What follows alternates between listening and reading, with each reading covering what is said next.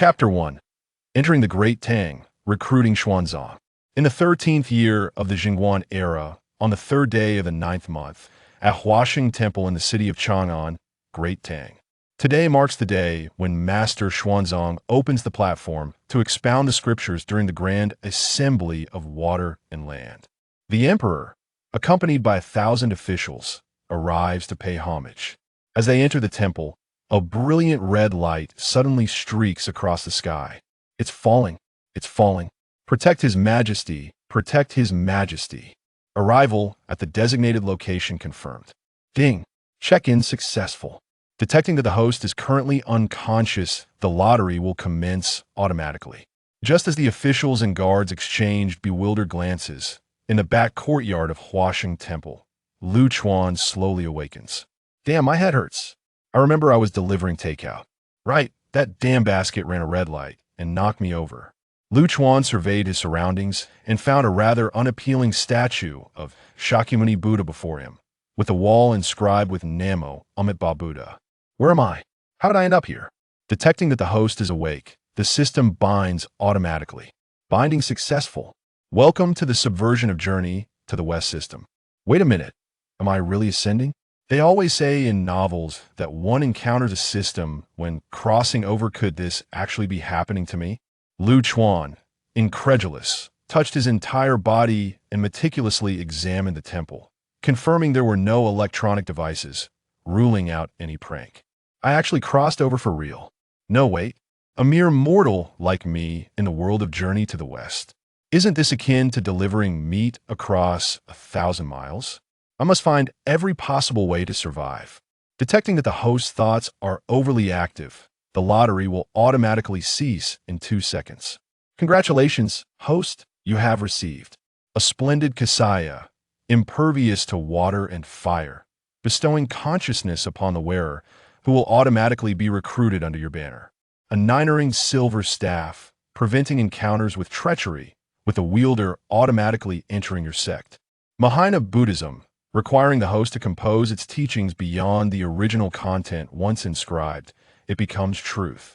What the hell? I'm not Tang's song. Are you messing with me? Even dogs don't enter this chess game of Buddhism. Lu Chuan stared at the sudden appearances in front of him, and his mind was suddenly overwhelmed, feeling both frustrated and exasperated. Host, please immediately compose the Mahina teachings. Imtuli unfot unata. Not only can I not be invincible in this world, but now I have to write a book for someone else? First, one must act in accordance with the values of socialism. Second, one must not oppose me. Those who read this will automatically join my ranks and are forbidden for betrayal. Third, eat and drink as one wishes. As long as it does not harm others, true freedom is the greatest liberation. Fourth, those who harm me can be retaliated against by any means necessary. For now, this will suffice. I need a moment of quiet to contemplate the significant events of the journey to the West. Benefactor, why have you burst into the back courtyard of the temple, shouting? A handsome monk suddenly entered and inquired. Lu Chuan took a look and, noticing the resplendent Kasaya and the large earring staff, thought, could this be Tang's song? Why do I have these items as well? Is this the real Xuanzang? After a moment's thought, he replied, Master, my apologies, I seem to have entered the wrong room. I shall take my leave. I am Xuanzang. Benefactor, you are courteous. Where did you acquire that Kasaya and staff? Chun Xuanzang looked at the items in Lu Chuan's hands, somewhat bewildered. Weren't these supposed to be his exclusive possessions? Passed down through generations, Lu Chuan replied, preparing to slip away. Wait, Benefactor, could you enlighten me? Why do your Kasaya and staff look exactly like mine? Alas, humanity is filled with greed, anger, and ignorance. If you desire my Kasaya and staff, simply ask, why resort to deception? Lu Chuan finally felt the frustration of the Monkey King. This incessant chatter was utterly grating. What you say displeases me. How can you assert that mine is false while yours is genuine? Just as you only know the lesser vehicle of Buddhism, I possess knowledge of the greater vehicle. Chen Xuanzang was astonished. What do you mean by the greater vehicle? A phrase in French leapt into Lu Chuan's mind. Subdi, what do you think? If someone were to fill 3,000 great thousand worlds with treasures and offer them as alms, the merit they would gain. He spoke with an air of authority. Do you comprehend? Seeing him shake his head, Lu Chuan recited a few more phrases in French, leaving Xuanzang utterly bewildered. Enough. To put it simply, your lesser vehicle can only save oneself, not others. You think only of your own welfare. All beings suffer. If you could love all beings and all things with a heart that loves yourself, not only would you save yourself, but you would also save others. Do you understand? Xuanzang's heart stirred with tumultuous waves. Was this not what he had always pursued? Master, teach me. Seeing Lu Chuan remain unmoved, Chen Xuanzang bowed before the statue of Shakyamuni, as if bidding farewell to the past, and then bowed to Lu Chuan once more. He implored again, Master, teach me. System, can I impart the greater vehicle teachings to him? Seeing the system remain silent, Lu Chuan directly handed the book of the greater vehicle teachings to Xuanzang. Xuanzang was taken aback. Was this flimsy little book all there was? Opening the first page, he read, One must act in accordance with the values of socialism. Detecting that the host has taken on the disciple Chen Xuanzang, reward, a pair of invincible sunglasses, allowing the wearer to ignore any attacks for the duration of 1 incense stick, refresh time, 3 days. Detecting that Chen Xuanzang sincerely worships, augmenting the great vehicle teachings with boundless profound techniques. Truly, this is not being unfilial boundless depth. This will leave him overwhelmed to the point of exhaustion. Master, have you fallen asleep? Ahem, I just bestowed an enchantment upon this book. You may read it at ease. All my knowledge is contained within, boundless and inexhaustible. Study it well. Xuanzang expressed his gratitude once more. Thank you. Master, from now on, I shall regard you as my esteemed teacher. Lu Chuan replied, Very well, I accept you as my disciple.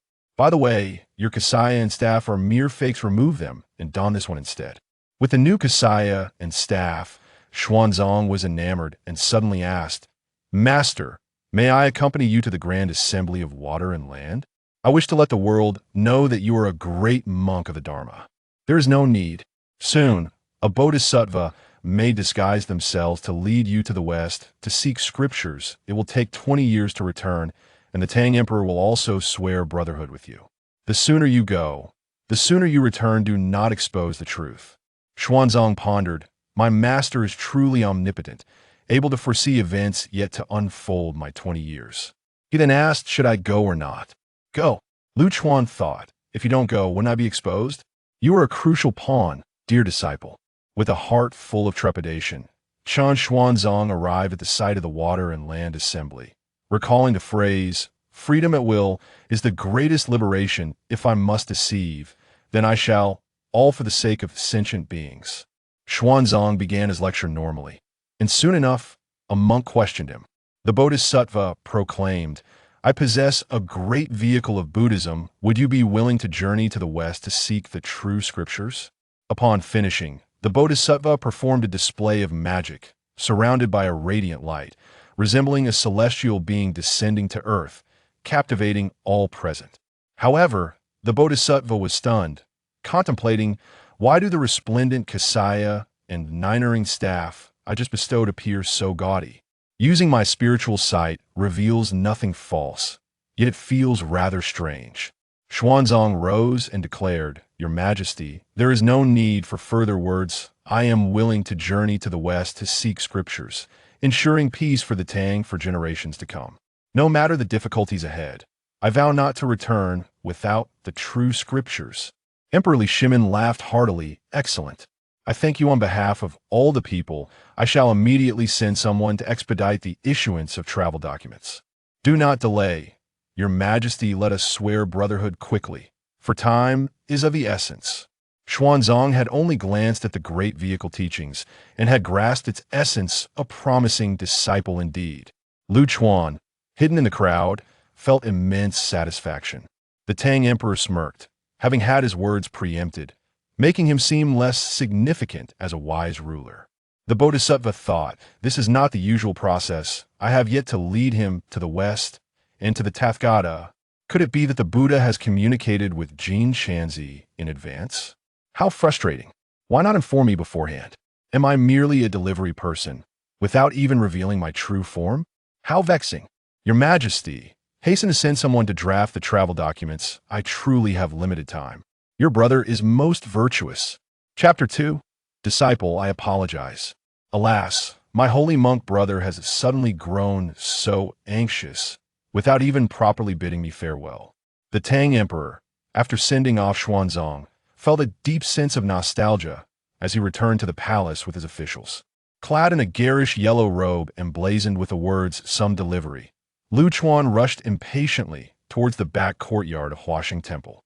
There was no time to waste. The authentic, splendid Kasaya and Ninering staff were still hidden in the room where he encountered Xuanzang. Though well-versed in the journey to the west, Lu Chuan was now, but a fledgling survival was paramount. He removed the yellow robe, wishing to avoid attracting attention, donned the splendid Kasaya, and grasped the Ninering staff. Suddenly, he felt a chill on his head. What the hell? Where's my hair? Damn system, where's my hair? Host, the moment you don the splendid Kasaya, you automatically entered the Buddhist fold. Your worries will dissipate. Then, doesn't that mean I'm firmly in the grasp of the Tathagata? I have no desire to partake in this cosmic chess game. Can I grow it back if I remove it? Not for the time being. Not for the time being? So it might be possible later? Damn, isn't this a form of harm? By the way, am I being monitored by the Tathagata? The subversion of journey to the West system has shielded the majority of divine senses. Oh no, if the Tathagata senses that the splendid Kasaya remains unmoved, wouldn't I be walking into a trap? I initially planned to masquerade as a false monk to blend into Chang'an, but that won't do. I must pursue that dear disciple. In the Western paradise of ultimate bliss, the Tathagata calculated the time and smiled with delight. Jieyin and Zhunti has already set forth. You may all return to your respective places. I could see this moment. The Bodhisattva had arrived at Mount Ling, greeting the Buddha. The Tathagata spoke. Guanyin, you have worked diligently. The golden cicada has already set forth, and I shall need your assistance further on. Guanyin Bodhisattva nodded. I shall return to the South Sea. Lu Chuan hurriedly exited the city of Chang'an. Successfully checked in at Chang'an. Reward: 1,000-mile swift movement technique. Truly exasperating. Only upon reaching the gates of Chang'an do they inform me this entire sprint has been for naught. Curse system. Onward to the Five Elements Mountain. Goodness, this is astonishingly quick. With my sunglasses on, I care not for anyone. Whoosh! Who goes there? Chun Xuanzang was leisurely riding his horse when suddenly he heard a voice by his ear, only for it to vanish in an instant. Heavens! May my master bless me with a safe journey. I still wish to learn about the core socialist values ahead. At this time, Lu Chuan had arrived beneath the Five Elements Mountain. Disciple, forgive me to preserve my own life. I have taken the initiative. Land deity, when do you suppose my cheap master will arrive? It seems the time is drawing near. Great sage, could you refrain from calling my name incessantly? I too require rest. You summon me 80 times a day, and my body cannot endure it. Here I come, here I come. Ha ha, liberation at last. The land deity vanished after his words. Land deity, bah, I have accompanied you for 500 years. You should be grateful. Speaking half finished, you insufferable sore. Lu Chuan removed his sunglasses, exhaled a breath of stale air, and looked up to see the Five Elements Mountain had arrived. Where's that monkey? Why can I not find him? Is that my master? Wrong way, wrong way. I'm on the other side. Guanyin Bodhisattva has informed me that you are here to rescue me, right? Quickly, unveil the golden decree above, and I shall protect you on your journey to the west. With a 1,000-mile swift movement technique at his disposal, Lu Chuan instantly reached the backside and casually unveiled the golden decree, startling Sun Wukong. Come out, what are you waiting for? Sun Wukong was momentarily taken aback. If you don't unveil the decree, how can I escape? Alas, is my master truly a fool? Be swift, do not dawdle. Time is of the essence. Sun Wukong sensed carefully the pressure had vanished. His heart filled with joy. He made a sudden move, shaking the earth and mountains. Lu Chuan cursed, you truly are a dog, not even announcing your emergence.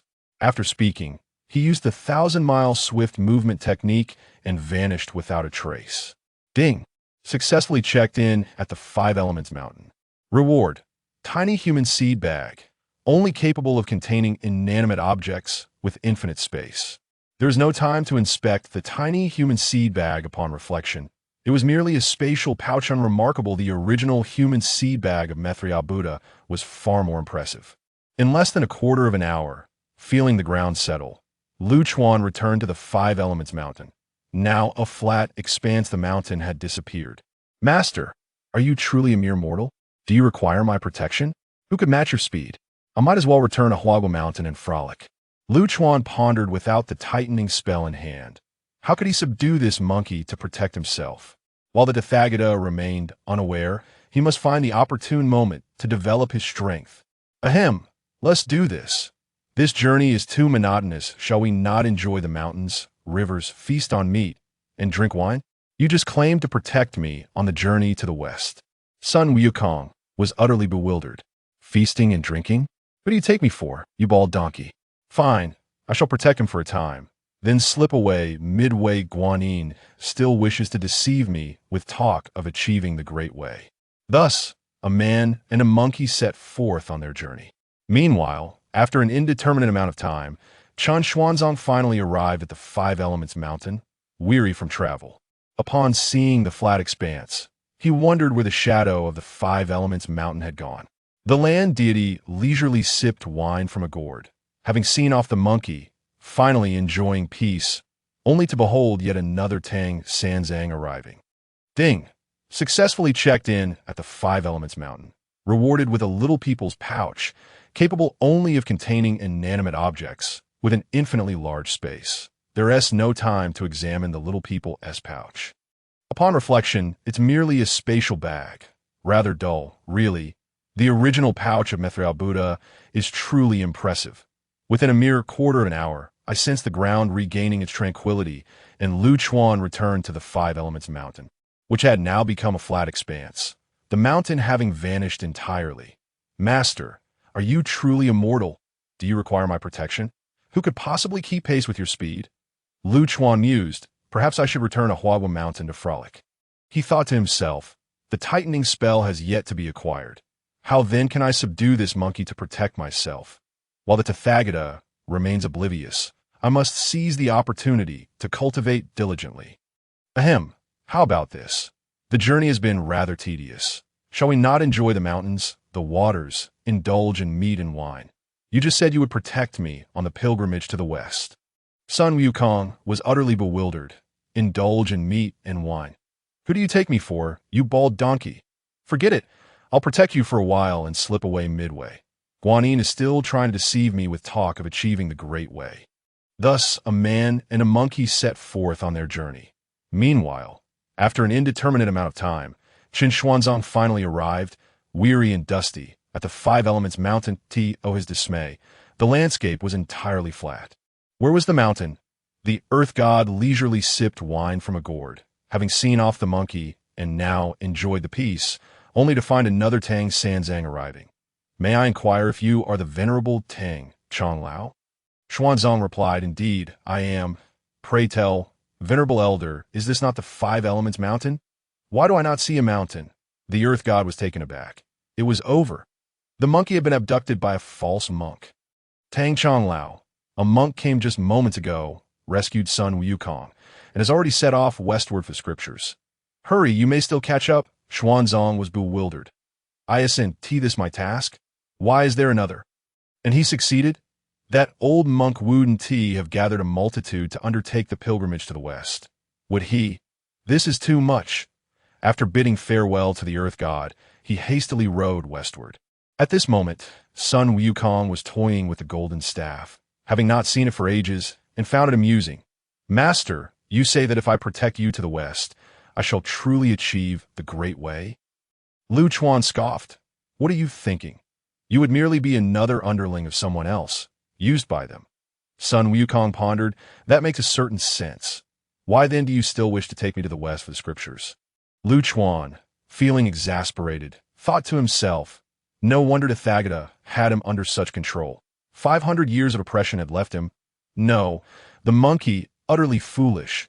Life is precious. With that mind of yours, you still dared to cause a ruckus in heaven and aspire to the Jade Emperor's position? Sun Wukong's face flushed with embarrassment. That was merely youthful recklessness. Since you are my master, do you possess any skills to teach me? Lu Chuan mused at having just left the Five Elements Mountain. He would not encounter any formidable demons, and with the monkey, he would be sufficiently equipped. The invincible sunglasses could be utilized again, and given the 3-day refresh time, the lack of system prompts indicated that this monkey was not genuinely calling him master, making it the perfect opportunity to fully subdue this unruly creature. Monkey, come now, unleash all your abilities and strike me. If you can injure me, I shall teach you my most formidable skills, Sun Wukong. In a fit of rage, thought, at least those from the heavenly court still respectfully referred to him as the great sage. Bald donkey, you dare to act so superior when I call you master? You are but a mere mortal. How dare you insult me? With blazing eyes, Lu Chuan donned his sunglasses, a blade of grass resting in his mouth, still standing tall. Sun Wukong was taken aback. This cultivation was surely above that of a Deluo Jingxian. Even, this is infuriating. Taste my staff. A quarter of an hour later, you have forced my hand. Law of heaven and earth. In an instant, an enormous monkey shot up into the clouds, one foot aimed directly at Lu Chuan. As the dust settled, Lu Chuan lay on the grass, hand behind his head, legs crossed, step aside. I'm enjoying the sun. Chapter 3. Eagle's Sorrow Gorge gets devoured, seeing Lu Chuan utterly unharmed. Sun Wukong felt a tinge of embarrassment. Caught in a dilemma of advancing or retreating, Lu Chuan, sensing he had sufficiently showcased his prowess, cleared his throat. So, have you submitted? If you do not revert, you are blocking the splendid sun. Sun Wukong, seizing the opportunity, returned to his normal size. Master, good master, teach me your skills. Just as Lu Chuan was about to show off, he was interrupted by the system, successfully checked in at 2 Realms Mountain. Reward: a set of golden hoops. Those who don them shall automatically be inducted under your protection. System, what about the tightening spell? Is this all it does? Warranty you to help me overturn Journey to the West. I need to subdue this monkey. Damn this wretched system. Sun Wukong queried. Master, do you not wish to impart your skills to me? Why the silence? Lu Chuan removed his sunglasses and placed them into the system space, saying, Disciple, this is a significant treasure of mine. It can preserve your life in critical moments, but I must warn you beforehand. Once donned, it is not easily removed. The choice is yours. Sun Wukong gazed at the golden hoops, his eyes swirling with thoughts. The Bodhisattva had claimed he was merely a mortal, yet he could not inflict a single scratch upon him, and he possessed such an impressive treasure. The earlier talisman had vanished in an instant. He hadn't even noticed where it went. Could it be? Were you pondering? We must continue our journey. Do not return it. I shall reserve it for your junior brother. Seeing Lu Chuan about to reclaim the golden hoops, Sun Wukong hastily placed them upon his head. Why not take something for free? Detected successful subjugation of Sun Wukong. Reward: time dials. Lu Chuan glanced at the monkey wielding the staff, occasionally fiddling with the golden hoops. Yet after waiting for a while, there was still no introduction for this treasure. No description for this treasure. I summoned it for ages with no response. What is this system doing? You cannot deceive me so soon after my arrival. Send me back. I still wish to don a yellow robe and deliver takeout. Ding! Due to the host's insufficient magical power, time dials cannot be utilized. Reversal of time. Traversing through space. Minimum cultivation requirement. Deluo Jingxian. Lu Chuan was left in bewilderment. Deluo Jingxian, when would that be? This reward felt rather solitary. Stop at the tricks. I'm feeling dizzy. Being suppressed for 500 years. ISNT that exhausting. Sun Wukong chuckled. Master, aside from solitude, I am perfectly fine. Ever since donning this golden hoop, I feel oddly different. Lu Chuan awkwardly cleared his throat and replied, Treasures of this level possess their own sentience. They are not inferior to your golden staff. You are adapting to it, and is adapting to you. I believe you two will work together splendidly. Whether Sun Wukong understood or not, he nodded and resumed playing with the golden staff. Suddenly, a tiger leaped out from the side of the woods, startling Lu Chuan. He was now but a mortal, and his invincible sunglasses were still on cooldown. Wukong, it's up to you. Night is approaching. Let us feast. Upon uttering these words, Lu Chuan's heart raced. primarily because the tiger was too close for comfort. Sun Wukong turned to his golden staff and said, "Old buddy, it's your turn. Have some fun with it." With a puff of breath, the golden staff instantly elongated, aiming directly at the tiger's hindquarters, making it leap about in a frenzy. Liu Chuan occasionally applauded.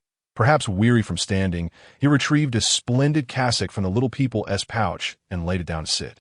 Seeing the cassock shimmer brilliantly, Sun Wukong inquired, "Master, what treasure is this?" "The splendid cassock, sent by the Bodhisattva, but I did not desire it. But it was insisted upon. Alas, I know, my charm is simply too great." Upon hearing such shameless words, Sun Wukong lost his temper and scratched his head, asking, "Master, do you possess a treasure similar to the Linglong Pagoda? Where is it hidden?" Liu Chuan sighed, retrieving the little people's pouch. "You ask too many questions. Let me show you. Its space is boundless. Do you desire it?" Seeing Wukong nodding fervently, Liu Chuan seized the little people's pouch and declared, "When you understand the goodness of socialism, I shall grant it to you." Sun Wukong, eager and impatient, queried, "What is socialism? Teach me, master. I wish to learn." With a slap, Wukong removed a book from his face, and 4 characters caught his eye. "Great remaining Buddha law." This, Liu Chuan observed that the golden staff was still amusing the tiger and shouted, "Enough, we shall examine this later. Let us roast some meat first. Stop playing around." Sun Wukong tucked the book away and turned to deal with the foolish tiger. Sizzle, sizzle. Truly delightful, not a trace of fat. "Wukong, eat up. It has been 500 years since you feasted. Hasn't it? Hurry, eat, and we shall proceed to the next stop. Time is of the essence." Sun Wukong felt the meat in his mouth had lost its flavor. Was this monk truly a monk, indulging in meat and wine with grease dripping from his mouth? Could this not be a false Tang Sanzang? This thought remained unspoken, for he had donned Liu Chuan's golden hoop. And from now on, they were allies. As Liu Chuan contemplated where to head next, memories flooded back. Every summer, the 8 shows would replay. After finishing his meal, Liu Chuan picked up the splendid cassock to wipe his mouth and hands. And upon doing so, it instantly vanished into the little people's pouch. Sun Wukong's hand hovered in the air, bewildered. "Wukong, wipe your hands. We're leaving." "Why the days? Farewell, twin forks of the two-world mountain." Little brain tiger, that if there's a next life, let it be less reckless. Should there be a next life, come and serve me. Upon hearing this, Sun Wukong squatted down, took some soil, rubbed his hands together, and muttered about false compassion, false righteousness, and the like. "Wukong, I am weary and wish to rest. Take me to Eagle's Grief Gorge." How could he possibly know of Eagle's Grief Gorge? He stomped his foot and summoned the Earth Goddess. Inquiring about the direction, without delay, he soared into the sky with Liu Chuan, riding on the somersault cloud, vanishing into the night. "Master, what lies beyond?" "A little white dragon." Wukong pondered. Having a white dragon as a junior brother wouldn't be too bad, and asked, "Is he the second junior brother?" Liu Chuan replied nonchalantly, "A steed." Due to their slowed pace, they reached Eagle's Grief Gorge only in the latter half of the night. The notification chimed. Success in checking in at Eagle's Grief Gorge. Reward: Jade Purity Vase. This treasure possesses boundless magical power, capable of reviving the dead, holding the waters of the myriad seas, and dispelling wicked demons. Cultivation requirement: none. Just as Liu Chuan prepared to examine the Jade Purity Vase, he was abruptly swallowed by a large mouth. Sun Wukong was left dumbfounded beside him. "This is the steed you spoke of?" Without uttering a word, the person has vanished. Wukong gazed at the rippling water surface, feeling quite troubled. "Earth deity, come forth," the old fellow exclaimed. "I've seen the great sage. Congratulations, great sage. Enough that I ask you, what is the origin of this white dragon in the water?" "He just devoured my master. Is there still hope?" The earth deity was taken aback, thinking, "The Bodhisattva did not tell me this, and besides, your arrival was too swift. The timing doesn't team match." Chapter 4. I am Tang Sanzong. "Why are you standing there in a daze? Speak. Do not blame the great sage. Do not blame him, but in truth, this white dragon was arranged here by the Bodhisattva. He usually consumes birds, fish, insects, and deer, and has never harmed humans. I know not why he would target Tang Sung. With the great sage's abilities, he should not be a match for you. Sun Wukong scratched his head upon hearing this, promptly employing the water avoidance technique and diving into the unfathomable depths. After a thorough search yielded no results, he soared into the sky, brandished the golden cudgel, and began to stir the waters of Eagle-esque Reef Gorge. The water gradually formed a colossal whirlpool, as if it sought to draw all the water from either end into its grasp. Meanwhile, the little white dragon had brought Lu Chuan to an underwater palace. "Monk, are you awake?" Had it not been for Lu Chuan fearing the chill from above and draping himself in a splendid robe, he might have already perished. Clearing his throat, he finally caught his breath. "Monk, I find your robe quite impressive. Grant it to me, and I shall set you free." "What do you say?" Lu Chuan surveyed his surroundings. Likely the white dragon's palace, and pondered for a long while, unable to think of an escape. "Monk, your eyes are darting about. You can't be a false monk, can you?" Lu Chuan directly stated. "The Bodhisattva instructed you to wait for me here, and yet you chose to consume me." The little white dragon was taken aback. Is this truly the person he was meant to wait for? He looked nothing like it. Lu Chuan continued. "You are the son of the Dragon King Ao Ron of the West Sea. I am well aware. You have merely made a mistake, and your father is no saint himself. Even a tiger does not consume its young. Do you still wish to lay a hand on me? Hear me out. The Bodhisattva instructed you to wait for me, correct?" The little white dragon nodded. "Then do you wish to attain Buddhahood and sanctity, surpassing your father?" The little white dragon pondered and nodded. "Then it is settled. Follow me. No, follow this humble monk to the Western paradise to obtain the true scriptures, and the day you acquire the sacred text will be your moment of fulfillment. I have even thought of a name for you. Bodhisattva of the 8-part heavenly dragons. How does that sound?" The little white dragon inquired. "You will name me." Lu Chuan coughed and replied, "If you follow me, I shall be your master. It matters not whether I am with the Tathagata or not. It's all the same. I will grant you a minute to consider." "A minute?" 30 breaths. Is that sufficient? With that, Lu Chuan sat upon a stone chair in the palace and began to feast on tiger meat, leaving the remaining meat for Sun Wukong to make into jerky for snacks. The little white dragon furrowed his brow in contemplation. Suddenly noticing Lu Chuan eating meat, he bellowed, "Halt! You false monk! Do not think to deceive me. Hand over the robe." Lu Chuan hastily stuffed the last piece of meat into his mouth. Do not be rash. I truly am Tang Senzong, appointed by the Bodhisattva." "Then why do you indulge in meat?" "I seem to detect a hint of wine. Have you been drinking?" Lu Chuan explained. "Wine and meat pass through the intestines. Yet Buddha remains in the heart. You are still naive. Learn from your master. With Buddha in your heart, you shall naturally become a Buddha." The little white dragon mumbled this phrase. Suddenly, a scripture struck him on the face. The great vehicle Buddhism. First, actions must align with the core socialist values. Second, do not oppose me. Those who read this shall automatically enter my fold, and betrayal is not permitted. Very well, from this moment forth, you shall be the third disciple under my wing. Lu Chuan rejoiced and applauded. Notification. Congratulations, host. You have captured the Jade Dragon, third prince. Reward. Human immortal cultivation. Lu Chuan felt a sudden surge within his head. An unknown power rising up, bestowing him with boundless strength. The Jade Dragon, third prince, remained absorbed in reading the great vehicle Buddhism, unaware of Lu Chuan's transformation. Otherwise, with Lu Chuan's earlier cheeky expression, he would surely have sensed something amiss. At this moment, Lu Chuan was in high spirits. He was no longer a mere fledgling, but rather an immortal. "Disciple, let us depart. Time is of the essence. We must hasten to the West." "Master, what is this socialism?" "Do not fret. I shall teach you in due time. Your senior brother is still waiting above. Alas, I wonder when he will come down to rescue me." The little white dragon's face turned awkward. "In truth, I had already noticed earlier, but we were merely hiding. Why monkey senior brother is outside, playing in the water." Sun Wukong, meanwhile, sat by Eagle-esque Reef Gorge, sighing deeply. He felt utterly powerless against the water. Just as he contemplated rising to seek the Bodhisattva, a great splash erupted from the water. "Master, are you unharmed? This white dragon shall feel the might of my staff. Wukong, this is your junior brother." "Junior brother? Has another disciple been accepted?" Lu Chuan nodded. Little White. The Jade Dragon, third prince, was momentarily bewildered by being called Little White. Has he now transformed from the third prince into Little White? This is not what the Bodhisattva had foretold. Little White, I still require a steed. What do you think?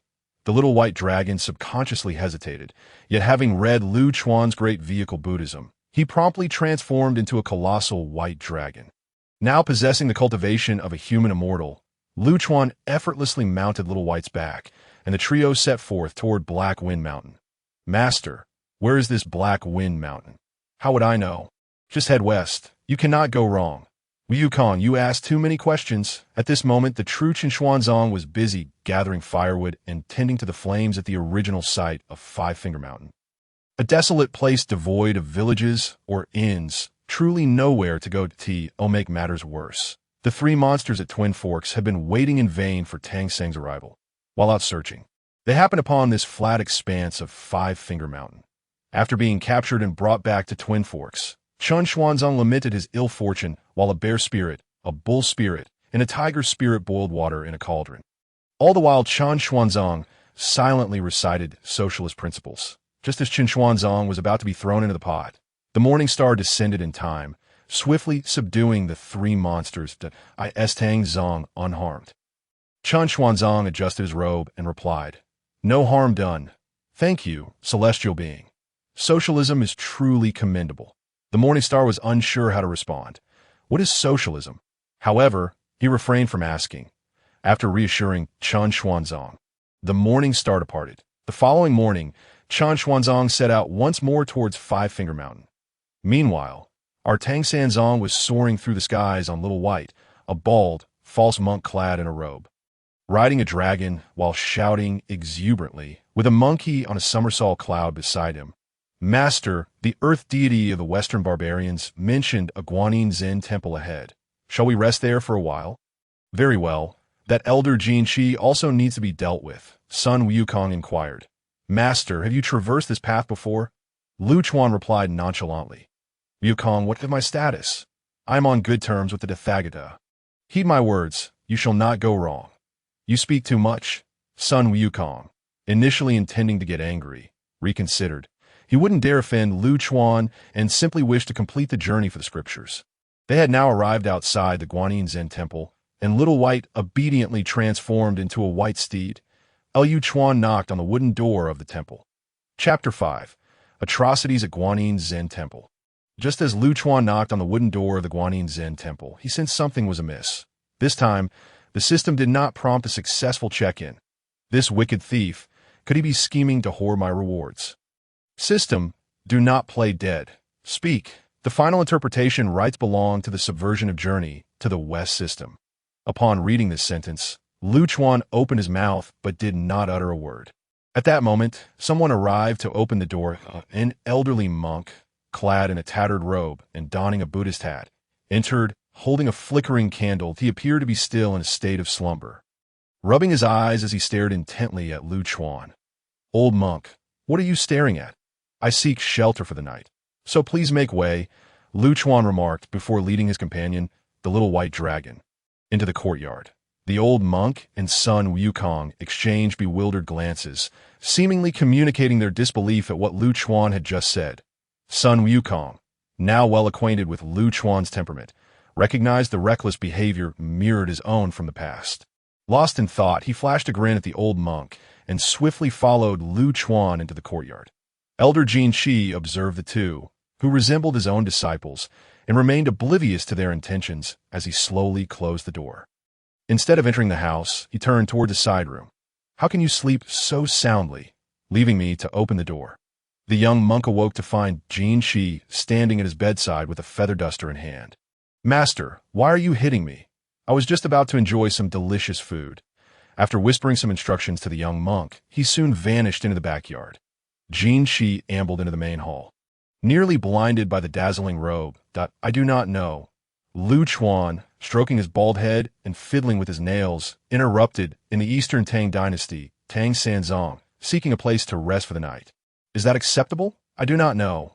Lu Chuan cut in again. This is my disciple, Sun Wukong. Now that introductions are done, let us proceed quickly. We are short on time. Let's go see your collection of robes.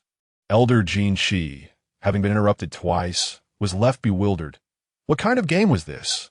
They had even discerned my secrets. He thought to himself that he must examine that robe closely to ascertain its authenticity. Just as he was about to speak, Lu Chuan interrupted him yet again. You fancy my robe? Consider it a gift, he declared, tossing the robe directly at Elder Jin Shi, seeing the old monk tremble as he caressed the resplendent robe. Lu Chuan quipped, It's not as if it's a delicate maiden by the way. Yu Kong Shao Bai. Did you see that? This old fellow attempted to steal my splendid robe. Unbeknownst to them, the little white dragon had transformed into human form and stood beside Lu Chuan. Son Yu Kong, wielding his golden staff, inquired Steele, Master, did you not say? Senior brother, Master is correct. The old monk did indeed attempt to take Master's robe. Yu Chuan took a sip of wine, leisurely stating, Yu Kong, you speak too much and your wits seem dulled. Learn from your junior brother. Since he has stolen from us, shall we not strike him? Before Elder Jin Shi could react, the little white dragon kicked him to the ground. Son Wukong glanced at Lu Chuan, then at the assaulting little white dragon. Master, I feel unfit for this journey to... Lu Chuan replied nonchalantly, 500 years have left you dazed under the weight of Tathagata's oppression, if not for your flaunting of the robe. Never mind, I hold no grudge against you.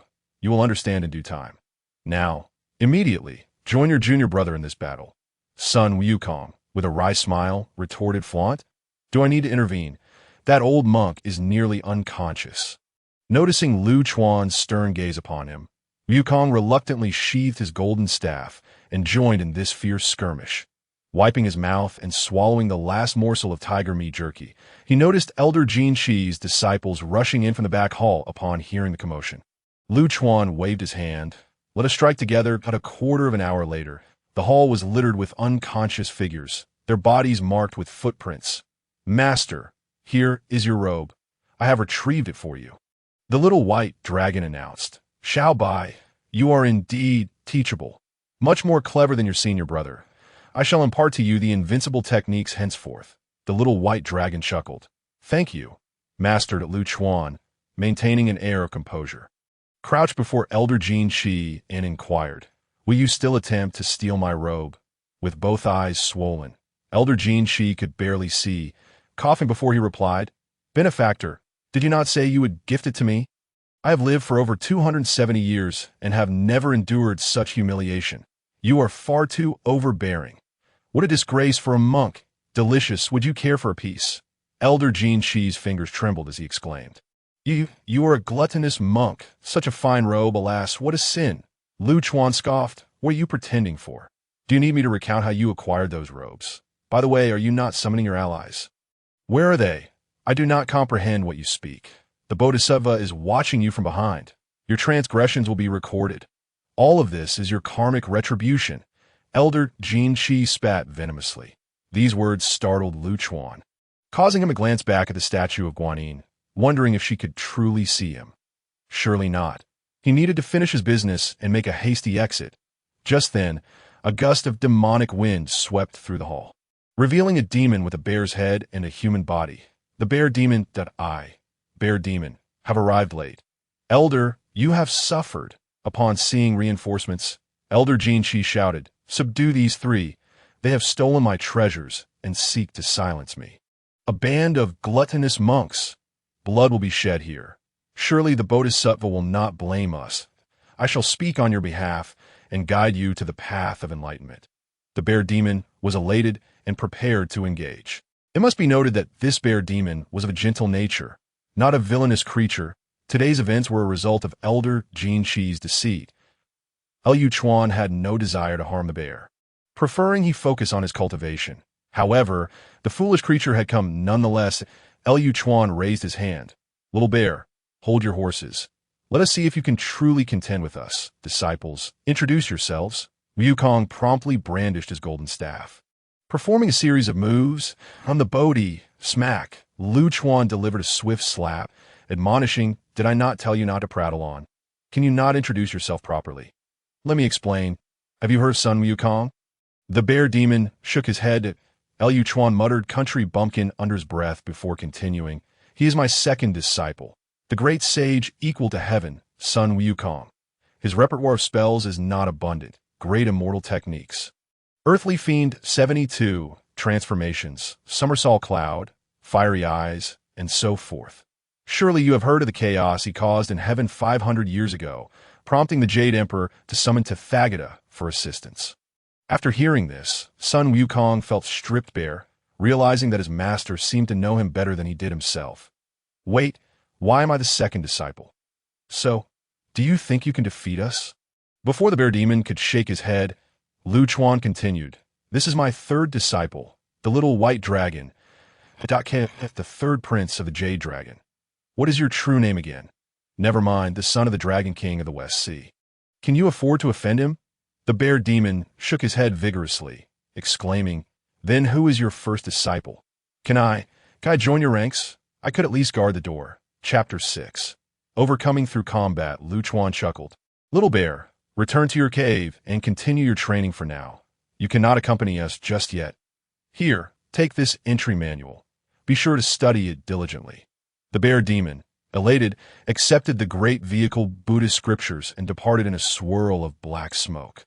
Not even casting a glance at Elder Jin Shi, who said that this little bear lacked intelligence. Such internet rumors are unreliable. I had hoped he would join the fray, so I could feast on bear paws. Alas, a miscalculation. Wukong shook his head, silently worrying for the little bear. You nearly became a gourmet dish, my little friend. Xiaobai, let us continue our journey. Dawn approaches, and time is of the essence. The rest is up to your senior brother. As the trio witnessed a white dragon ascend into the sky, Lu Chuan stood atop its head, a slight smile gracing his lips as they vanished in an instant. Master, how do I conclude this? A Haven Tea finished saying goodbye. Senior brother, this place can disappear now. Hearing Xiao Bai's telepathic message, Sun Wukong understood what to do. Not far from them, Lu Chuan observed thick smoke billowing from the Guanyin Zen temple. Xiao Bai, how did you know my intention? Master, you are not truly Tang Senzong, are you? Lu Chuan did not respond to tea that moment. Wukong performed a somersault to join them, choosing silence, as Lu Chuan had previously criticized him for being too verbose. All right, let us set off again. Our little team has yet to fully assemble. Huh. Who else is there, master? You will know upon arrival. Wukong, your words are too dense. How annoying. Wukong, a million years hence, your words will be deemed classic. Meanwhile, in Gao Lao village, preparations for a wedding were in full swing. Lu Chuan and his companions landed near the official road, not far from the village. Wukong, you look frightful. You will scare others. Quickly transform into a normal human. Look at Xiao Bai, dressed in white. Doesn't he look splendid? Your sense of aesthetics is severely lacking. Reluctantly, Sun Wukong transformed into a burly man, a bald monk, a dandy, and a robust figure slowly made their way through the gates of the Gao family estate. Who are you? How dare you be so rude as to barge in unannounced? A servant blocked their path. Lu Chuan, unbeknownst to them, had taken out his 9-ringed silver staff. Draped in a splendid brocade robe, he uttered a greeting of Dharma. Benefactor, these two are friends of your esteemed groom, and I am here to seek alms. The servant glanced at them a few times and said, Just wait, before scurrying into the backyard that we arrived too early. I wonder if Beiji will be upset. Before even entering the bridal chamber, we are already wandering with our master. Xiao Bai inquired. Master, is Beiji his actual name? Lu Chuan replied. The person will arrive shortly, and you will soon find out. At the tea that moment, a stout, fair-skinned man approached. After the servant had retreated, he inquired, Who are you? Xiao Bai called out to his senior brother, while the burly figure transformed from Wukong greeted him as his junior. Zhu Beiji said, I don't know you, so don't delay me from my wedding. Disciple, you are being mischievous. Onward. In the blink of an eye, the four of them teleported to a mountain outside Gao Laozhuang. Zhu Beiji asked in a deep voice, Did the Bodhisattva summon us? Are you the one seeking the scriptures? Lu Chuan nodded, biting into a piece of tiger jerky. He casually remarked, We resolve matters through combat. Forward. As Wukong and Xiao Bai long teamed up against him, Zhu Beiji proved no match. His 9-toothed rake was sent flying. Stop. I concede, I old pig. Surrender. Lu Chuan urged them to continue. Amidst the fray, faint pig squeals could still be heard. It's too dry. Wukong, Next time make the jerky softer. I nearly chipped a tooth, he lamented. Pigsy, our dear Marshal Tiampeng, was punished for flirting with Chang'e, banished to the mortal realm. Just think about it. With the Jade Emperor's lecherous ways, how could you not expect a beating? Upon hearing he had received 2,000 blows. He wondered, did you kiss Chang'e or merely touch her? I'm quite curious. Just as Zhu Beiji was about to respond, he was pressed down by Xiao Bai and Wu Kong. Liu Chuan continued, and you, Gao Suan, don't even think about it. You are not of the same ilk. Showing your pig face would terrify her. In the future, I will find you a suitable match, one who is well matched to you. Wouldn't that be splendid? Hey, don't hit his face. He still needs it for his livelihood. Goodness, you two are ruthless. I'm done with this. Liu Chuan spread his brocade robe on the ground, sitting upon it to drink and feast while watching the spectacle. After a quarter of an hour, Xiao Bai and Wu Kong also took up jerky to munch on, while Beiji lay on the ground, shielding his head and dodging. After a while, he finally realized they had stopped attacking. Filled with indignation, Zhu Beiji declared, I, old pig, will fight you. Instantly, he was pinned in place by Wu Kong. Liu Chuan stood and said, don't be so hot-headed. If you don't believe me, ask those two. Wu Kong also received blows upon entering. He exchanged a knowing glance with son Wu Kong. That moment, Xiao Bai chimed in, yes, senior brother, I too was beaten upon entry. It was quite dreadful. It took me half a month to recover from my injuries. Lu Chuan thought to himself, this Xiao Bai Long is quite the trickster, lying without a hint of hesitation. Release him, Wu Kong. Zhu Beiji uneasily looked at the three before him and asked, really? Is it true that one must be beaten upon entry? Seeing Lu Chuan nod seriously, he continued, can I marry Salon? I don't believe what you just said. Our love is sincere. All right, stop with the nonsense. If you don't believe it, go ahead and we will wait here for you. But please don't frighten her. Liu Chuan shot him a cold glance and added, and if you dare to run away, I will have you dealt with. Remember, we will be waiting here for you. And there are invincible techniques awaiting your learning. Zhu Beiji instinctively covered himself and, with a complex expression, transformed into a wisp of green smoke, drifting toward Gao Laozhuang. After a comfortable nap, Lu Chuan awoke to find the sky had darkened. Wu Kong and Xiao Bai were deep in conversation, animatedly spitting words. Xiao Bai, what time is it? Master, it is almost the hour of the rat. After responding, Xiao Bai quietly added, senior brother, I have a secret to share. We might cause another uproar in the heavenly palace. Or perhaps it will be on Mount Ling's son Wu Kong, thought to himself. Has this dragon had too much to drink? I dare not stir trouble in the domain of Tathagata.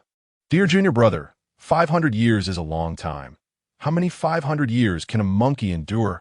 If I hadn't pilfered the peaches of immortality and the elixir from the Queen Mother and Taishang Laojun, I would have long been crushed under Wuji Mountain. But Liu Chuan stretched and asked, what are you so excitedly discussing? Xiao Bai laughed and said, just some casual chat. Ding! Congratulations, host, for successfully subduing Zhu Ganglai. Reward, a purple gold gourd. Simply know the other S name, and by silently chanting, one can draw them into it. The main and side quests of the Great Vehicle Buddhism have automatically been updated. Liu Chuan was so thrilled he nearly jumped up. Finally, he had a usable magical artifact. Disciples, the person is about to arrive. Prepare to set off. Time is of the essence. Chapter 7. Encountering Wu Chao on the way and accidentally acknowledging a father. That pig truly came. The master is indeed wise. Xiao Bai Long stood up, flattering him. Son Wu Kong cast a mournful glance at Xiao Bai, pondering something. As they spoke, a gust of demonic wind transformed into a humanoid pig head. Zhu Beiji knelt before Lu Chuan, declaring, Zhu Ganglai wishes to enter the Buddhist fold. Please, master, allow me to bow before you. Accepting the bow calmly, Lu Chuan frowned slightly and said, Beiji, you misphrased earlier. It is not the Buddhist fold. Since you are now my disciple, you will henceforth be Wu Kong's junior brother and Xiao Bai's elder brother. We are all one family. Zhu Beiji joyfully clasped his fists towards both of them. Wu Kong seemed somewhat reluctant, but returned the gesture, while Xiao Bai directly demanded a meeting gift. Seeing this, Lu Chuan couldn't help but recall the writings he had read. Son Wu Kong had always looked down on Zhu Beiji, while Xiao Bai Long had inexplicably become a sycophant. With that thought, he frowned, wanting to complete the journey of obtaining the scriptures swiftly, collect the benefits, and then depart. As for entering the Buddhist fold with Tathagata, that could wait. All right, enough chatter. It's getting late. Let us be on our way, shall by. Coming, master. On the road, Zhu Beiji incessantly asked questions, draining Lu Chuan's patience, so he recounted some strange tales he had heard, the truth of which remained uncertain. Master, was I merely Marshal Tianpeng in my previous life? As far as I know, yes. Among us, Wukong has the most illustrious background. Upon hearing Lu Chuan praise him, son Wukong perked up his ears to listen intently. Though he feigned disinterest that, in truth, Wukong is the child of Nuwa. Back in the day, TVB. Master, what is TVB? Zhu Beiji interrupted. Lu Chuan promptly pulled out the purple gold gourd and tapped it against him, causing him to grimace in pain. Don't interrupt me while I'm speaking. Back then, never mind, historical records state that Wukong was transformed from the spiritual stone used by Nuwa to mend the heavens. Acknowledging his contributions, he was sheltered by heaven and earth, absorbing the essence of the sun and moon, thus gaining form. Bodhi, I do not wish to be entangled in such karma. It is the same person as Wukong's previous master, Taishang Laojun, and so on. Noting that their pace was slowing, Lu Chuan said, Xiaobai, are you stunned by such a grand secret? We must hurry. Also, we might pass by Pagoda Mountains soon. Try not to stop. Head straight to Huangfeng Ridge. Sun Wukong asked, Master, is there a great demon residing there? Lu Chuan shook his head. Perhaps a great deity awaits me there, but I do not wish to become involved with him. Master, aren't we in a hurry? Just ahead is Pagoda Mountain, you said. Lu Chuan did not respond to Xiaobai. Upon entering that realm, his heart began to race. Alas, whether it is a blessing or a curse, let us eat something and continue. The four of them had barely taken flight when they were stopped by a figure. Oh, he has indeed come. Before them stood a person wielding a whisk, with white hair and a white beard, seated in midair upon a nest-like artifact. Master, is this the great deity you mentioned? I recognize him, Zhu Beiji whispered. Are you a pig? Do you think I'm deaf? You know him? Lu Chuan couldn't recall any connections between the two. The Wuchao Zen master suddenly remarked, Zhu Ganglai, you did not wish to acknowledge me as your master back then.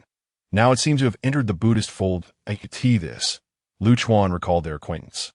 Many details forgotten, scolding himself for not studying the classic text thoroughly. The brocade robe, the nine-ringed staff. This must be the monk Tripitaka we are fated to meet. Out of Heart Sutra. Lu Chuan intended to interrupt Wu Chao, but he seemed to sense something. No, you're not Tripitaka. I cannot see through you. How intriguing that someone willingly enters the fray. Sun Wukong could hardly contain himself any longer. How could this elderly figure, resembling a Taoist, recognize Zhu Beiji, yet feign ignorance of the great sage equal to heaven? Why do you pretend not to know me upon seeing this sage? I am. To hell with it. Lu Chuan promptly ensnared Wukong within the purple golden gourd. Master Wu Chao was astounded. This was an ancient purple golden gourd, even older than the one belonging to Taishang Laojun, who had entered the fray to set such a trap against the Buddha. Lu Chuan forced a smile and said, My esteemed one, this monkey is truly unruly. Please do not hold it against me. Let us act as if we have never met, and I shall not seek your heart sutra. I am accustomed to freedom. Perhaps we shall meet again. Noticing that Xiaobai had yet to transform and take him away, he signaled discreetly and repeated, Perhaps we shall meet again. Upon closer inspection, he realized that both Xiaobai and Beiji were transfixed, unable to move. Lu Chuan inquired in a low voice, What do you intend to do? Master Wu Chao chuckled, Young friend, there is no need for alarm. I bear no ill will. May I inquire if what you hold in your hand is indeed the ancient purple golden gourd? Lu Chuan hastily stowed the gourd away in his system space, insisting, No, it is merely an ordinary gourd. You wouldn't be tempted by greed and consider harming me for it, would you? Esteemed one, we bear no grudge. Why not let me go? Master Wu Chao shook his head, chuckling softly, then suddenly grew serious and said, Would you be willing to take me as your adoptive father? Is this for real? I hope you won't go back on your word. Lu Chuan's face betrayed his uncontainable joy. Of course, so you agree? Lu Chuan nodded vigorously, akin to a chick pecking at rice. Absolutely yes. From now on, you shall be my true father. Ding, the host has officially entered the chessboard of heaven and earth. Reward: infinite cave of no intervals, capable of boundless growth and spatial travel. For details, please refer to the manual. May I ask which fellow Taoist is present? Why the stealth? Why not join me for a cup of tea? Master Wu Chao suddenly proclaimed loudly. Liu Chuan awkwardly touched his nose, remaining silent, thinking to himself that this golden crow adoptive father was indeed formidable, able to sense the presence of the system. Thankfully, he had only muttered a few words. Adoptive father? Who has arrived? Master Wu Chao no longer maintained his previous calm demeanor, for he had not detected any traces. Thus, this person could come and go unnoticed, indicating a formidable power, since we share a paternal bond. Should you not reveal your true name to me? Lu Chuan, with Lu meaning continent and Chuan meaning rivers and streams. In the future, should I encounter danger, can I invoke your name? Master Wu Chao's lips curled slightly, and he replied, I am Lu Ye, son of Dong Huang Tai Yi, the supreme being of the ancient heavenly court. Unless your life is at stake, it is best to keep me out of your troubles. This is a mantra. It must be etched in your heart. We shall use it to communicate. If I do not respond within the time it takes to burn an incense stick, know that I am entangled in grave matters. At that time, you must fend for yourself. You understand? A series of intricate phrases echoed in Lu Chuan's ears, prompting him to repeat them silently several times. Chapter 8. Yukong and Beiji are set up. Adoptive father, I have memorized it, and I shall refrain from calling you adoptive father again. Besides, adoptive father isn't so bad. Lu Chuan's voice dwindled. Excellent. Today we are bound by fate. In the future, forget it. Your cultivation is too low to be of assistance. I shall take my leave. With that, Master Wu Chao vanished, and Bai Xiaobai and Beiji regained their ability to move. Master, what of that old Taoist with the white beard? I seem to have dozed off, Bai Xiaobai remarked. Pig brother, what about you? Zhu Beiji shot him a glare. Do not call me pig brother. Call me senior brother that I too took a nap. You two be quiet. Do not disrupt my thoughts. Master, do not speak. Master is pondering that you wish to be hit by the gourd again. It looks painful. That moment. Lu Chuan was engrossed in studying the cave of no intervals, which indeed had a manual. If not for the authenticity of recent experiences, he might have doubted whether he was dreaming. Cave of no intervals. Grows boundlessly with the host cultivation, capable of traversing space. Does this mean I can go wherever I desire? No, wait, as my cultivation grows. I am merely a human immortal. If I were to reveal it, wouldn't a random golden immortal obliterate this turtle shell? Master. Lu Chuan was exasperated. This thick-headed pig. Master, your gaze is terrifying. I merely wanted to say that Brother Monkey is still inside the gourd, right? Has he not transformed after all this time? Beiji whispered. Damn it. When Sun Wukong was released, he was drenched, as if he had just taken a bath. Wukong, are you all right? Lu Chuan inquired cautiously. Master, it was so much fun inside. Why did you pull me out? I was just soaking in there, feeling quite comfortable. Hearing this, Lu Chuan realized that the effects of such treasures might indeed correlate with one's cultivation. Wasn't that a scam? Possessing treasures yet unable to unleash their true power. Noticing Lu Chuan's stern expression, the three dared not breathe a word. Senior brother, had I not reminded Master, you would have perished within. Still soaking, Master nearly forgot about you, Beiji exclaimed, his eyes wide. Bai Xiaobai, it was clearly me, old pig, who reminded Master. Why are you taking the credit? Don't run away.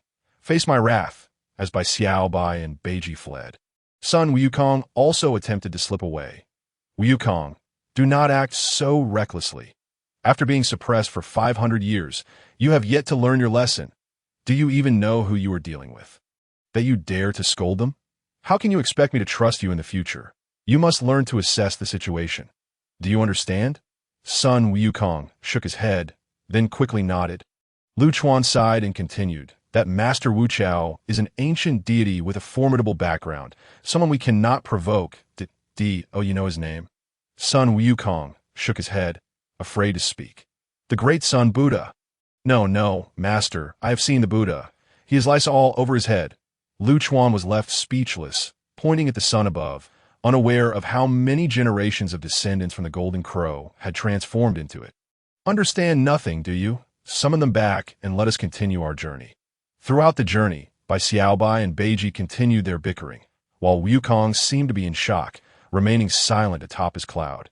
Upon reaching Huangfeng Ridge, Lu Chuan summoned the Earth Spirit to inquire about the direction to Huangfeng Cave. Huangfeng Cave check-in successful. Reward: Pinnacle of Human Immortal Cultivation. Comfortable. Lu Chuan's groan drew the attention of the trio. Sensing the awkward atmosphere, Bai Xiaobai asked, Master, these monsters bear no grudge against us. Why must we act this way? Can we not fly straight to the west? Beiji chimed in, while Wukong remained silent.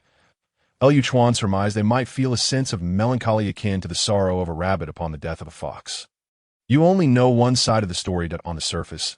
They seem to be mere suffering demons. Yet unbeknownst to you, there are forces behind the scenes orchestrating this. Within Huangfeng Cave resides a yellow-haired ferret. He was once cultivating in Ling Mountain. Fearing capture for having stolen the oil from the lamps, he transformed and fled here. Do you not realize that the realm of Ling Mountain is the Buddha's territory? I dare say any disturbances are known to him. Wukong, do not look at me like that. When you once wreaked havoc in a heavenly palace, others could not match your strength. Did you never wonder why they were so weak? Did you not consider that someone might have set you up? You are still young. Do not be too naive. Time is of the essence and the task is heavy. You three should band together. But perhaps I shall handle this personally. Bai Xiaobai inquired, Brother Monkey, have you thought of something? Son Wukong furrowed his brow, recalling 500 years ago, memories of stealing the peaches of immortality and the elixir from Taishang Laojun. Had it all been a setup? Surely, the position of horsekeeper was a grand deception, and were others merely acting in a play for him? Ah, how vexing! Bai Xiaobai, analyze this for me. Was I also a pawn in this scheme? Bai Xiaobai shot Beiji a disbelieving glance. Pig brother, you were merely flirting with the fairy Chang'e? Did someone slip something into your immortal wine? No way. Bai Xiaobai covered his mouth, unable to continue. Zhu Beiji furrowed his brow, recalling where he had acquired that bottle of wine. Seeing both of them lost in thought, Bai Xiaobai cautiously approached Lu Chuan from behind. Master, damn it, do you know that scaring someone can be deadly? Bai Xiaobai bowed his head in apology. Sorry, master. You haven't subdued that yellow ferret yet, have you? Lu Chuan awkwardly rubbed his bald head, realizing that his precious treasure seemed to be resting to save time. It seemed he would have to let the three of them handle it together. Wukong, Beiji, what are you thinking? Time to work. Tonight's dinner will be meat. That tiger has feasted enough on my behalf. Observing the furrowed brows of the two, clearly still puzzled, the trio transformed into a wisp of smoke and entered Huangfeng Cave. And no sooner had son Wukong and the others walked in than a voice suddenly rang out behind Lu Chuan. Monk, what do you guard my Huangfeng Cave for? A burly man with a sharp, pointed face, wielding a weapon resembling a trident, spoke up. Master, have we come to the wrong place? We have searched high and low. As Zhu Beiji emerged from the cave, he immediately spotted the yellow wind monster. Lu Chuan waved his hand dismissively. It must be the right place. Tonight we feast on meat. The yellow wind monster. Besieged by the three, bellowed, I am the king of yellow wind. Who are you? Cease this at once. After a stick of incense had burned, son Wukong relayed a message to Lu Chuan. Master, this demonic wind is indeed formidable. I sense that this monster intends to flee. We require your assistance. At that moment, Lu Chuan, hidden behind a rock, thought to himself that had he not taken cover, he would have been blown away. Damn it, I underestimated this yellow wind, and I feel utterly powerless to perhaps I should try the human species bag. Seeing that his three-flavor divine wind was gradually dissipating, the yellow wind monster felt a pang of anxiety. Who are you really? I shall fight to the end. The white dragon sneered, little mouse. Stop struggling. Brothers, give him a beating. Ding, successfully checked in at the yellow wind cave. Reward, 5 fire 7 bird fan, usable at golden immortal strength.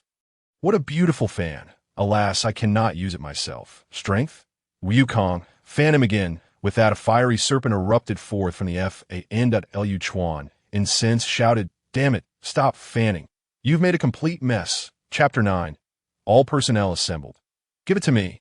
Son Wukong scratched his head and said, Master, may I have a turn with this treasure? I truly exerted no force. I merely waved it, and he ended up like this. The white dragon gazed in awe at the charred humanoid black egg before him. What a marvelous treasure! Master, you cannot be biased. I want it too. I suspect his soul has been entirely incinerated. Beiji instinctively edged closer to Lu Chuan. Reluctantly, Wukong returned the fan, feeling it was even more powerful than his sister-in-law's banana leaf fan. Lu Chuan prodded the yellow wind monster, who instantly disintegrated into particles, scattering with the wind. Well, it seems we shall not feast tonight. This was the meat from the spirit mountain, and you turned it to dust with a single fan. Hearing Lu Chuan call his name, Sun Wukong transformed into a streak of golden light and departed, proclaiming, Old Sun shall return shortly, and I will ensure Master gets to eat. Upon Wukong's return, he followed the sound into the yellow wind cave, where he found the white dragon whispering to Beiji. While Lu Chuan sat in meditative repose, he set aside his game and began to kindle a fire for cooking. The white dragon quietly approached. Brother, Monkey King, Sun Wukong, without lifting his head, retorted, What mischief are you plotting now? The white dragon quickly took over the task at hand. Brother, you have worked hard. Such labor should not fall upon you. Allow me to assist. Are you not the eldest brother? What is Master's true origin? Sun Wukong raised his head, the two locking eyes. Did you not hear the conversation between Master and that old man? Seeing the white dragon shake his head, Wukong quietly recounted the dialogue he had overheard. What? That was old Sun. He quickly covered the white dragon's mouth. You fool. Do you wish to bring about my demise? Such secrets should not be spoken of aloud. The white dragon hastily inquired, So, you knew from the beginning that Master is not the true Tang Sung? Wukong nodded, sighed. I previously encountered Guanyin Bodhisattva, and from our conversation, I inferred he is merely immortal. As for Master, I fought him as soon as I emerged, and I lost. How did you lose? Brother, do tell. Sun Wukong hesitated for a moment before slowly saying, Master stood there, motionless, allowing me to strike that I used 8 parts of my strength. Yet he remained unscathed. I suspect Master is... what are you two discussing? It turned out to be Beiji, who had approached unbeknownst to them. Pig brother, you nearly startled us to death. The white dragon glanced toward Lu Chuan, noting his lack of reaction, and pulled the two into a corner. Sun Wukong continued, I suspect Master is an ancient powerhouse. The true Tang Sung may have already... Beiji scoffed, Is that so? I do not believe it. Master cannot even ride clouds. He merely drinks and feasts like a mortal, not a Buddhist. The white dragon and Sun Wukong exchanged glances, realizing this dimwit was not on their side. The white dragon immediately raised his voice. Master, Master, Pig brother doubts you are Tang Sung and claims you are an ancient powerhouse reincarnated. He even eavesdropped on your conversation with the white-bearded old man. Lu Chuan, who had been deep in thought regarding the cave of no interference, was interrupted and became even more furious upon hearing this point one word. Beat him! Master, I am wronged. This little dragon is full of malice and has framed me. Who struck my face? Master, I am still hungry. Why are we in such a hurry? Beiji said, rubbing his eyes. The night is long and full of dreams. We must meet with old Sha swiftly to reach the foot of Spirit Mountain as soon as possible. The three silently chanted old Sha in their hearts, knowing a newcomer was on the way. Beiji, meanwhile, contemplated how to vent his frustrations on old Sha, as he always believed that being beaten was a rite of passage. Master, is that the Lu Sha River you mentioned? I, old pig, once commanded the 80,000 water troops of the Heavenly River in great glory, overseeing 36 divisions. Beiji, cease your daydreaming. That does not belong to you anymore. Follow me, and you shall enjoy fine delicacies and delights, far better than being at the mercy of others, yes? Enough of that pathetic expression of yours. White Dragon, go down now. Lu Chuan cleared his throat and called out. Sha Wujing, come forth swiftly. Suddenly, a small whirlpool formed in the center of the Lu Sha River, expanding gradually, revealing a fiery-colored head surveying the surroundings. The white dragon jested. Hey, over here. He seems even more foolish than Pig Brother. Seeing the two wanting to bicker again, Lu Chuan hastily admonished them. Sha Wujing, come here for a discussion. Sha Wujing gazed across the river at the four, pondering, could they be the ones I am meant to await for the scriptures? But that cannot be right. There are 4 of them now. Apart from that monk, there seems to be too many. Fearing that the lad might run off due to his hesitation, Lu Chuan quickly reassured him. We mean no harm. I'm the one you are waiting for to acquire the scriptures. Did not the Bodhisattva inform you? After a moment of doubt, Shao Wujing was lifted ashore by a water column. Recalling that only the Bodhisattva and Mu Jia were present that day, so it was unlikely anyone would impersonate them. Upon reaching the shore, Shao Wujing kept his distance, stating, I have devoured 9 false scripture seekers. You cannot be deceiving me, can you? Lu Chuan, with a gentle demeanor, replied, Dear disciple, do not fear. Look, this is the great sage equal to heaven, Sun Wukong. This is your former colleague, Marshal Tianpeng, and the White Dragon is the son of the Dragon King of the West Sea. Do you truly believe we have come here simply to deceive you? Seeing that he remained unmoved, Lu Chuan continued, If you do not join us, you will remain here forever as a wild monster. Were you not once the Emperor's personal bodyguard? Such a timid heart. Shao Wujing puffed out his chest, declaring, I'm the curtain-lifting general. I'm certainly not a coward. With that, he approached Lu Chuan and the others. Beiji was already impatient, eagerly awaiting the signal from Master to strike. Lu Chuan remarked, That is more like it. You have a slow temperament, making you easy to bully. Think about it. Did you not shatter a glass lamp in the past? You worked hard as the Emperor's bodyguard, yet ended up being stabbed 100 times by flying sword. If you do not come with us, how will you ever turn your fortunes around? Do you not wish to beat up the Emperor? Shao Wujing quickly shook his head. I dare not. The events of the past were my fault, and I should be punished. Lu Chuan sighed. Foolish, too foolish. You have been brainwashed by the Emperor. When a man dies, birds fly upward. If you do not obey, then confront him. Just as all personnel were gathered, Lu Chuan mused, Wait, why is there no reward? He then pulled out a volume of the great vehicle Buddhist scriptures and tossed it to Shao Wujing. This is written by Tathagata. Consider it a gift. Now our team is officially complete. Before he could finish, the system announced, Ding! Congratulations, host. You have accepted Shao Wujing as a disciple. Congratulations, host. Personnel roster is full. Reward. 1 lottery draw. Reward. Pangu banner, capable of tearing apart the chaos of time and space, dividing yin and yang, and obscuring the universe. It is the foremost weapon of the Primordial era. For details, please refer to the instruction manual. It's here, it's truly here, Lu Chuan exclaimed as he hugged Shao Wujing's head and kissed it. Beiji dropped his 9-toothed rake in shock. This isn't right. Shouldn't we all have rushed in to beat him now? Chapter 10. The Cave of No Interference. A reunion with Luya. Ha ha ha. Wujing, welcome aboard. You truly are a harbinger of good fortune. Shao Wujing, utterly bewildered, thought to himself, Did I not merely agree to escort you on your pilgrimage to the west? Is it truly cause for such joy? He intended to introduce himself further, but Beiji had already plopped down on the ground. You all bully me, old pig. Chui Lan fears me. You deceived me from the start. Did you not say that initiation requires a beating? Why do you not strike him? Master, you are biased. Lu Chuan originally intended to provide an explanation, but to his surprise, the pig took it seriously. Sitting on the ground and sobbing loudly, Bai Long and Sun Wukong exchanged glances and touched their noses, as if silently questioning whether they had been too harsh initially. All right, Bajia, they were merely playing a little joke on you. How could you? No, they always target me, and I refuse to accept it. They bully me, and I shall not go to the west for scriptures anymore. I refuse. After declaring this, he turned away, continuing to cry toward the surface of the flowing sand river. Bai Long and Sun Wukong stifled their laughter, but were met with a glare from Lu Chuan, prompting them to approach slowly and comfort Zhu Beiji. Noticing Shao Wujing seemed about to speak, Lu Chuan waved his hand and navigated to the lottery interface. Clicking on ITAS, he gazed at the myriad of exotic treasures he had never seen before. He noticed the prize pool was growing increasingly sluggish, no longer fluctuating. Ding! Congratulations, host! You have obtained a pair of invincible sunglasses. Lu Chuan nearly cursed aloud.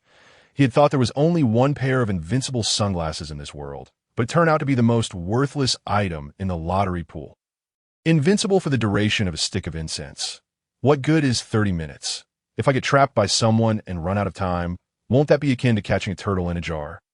What a useless item, utterly disappointing. Upon hearing this, Zhu Beiji slowly turned his head. Master, do you not want me anymore? Why are you scolding me? Lu Chuan felt utterly exasperated. Leading this group was quite a challenge. Beiji, come here. This is a little trinket I crafted in my spare time.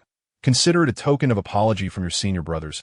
Lu Chuan handed his previous pair to Beiji, who had never seen such things before. Though Sun Wukong had, Master, I disagree. I would rather let him hit me once. Upon seeing Sun Wukong's objection, Bai Long immediately chimed in. Me too. Lu Chuan, well aware of their ulterior motives, conceded, All right, I will craft each of you a pair when I have the time. Is that satisfactory? Seeing that Sun Wukong had fallen silent, Bai Long leaned in and asked, What kind of treasure is it? Pig Brother 1T, let me touch it. Please do tell, Master. Invincible for the duration of a stick of incense. No attack can harm you even slightly. It's rather mediocre. Just a little trinket I made on a whim. Sun Wukong recalled the day Lu Chuan had rescued him, when he had been wearing sunglasses. Bai Long was also taken aback. Such a treasure could only be considered a minor trinket. They exchanged a knowing look, as if reaching an unspoken agreement. Sha Wujing had just arrived, and, unable to interject, stood there dumbfounded. It was Bai Long who approached and began chatting with Sha Wujing in the dead of night. Beiji, now adorned with his sunglasses, seemed unyielding, no longer crying. Just as Sun Wukong and Bai Long were preparing to snatch the sunglasses, their surroundings transformed from night to day. The flowing sand river vanished, revealing a towering peak in the distance. With a small puddle a few hundred meters ahead, Sun Wukong suddenly exclaimed, Where's Master? He has gone. Could this be an illusion created by some monster treasure? Bai Long pondered for a moment and replied, Monkey brother, we best not separate. Let's avoid being divided by the enemy. Pig brother, stop flaunting those sunglasses. Master has disappeared, and you're still acting all high and mighty. Sha brother, what do you think? Should we search separately or stick together? Upon hearing his name, Sha Wujing finally realized they were addressing him. He wanted to retort, but found himself at a loss for words and muttered, I'll follow your lead. Bai Long quietly suggested, Monkey brother, this big bearded fellow just joined us and has no attachment to Master. I suspect he might be involved in this matter. We should be cautious around him. Sun Wukong swiftly drew his golden staff, while Beiji scrutinized their surroundings. The four of them proceeded towards the distant peak. Bai, fly up high and take a look. Bai Long nodded, but just as he soared less than 10 meters, a bolt of heavenly lightning struck him, causing smoke to emanate from his mouth. He exhaled a cloud of foul air and remarked, Not very harmful. It feels more like a tickle. There must be an anti-flight formation. What an insult to a dragon. Who's there? Show yourself and release our master. If you have the courage, step forward for a battle. The reputation of the 1,000-mile white strip is not just for show. Bai, what are you howling about? You four hurry to the foot of the mountain. The anti-flight barrier is gone. Get over here quickly. Upon hearing Lu Chuan's voice, the four exchanged glances and flew towards the distant peak. Sun Wukong arrived first, spotting Lu Chuan moving stones. Master, what are you doing? Where is this? After his inquiry, Beiji and the others arrived in succession. Lu Chuan explained, This is a spatial treasure I'm crafting. It's not yet complete, but it will provide us with a secure place to stay. Living in the wilderness is unsafe. What are you still dawdling for? Get to work. Help me carve out a cave. You can choose the remaining spots for yourselves. I'll take a break first. Lu Chuan found a flat area, spread out his colorful kasaya, and lay down, quickly drifting off to sleep.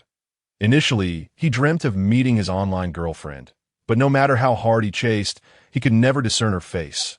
Suddenly, the scene shifted, and an old man with a white beard slowly approached him. Lu Chuan rubbed his eyes, thinking he must have seen wrong, but upon looking again, he realized it was indeed Taoist Luya. Why would he dream of his adoptive father? He was utterly perplexed. Lu Chuan, we finally meet. Adoptive father? Isn't this merely a dream? How come you? What one thinks of during the day, one sees in dreams. It is you who summoned me here. Lu Chuan inwardly chastised himself for thinking of him for no reason. Adoptive father, I'm fine. I'm just resting. Please, you should return and rest as well. Taoist Luya waved his hand and said, You and I share a father-son bond. I had intended to ask you some questions. Would you be willing to speak the truth with me?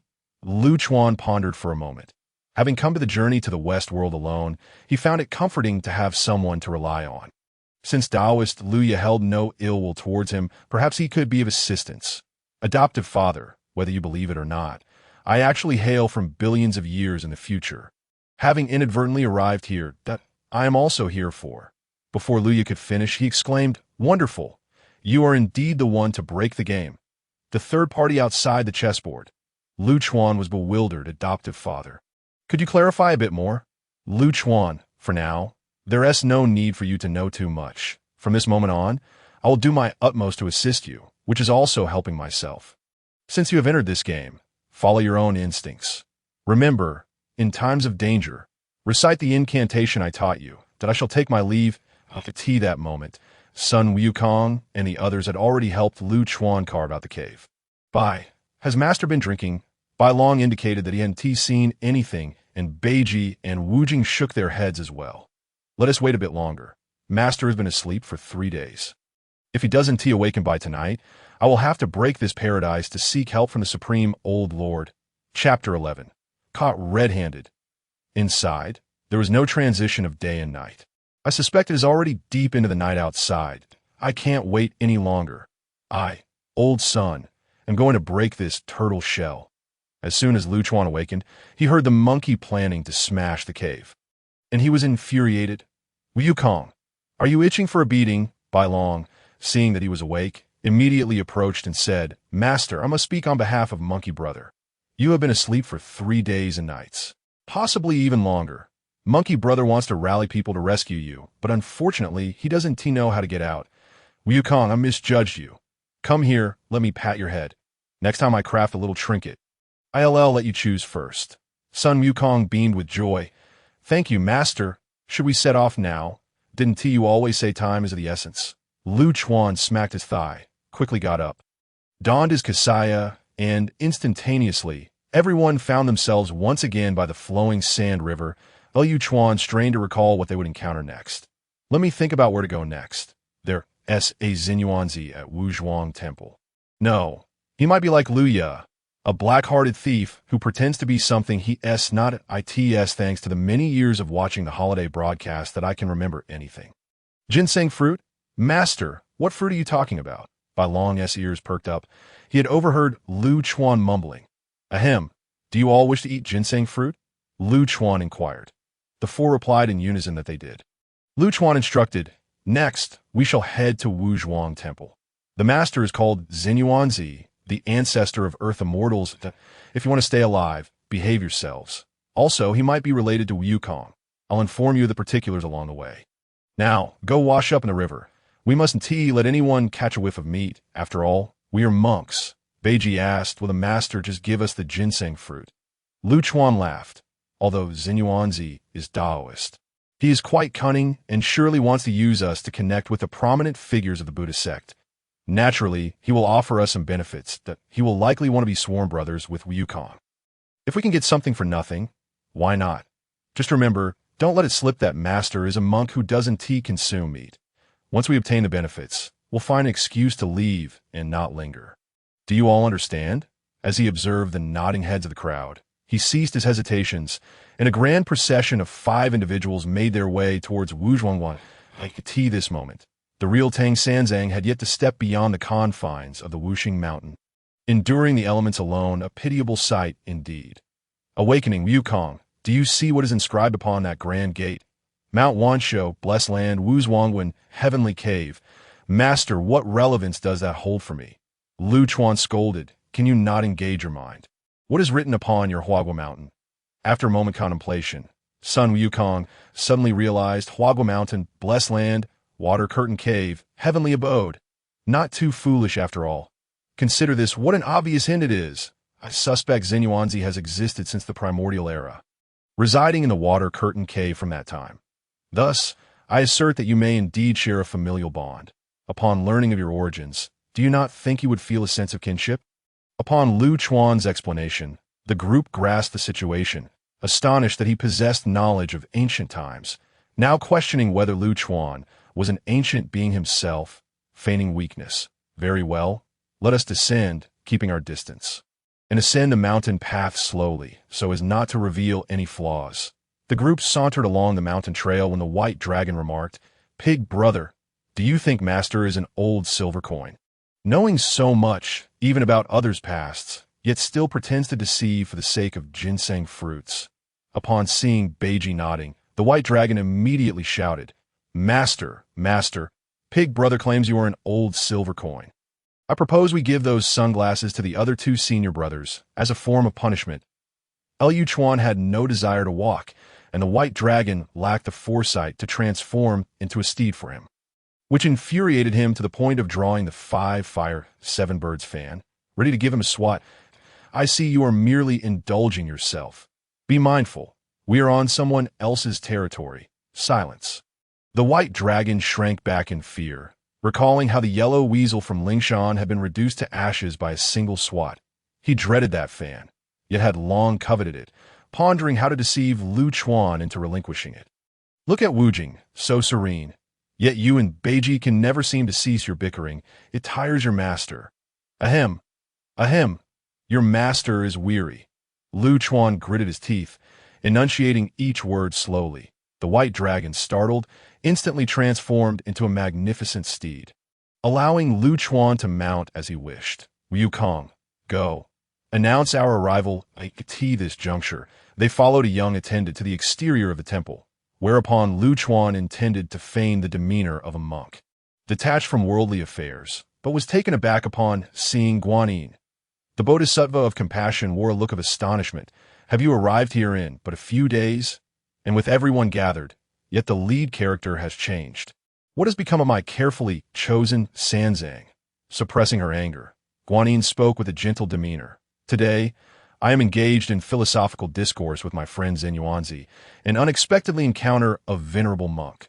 Why not enter and converse?" At this moment, aside from Liu Chuan's four companions, all had exchanged greetings with Guanyin. Although Liu Chuan appeared calm on the surface, a fine sheen of sweat formed on his brow, thinking to himself that fleeing would only complicate matters further. He nodded, saying, "Thank you, Bodhisattva, and thank you, Zhenzi, for your kind invitation." Noticing the atmosphere had shifted slightly, Zhenzi chuckled. "A guest from afar. Please, do come in.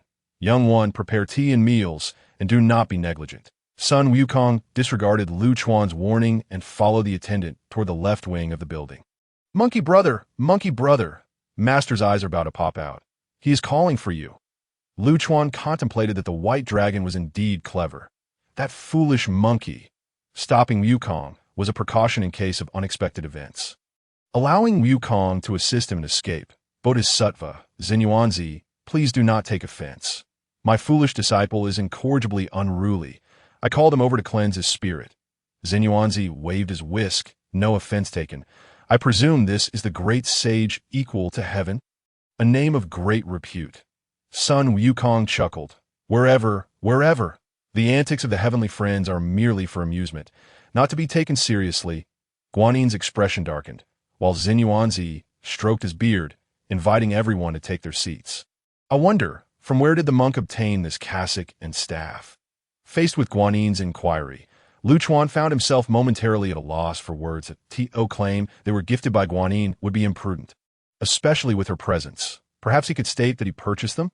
That seemed plausible. Clearing his throat, he said, "These were procured by the current Tang emperor from an old monk for this humble monk." "Of little consequence." That Guanyin's expression soured even further. "Of little consequence. These are treasures of mortals, crafted by my own hands, impervious to wind, rain, and fire, and capable of warding off evil. You scoundrel, to speak falsehoods before me. Miao Shan, this young man has some connection to me. Do not act recklessly. Let us meet him." Originally anticipating Guanyin's ire, Liu Chuan was surprised when she suddenly flew into the sky without a word, leaving Zhenzi equally perplexed. This is bad. She won't be seeking out Sanzang, will she? Chapter 12. Unexpected gains and the proper use of time. Zhenzi, do you know what the Bodhisattva is up to? Liu Chuan feared that Guanyin might return unexpectedly with a real Sanzang. Zhenzi took a sip of tea, saying, "Guanyin has not communicated any messages to me. She may have urgent matters to attend to. It is of no concern. You have traveled a long way from the eastern Tang. It must have been arduous. Sun Wukong rubbed his nose and said, "It has indeed been quite the ordeal. I sense a great deal of spiritual energy within this temple. Could there be some special treasure? Wukong, do not be disrespectful. Even if there are treasures, they belong to our friend and have no bearing upon us. A monk must remember to shun greed, anger, and ignorance. Xinyuanzi, is there truly a treasure?" Lu Chuan, having chastised Sun Wukong, casually inquired. Xinyuanzi twitched his lips, pondering what manner of monk speaks in such a roundabout way. Could it be that Guanyin is aware of Tang Sanzang's character and has fled in advance? Laughing, he continued, "Ah, you cannot deceive me. Monkey, that I possess a ginseng fruit tree that blossoms every 3,000 years and bears fruit every 3,000 years. Lu Chuan interrupted, "Ah, renowned indeed. I have long heard of it. To taste ginseng fruit today is a blessing accrued over countless lifetimes." Xinyuanzi inquired, "Has the ginseng fruit been spread to the mortal realm?" Lu Chuan replied earnestly, "Of course. Who in the world does not know the name of Wu Zhuangwen's master? Xinyuanzi, the ginseng fruit tree is well known, yet common folk cannot reach this place." Xinyuanzi was quite pleased and immediately commanded, "Young one, present a ginseng fruit to each esteemed monk." Lu Chuan thought to himself that he would eat and leave, never intending to spend the night in such a perilous place ruled by an old silver coin. He must quickly secure his benefits and find a hiding spot. This moment, laughter and joy filled Wu Zhuangwen, as Beiji's fruit was nearly snatched away by the white dragon. "Why did you send me a message in front of Xinyuanzi? That is far too dangerous. Miao Shan, I had no choice but to act. That Tang Sanzang is my adopted son." Lu Chuan, Guanyin's face turned to one of shock, unable to believe her ears. "Now is not the time to act. I could still retrieve Xuanzang if I hurry. But if we delay and the eyes of Tathagata discern our plans, I fear our endeavor will be in vain." Taoist Liao chuckled. "Let us observe how things unfold. We need not intervene." Upon hearing Liao's explanation, Guanyin understood Lu Chuan's identity, a third party of unknown background and connections, voluntarily involved in the situation. Even if the truth were uncovered later, it would not concern them. It was better to allow Lu Chuan to continue, as he might disrupt the plans of the Buddhist sect. "Miao Shan, do not worry. I will not act rashly and expose myself. You, however, should remain cautious of Tathagata." "Understood, brother Yu. I must go. I need to see Xuanzang for myself. I shall not rest easy until this moment." The space felt as though nothing had transpired, and no one would be aware of the conversation that had taken place. Within Wu Zhuangwen, Lu Chuan and his companions were deliberating. "Master, is it not too hasty to leave overnight without even bidding farewell? Does that not seem like the actions of a thief?" Sun Wukong remarked. The white dragon analyzed. "Senior brother, in my view, Master has a point. If Guanyin returns, we shall all be in danger." Beiji chuckled coldly to himself. "If I were to betray you, would that not allow me to reclaim my position as Marshal Tianpeng? Pig brother, what do you think? Today we have all tasted ginseng fruit. If what Master says is true, we could gain 47,000 years. It would be a clear profit, so why linger here?" Beiji's train of thought was interrupted, and he nodded in agreement, voicing no objections. Wu Jing, being taciturn, simply stated, "I will heed Master's words." Seeing that no one else spoke, Lu Chuan casually opened the hidden cave, wary of eavesdroppers, and clarified, "You all must have some understanding of my identity by now. I will not elaborate further. Today, I wish to share some truths with you." Wu Jing arrived late, and Wukong and the White Dragon accompanied me the entire way. "You should comprehend my intentions. Our journey is to seize the benefits that Tathagata has arranged for us. Who would be foolish enough to forego such advantages? What do you all think?" Seeing the nodding heads, he continued, "You are likely unaware of Tang Sanzang's true identity. He is the second disciple of Tathagata. Jin Chanzi, why did Guanyin inform you in advance to protect the traveler seeking enlightenment, ultimately to attain the Great Way? It is as if the Tathagata tasked you, foolish ones, with safeguarding his disciple to ensure a successful reincarnation. In the end, Jin Chanzi reaped the majority of the benefits. What about you? At most, one of you might receive a title, along with a meager enhancement in cultivation. Immortality is a desire shared by all. Yet there is a vast difference between unrestrained immortality and that which is shackled by others. This is a choice for you to make. Observing their bewilderment, Lu Chuan stoked the flames further, declaring that they were now all in the same boat. Having pledged allegiance to him as their master, he had many trinkets at his disposal, yet he was at a crucial juncture and could not confront the Tathagata directly. As they beheld the treasures Lu Chuan produced, Wukong and the others swallowed hard.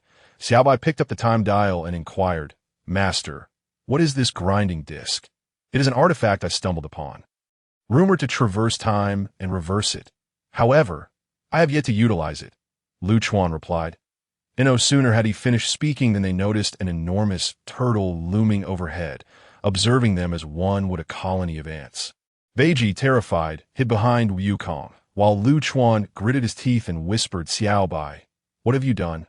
Clutching the time dial, Xiaobai began to retreat cautiously, stuttering, "Master, I once read in an ancient celestial tome that this resembles the primordial spirit turtle. I may have inadvertently activated it. Do not make any sudden movements. It appears to be asleep. Wukong, you must come forward. Your strength is paramount. Get us back. If we perish due to this blunder, I will haunt you." "Xiaobai, Master, please do not be so fierce.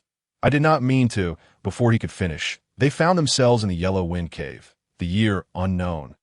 Wukong, to avert any unforeseen events, saw the weasel and struck it, declaring, "I no longer wish to consume flesh. I simply want to return to our rightful path." Indeed, as the yellow wind monster made its appearance, it was instantly incinerated to ashes after several time-traveling escapades. They finally returned to their original timeline, and Wukong succumbed to exhaustion and fell asleep. Xiaobai quickly interjected, "Master, I suppose this counts as a merit, right? Once Monkey Brother becomes adept, we can return to the past and seize resources."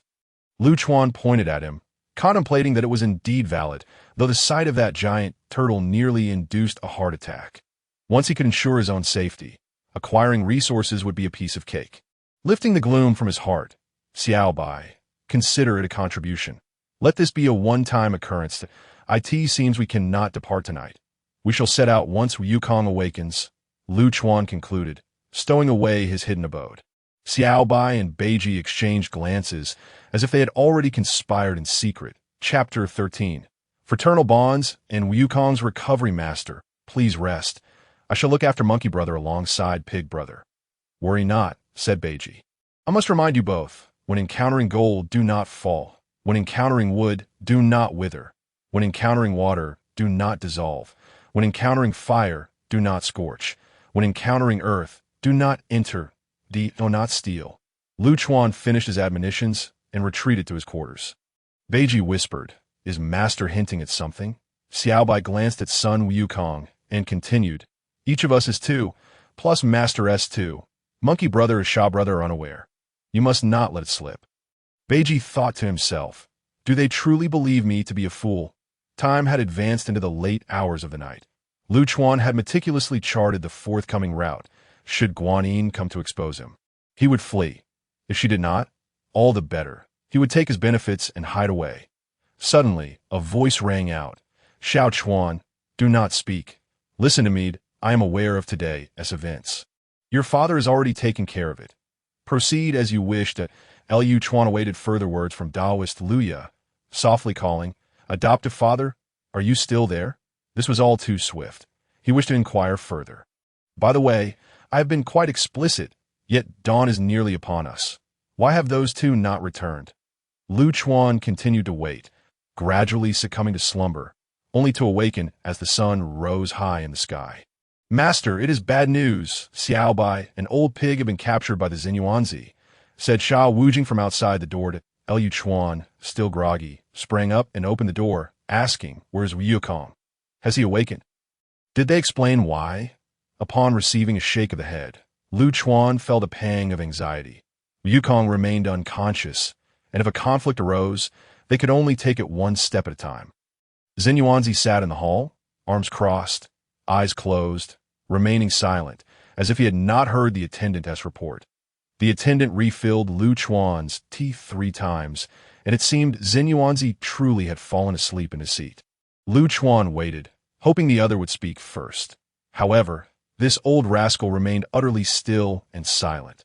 The two remained there from noon until nightfall. Finally, Xinyuanzi broke the silence. Indeed, you are a high monk. Your composure is extraordinary. I'm impressed, Tang Changlao. There is no great matter at hand. Merely that your two disciples have indulged. Tang Changlao, are you listening? Lu Chuan removed his sunglasses, rubbed his eyes, and yawned. Ah, you are finally awake. That I nearly woke up with a crick in my neck from that nap. Xinyuanzi smirked, reciting a few calming mantras before reiterating his previous statement. Lu Chuan took a sip of cold tea and replied, "We have only recently met. There are no strong ties between you. It is of no concern to me. We are not familiar." Xinyuanzi looked bewildered. What kind of peculiar fellow is this? Is this truly a Tang Dynasty high monk? The reincarnation of Jin Chanzi? To hell with this. Suppressing his anger, he continued, Tang Changlao. Do not panic. I am neither here to accuse nor demand compensation. The food has been consumed. It matters not as long as we become sworn brothers. We are family, are we not? At this moment, Lu Chuan was perplexed. You wish to become my brother? This script is off. This old rascal is not following the usual path. Are you serious? More genuine than gold. Very well. Since you do not mind, I shall not linger. Xinyuanzi laughed heartily. Attendant, prepare the incense table. Lu Chuan mused. Should you discover my adoptive father is Luya, your status would be diminished by a generation. I wonder if you would still find it amusing. You wish to utilize me to open the gates of Buddhism, but I can only say you are overestimating your position. I am Tang Sanzong, a true brother.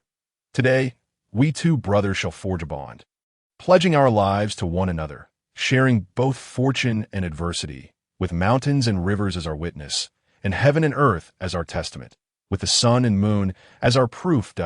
So lengthy. Could you repeat that? A minor interlude. Inconsequential at that moment. Thunder rumbled, and the oath was sealed. Xinyuanzi waved his hand. Attendant, go fetch that little dragon and pig. They should have realized their errors by now. Thank you. Dao brother, my wayward disciples are truly difficult to manage, and I apologize for the trouble caused. Now that we are family, consider this a greeting gift. Ha ha ha. Sha Wujing had waited all day, believing Lu Chuan to have also been captured by Xinyuanzi. Though they had only been disciples for a few days, he armed himself and prepared to search for them. To his surprise, he witnessed Lu Chuan and Xinyuanzi sharing laughter as brothers. Xinyuanzi had long noticed him, but chose not to expose him.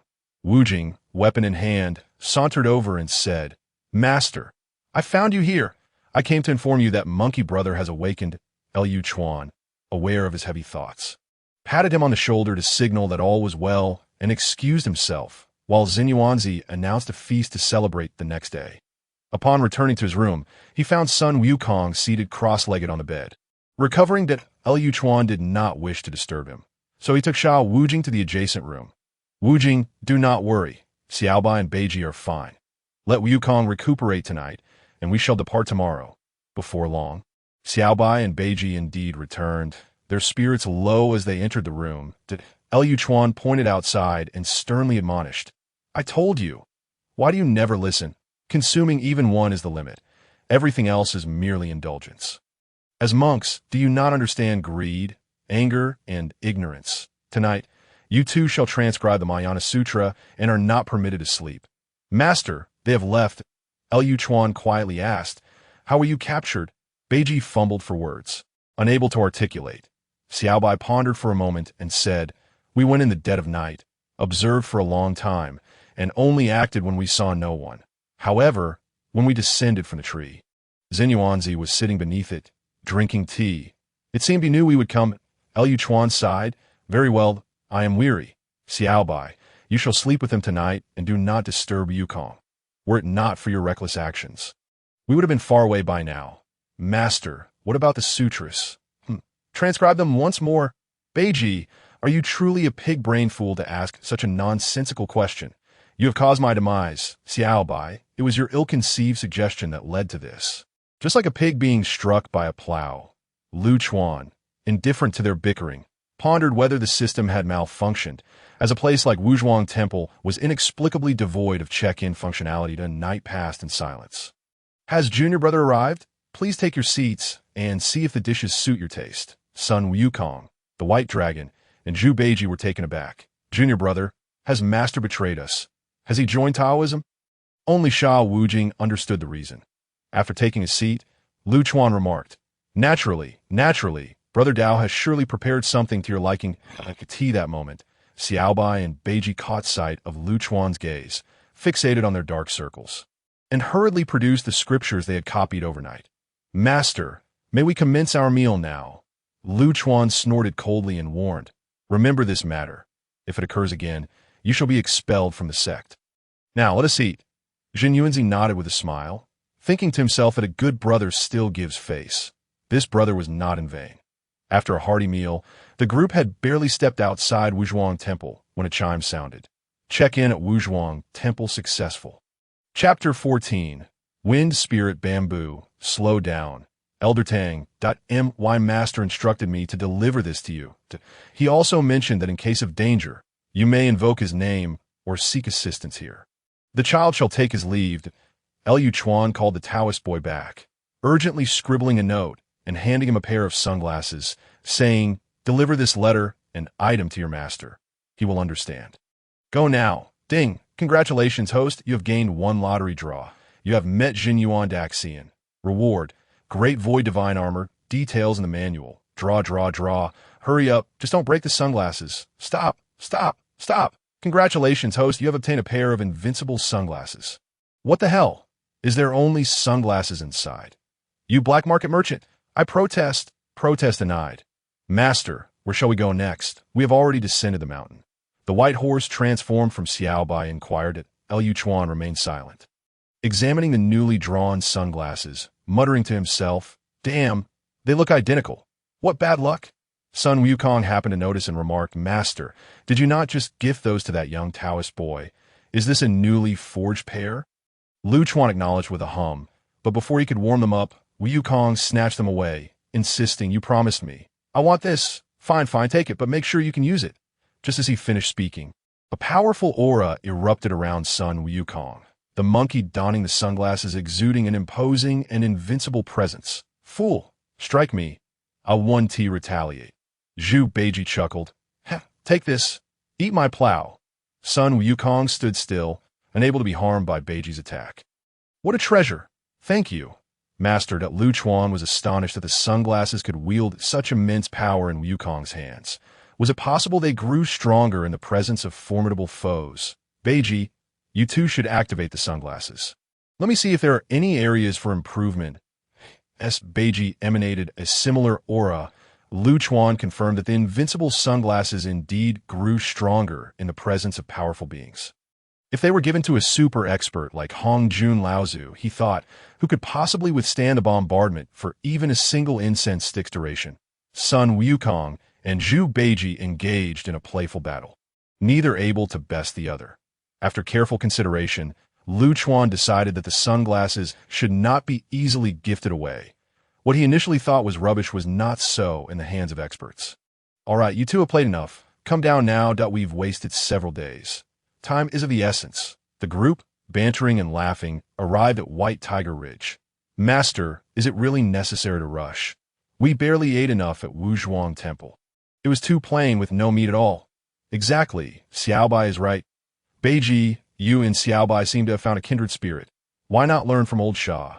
Lu Chuan said, Stop comparing. Let's find a place to rest. We'll swiftly deal with that bone demon once it shows up. I've never liked that thing. A heap of bones causing chaos. Sha Wujing asked, Master, have you encountered this bone demon before? Lu Chuan nodded and instructed Beiji and Xiaobai to forage for wild fruits, maintaining appearances. They must not eat meat lest the bone demon catch on and refrain from approaching. After a long wait, Beiji and Xiaobai returned with smiles, holding not only some wild fruits, but also a piece of bamboo. Master, look, we found a little bamboo spirit. It's so amusing. Capturing her took quite an effort. Xiaobai exclaimed, grasping the bamboo segment. From a distance, a child's voice could be heard. You're hurting me. Bad people. You two are the bad ones. Lu Chuan did not reach for the bamboo, but instead scrutinized it closely. The little bamboo spirit was only the size of an adult's palm, with only 2 eyes and a mouth, surrounded by a circle of burly men, looking pitiful. Please don't eat me. I'm not grown yet. Once I grow up, I'll let you eat, okay? Just let me go. What level of cultivation is this? Lu Chuan inquired. Sun Wukong observed. She is likely just recently transformed. She has no combat power. Lu Chuan then took the bamboo spirit in his hands. Surprisingly, she ceased her weeping and instead squinted her eyes in enjoyment. Hey, little spirit, where are your parents? The bamboo spirit, nestled in Lu Chuan's palm, pouted and replied, I'm not a spirit. I'm a bitter bamboo born of heaven and earth. Give me 10,000 years, and I will be very powerful. That Lu Chuan chuckled, amused by her words. Suddenly, Zhu Beiji frowned and said, I feel like I've heard of this before. It seems to be some kind of innate spiritual root. It truly is a valuable item. The bamboo spirit transformed into 2 tiny hands, placing them on her hips as she declared, I'm not a thing. No, wait, I'm a thing, but not a good thing. Wah, this pig is bullying me. Not receiving any comfort from the crowd, she abruptly stopped crying and softly asked, Can I follow you? I think your aura smells really nice. They all want to eat me. And I'm so scared. Please. Lu Chuan contemplated and realized he could certainly keep her in the Wujing cave. It had its own space, and he wouldn't have to worry about her starving. Plus, having such a quirky little spirit around when hiding away wouldn't be too bad. All right, but I want to carry you with me. I will place you in a safe cave of mine where you can live. I assure you it will be utterly safe. The little bamboo spirit nodded eagerly like a chick pecking at rice and exclaimed before being taken into the Wujing cave, My name is Wind Spirit Bamboo. Such a cute little thing. Wind Spirit Bamboo, very nice. Zhu Beiji remarked as Wind Spirit Bamboo was sent away. Master, I just remembered, there's a book in heaven that mentions this. It's an innate spiritual root. And once it matures with your refining skills, you could certainly create an invincible treasure made of bamboo. Lu Chuan shot him a fierce glance, exclaiming, You have no humanity. Can't you see how adorable she is? I think you're just itching for a beating. Suddenly, Wukong communicated telepathically. I see an old woman approaching. Good. Wukong, use your fiery eyes to check. If it's the bone demon, you all swarm her and take her down without any chatter.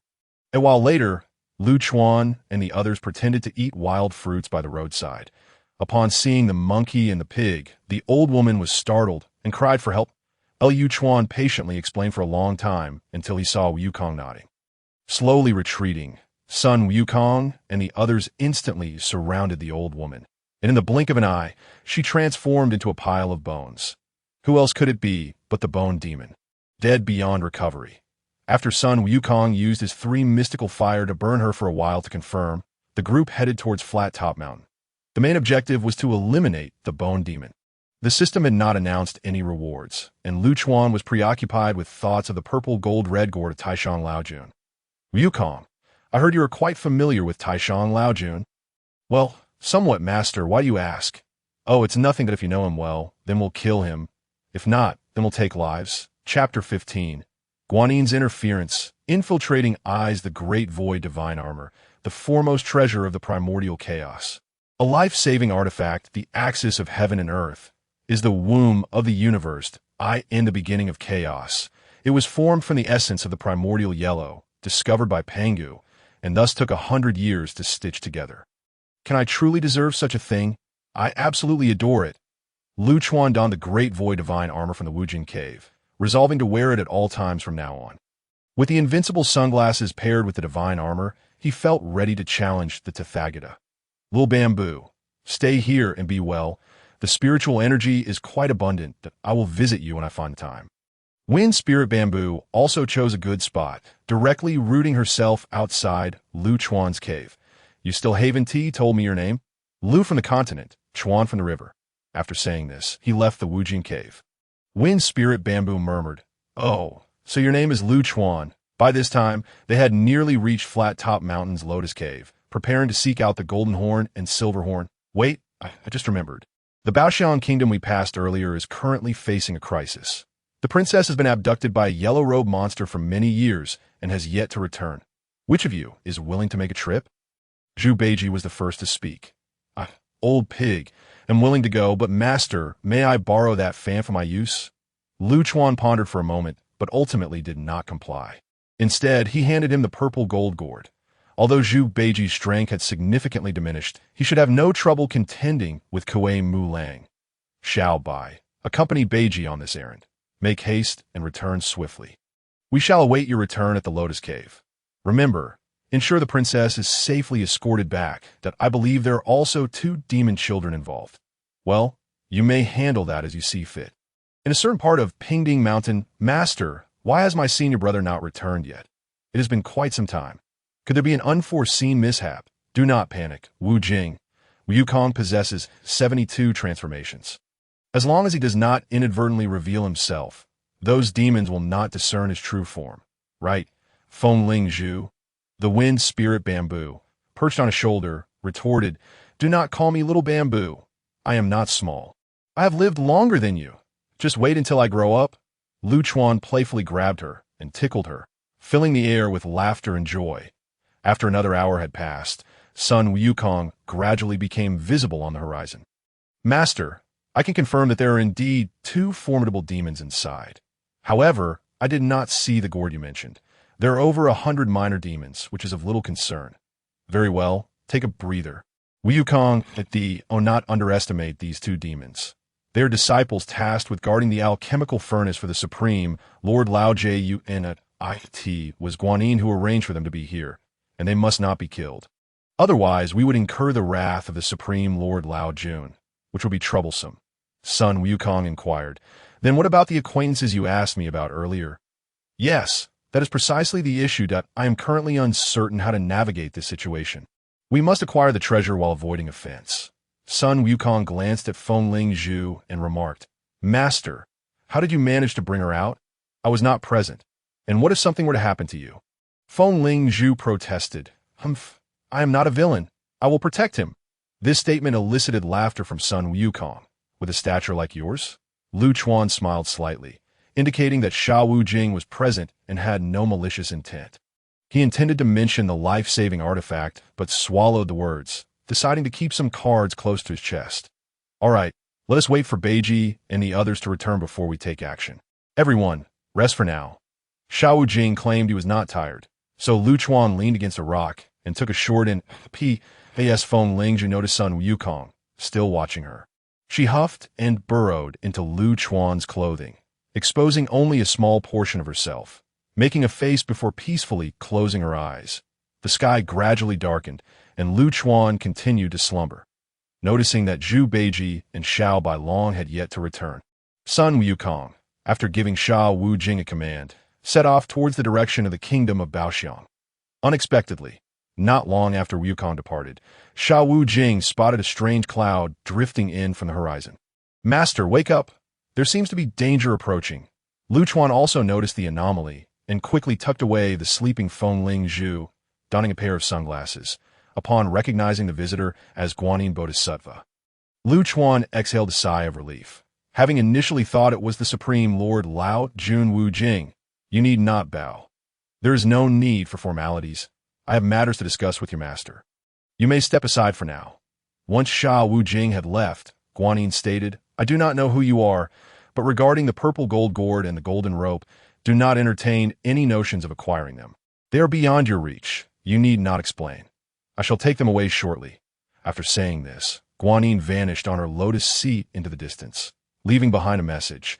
"I am already aware that you are the adopted son of Luya Daorun. Tisich, knowing is knowing. My adoptive father is impressive." When Sha Wu Jing saw Guanyin had departed, he approached and inquired, "Master, did the Bodhisattva have any instructions?"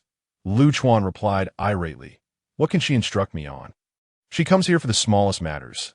It is vexing. Master, be cautious with your words. Ba. Sai, Wu Jing, you do not eat tiger meat jerky, and I am not forcing you to abstain from meat. Why are you still getting caught up in this?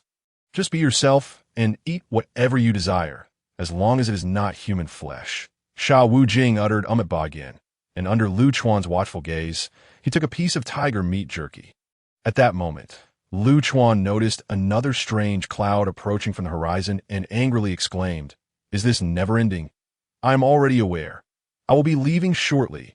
Can you not see that I am waiting for someone? When the mist cleared, he discovered it was Sun Wukong, Xiaobai Long, and Zhu Beiji. Zhu Beiji was grinning widely, shaking the purple gold gourd incessantly. Beiji, close your piggy mouth. Hand it over. Lu Chuan promptly released a fierce-looking man clad in yellow robes from the gourd. Accompanied by 2 children around 10 years of age, Kuei Mu Lang, serve me, and I shall ensure you live a life of glory and wealth. Kuei Mu Lang looked utterly perplexed. Who is this? So arrogant. I have no idea how I ended up captured. Can someone explain this to me first? May I ask who you are? Beiji kicked him and said, My master is asking you a question. Answer quickly. Lu Chuan waved his hand, saying, Let me tell you a story. Once there was a Star Lord from the heavenly court who committed a minor transgression and was banished to the mortal realm, where he fathered demon children.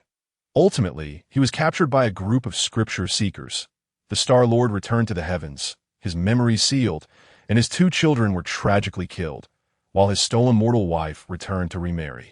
Upon hearing this, Kuei Mu Lang glared at him with hatred. How dare you do such a thing?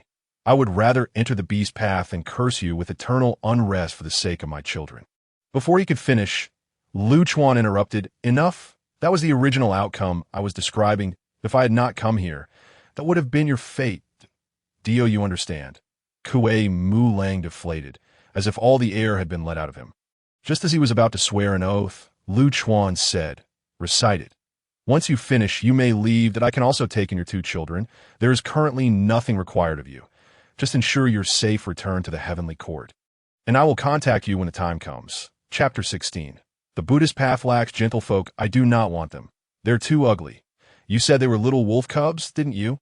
No. How about some meat instead? Feng Lingzhu pouted, revealing her small white teeth. Lu Chuan replied, If you do not want them, then so be it. That I intended for them to keep you company. But if that is not your desire, then you may do as you wish. I am not a child.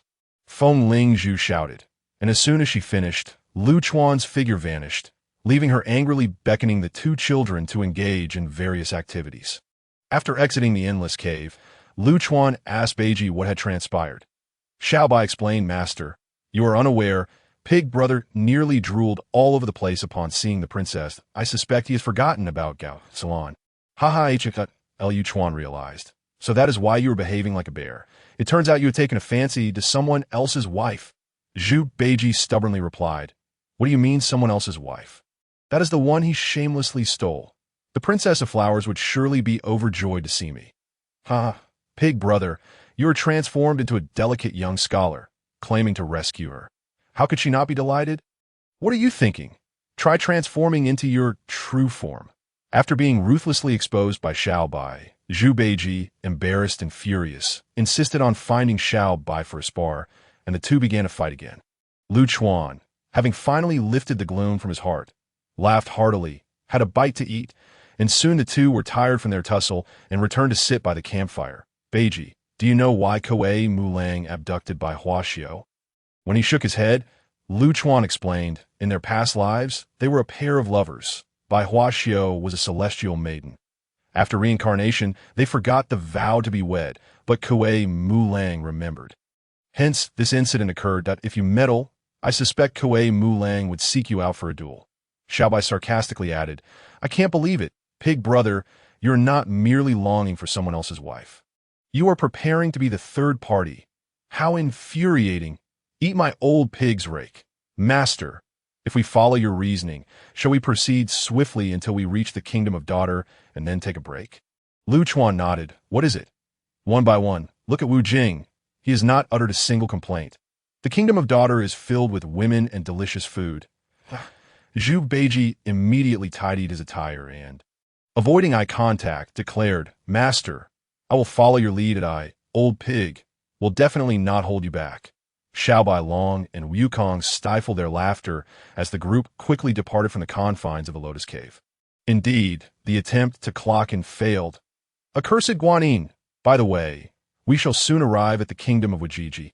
We must not kill that false king, as he is the steed of Manjushri Bodhisattva. Sun Wukong grumbled. Why is it always about connections? Lu Chuan sighed. I had previously warned you all that we are merely pawns on a chessboard, manipulated by others. Thus, we must remain cautious. If we provoke a major player, I shall have no choice but to flee. You are unaware of the truth. Manjushri Bodhisattva originally suffered a loss at the hands of the king of Wajiji.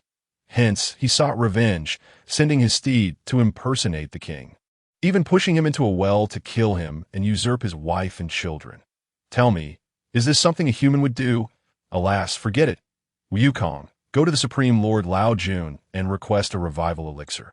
Consider it a good deed. A few days later, within the royal palace of the Black Chicken Kingdom, Lu Chuan had remained confined within his quarters, eagerly awaiting the return of Wukong. That moment, Xiaobai pushed open the door and announced, "Master, senior brother has returned. We can now proceed." "Very well," Lu Chuan replied. "Take the purple gold gourd and bring him here. Wu Jing is adept in water. Let him descend into the well to rescue the person." An hour later, after indulging in enough fruits, Feng Lingzhu requested to return to the Infinite Cave, just as Sun Wukong and his companions arrived. Upon releasing the captive, the surly monster noticed he was surrounded and realized his exposure. He sought clarification. Lu Chuan, unwilling to waste time, directly stated, "Surely monster, Mount of Manjushri Bodhisattva, I wish to inquire. Manjushri dispatched you as a means of punishment. You hastily killed the man and usurped his wife and daughter. If you're to learn of this, do you think he would spare you?" Cold sweat trickled down the surly monster's brow as he attempted to speak. But Lu Chuan continued, "I have no desire to engage in idle chatter with you. Either you return to report to him yourself, or I shall slay you. If Manjushri inquires, I shall claim it was an unfortunate accident. What say you? Have you made your decision?" "All right, understood. Then be gone." The surly monster instantly transformed into his true form, a golden lion, and soared into the sky.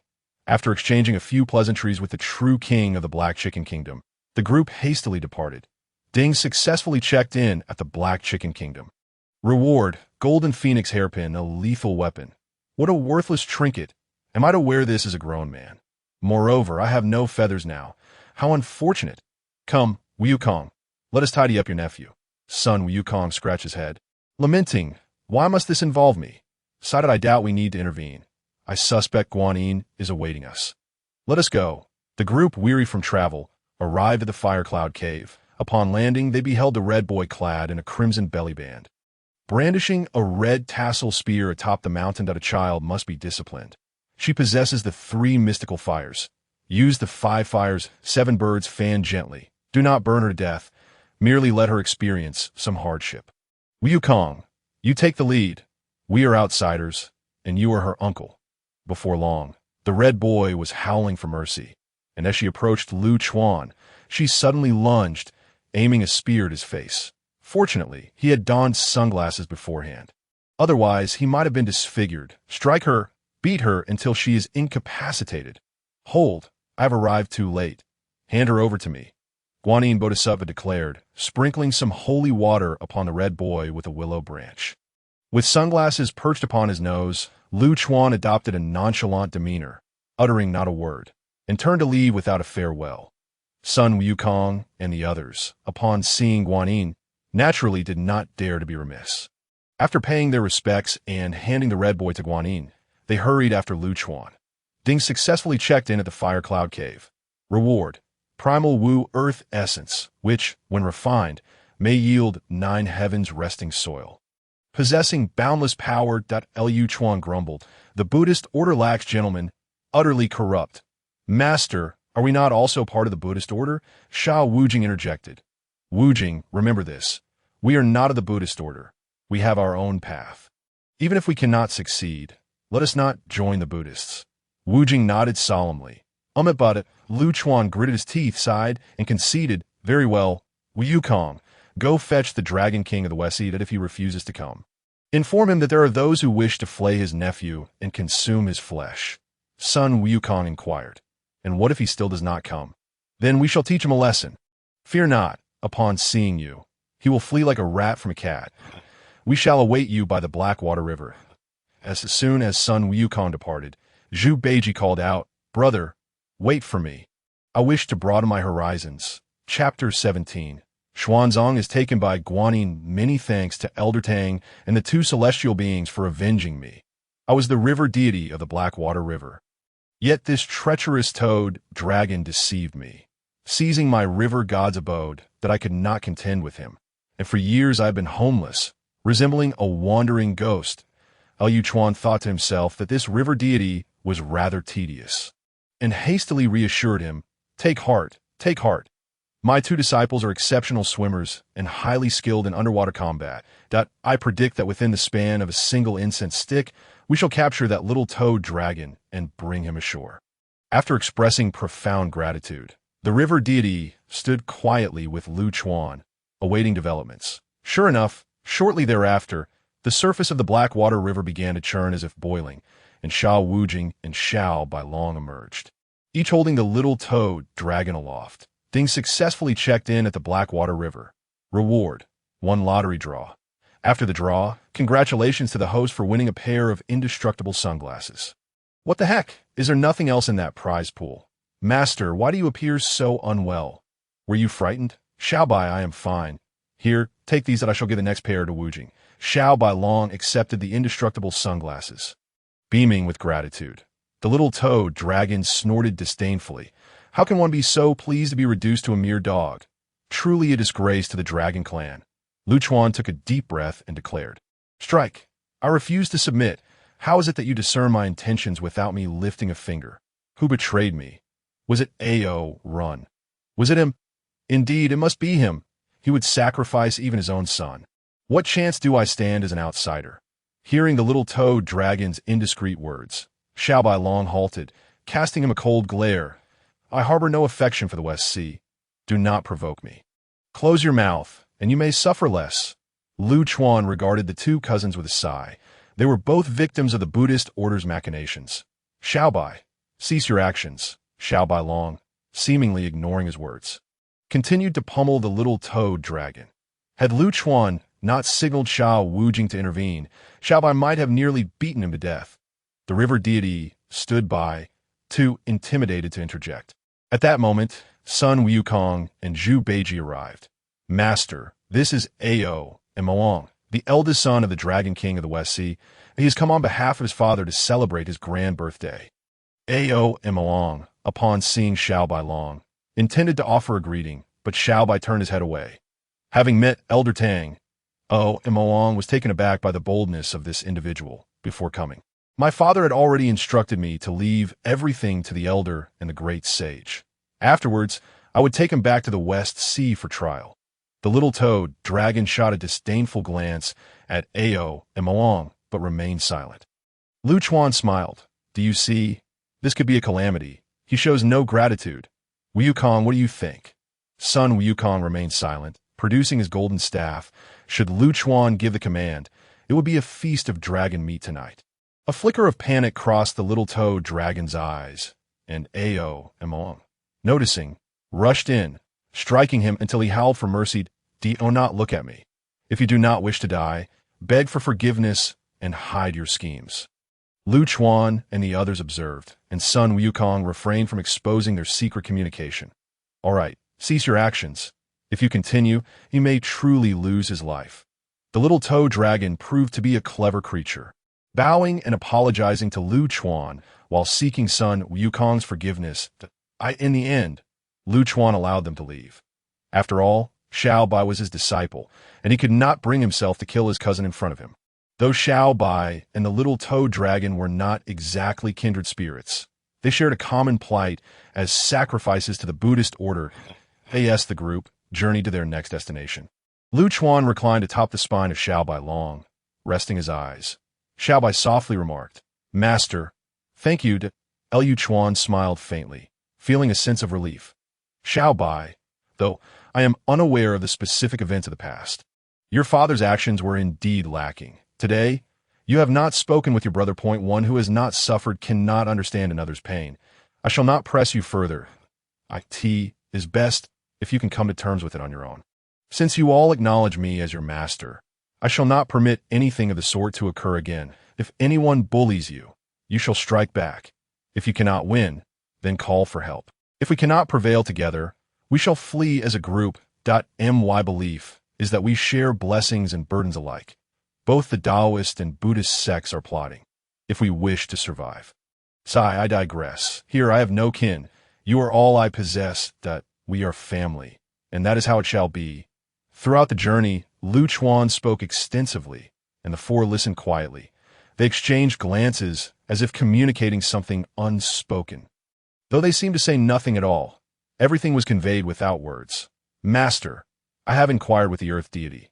Just ahead lies Chaoqi Kingdom. Shall we charge directly within? Wukong, take my travel permit and go forth. I shall not accompany you. When you encounter those three monsters, do not waste words. Kill them and depart. And remember to bring back the corpses for meat. The tiger jerky is nearly finished. Xiao Bailong escorted Lu Chuan to a mountain peak on the western side of Chaoqi Kingdom. And this time, Wukong insisted on not bringing Zhu Beiji along. Lu Chuan gathered everyone into the infinite cave, which transformed into an ordinary pebble upon landing. Pig brother, what business do you have in the West Sea? Zhu Beiji, hesitant and stuttering, averted his gaze from Lu Chuan and Xiao Bai, muttering, I accidentally touched a clam maiden's behind. Just as Lu Chuan took a sip of wine, he spat it out, exclaiming, this is truly the epitome of a lecherous hand. An accidental? Who would believe that? Seizing the opportunity, Xiao Bai mocked Beiji, leading to yet another raucous scuffle between the two. This time, both donned sunglasses during their brawl, prompting Lu Chuan to shake his head in dismay. Feng Lingzhu whispered something in Lu Chuan's ear, to which he firmly refused 3 times, asserting, it's impossible. I won't do it. I am a good person. All you men are the same. With a lustful pig disciple like you. You're not much better yourself. That day, you touched me too. Xiao Zhuzi, do not tarnish my reputation. You, with your entire body composed of bamboo, what do you possess? A behind or a chest? You've truly amused me. Feng Lingzhu puffed her cheeks in indignation and stormed off, seemingly to discipline the 2 children of Kuei Mu Lang. Meanwhile, Lu Chuan sipped his drink and nibbled on a scant supply of tiger jerky. Flipping through the great vehicle Buddhist scriptures casually, he stumbled upon a secret. As he leafed through from back to front, he discovered page after page meticulously chronicling Chen Xuanzang's movements and inner thoughts. Was this not a literary surveillance? Alas, my disciple, where art thou? This old horse is nearing exhaustion. Master, I believe I have acquired the true scriptures. The other day, out of boredom, I preached to a little deer, and it actually bowed in gratitude. I believe it has attained enlightenment. There were several pages of inner musings that Lu Chuan couldn't be bothered to read, and upon flipping to the final page, he saw that Chen Xuanzang had vanished beyond the borders of the 5 Elements Mountain. Master, I have seen the Bodhisattva. The scenery of the South Sea is truly magnificent. Just as he thought this, everything disappeared, and Lu Chuan cursed inwardly. Damn it, it's Guanyin again. Ding, successfully checked in at Chaoqi Kingdom. Reward, Zhou Tian Xing Do flag. Capable of establishing the Zhou Tian Xing Do formation, derived from Dong Huang Taiyi's enlightenment within the Chaos Bell. You too, stop fighting. Are you foolish? Wukong and the others are returning soon. Hurry up and start a fire to prepare for the feast. Chapter 18, Unexpected Acquisition of the Vajra Chisel. Master, this whip is truly delectable. Lu Chuan looked at Zhu Beiji in disgust. You glutton. You've devoured 3 whips. Beiji, I fear you'll need to find a place to bathe soon, lest you explode from overindulgence. In no way. I, old pig, am in prime condition. Bamboo spirit, would you care to try? Zhu Beiji extended a half-eaten whip towards Feng Lingzhu. She retreated into Lu Chuan's embrace, shouting, lustful pig, begone. You're not going to intervene? He is trying to tease me. Embarrassed, Zhu Beiji retracted his hand, muttering, I'll one-teed it then. A little sprite like you isn't to my taste. It truly does smell good. Lu Chuan chimed in, Xiao Zhuzi, you haven tea yet transformed. You don't even know how you'll end up. What if you turn out to be an ugly woman? That would be laughable. How did I one-tea bother with you all? You bully me. Just wait until I transform in 1,000 years and astonish the world. 1,000 years. By then, who knows if I'll even be around. Let us eat. Stop daydreaming. Wukong, what did the king of Chaoqi Kingdom say? Son Wukong swallowed a piece of deer meat and replied, they were nearly scared to death that I didn't explain, but Wu Jing did recite some Buddhist scriptures to soothe him. It's all fine now. The travel documents are also stamped. Liu Chuan nodded. Well then, it seems you've eaten enough. Let us rest for a bit before setting off. How annoying. You've smeared oil all over me. It's infuriating. Feng Lingzhu, furious, jumped directly into the river within the endless cave. Bubbles soon surfaced in the water. Wukong, go ahead and scout ahead. How far is it to Tongtian River? Zhu Beiji asked anxiously. Are we really going to steal the initiative from Guanyin Bodhisattva? Master, didn't you say that the goldfish nurtured by the Bodhisattva? Lu Chuan waved his hand dismissively. And what of it? Who told her not to manage her subordinates properly? These monsters wreak havoc and devour people once they descend to the mortal realm. We are merely ridding the world of harm. Do you understand? What nonsense about Buddhist teachings? Master is right. Zhu Beiji glanced at Sha Wujing, muttering a flattery. Upon Wukong's return, he reported, indeed, 50 miles ahead lies a great river, inscribed with the name Tongtian River. Before long, the group arrived at the banks of Tongtian River. Lu Chuan instructed the White Dragon and Sha Wujing to enter the water to capture the monsters, while Wukong stubbornly refused. Earth God, please exert a bit more strength. This old bone of mine could shatter. I have met Tang Sung, I have met the great sage, and all you immortals. Son Wukong, growing impatient, interjected, enough of this pleasantry. Tell me, have you seen Guanyin Bodhisattva? The Earth God stuttered, unable to respond. Liu Chuan interjected. I'm the chosen scripture-bearer by Guanyin Bodhisattva. Earth God, feel free to speak plainly. We are all family. After pondering, the Earth God replied, perhaps over a decade ago, I chanced upon a radiant light on the surface of Tongtian River. I peeped and indeed saw Guanyin Bodhisattva descending. There was nothing amiss. That's all I know. Spare this old man. Upon finishing, the old man transformed into a wisp of smoke and vanished. Wukong, no need. He is merely a minor deity. Speaking further would only bring him misfortune. It seems Guanyin had already chosen this location over a decade ago, and the goldfish spirit must have been instructed by her as well. But what could be the reason? What makes Jin Shanzi so significant to warrant such actions? Zhu Beiji wished to inquire further, but hesitated. What else with the hesitation? Anything I can share will be disclosed. Master, I wanted to ask, since you've intervened, where's the real Jin Shanzi? Lu Chuan looked towards the south. He is likely enjoying the scenery at the South Sea, perhaps even courting Guanyin. Zhu Beiji quickly covered his mouth. Master, be cautious with your words. While I know you are formidable, Guanyin Bodhisattva is one of the 3 saints of the West. Such remarks could be sensed. I still wish to live a few more years. What is there to fear? When one dies, a bird will rise. Before he could finish, a voice suddenly echoed in his mind. Lu Chuan, you must not insult Miao Shan. Though you're my adopted son, your previous words were too excessive. This is your one and only warning. Remember it well. Adoptive father, I will remember. Seeing Lu Chuan standing in a daze, Zhu Beiji teased, Master, are you afraid? Lu Chuan snapped back to reality. Inwardly scoffing, it appears that incantation has surveillance capabilities. Very well, since you do not treat me sincerely, do not blame me. Master, what is the matter? I am fine. They are coming. The White Dragon and Sha Wujing descended on the riverbank, handing the purple gold gourd to Lu Chuan. The moment the goldfish spirit was released, the group rushed in unison, and the poor creature was swiftly beaten to death, revealing its true form. The White Dragon scoffed. Not even enough to fill a tooth gap. Zhu Beiji prepared to start a fire to grill the fish, declaring, If you want to eat, I will. Lu Chuan tossed the goldfish spirit into the small human seed pouch. Intending to consume it later, you've just gorged on meat and 3 whips. Are you truly a pig? Within the endless cave. Master, are we not traveling today? Xiao Bai inquired. Liu Chuan called for everyone. Do not head toward the cave. We may be under surveillance, but to be safe from now on. All crucial matters will be discussed within my cave. Xiao Bai, Beiji, keep your mouth shut. Wukong, there's a Golden Doe Cave on Jindo Mountain. Home to a green ox, the Mount of Taishang Laojun. I'll lend you something. Take down the green ox and return it to Taishang Laojun. Oh, and don't forget to ask for some benefits. Having finished, he sent the others away, leaving only son Wukong behind. This is the Pangu banner. Use it sparingly, as its power should be immense.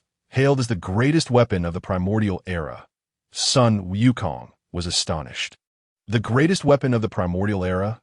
Then what about my golden hoop? Lu Chuan whispered. That should be considered a postnatal spiritual treasure, already quite impressive that he feared discouraging Wukong. Hey, are you foolish? If you strike the golden hoop with the Pangu banner, won't it shatter in an instant? Lu Chuan shot a glance at Sun Wukong. You wouldn't want to smash your own weapon and then covet my Pangu banner, would you? I'll beat you to death. You may be ugly, but your thoughts are quite beautiful. Master, let me play with it for a few days. After emerging, Sun Wukong shot up into the sky. Zhu Beiji and the white dragon pouted at Lu Chuan. Master, you're being too biased. Lu Chuan pointed to his ears, signaling that someone might be listening. Do not worry, it's just a loan to him that in the future, I will provide each of you with a suitable treasure. After soothing the two lively spirits, Wukong had already taken the lead, and they too headed towards Jindo Mountain. By the time they arrived, the sun was about to set. They found Wukong sitting on a rock, stroking the Pangu banner. Next to him lay a green ox bound at all four legs.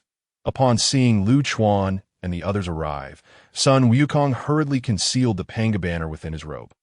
Hand it over. Seeing Lu Chuan's resolute demeanor, Sun Wukong reluctantly produced it. What if you are discovered up there? Surely you do not intend to cleave the heavenly court with this thing. The time is not yet ripe. Master, this is what you requested, so I shall go. Lu Chuan held the Vajra pestle with great affection. Congratulations, host, for acquiring the Vajra pestle. Reward, 10 consecutive lottery draws. Cultivation, Earth Immortal. Acquisition, is this truly considered acquisition? Are you implying that Buddhism and Taoism are adversaries? You wretched system, are you trying to lead me to my demise? Nonetheless, this Vajra pestle is indeed remarkable. Chapter 19, Persuading the Departure from the Kingdom of Women. Stopping at Flaming Mountain. Master, just ahead lies the kingdom of the Western Liang women. I can already see the city walls. That Lu Chuan hastily exclaimed. Do not continue flying forward. Let us walk there. Look, Wu Jing, this is a bundle of scriptures I prepared in advance. Choose as you will. Bai Long, hurry up. I must ride to meet the queen. Beiji, do you think I am handsome? Zhu Beiji nodded unwillingly, and thus the group embarked on the official road to the kingdom of the Western Liang women. Sister, look, is that not a pig demon? Close the city gates. Upon discovering the enemy, sisters, hurry into the city. Lu Chuan observed the women fleeing in all directions, even leaving their laundry behind in their haste. He cast an angry glance at Beiji, who was oblivious, and continued forward. That a female soldier atop the city wall shouted, Halt!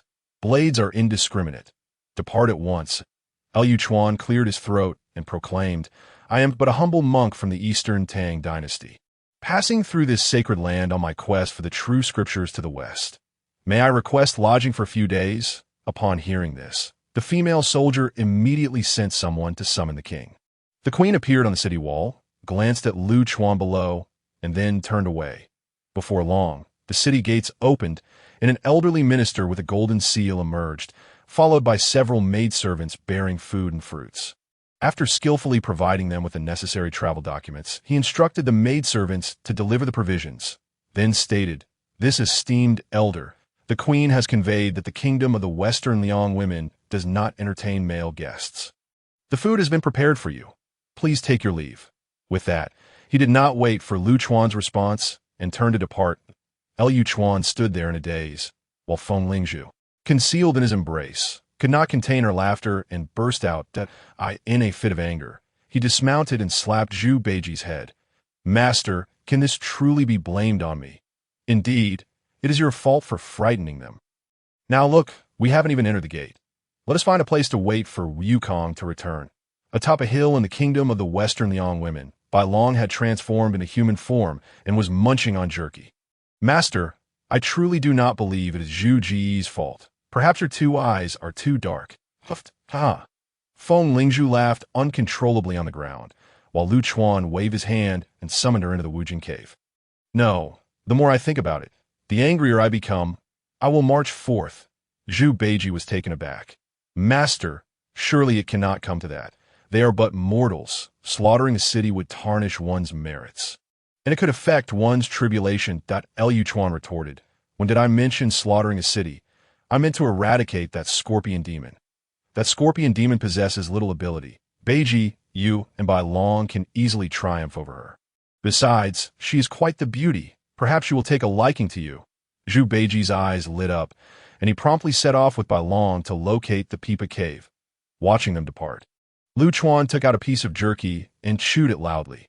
"Let them suffer some hardship. How dare they mock me while I am in such a foul mood?" Xiao Wujing cast a worried glance in the direction they had gone. "Wujing, do not fret. Being pricked by that scorpion demon will only cause a few days of pain. It is not fatal." After a while, Bai Long and Zhu Beiji returned, grinning despite their discomfort, and behind them trailed a stunning young woman. "Master, it seems they did not engage in battle." Lu Chuan turned around in shock. "What in the world possessed you to bring her here? Quickly, put on your invincible sunglasses."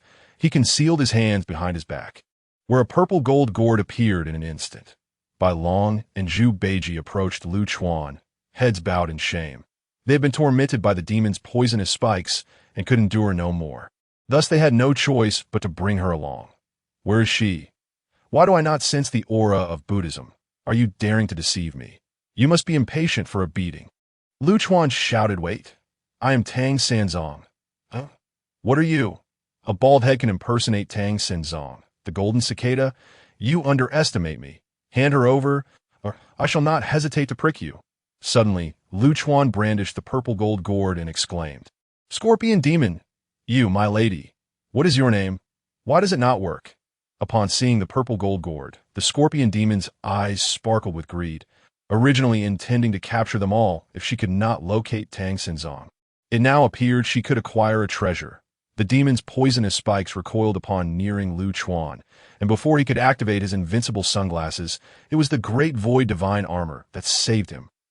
"Color, color, color, what was that?" Enter now, upon uttering the words color evil, the scorpion demon was uncontrollably drawn into the purple gold gourd. Breathing a sigh of relief, Bai Long and Zhu Beiji muttered softly, "Fraud," hissed out. Lu Chuan chuckled. "All right, this time I admit my fault. I should not have played tricks on you. Initially, I thought that even if you two could not defeat her, you would not be so badly beaten. I underestimated this scorpion demon. Master, what exactly is this creature?" "Zhuge and I could not even approach her. A single prick was too painful." "What is her background?" Lu Chuan explained. "Her true form is that of a poisonous scorpion. She once attended a sermon by the Buddha at the Great Thunder Sound Monastery. Do you know why she came here? She stung the Tathagata, causing him such pain that he called upon the 8 great Vajras to capture her, yet they were still unable to do so." Impressive, right? As Bai Long and Beiji listened, their eyes turned red, lamenting their misfortune in following the wrong person. Just as they were resting, Wukong returned and spotted them from high above. Upon landing, Sun Wukong collapsed onto the ground. "Master, I nearly did not make it back. Taishang Laojun insisted on tossing me into the alchemy furnace. Had he not lost track of the divine consciousness within the Vajra pestle, I truly would not have returned. By the way, where is the Vajra pestle hidden?" Lu Chuan smiled slightly. "That has already become mine.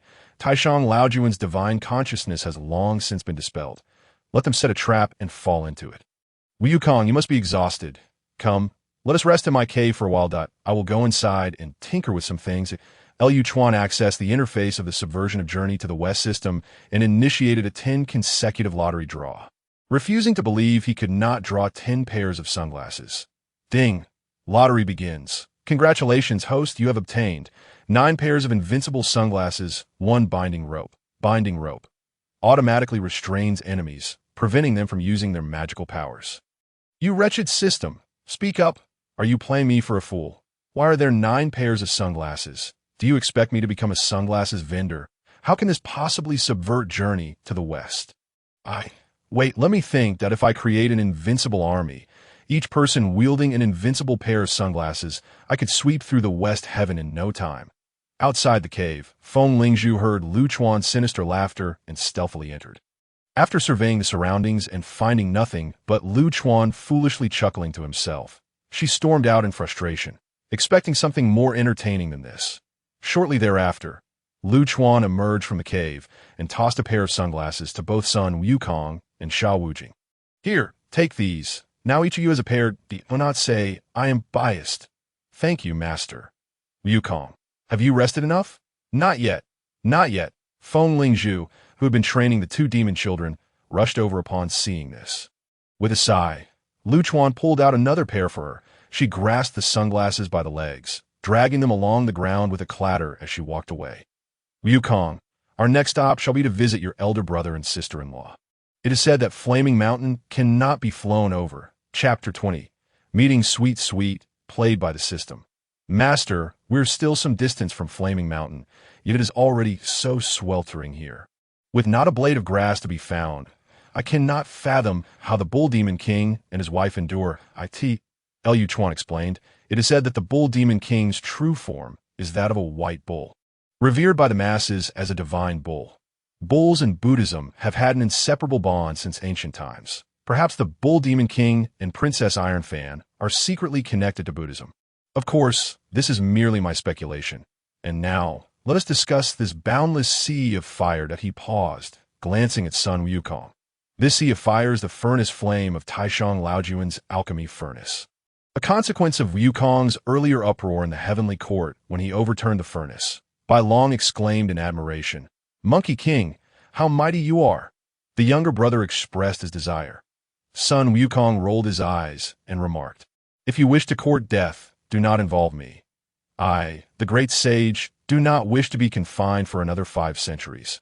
Master, if my sister-in-law does not lend it, I am aware that the Supreme Lord Lao Jun possesses another fan." Lu Chuan then interjected, "Do not venture there. This time, we can only pass with the Princess Iron Fan's banana fan. The fan in the hands of the Supreme Lord can only ignite flames, not extinguish them." The group descended into the boundless desert, where Wukong summoned the local land deity to inquire about the whereabouts of the Bull Demon King, and proceeded ahead. Meanwhile, Lu Chuan and the others prepared to test whether they could indeed fly across. "Master, we are ready, and the sunglasses are on," Wukong announced. "Very well. Should you find yourselves unable to endure, remember to use the sunglasses." After a stick of incense had burned, the group had yet to reach the center of Flame Mountain when the flames below suddenly surged. Lu Chuan and the others collectively activated their invincible sunglasses and hurriedly retreated, narrowly escaping with their lives. Wiping the sweat from his brow, Lu Chuan was relieved to see Sun Wukong return at that moment. "Master, why are you all drenched in sweat? You weren't planning to fly over, were you?" Wukong lamented. "I, the great sage, was driven out before I even entered." Alas! Lu Chuan furrowed his brow in thought and said, "Wukong, this may be what Patriarch Bodhi warned you about, the calamity of Een fire, a tribulation destined for you. Come, let us meet your brother and sister-in-law. If all else fails, I shall bleed profusely and gift each of them a magical artifact." Wukong too furrowed his brow, pondering whether overcoming this tribulation would grant him true immortality. "Master, this is it. I shall knock on the door." Sun Wukong knocked, and a torrent of curses erupted from within. "Dead monkey, if you dare return, I shall fan you into the flames and burn you alive. Return, my child." "What are you doing, you wretched bull? I refuse to lend it. If you dare to lend, I will divorce you." When silence fell from within, Lu Chuan called out, "Niu Shizhu, please open the door. I am Tang Sanzang, and it is better to speak face to face if you are still unwilling. This humble monk shall not press further." After a quarter of an hour, with a creak, the door opened a crack, and the Bull Demon King emerged. Sun Wukong immediately inquired, "Elder brother, will you truly not lend it to us?" "Brother, you know your sister-in-law's temperament. I am powerless to assist. I risk my life to come and see you to—" Lu Chuan chuckled to himself, thinking the couple was playing the roles of good cop and bad cop. "Niu Shizhu, is it true that the Iron Fan Princess is angry because of the Red Boy's journey to the South Sea?" The Bull Demon King snorted. "Need you even ask? Though I know she is mischievous. I did not expect her to go so in truth, I consented.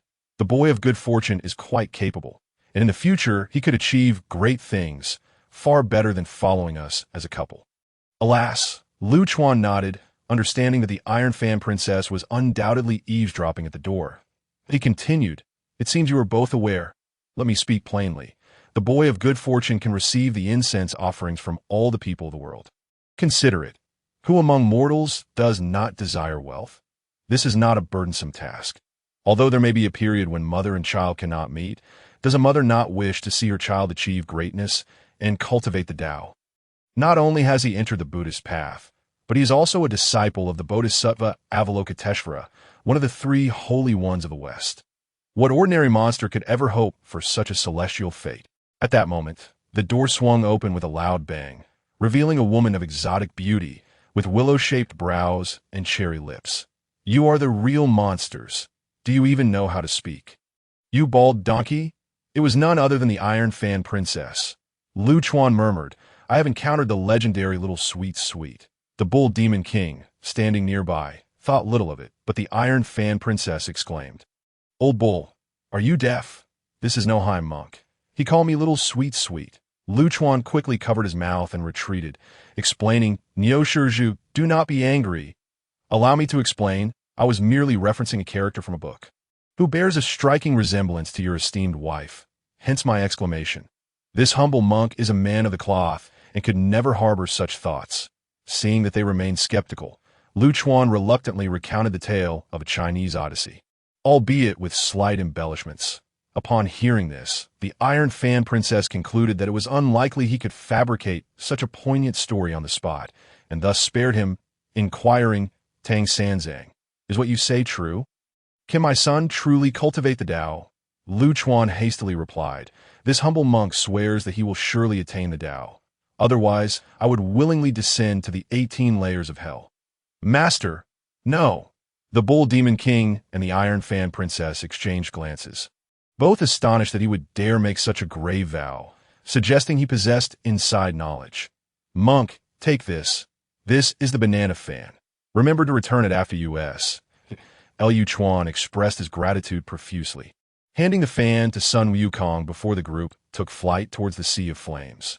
Along the way, he vowed once more that this couple would personally apologize to him, and that the grievances he had endured would be avenged after a century. Or, no, a millennium later would suffice. By the time he and the White Dragon arrived, Sun Wukong had already extinguished most of the flames, and just as the last flicker was snuffed out, ding, successful check-in at Flame Mountain. Reward, banana fan. 1 fan creates wind, 2 fans extinguish fire, 3 fans summon rain. Lu Chuan stared blankly at the now flame-free desert, suppressing his anger as he listened to the system's announcement. He promptly retrieved the banana fan rewarded by the system, waved it casually, and instantly summoned a tornado. The White Dragon, standing nearby, was left dumbfounded. Master, you have a banana fan? Lu Chuan mechanically turned his head and replied, I said I just crafted it. Do you believe me? What about you? Zhu Beiji, do you believe me? The White Dragon, Zhu Beiji, and Sha Wujing stared at Lu Chuan in disbelief. Sun Wukong returned, drenched in sweat from extinguishing the fires, and upon seeing the group standing in stupor, noticed that Lu Chuan also possessed a banana fan. Dog system, are you playing me for a fool? The items you previously bestowed were acceptable, but now all I receive are broken hairpins and frayed ropes. And now, after I extinguish the flames, you present me with a banana fan? How ridiculous! Ding! System has detected host's unwarranted insults. Reward retracted. The others watched in confusion as the banana fan suddenly vanished from Lu Chuan's grasp. Lu Chuan rubbed his hands together, awkwardly addressing his disciples. I merely performed a small trick to amuse you. Do you believe me? Zhu Beiji bellowed. I, old pig, am done. I'm returning to Gao Lao village. There's no need for such treatment. Chapter 21. Transformation into the second dimension. Mysterious divine water master. Why has the elder brother been gone for so long? Did he not procure a fan? Lu Chuan explained, Little White, Beiji, Wujing, listen to your master. The banana fan I just produced does not exist, alas. At that moment, Sun Wukong swooped overhead without pausing. After much haste, he finally caught up. Wukong, have you discovered any monsters? No, I merely wish to leave this sorrowful place. That Lu Chuan was speechless as the group soared towards the Golden Light Temple. Master, where's this so-called Sai country you mentioned? It is utterly desolate. Zhu Beiji complained. After flying for over 1,000 miles, they finally caught sight of a city in the distance. It was the Sai country. Lu Chuan halted his 4 disciples and declared, There lies the Golden Light Temple, where a 9-headed snake monster resides. Take the diamond cutter. the 5-fire 7-bird fan, and the Pangu banner. Wu Jing shall stay behind. The three of you may choose any of the items you wish to use. Be swift in your return. I've been feeling quite anxious lately, and we must act quickly. Sun Wukong and the others did not linger on the jokes any further and directly flew towards Sai country. Lu Chuan then summoned Shao Wujing into the infinite cave, where a sprout of new grass had appeared by the roadside. Where is Xiao Zhu? You two little rascals, are there no others here? Where has she gone? The twins, Kuei Mulang's children, remained silent and pointed to his cave. Liu Chuan allowed Shao Wujing to rest and entered the cave alone. Inside, it was dark and murky. He did not notice the figure hiding in the shadows. After searching for some time, he realized he had been wearing sunglasses the entire way. Upon removing them, he instantly noticed the figure. Who is there? How did you get in? Where is Xiao Zhu? The figure rushed into his embrace. A sweet voice calling out, Tang Sanzang, it's me. I think I've transformed. Lu Chuan looked down to see a kawaii girl gazing up at him, her devilishly alluring figure fully on display. Ba, what a sin. Quickly put on sunglasses and hide inside. Why are you not wearing any clothes? Although I am fond of No, even though there is no one else here, it is still improper. He tossed her a set of clothes and a colorful kasaya, sneaking another glance before pretending to put on his sunglasses as he exited the cave. Put on your clothes before coming out. Hey, did you two see that? The two brothers shook their heads in unison, while Lu Chuan narrowed his eyes and threatened her with a lengthy tirade. After a moment, Feng Lingzhu emerged from the cave, barefoot, her hair a deep green hue, her skin fair, adorned in Lu Chuan's clothing that flowed like a long gown, albeit draped awkwardly with a cassock.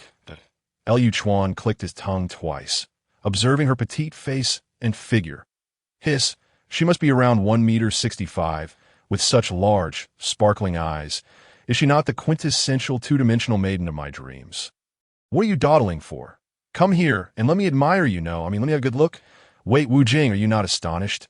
Sha Wu Jing chewed on some jerky, shaking his head, truly lacking in appreciation.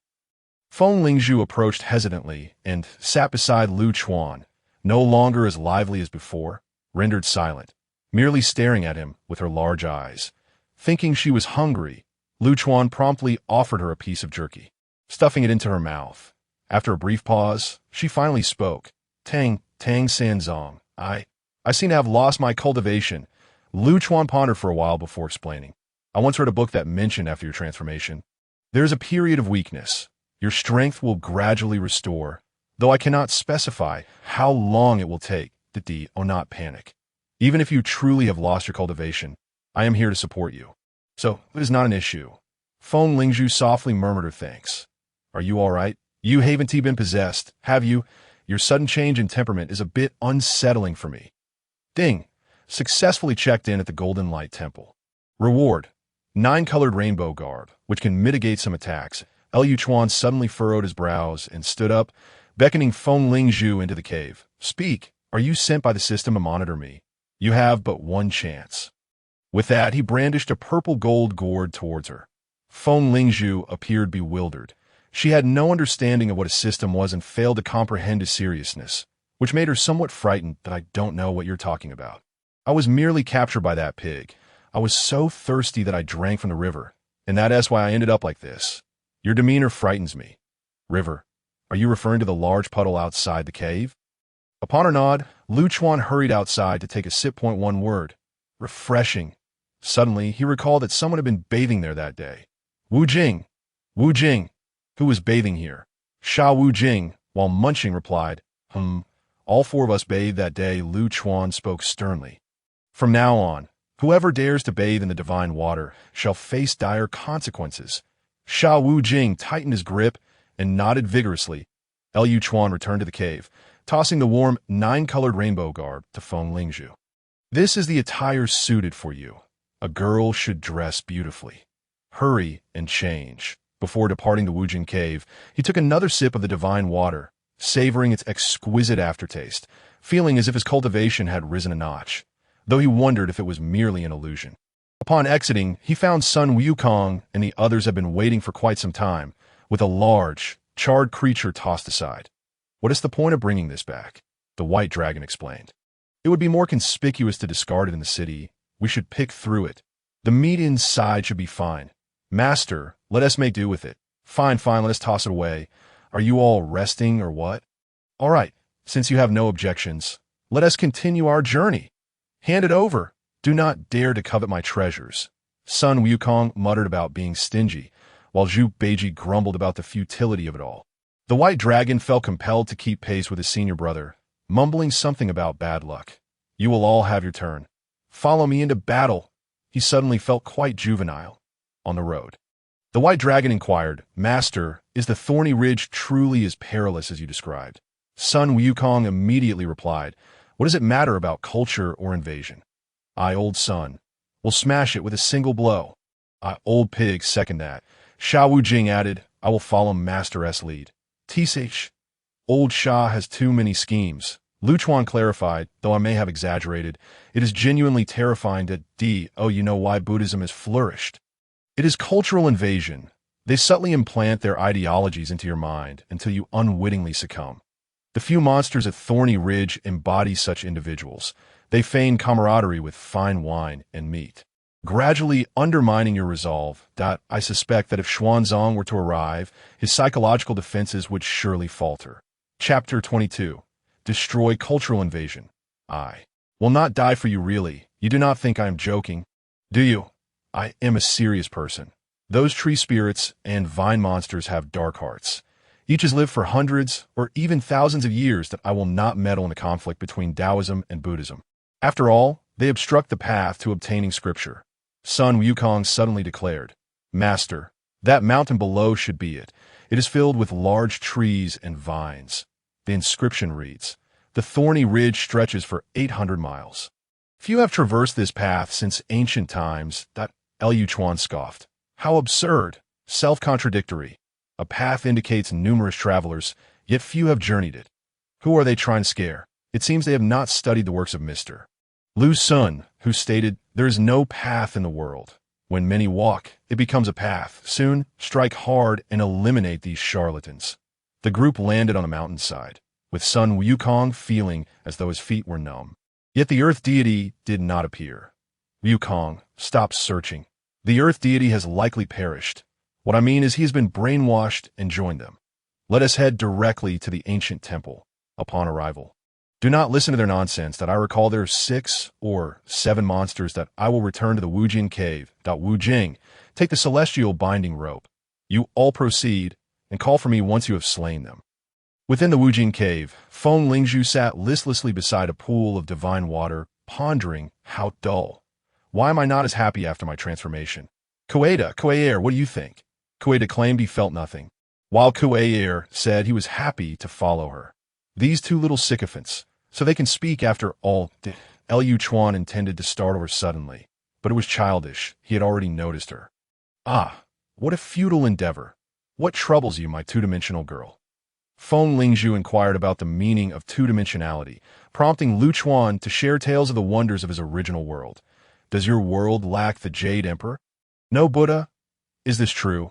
Lu Chuan smiled and nodded. It was the first time he had seen her so naive and unworldly, a blank slate, allowing her to remain by his side without presuming to impose upon her any esoteric teachings. I wonder if there will be another chance to return. I crave a Jianbing Wizzy Ding. Successfully checked in at Thorny Ridge. Reward: the Li Guang scissors, one of the 5 treasured Li Guang scissors belonging to Nuwa. Wukong and the others were indeed quick in their actions. Feng Lingzhu sighed. You have sent them to slay monsters again? Lu Chuan nodded. She remarked, but I'm also a monster. Lu Chuan gazed at her for a moment before stating, You are different. You are a spirit of heaven and earth, inherently untainted, while they are, for the most part, malevolent monsters that deserve elimination. And what of the other part? The other part has chosen the wrong side. It is their fate, and there is nothing to be done. Noticing her seemingly compassionate heart, Lu Chuan hastily added, You do not yet understand, but you must remember not to trust anyone indiscriminately. Some possess malice that you cannot fathom. And do not offer sympathy lightly.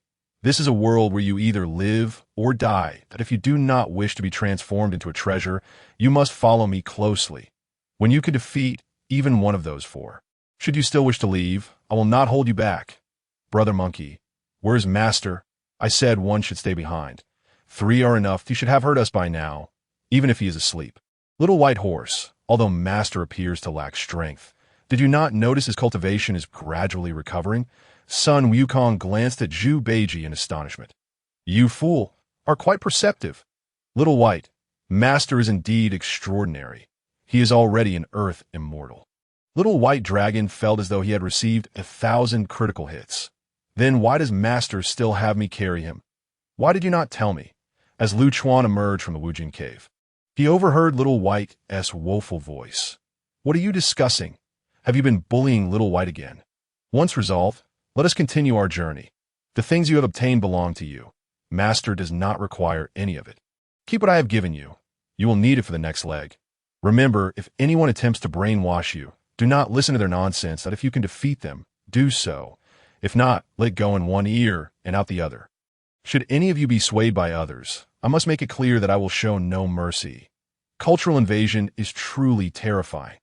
Far away, within the false thunder sound temple, the yellow brow king calculated with his fingers, his brows twitching, glancing at the celestial phenomena, sensing an auspicious sign. Strange, the true Buddha Mithra, having just emerged from the pass, hastily departed from the Thunder Sound Monastery. Leaving his whereabouts unknown, Lu Chuan and his companions had already caught sight of the Thunder Sound Monastery below. Master, is this genuine or not? Wukong, even your fiery eyes may not always be reliable, right? Indeed, it is a falsehood. Within resides the Yellow Brow King, a disciple of Mithra who has stealthily descended to the mortal realm, carrying a pouch of human souls. By the way, be wary of his golden clappers. They are quite formidable. Once ensnared, escape is impossible.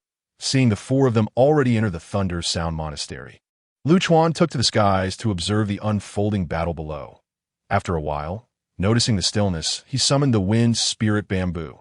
Upon her emergence, she was startled. You possess cultivation? Lu Chuan nodded and replied, let me show you the heart of humanity. The Wind Spirit Bamboo scrutinized everything within the monastery. Suddenly, a beam of golden light pierced the heavens. It was Sun Wukong's golden staff, which shattered the Ade of the False Thunder Sound Monastery. The fake monks scattered in all directions, and a corpulent old monk, on the verge of being crushed by the golden staff, was unexpectedly pushed aside by a small monk. The small monk was crushed, revealing its true form as a rat spirit. The Wind Spirit Bamboo sighed. Look, though they are demons, they will selflessly save their Lu Chuan sighed in response. You have not seen clearly. It was the old monk who bound the small monk, using the backward force of a kick to escape a calamity. Yet, he is still destined to perish. Put on the sunglasses I gave you. The Wind Spirit Bamboo retrieved the jingling sunglasses she had dragged along the ground. And indeed, the small monk had a thread as fine as a cicada's wing around its waist. Why? Why is this so? They are the same kind. Lu Chuan chuckled lightly. Don't speak of kin. Sometimes, even between family, one may disregard the other's life. So, if I encounter danger in the future, will you act similarly? Lu Chuan pondered and said, I will save you, but I will not die in your stead. Our relationship still? Understood. The Wind Spirit Bamboo nodded in disappointment. Successfully checked in at the Little Western Heaven. Reward. God-slaying spear damaged. The stem of the Chaos Blue Lotus merges with the malignant energy of heaven and earth to transform into a God-slaying spear, capable of injuring saints. Currently, a congenital spiritual treasure that I wish to return. I do not wish to watch anymore. In response to the Wind Spirit Bamboo's request, Lu Chuan withdrew her back to the Infinite Cave Mansion, as he did not wish to expedite her growth through such means. Alas, this was not Earth. This was a world of chaos and conflict. Chapter 23. The Golden Phoenix Hairpin is given, yet the check-in fails? Great sage, hold your actions. Just as Lu Chuan sat alone observing the battle, a voice suddenly echoed from the sky. Upon closer inspection, a figure plump and jovial floated toward them, his belly round as a ball. Is this the Buddha Mithra? With this thought, he quickly concealed himself. He could not afford to offend such a figure of the Buddha. Sun Wukong and his companions immediately halted and saluted. We pay our respects to Buddha Mithra. The Buddha smiled but said nothing, merely gazing at the treasures in their hands. the white dragon hurriedly signaled, and the four stowed away the treasures given by Lu Chuan. Sun Wukong inquired, Buddha Mithriya, why did you call out to me just now? This monster is utterly despicable for having created a false thunder sound monastery to deceive. It deserves death. Mithriya responded, he is but a disciple of mine who took the opportunity to descend to the mortal realm while I was away. His crimes do not warrant death. Great sage, would you grant me this favor? Besides, I have seen it. He is barely clinging to life. The white dragon scanned for Lu Chuan's presence. Upon spotting him, he intended to ask what to do. But Lu Chuan quickly gestured for silence to be by the way. Where is your master? The white dragon, fearing Zhu Beiji's loose tongue, quickly replied, my master is resting safely at a distance. Have no worries. Buddha Mithriya cast a cheerful glance at the four, nodded, and reached out to reclaim the golden symbols, the human pouch, and the chime hammer. Your treasures are not lacking either. Do you still wish to covet mine? You truly. Child, stop pretending to be dead and come forth. After sending away Buddha Mithriya, Zhu Beiji complained, after all the effort to acquire these treasures, they are barely warm, alas. Sha Wujing bluntly remarked, brother, why did you not speak a word while the Buddha was present? The white dragon scoffed and hurried toward Lu Chuan. Master, it was all in vain that Lu Chuan sighed, realizing he was a step too slow. Had he acted swiftly, he could have secured more treasures. Forget it. We cannot provoke these divine beings now. Did you not notice that I dared not reveal myself earlier? However, I sense that Mithriya is aware of my concealment. Let us move on. I do not wish to dwell on this. We shall continue our journey westward, above Chiju Mountain. Master, you truly show favoritism. That is the god-slaying spear, a weapon of saints, and you just give it to the white dragon. I, old pig, have grown weary of my nine-toothed rake. Could you not bestow upon me a suitable weapon? Lu Chuan still sat upon the back of the white dragon's true form. Though he had attained the cultivation of an earth immortal, he lacked an appropriate cultivation method and could not directly reveal his ineptitude. Thus, he relied on the white dragon. Beijing, next time I promise to get you one. You see, White's weapon is merely a broken sword. It nearly snapped just now. Yes, and master, can I allow my disciple to go without a treasure? Zhu Beiji sulked. This weapon sounds illustrious, a treasure of the Lingxiao treasure hall, but in truth, it is merely a ceremonial item. I feel it is not as formidable as Wu Jing's demon-subduing staff. That Lu Chuan looked at him in astonishment. Beiji, I did not expect you to possess such self-awareness. The IT is indeed not bad, crafted personally by Taishang Laojun. How could an ordinary person easily obtain it? All right, I assure you, I will procure you a weapon that is both suitable and powerful. Sun Wukong interrupted. Master, we have arrived. Below lies Chiju Mountain. I have searched for a long time and have not detected anything unusual. Lu Chuan signaled for the group to descend. Upon landing, he remarked, the red-scaled giant python lies hidden within this mountain. Wukong, take the white dragon and search carefully. I am hungry and desire snake meat. However, that giant python does not speak. Once found, do not waste breath. Simply slay it and bring it back for roasting.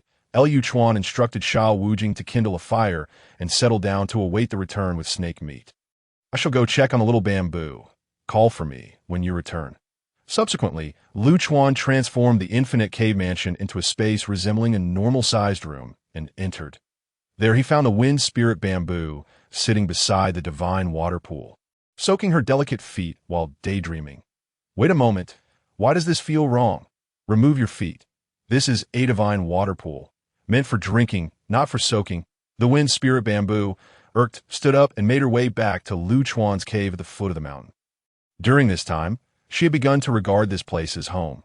The cave was tidy, furnished with a set of bamboo furniture, all thanks to the efforts of Kuei Mulang's two children. Why have you come in? Lu Chuan sat beside the bamboo bed, gently ruffling her hair as he said, there are good and bad among humans, and demons too have their virtues and vices. Your compassionate heart may lead to difficulties in the world. The wind spirit bamboo brushed aside his hand. I will experience it for myself. That small monk was so pitiable. You are not exactly saints either. Lu Chuan sighed, pondering that this little demon, still newly transformed, was unaware of the treachery that festered in the hearts of demons. He rather liked the wind spirit bamboo. She was as pure as a blank canvas. He had intended to keep her by his side as a younger sister. Yet alas, very well, but I previously mentioned, let it go. I do not expect you to defeat any of the four just yet. You are still young, and that is unrealistic. As long as you can withstand their attacks for the duration of a jaw stick, I will allow you to venture out.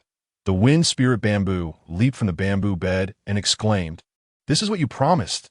As soon as she finished speaking, her momentum waned significantly, and she meekly added, "Could you teach me a cultivation method?" I know nothing." Lu Chuan produced the golden phoenix hairpin he had acquired earlier. "For the moment, I cannot teach you the cultivation method. Instead, I will gift you this small trinket. If you wish to learn from any of the four, I can ask them to instruct you." The wind spirit bamboo accepted the hairpin and immediately inserted it into her hair to her surprise. The red hair complemented the ancient jade pin quite beautifully. "I want to learn from Sun Wukong. He is the most powerful." "Very well, I will ask Wukong later that if he is unwilling, there is little I can do. This hairpin is a weapon, so use it with caution." As Lu Chuan emerged from the infinite cave mansion, he was met with an enticing aroma of meat. Turning around, he was startled to see the massive head of a python facing him. Just as he sat down and accepted the snake meat skewers handed over by the white dragon, he wondered, wait, the python is dead. Yet why did the system not notify me of successful check-in? System, stop pretending to be dead. Speak. After several inquiries, the system remained unresponsive at Lu Chuan and asked, "Wukong, are you certain this mountain only has this one giant python?" Sun Wukong nodded and inquired what was the matter. Lu Chuan remained silent, pondering that perhaps this python was not a demon arranged by the Buddhist sect, hence the failure to register. Not even a hint provided. Without a successful registration, even the taste of the snake meat had lost its allure. That aren't you all tired? After extinguishing the fire, let us hasten to the next destination, for I must validate a conjecture that dwells in my heart. Chapter 24. I wish to wander the world with you. To gather another general, the Shiji Cave on Jieyin Mountain, a woman of delicate beauty, clad in garments woven from colorful clouds, sat at a stone table. Frowning as she sipped tea alone, a burly man with a lion's head approached, sitting beside her without daring to disturb her. "Madam, I am grateful for your companionship over these 3 years, as the 3-year period swiftly approaches its end. I believe it is time for me to depart." The woman gazed at the golden-haired hound with a complex expression, tinged with a hint of reluctance. "Today, I shall share some heartfelt words with you. Many years ago, as I traversed the land of Zhuzi with the Bodhisattva Guanyin, it was then that you first met the crown prince, who had a penchant for slaughtering demons. You were, in fact, the calamity the Bodhisattva had laid in his path." The woman was momentarily taken aback and quickly retorted, "I do not believe it. I do not believe it." The golden-haired hound instantly revealed his true form, and despite the risk of punishment from Guanyin upon returning, he conjured the scene from that time to show her. "Master, why do we not procure the necessary documentation from Zhuzi?" Lu Chuan scoffed, saying, "That king is utterly useless as a man of normal disposition. I ask you, Zhu Beiji, would you ever relinquish your wife to another?" Zhu Beiji exclaimed, "I, old pig, would never do such a thing. Whoever dares to take my wife shall face my wrath." Lu Chuan nodded approvingly. Indeed, a good pig. This king, however, cast aside his own wife out of fear. As soon as he finished speaking, they heard Sun Wukong and Shao by cursing, with even Shao Wujing decrying that the king was unworthy of being human. By the way, I almost forgot to mention that golden-haired hound in Shiji Cave is Guanyin steed. Spare his life, but beware of that purple gold bell, forged by the supreme Lord Laozi. Thank you, my king, for treating me with respect for 3 years and for taking me to the palace. You truly wish to return and face the punishment of the Bodhisattva Guanyin? The golden-haired hound sighed. You are but a mortal, so you cannot comprehend that I was once forsaken by Taoism and given away as a steed. If I were to defect to Buddhism today, Taoism would neither dare to take me in nor offend Buddhism by doing so." The golden saint princess removed the colorful cloud garment bestowed upon her by the true man of purple yang, saying, "Do you wish to accompany me? I have fulfilled my heart's desire, leaving a letter for the king. If you do not mind my faded beauty, I wish to wander the world with you." The golden-haired hound stood up abruptly and grasped her wrist, eagerly asking, "Madam, are you speaking from the heart?" At this moment, Lu Chuan and his companions had arrived at the entrance of Xieji Cave. We three shall go. Lao Sha, protect the master. Wukong, if you find yourselves unable to fight, remember to wear the sunglasses I provided. If you cannot seize the purple gold bell, it is of no consequence. After issuing these instructions, Sun Wukong and the others stealthily entered the cave. Sha Wujing took Lu Chuan to a high vantage point, where the master and disciple prepared to roast more snake meat. Just as they got the fire going, Lu Chuan was busy trimming the meat with the Li Guang scissors. Surprisingly, although it was a defective product once used by Nuwa, with a slight infusion of spiritual power, it proved to be remarkably sharp. Success. Registration at Qilin Mountain complete. Reward. 1 fallen saint pill that Lu Chuan hurriedly checked, wondering why no magical treasures were bestowed. Moreover, he had just settled down. The meat not yet roasted, so the golden-haired hound could not possibly be so easily defeated. The fallen saint pill, an exceptional treasure of the heavenly Tao, akin to the Towning Coffin and Six-Soul Banner, formed from the essence, spirit, and energy of the 3,000 great Tao's demonic beings after their demise. There are 3 in total, which harm the primordial spirit of heavenly Tao saints. Remarkable. Just then, Sha Wujing returned with firewood. Master, what is so remarkable? Lu Chuan waved his hand dismissively, then noticed several figures approaching from the horizon. Xiao Bailong alighted cheerfully, saying, Master, I have not failed in my mission. Lu Chuan quietly asked Xiao Bai, is this fair-faced young man the golden-haired hound? As he surrendered, before Xiao Bai could respond, the golden-haired hound and the golden saint princess both bowed and greeted, we pay our respects to the holy monk. While Lu Chuan marveled at the beauty, he made no pretense and invited everyone to sit on the ground. This golden-scaled python is exceptionally delicious. You are in for a treat, since you have surrendered. You shall enter my fold, and I assure you that you will not be treated poorly. This must be the golden saint princess, correct? Wukong, why did you not return her home, instead bringing her here? Xiao Bai awkwardly replied, Master, we did not engage in battle. They are now a couple. Zhu Beiji exclaimed as he took a piece of snake meat. Nodding in approval, Lu Chuan found it hard to believe, saying, this defies logic. May I ask, were you not celibate for 3 years? How then did you surrender? The golden saint princess's face flushed with embarrassment as she glanced at the golden-haired hound, saying, Holy monk, you may not know, but he treated me exceedingly well. Initially, he did force me, but after that, he never did again, did I? Lu Chuan waved his hand, saying, forget it, I understand to some extent. That king indeed cast you aside. But I never anticipated that you two would end up together. Oh, you not fear Guanyin. The golden-haired hound looked incredulously at Lu Chuan, who was heartily enjoying the food, stammering, we shall take it one step at a time. I wish to bring her into cultivation, hoping for longevity. Lu Chuan set down the skewer and spoke earnestly. Do you wish to join my fold? Rest assured, I am no adherent of Buddhism, but I cannot disclose more at present. Before the golden-haired hound could reply, the golden saint princess immediately declared, I am willing. Can you make that decision? Yes. Seeing the golden-haired hound nod, Lu Chuan generously produced 2 pairs of invincible sunglasses and the Mahayana Buddhist scriptures as a welcoming gift. Master, you are indeed generous. Eat your food, pig brother, Xiao Bai chuckled. Lu Chuan explained, these are called sunglasses. Wearing them allows one to ignore any harm for the duration of an incense stick's burn. Ample time to preserve your lives. As for the Mahayana scriptures, consider them a communication tool for our sect. The golden-haired hound stood up and invited Xiao Bai to attack him. The two engaged in a growing distance of combat until they disappeared into the horizon. Lu Chuan then asked, do you truly wish to be united with him? The golden saint princess nodded, saying, indeed, he is sincere towards me. I have also come to understand why he is here. My heart has already warmed over these 3 years. We plan to wander the world, wherever our journey takes us. However, you're not Tang Sung, are you? Lu Chuan did not respond, but Zhu Beiji remarked, the more one knows, the easier it is to die.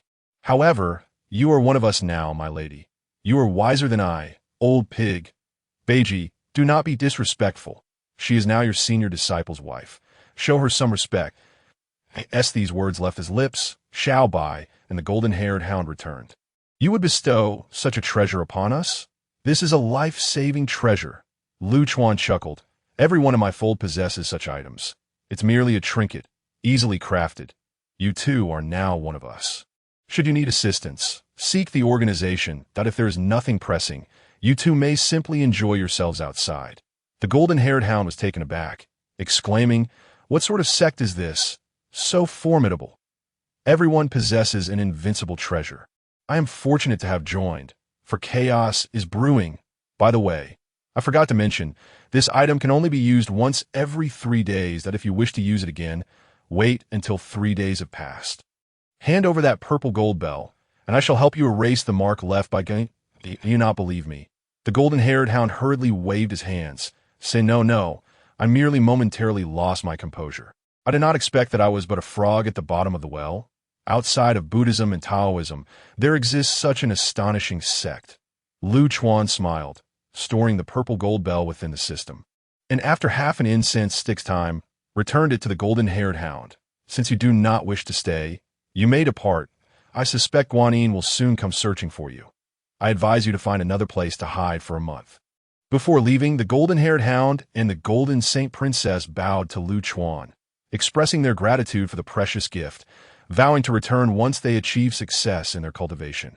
"Master, that bell," Zhu Beiji interjected. "That does not belong to you, just as Gao Tsulan does not belong to you, ha ha ha. Xiao Bailong, I, old pig, shall not share the same sky with you." Chapter 25. The First Cultivation Method. Lu Chuan instructed the golden saint princess to discard the colorful cloud garment given by the true man of purple yang. After watching the golden-haired hound and the princess depart, they were now nearing the entrance of the Pan Sea Cave. "Beiji, do you remember what I just said? Those spider spirits are quite repulsive. That in the future, I shall find you a suitable match. Do not falter." Seeing them eye him, as though he were a lecher, Zhu Beiji replied indignantly, "Master, although I, old pig, wish to marry, I assure you that not just any demon or ghost will catch my eye, that I promise to remain vigilant and will strike them down at once." Xiao Bailong and son Wukong snickered and fell silent. "Wu Jing, do you wish to join us? Must you always guard me? Is that why you seem displeased?" "No, I merely wish to contribute, as it seems I'm always the one alongside my master reaping the rewards." Lu Chuan chuckled and said, "Then you should go as well. Pay no heed to what Wukong and the others say. As for me, I shall enter the endless cave. It is not easy for ordinary folk to find me. Thus I am quite safe. Here, take this golden diamond. It has already been refined by me. You may use it." Watching Lu Chuan enter the endless cave, Sun Wukong and the others felt reassured and went off in search of the spider demon. In just over a month, their master-disciple relationship with Lu Chuan seemed to have deepened remarkably. Inside the endless cave, Feng Lingzhu was once again soaking her feet in the divine water pool. "Are you meddling with my divine water again? Remove your feet at once." Feng Lingzhu wrinkled her delicate nose and let out a soft hum. "What do you want now? Here to lecture me again?" "Zhunti, listen. I am focused on my cultivation." Seeing that she refused to listen, Lu Chuan shrugged it off and sat beside her, gently stroking her crimson hair. "Let me teach you a spell for escape first. Ahem, my powers haven tea fully recovered, and I've forgotten it that I'll have Wukong teach you later." Feng Lingzhu cast a disdainful glance at Lu Chuan. "Fine, I shall learn." Lu Chuan brought his index and middle fingers together and pointed them at her brow, instantly transmitting the technique for the 10,000 li swift movement. After a moment, she slowly opened her eyes, gazing at Lu Chuan with a complex expression. "You actually passed on such profound magic to me. Why not treat me like the other demons? Am I not also a demon in your eyes? Do you intend to raise me only to consume me later?" Lu Chuan burst into laughter. "What are you thinking? This is merely a small spell for escaping. When I come across an attack spell suitable for you, I will teach it to you. And besides, didn't I mention that you align with my aesthetic? And you are rather innocent. How could you possibly be compared to those heartless demons?"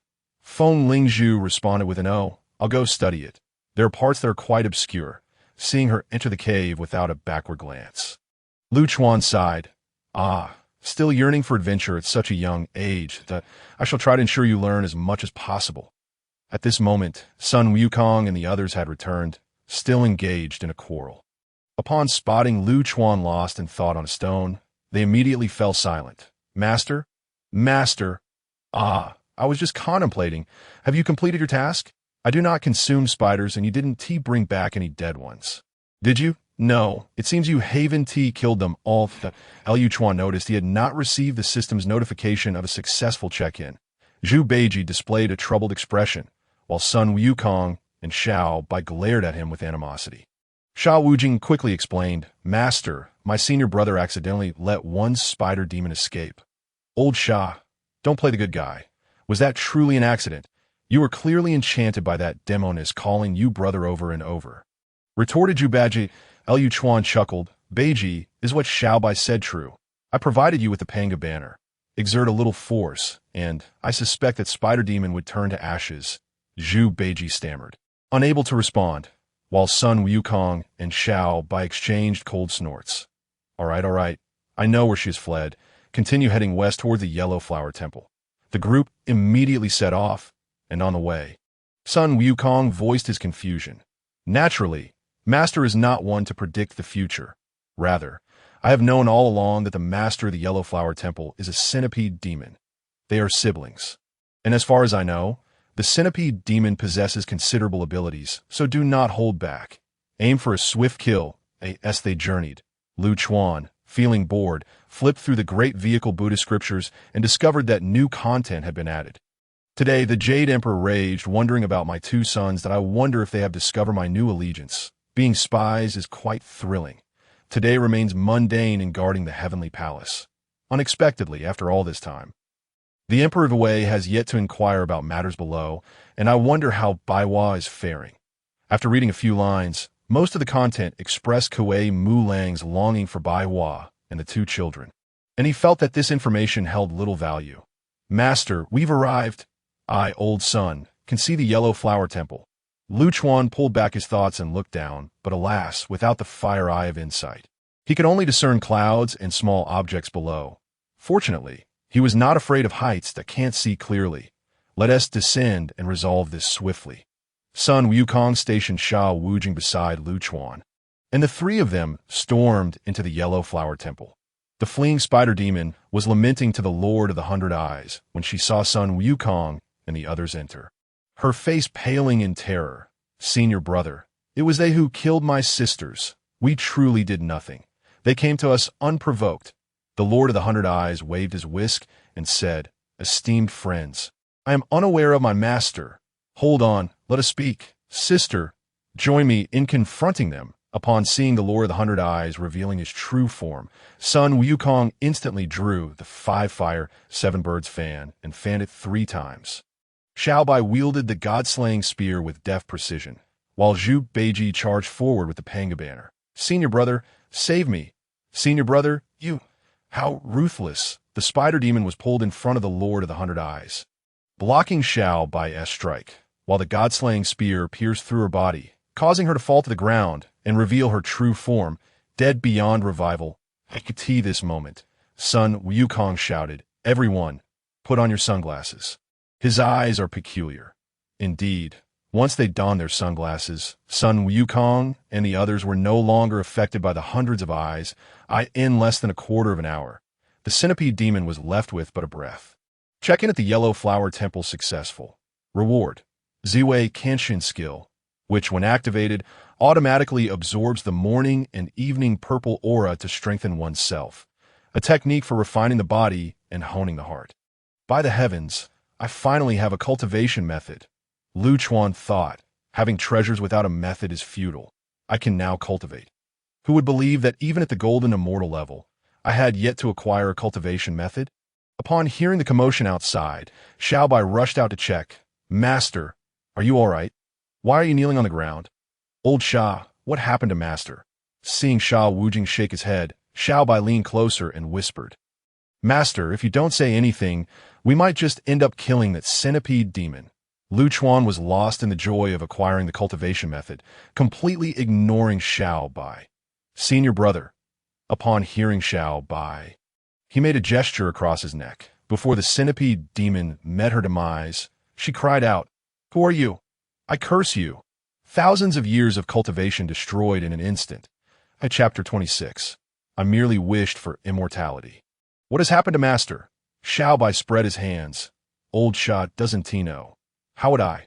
Senior brother, it seems Master muttered something about a cultivation method, quite excitedly, and has remained like this for nearly 20 breaths. Xiao Wujing explained. Zhu Beiji squatted in front of Lu Chuan, waving his hand. At this moment, Lu Chuan's consciousness was fully immersed in the Ziwei Kanshin skill. Fool, step aside, don't stand in front of Master. I fear you might not withstand this kneeling. Upon hearing Sun Wukong's reminder, Zhu Beiji wisely stepped aside. After waiting for a short while, and seeing that Lu Chuan had yet to awaken, they carefully combined their efforts to lift him into the Yellow Flower Temple. Since Zhu Beiji had allowed the spider demon to escape earlier, the task of clearing the courtyard of the two demon corpses fell to him. You lot are bullying me, old pig. Old Sha, you are the best. I am deeply moved. That old Sha, just let him be. If he enjoys working, let him work that. We'll keep watch over Master, Xiaobai said as he promptly closed the door. At this hour, the evening light streamed into the Yellow Flower Temple, illuminating Lu Chuan's body. Xiaobai and Sun Wukong exchanged glances but said nothing. That Liu Chuan was absorbed in the elation of acquiring the cultivation method. Feeling his physical body gradually strengthen, as if he possessed the primal power of the wilderness, time passed, and the sky darkened. The temple was lit with oil lamps.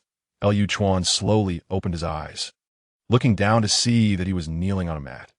When he raised his gaze, he noticed that he seemed to be facing one of the three pure ones. Who is this? How can I kneel before them? He stood up and stretched his body, the sound of cracking bones echoing as he felt invigorated, as though he could knock out a pig with a single punch. Zhu Beiji happened to arrive and overheard. Master, am I so unappreciated? Lu Chuan turned and smiled. Beiji, I was not referring to you. It was a slip of the tongue, ha. Where are Wukong and the others? In the courtyard, roasting meat. Xiaobai and old Sha went out to hunt for some game, and didn't even wait for Master to join you. Before Lu Chuan could finish, he dashed into the courtyard, joining the feast of meat. After everyone had eaten and drunk to their fill, Lu Chuan tested his own strength against Sun Wukong, who gradually increased his power until he finally struck a painful blow. That's enough, Wukong. How much strength is that? Sun Wukong cleared his throat and replied, not even half. Lu Chuan awkwardly urged everyone to rest for the night, planning to set off again the next morning, and entered the endless cave. Xiaobai and the others dared not laugh loudly, and once Lu Chuan left, they secretly laughed for quite some time. The next morning, having absorbed the morning's purple aura, Lu Chuan stretched and prepared to depart once more. Please analyze for me. Which of the following is easier to provoke? Manju Shri Bodhisattva, Samantabhadra Bodhisattva, or the Peacock King Bodhisattva? The little white dragon felt a shiver run down his spine, secretly thinking that his master had gone mad, while Xiao Wujing remained expressionless. Zhu Beiji shrank his head, too intimidated to respond. Sun Wukong scratched his head and asked, Master, are you intending to wage war against the Spirit Mountain? Lu Chuan clarified, no. The place we are heading to is called Shirtua Cave, which is home to three formidable demons. One is a green-haired lion monster, another is an old yellow-toothed elephant, and the last is the golden-winged great Pangu. The lion is the steed of Manjushri Bodhisattva, the old elephant belongs to Samantabhadra, and the great Pangu commands respect even from the Tathagata present. I am at a loss regarding how to deal with them, and it troubles me greatly. Zhu Beiji gasped, Master, why don't we just bypass them? For what you've said, it seems we can't afford to provoke any of them. The little white dragon concurred. This time, I stand with Zhu Beiji. If we attract the attention of the three great bodhisattvas, I fear for your safety. Master, Sun Wukong, and Xiao Wujing exchanged grave looks, but remained silent. Liu Chuan pondered for a moment and said, let's set this matter aside for now. There is one more thing. On our way to Shirtua Ridge, we may encounter another Wukong. Sun Wukong was taken aback. Master, what do you mean by another me? He is identical to you, that if you both stand side by side, I might struggle to tell you apart. The Tathagata can distinguish between the two of you, but I suspect he was sent by the Tathagata to usurp your place. His name is Lu Ermi Ho, and he possesses the same mastery over transformation, the golden rod, and the somersault cloud as you do. Upon hearing Lu Chuan's words, Sun Wukong felt a surge of anxiety. He was the one and only in the world and absolutely did not wish to be replaced by anyone. Little did he expect that after being suppressed by the Tathagata for 500 years and agreeing to protect Tang Sanzang on his journey to the west, there were still those who sought his life. Wukong, what do you think? Should we eliminate him or simply bypass him? Noticing the silence, the little white dragon answered, Master, in that case, I believe we should eliminate that false brother. If he manages to infiltrate, you may not be able to distinguish between the two, and should it escalate to the Tathagata, I genuinely fear for your safety. Liu Chuan looked at the little white dragon with surprise. Little Bai, I didn't expect you to be the most astute among us. What I know is merely speculation, but in the future I have glimpsed the Tathagata indeed killed one, though no one knows whether it was Wukong or Lu Er. Master, indeed Wukong, I seem to have gained a slight insight into the future. If it truly is Tang Sanzang accompanying you, the one who may perish in the west could be you, or perhaps not. I respect your opinion on this matter. Son, Wukong muttered, all I desire is immortality, to allow my kin to live a little longer. Why is it so difficult? They keep plotting against me. With a resolute gaze, he declared, let us slay him. Lu Chuan nodded, very well. We shall proceed slowly to Shirta Ridge and lure Lu Er Miho out. Lil Bai, Beiji Wujing, what are your thoughts? Time seemed to freeze for 3 breaths. Before the trio spoke in unison, let us slay him. Thus the 5 of them finally appeared united in purpose. All right, let us devise a strategy. Here's my plan. At this moment, Guanyin unknowingly passed by Jieyin Mountain, observing for a while before calculating that the golden-haired hound was not within the Shiji cave. Subsequently, she transformed into a figure and entered Jieyin Mountain. After a stick of incense, Guanyin, her face ashen, used secret words to summon Wu Chao Dao Run. Miao Shan, what urgent matter necessitates a meeting? Did I not say that now is not the time? Lu Ya, weary from travel, replied, Brother Ya, your adopted son possesses remarkable skills, even managing to abduct my steed, and I cannot even ascertain the whereabouts of the Zijin Bell now. Is that so? Are you certain it was the doing of my adopted son? Guanyin snorted coldly. If not him, then who? He has consistently thwarted my plans. If the Tathagata inquires, how shall I respond? Does this not put me in a difficult position? Lu Ya sighed, since there is no evidence to substantiate your claims. I suggest you feign ignorance. Moreover, he was originally one of the 7 celestial attendants. You were of the same generation. Suddenly becoming your steed, alas, I cannot comment. Since he has managed to leave unnoticed, I believe you should let him be. But, Chapter 27, The Fall of Lu Er. She must depart. Liu Chuan and his companions leisurely traversed the mountains towards the Shirtawa kingdom, with the little white dragon transforming into a white horse. However, at this point, Lu Chuan felt robust and well-nourished, no longer requiring the little white dragon's assistance. This mountain was opened by me, this tree was planted by me. If one wishes to, shut your mouth. You can't even articulate properly. Are you attempting to rob us? Lu Chuan sighed, realizing that the bandit leader was indeed a nuisance. Ever since he cultivated the Ziwei Shunshang technique, his senses had become particularly acute, and he could distinctly smell the bloodlust emanating from these bandits. Not engage. Watch as I demonstrate. Lu Chuan activated the long-distance swift movement technique, brandishing the Li Guang scissors as he charged into the crowd. The bandits, upon seeing Wukong and Beiji, seemed unafraid, and upon noticing the monk rushing towards them, they all brandished their knives in response, as a good citizen who had received 9 years of compulsory education. Lu Chuan, though an orphan, had never committed an act against his conscience. Arriving in the journey to the West World, it was his first time killing, thus marking a breaking point in his mental state. With the Li Guang scissors skillfully wielded, a green light darted through the bandits, and within 3 breaths, they all lay slain in pools of blood. I can now be considered a protector of the people. I finally understand why those heroes in martial arts novels laugh so heartily. Eliminating threats is indeed exhilarating. The little white dragon stumbled slightly and exclaimed, Master is truly formidable. This is my first time witnessing your prowess. It's precise and ruthless. I had always thought of you as kind-hearted. Sun Wukong produced the 5-fire 7-birds fan, and with a flick, dozens of bandits were reduced to ashes, carried away by the wind. Not far away, a tree on the hillside seemed to shudder involuntarily. Sun Wukong discreetly signaled to the little white dragon and Zhu Beiji, and the group ambled over to the hillside. Attack! None of them used their signature weapons, instead wielding the ones Lu Chuan had provided, and they surged forward, watching as the tree instantly turned to dust. Wait, dust doesn't glow. Lu Ermiho could not have imagined that he would be captured before he even had a chance to strike. And in such a severely injured state, spare me, spare me. Before them materialized a figure resembling a monkey with a fierce face, golden hair, clad in a coarse robe, a tiger skin belt around his waist, wielding a golden iron rod, and wearing a pair of deerskin boots, all strikingly similar to Sun Wukong. Sun Wukong gasped in shock, inwardly marveling at Lu Chuan's cunning. It was indeed possible for someone to impersonate him, complete with the golden circlet and iron rod. Seeing Sun Wukong preparing to fan him into flames, Lu Ermiho was terrified and begged for mercy. Bind him with the Vajrazwa. I will confine him within the infinite cave and discuss the rest later.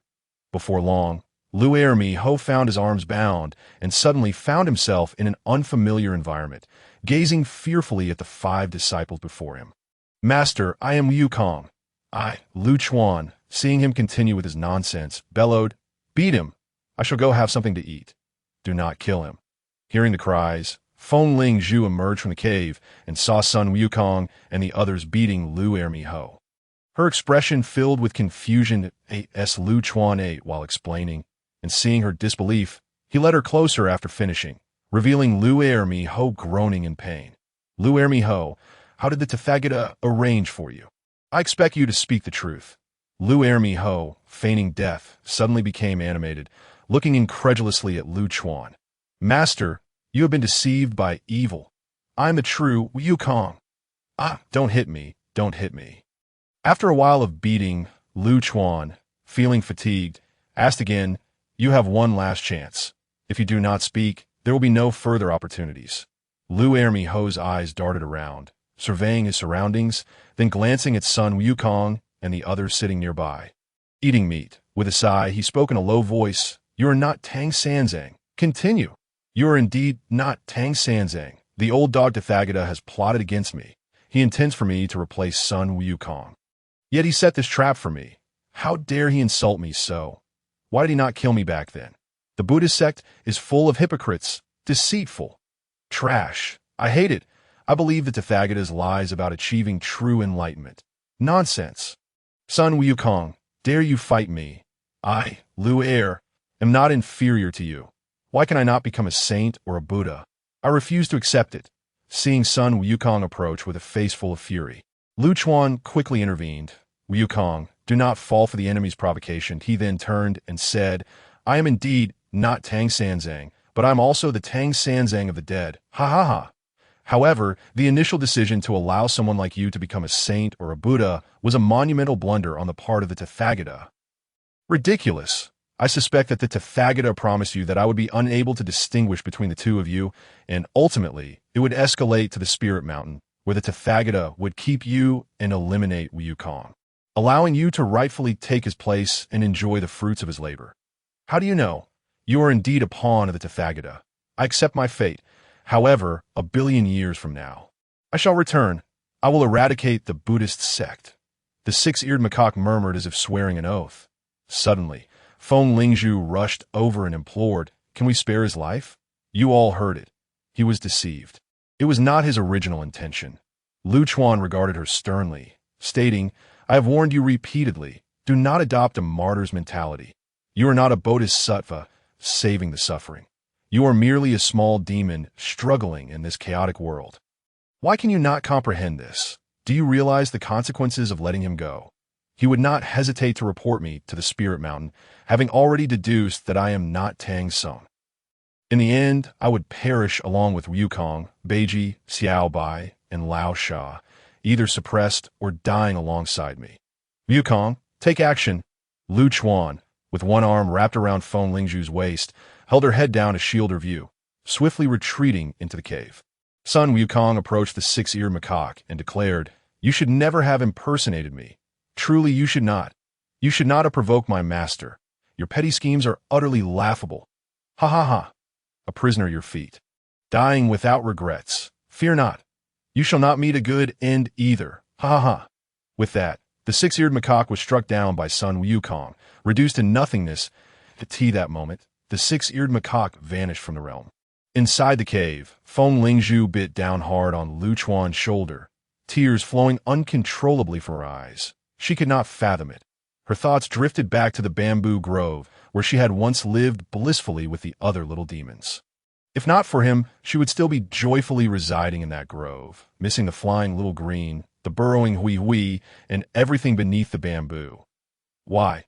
He clearly pleaded for mercy. You are the villain. Sighing, she thought. Fine, bite me. If you can point one day, you will understand. Struggling from Lu Chuan's embrace with red-rimmed eyes, she said, I wish to cultivate. You said that as long as I defeat one, I can leave. With that, she dashed out of the cave.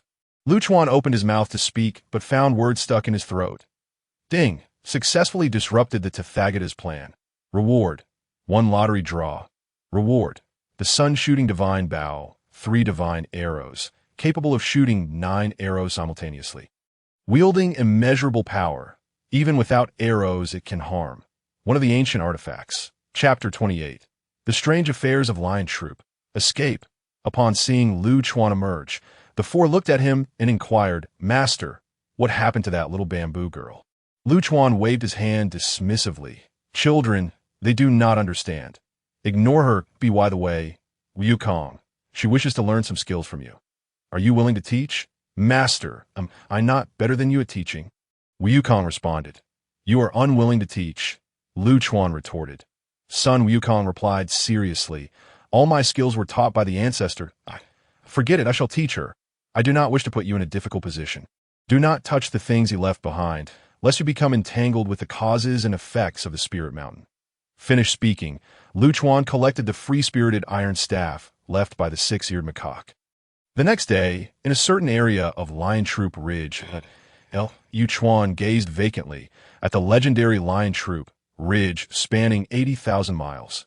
After arriving, he first instructed Sun Wukong to find the local land deity, then went around Lion Troop Cave, only to find it already deserted.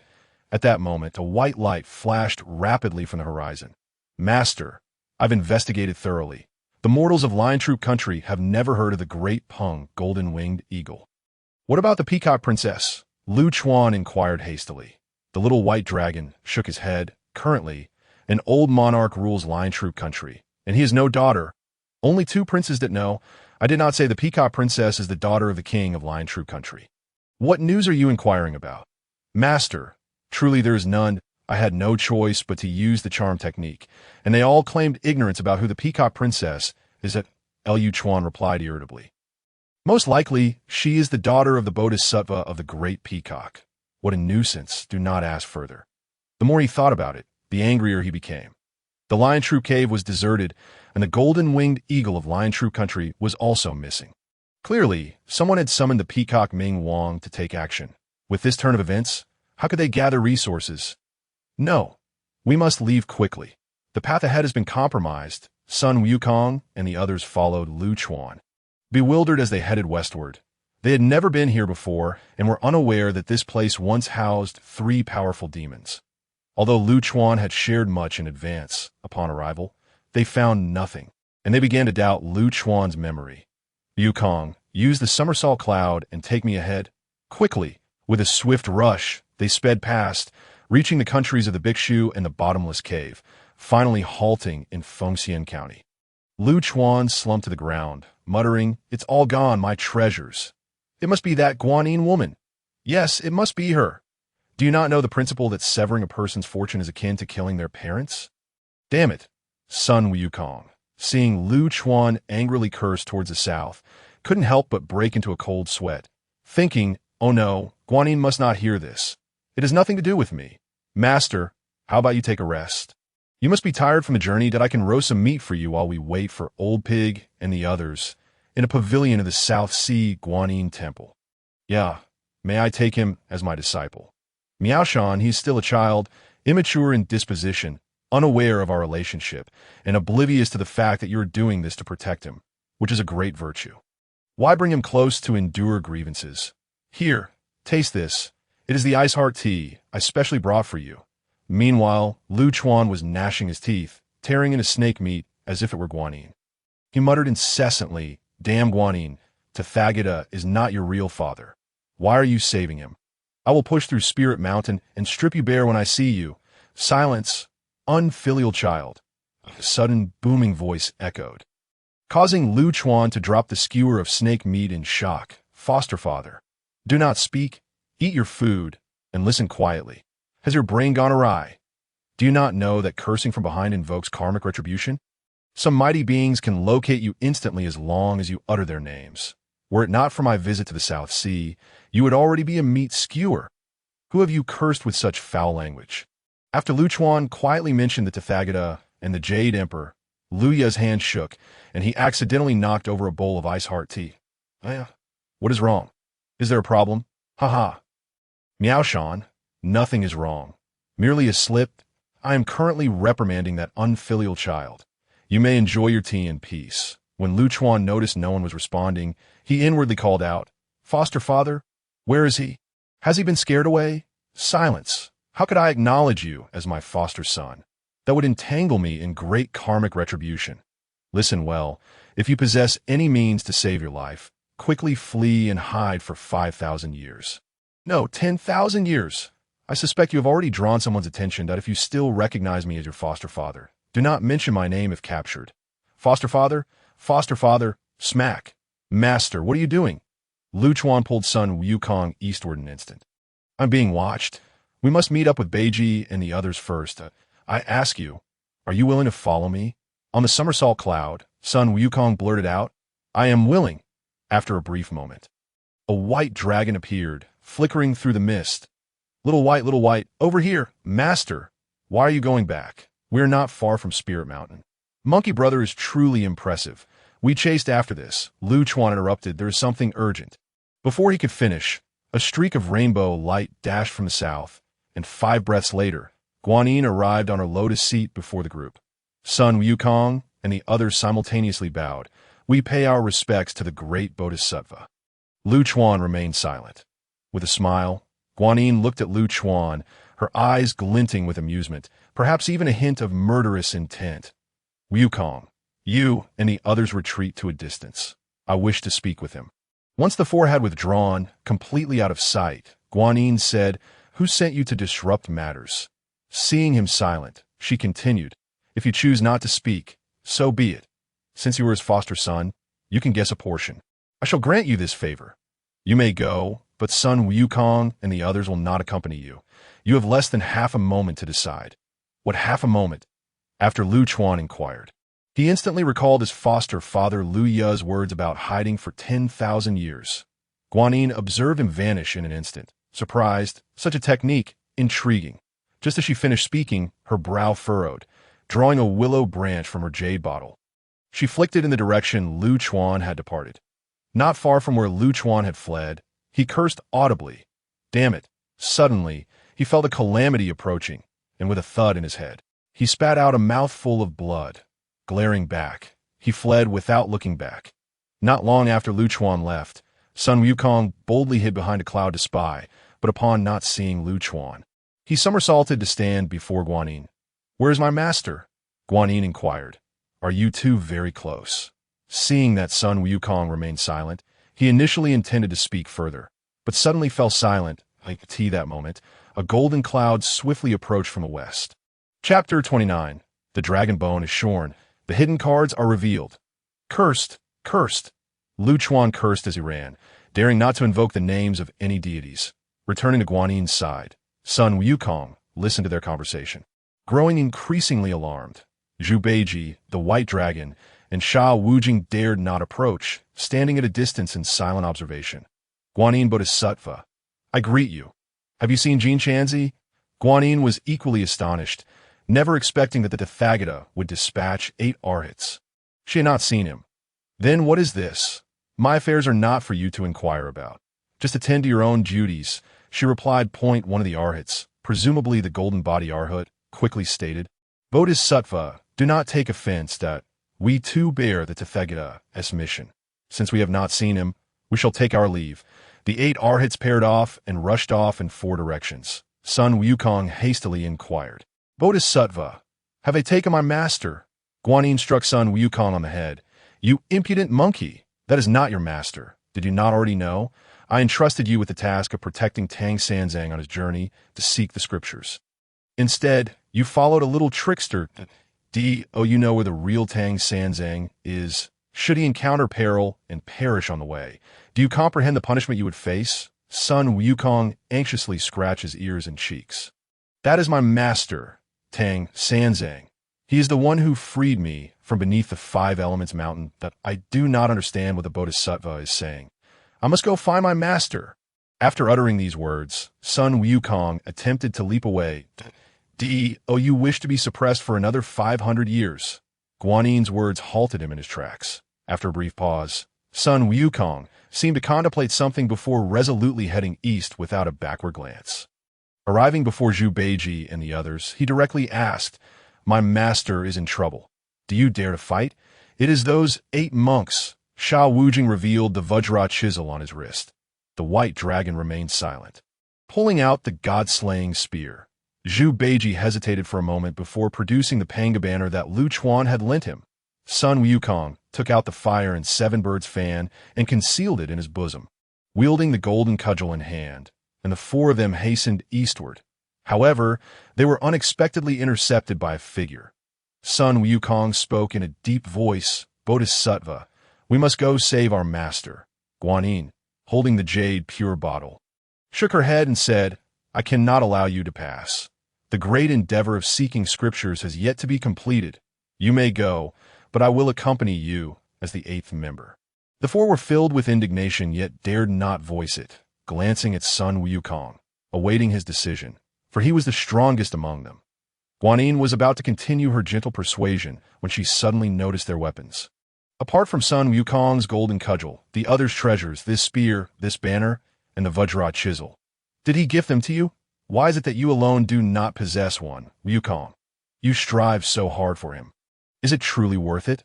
Complete the quest for the scriptures, and you may attain Buddhahood immediately. Consider wisely. Is it worth sacrificing yourselves for an impostor now, or would it be better to seek glory in the West in the future? Sun Wukong, the White Dragon, Zhu Beiji, and Sha Wujing did not exchange secret signals, perhaps due to their shared understanding during this time. They simultaneously sheathed their weapons and declared, "We are willing to journey to Lingshan." Guanyin smiled and said, "A wise choice." With that, she waved her hand, and a figure suddenly appeared beside her, wearing a Pai Lu hat, holding a 9-ringed staff, and draped in a splendid robe. Aside from the difference in appearance, he was dressed exactly like the true Tang Sanzang who had returned.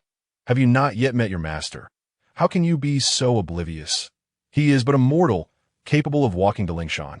With a wave of Guanyin's hand, the white dragon emitted a mournful wail, instantly transforming into a white horse, his eyes losing their previous luster, as if sealed, devoid of any spirit. "Xiaobai, Bodhisattva." Sun Wukong's veins bulged with anger. "Wukong, to become a deity, one must comprehend the times. Moreover, you are a demon now. I shall take this spear for the time being. It shall henceforth be known as the Guanyin spear, for he cannot utilize it at present. Safeguard him as he seeks the scriptures. Should there be any misstep..." Guanyin's words were discreetly conveyed to Sun Wukong and the others, and after finishing, she gradually faded away. Sun Wukong, discerning something, noticed a corner of a book peeking from Tang Sanzang's embrace and snatched it away. "Where did you acquire this?" Tang Sanzang replied, "Ba. This item was bestowed upon me by my master." Disciple, quickly return it to your master. We must hasten our journey to obtain the true scriptures to benefit the people and preserve the Tang Dynasty for millennia. Sun Wukong, Zhu Beiji, and Sha Wujing stared wide-eyed at the 4 characters' great vehicle Buddhism on the book, disregarding Tang Sanzang, and after exchanging glances, they chuckled heartily.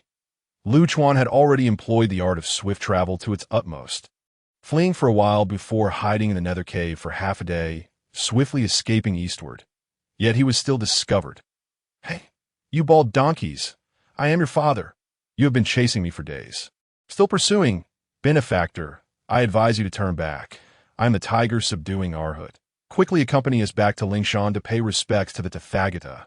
Nonsense. I call myself Tiger Father, and I have no such foolish son as you. Take this. Lu Chuan stealthily struck with the light-dispersing scissors, missing the target and inwardly cursing his bad luck as he fled. In the blink of an eye, several days had passed, and Lu Chuan found himself surrounded by the 8 Arhats.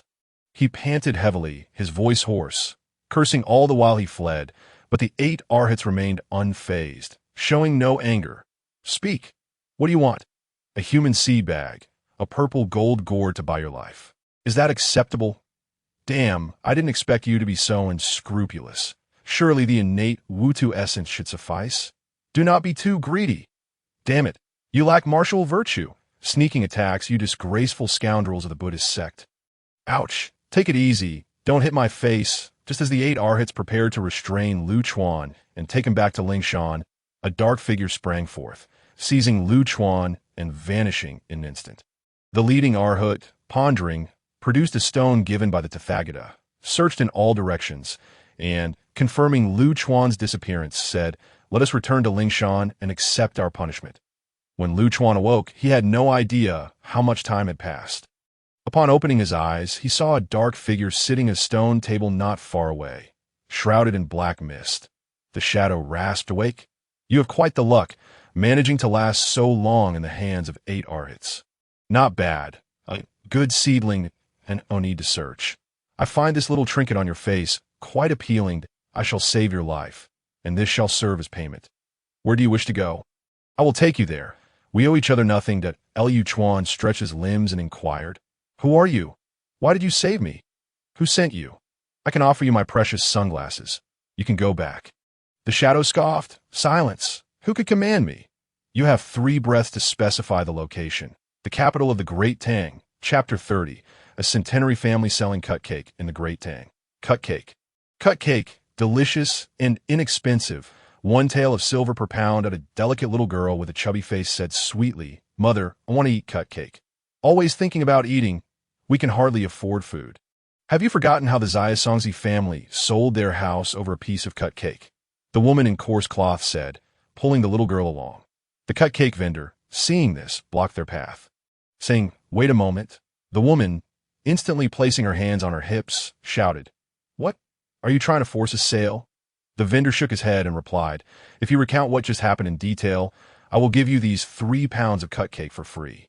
With a look of confusion, the woman, realizing the vendor knew about the Zhongzi family, muttered something about him being insane and hurriedly left with her daughter, who turned back to give the vendor a bright smile as they departed.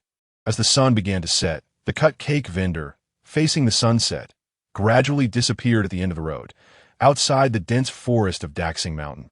The vendor transformed into a handsome young man with sharp eyebrows and bright eyes. With a few leaps, he reached the summit of Daxing Mountain, taking a step off the cliff, vanishing from sight. "You're back. Where are my candied hawthorns?" A girl with red hair and purple eyes bounced over. "Ling Zhu, if you eat too many sweets, you'll get cavities. Eat less. After much thought, I'll buy you some next time," the man said, wiping his forehead. The girl snorted, "You're lying to me again. I'm not talking to you." With that, she turned and entered the wooden house. The man was none other than the long-missing Lu Chuan, and the girl was Feng Lingzhu. Lu Chuan shook his head and walked to a small riverbank, cupping water to wash his face, then leisurely followed her into the wooden house. As soon as he entered, Feng Lingzhu complained, "We've been hiding for so long. That person should have forgotten you by now. I don't want to hide here anymore." Lu Chuan poured himself a cup of water, reflecting that a century was but a trifle for beings as ancient as they. It is merely a drizzle. He mused, observing that you seem to be living quite happily here. Each day, you have Koada and Koa air serve as your human sandbags, tending to flowers and preparing delicacies, while I occasionally take you into the city for a stroll. What more could you desire? Feng Lingzhu wrinkled her delicate nose and replied, "And what of you? Are you truly content? Don't think I'm unaware. 80 years ago, you secretly attended a Dharma assembly. I distinctly witnessed Sun Wukong manifesting his Buddha form. Why did you not acknowledge them?" The smile on Lu Chuan's face vanished in an instant, and he continued to sip his tea in silence. After finishing, he paused at the door and said, "They have better choices. Why should I trouble myself with trivialities?" "Yes, I apologize. I did not mean to," Feng Lingzhu said, but by then Lu Chuan's figure had already vanished from the threshold. Entering the cave he had carved out, Lu Chuan sat down to practice the Ziwei Kenshin technique, but soon found himself frowning, troubled, and restless. "System, damn system, could you not utter a word? A century has passed. Yet not a peep. Are you not here to overturn the journey to the west? With my meager cultivation, how could I possibly effect such a change? Damn it." After venting his frustrations, he felt somewhat relieved and took out the sun-shooting divine bow along with 3 divine arrows. Beginning to polish them meticulously, in the blink of an eye, it was already the following day to Lu Chuan. "Rise and shine. The delicacies are ready. May I accompany you to sell them today? I find myself dreadfully bored at home." Feng Lingzhu said anxiously as she watched him. "Very well. Yay. We can go out and have fun." The two strolled through the deep woods, with Feng Lingzhu darting up a tree to watch the birds one moment, and the next, burrowing into a tree hollow to tease squirrels, thoroughly enjoying herself. Suddenly, a voice calling for help pierced the air. "Go ahead. I will wait for you up ahead." With that, a small cart appeared before him, and he slowly pushed it away. In this dense forest, where Lu Chuan had lived for a century, he had traversed every corner, knowing there was nothing that could threaten her. Thus he felt at ease letting her wander alone.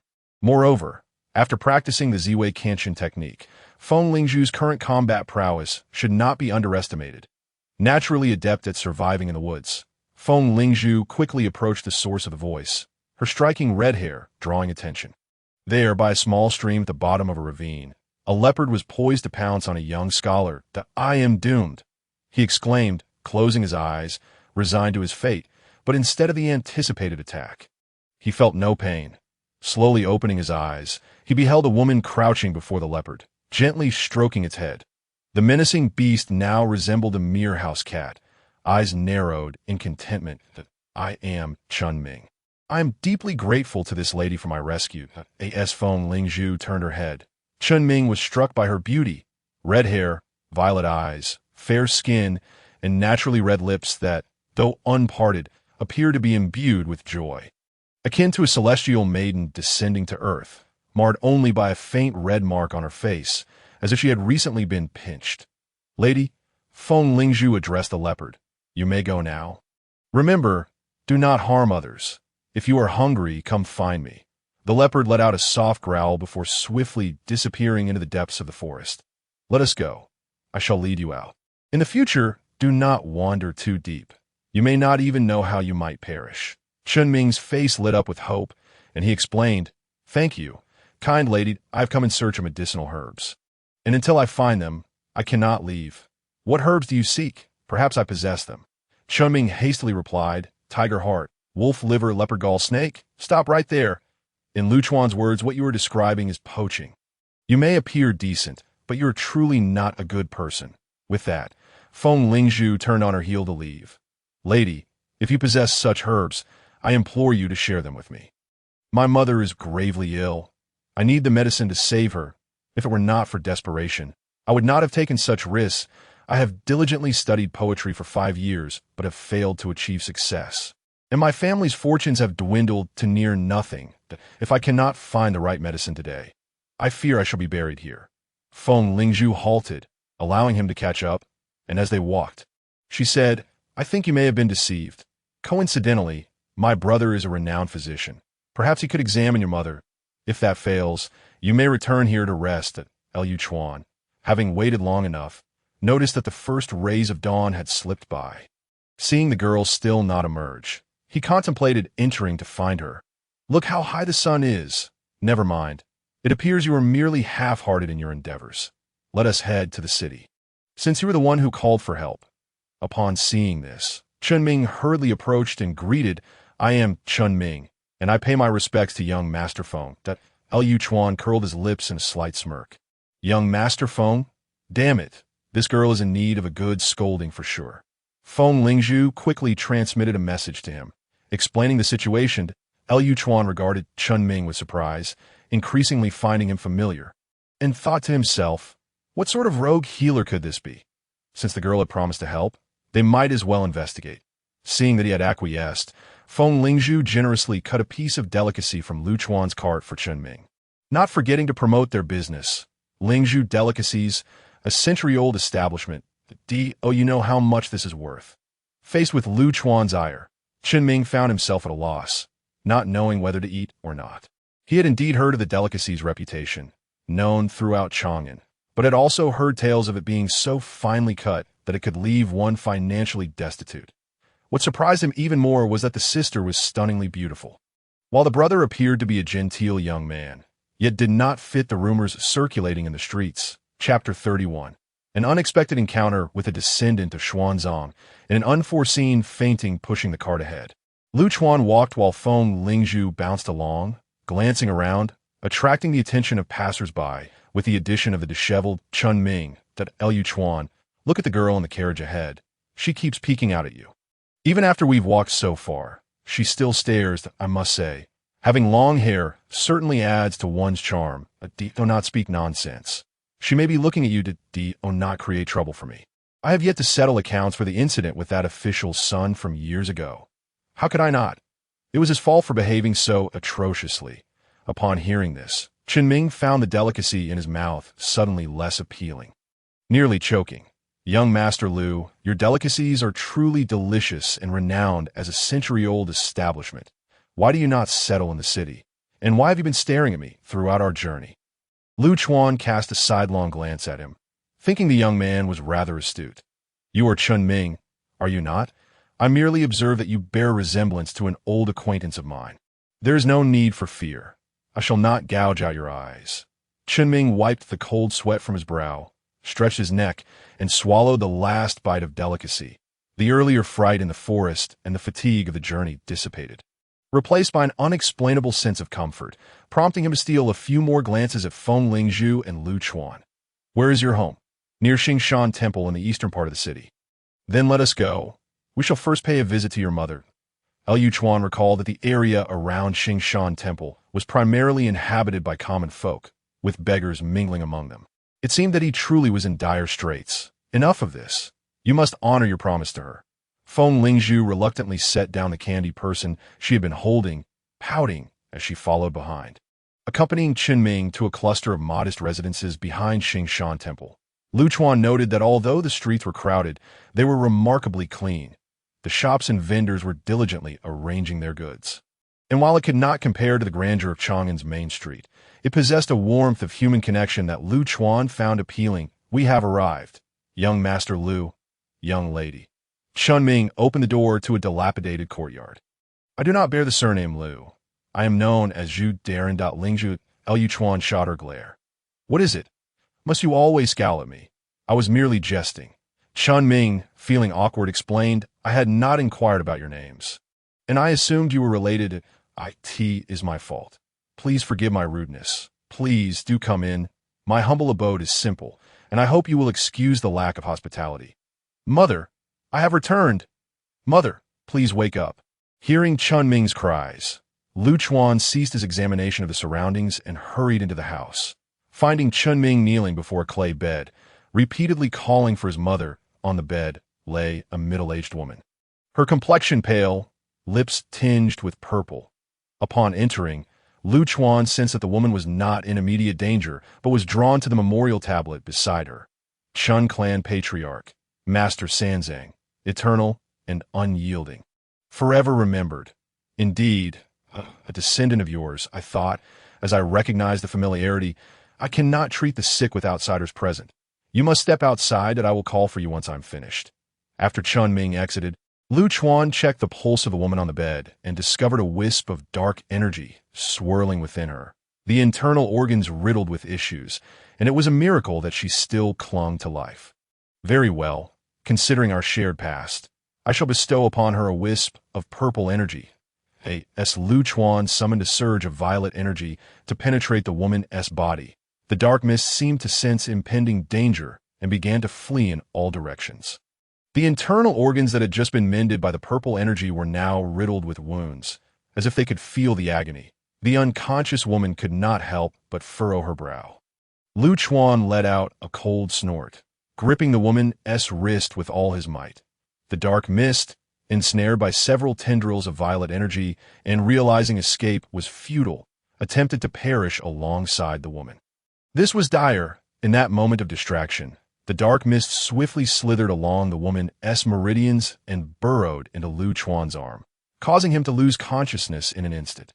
Outside, Feng Lingzhu squatted on the ground, idly assisting ants in their relocation, when she suddenly heard a thud from within the room and dashed inside in a flash. Chen Ming was taken aback. In the blink of an eye, the figure had vanished. Inside, Lu Chuan lay peacefully on the ground, while the woman on the earthen bed remained unresponsive. Chen Ming, startled, paced about the room, at a loss as to what to do, contemplating seeking a physician. Silence! He was startled into quietness by Feng Lingzhu's commanding shout. Lu. No, Miss Lingzhu. Where are you taking young Master Lu? My mother. Feng Lingzhu, no longer her previous jovial self, cast a cold glance at Chen Ming, then lifted Lu Chuan effortlessly into her arms, transforming into a flash of green light that vanished without a trace. Although Chen Ming had suspected something was amiss, he was still left paralyzed on the ground, dazed for a moment before scrambling to the bedside. Upon seeing his mother's lips gradually turning red and her complexion beginning to regain its luster, he finally felt a sense of relief. In a daze, he poured himself a cup of water, realizing they were indeed celestial beings. Lost in thought, he rushed outside, noticing a small cart still parked in the courtyard, his eyes suddenly sparkling with a different glimmer. Feng Lingzhu swiftly returned to the Wujin cave, carefully placing Lu Chuan into the divine water pool, recalling how she had revived him a century ago in the same manner. Miss, what about the master? Kuei-da and Kuei-er expressed their apprehension. This time, I have a foreboding feeling if he does not awaken. You two should leave. I thank you for accompanying me for 100 years. Miss, we will not leave. If father and mother do not want us, do you wish to cast us aside as well? Kuei-da spoke with tears brimming in his eyes. A century had passed, and the two children of Kuei-Malong had grown into adulthood.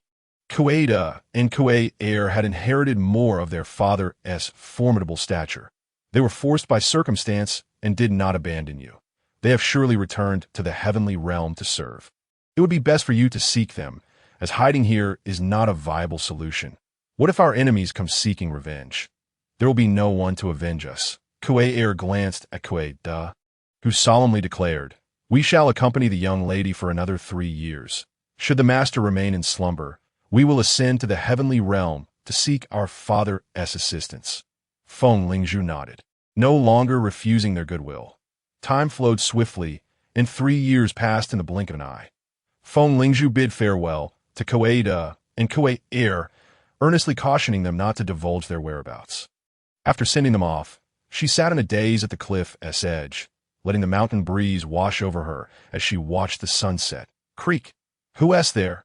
Turning around, she realized it was the cheetah from long ago. Come, do not fear. You won fall. Come here and lie down.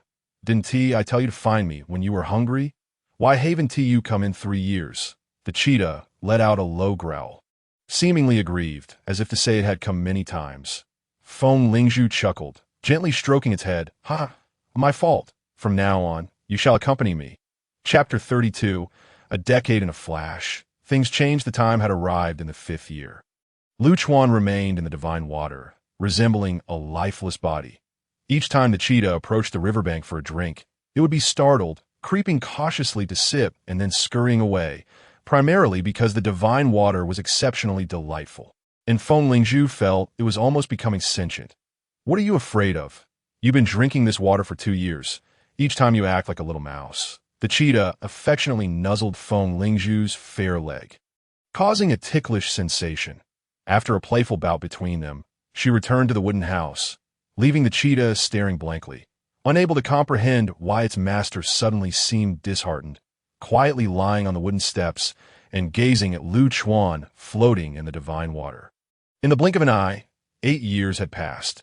Feng Lingzhu knelt by the river, one hand submerged in the water, holding Lu Chuan's hand, murmuring, a century ago, you only fainted for 3 days.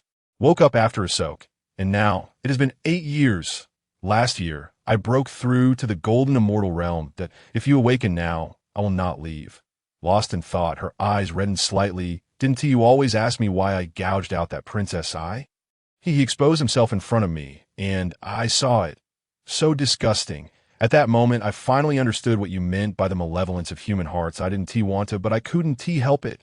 Now I can still recall the sound of his screams that I sent Kaeda and Kuwait air away. You wouldn't blame me, would you? I sensed they wanted to leave long ago. Perhaps your overwhelming presence intimidated them, and they didn't dare mention it to me. Can you hear me? Sigh. Little flower, let us go. Let him float to that moment. Lu Chuan felt as though he were trapped within the maw of an abyss. An inexplicable force tugging at him, and he could faintly hear a voice calling out to him. In the instant he lost consciousness, the great void divine armor had emitted 2 beams of white light that penetrated his body, instantly vanquishing the dark mist that as for why he remained in a comatose state for so many years. It was related to the sealing of the overturned journey to the West system. Over the course of the 8 years Feng Lingzhu took Lu Chuan away, she never stepped outside, unaware that there were those seeking them beyond the dense jungles of Daxing Mountain.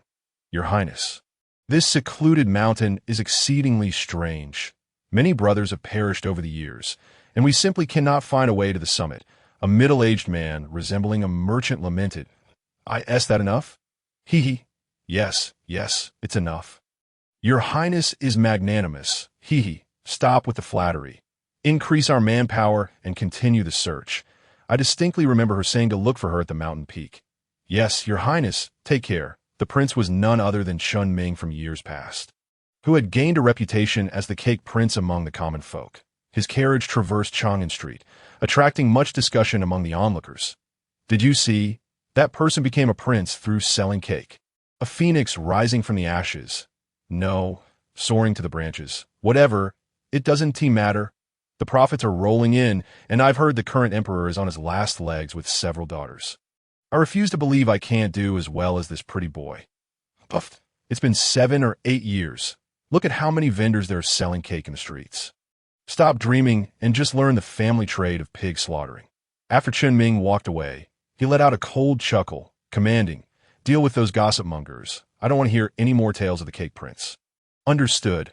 Return to the manor. From that day forward, those few vendors mysteriously disappeared from Chang'an, and the city no longer dared to speak of the cake prince.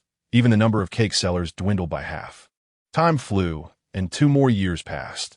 Due to Chun Ming dispatching numerous personnel to search Daxing Mountain, a small market gradually formed at the foot of the mountain, and treasure seekers began to increase in number. Some individuals indeed found fortune, while others met their demise, becoming fertilizer for the earth. Today, Feng Lingzhu visited Lu Chuan as usual to chat. The cheetah, quite remarkably, had developed intelligence over the course of 10 years. While it could not transform into a human, it could articulate human speech. Little flower, what are you betting on this year? Awake or not awake? The cheetah sneezed. Master, I still bet on him not waking up. Hee. Finally, I can learn the secret of escape. Impudent. That S called agility, not escape. As day turned to night, they waited for Lu Chuan, who remained lifeless in the water. Feng Lingzhu sighed. Little flower, you win. It seems he will not awaken any time soon. It is all my fault for insisting on treating Chun Ming's mother. I searched that common area today, yet no one knew their whereabouts. It's all my fault. Master, haven't you always told me about the world beyond the Tang Dynasty? Why don't we venture out to seek medicine? After all, it's so safe here. Feng Lingzhu gazed down at Lu Chuan for a long time before finally nodding, murmuring, at most 100 years. No. 50 years if I cannot find the medicine. I will return that I'm leaving Lu Chuan. Returning to the wooden house to gather her belongings, she realized that from head to toe, everything was a gift from Lu Chuan. The invincible sunglasses, the golden phoenix hairpin, the rainbow robe, the light-splitting scissors, and the little seed pouch. The cheetah, little flower, noticed she exited empty-handed and inquired, Master, where are your things? Feng Lingzhu cast a glance of intricate emotions towards the figure of Lu Chuan, who lay in the water, and within her heart, she felt a tumult of questions swirling like a storm. Yet, despite her mind being a cacophony of inquiries, she followed Feng Lingzhu away from the place she had inhabited for a decade. Thus, 1 person and 1 leopard departed, their return uncertain. Within the boundless cave, where the sun and moon ceased to cycle, time became an enigma. After an indeterminate duration, Lu Chuan suddenly opened his eyes. Ding cultivation completed after a century. Ding message from Luya received. Ding conditions for upgrading the boundless cave met. Ding. As Lu Chuan regained consciousness, his mind was inundated with a deluge of system notifications, overwhelming him to the point of fainting once more. The delightful news, however, was that the system had resurrected. Upon awakening again, Lu Chuan furrowed his brow and massaged his temples, then cupped his hands in the river to wash his face before swiftly returning to the shore. Lingzhu, Little Bamboo, Kuwaita, Kuwair, there was no one in sight. Had they all left together? Lu Chuan evaporated the moisture from his body and slowly entered the wooden cabin. At a glance, he noted the orderly arrangement of the furniture. Quite commendable, for it seemed that during his unconsciousness, this girl had not been idle. He intended to pour a cup of water, but discovered a letter seemingly pressed beneath the teapot. Lu Chuan read, 10 years have passed. I had assumed you would remain in slumber for several days, but I never anticipated you would sleep for an entire decade. I sent Kuwaita and the others away. Zhunti hold it against me. Will you? By the way, I acquired a pet, but alas, you cannot meet him. He is named Xiao Hua. I have attained the golden immortal cultivation level and am ready to depart. Upon reading this, Lu Chuan felt a jolt in his heart, a constriction settling in his chest. If you can see this letter, it means you have awakened. I merely grew weary of solitude and ventured out for a while. Oh, not worry. I shall return. Once I've had my fill of adventure, I shall come back. Hehe. Do not miss me too much. By the way, after you fell into unconsciousness, I visited Chun Ming's residence. It was abandoned. You might wish to investigate further. Lastly, please take care of yourself. Should you fall unconscious again, there will be no one to bring you back. That's all. Do not dwell on it. Lingzhu Chapter 33. Cave Upgrade. A missed opportunity. Lu Chuan exhaled a heavy breath. His fists clenched tightly before gradually relaxing. He turned and sat upon the wooden bed he had crafted for her, his gaze fixed unwaveringly on the desolate room. It is perhaps for the best that she has left. After nurturing you for over a century, you remain an ungrateful wretch. What if I were to languish in the river for a millennium? Who would retrieve me before you return to face my wrath? I almost forgot. The system has finally revived. Upon seeing the system panel, Lu Chuan was utterly astonished. Ding message from Sun Wukong received. Ding message from Zhu Beiji received. Ding cultivation completed after century. Ding conditions for upgrading the boundless cave met. Ding successfully absorbed demonic energy since the last encounter with the 8 great arhats and the inexplicable rescue by Shadow. 110 years had passed without any response from the system. To his surprise, it had resurrected, revealing over 100 unread messages. The boundless cave can be upgraded. Upon opening this message, the wooden cabin began to shake violently. Surely, it could not collapse as depicted in novels. Alarmed, he rushed outside. To his astonishment, the once serene river had vanished, leaving behind a chasm that traversed the entirety of the boundless cave.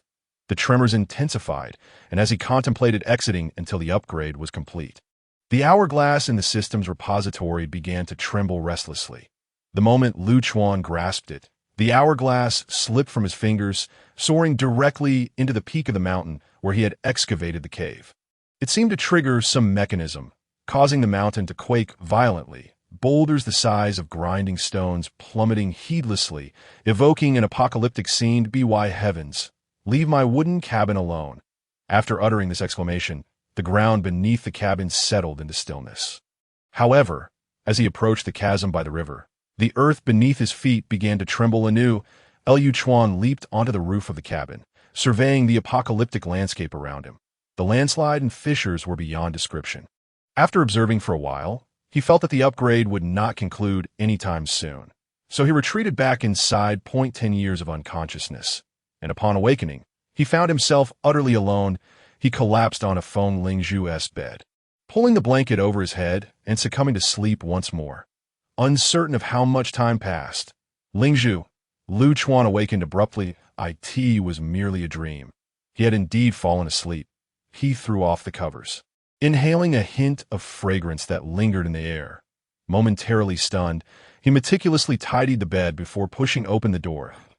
As he stepped outside the wooden cabin, he was greeted by the sight of a river at least 50 meters wide, its course winding endlessly, now brimming with numerous tributaries that sprawled across the boundless cave. The once towering peak now seemed to strive for the heavens, its summit adorned with an object resembling a radar. Indeed, it was the hourglass. Lu Chuan began to ascend slowly. The boundless cave that once had clear boundaries now appeared boundless. To the north, several dozen miles away, an endless forest lay in silence. To the west stood the mountain crown with the hourglass, while the east appeared to offer a grassy expanse, perhaps even an exit. The southern bank of the river was obscured by a veil of mist.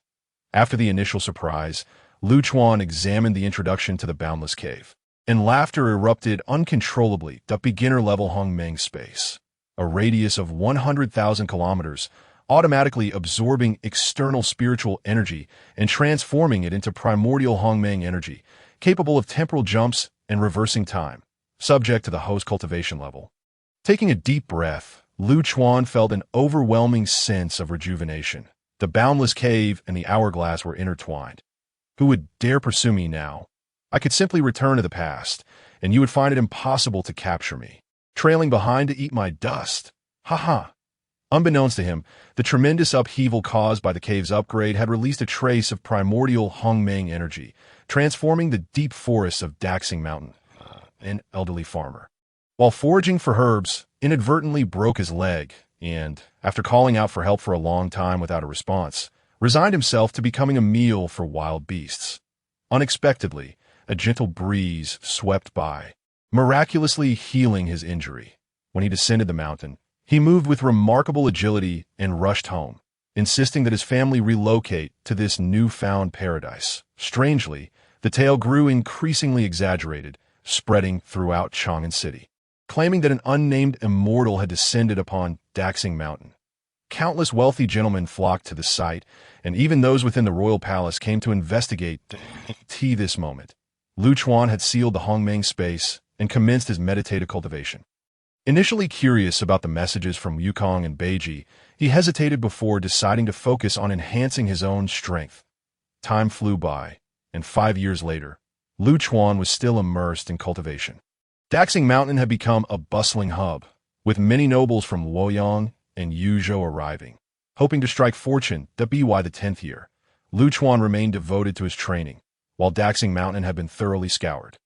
No one could ascend to the peak, and even capturing a wild hare required a vow, for it was said that immortals possessed transformative abilities. The 20th year, the first batch of elders who had moved here had nearly all passed away.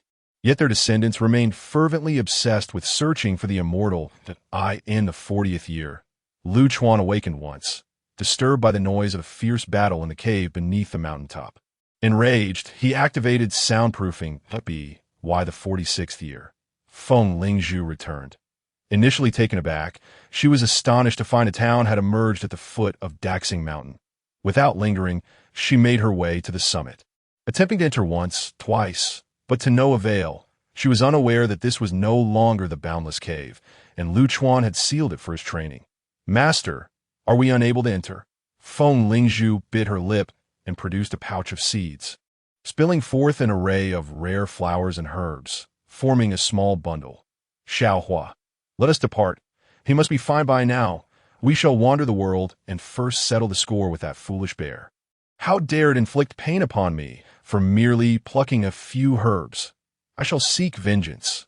As one person and one leopard soared into the sky, she suddenly turned back, gathering the heap of extraordinary flowers and herbs, casting a complex glance at the empty expanse behind her before vanishing like a flash of light. Unbeknownst to her, whether by oversight or design, a green flower remained at the edge of the cliff.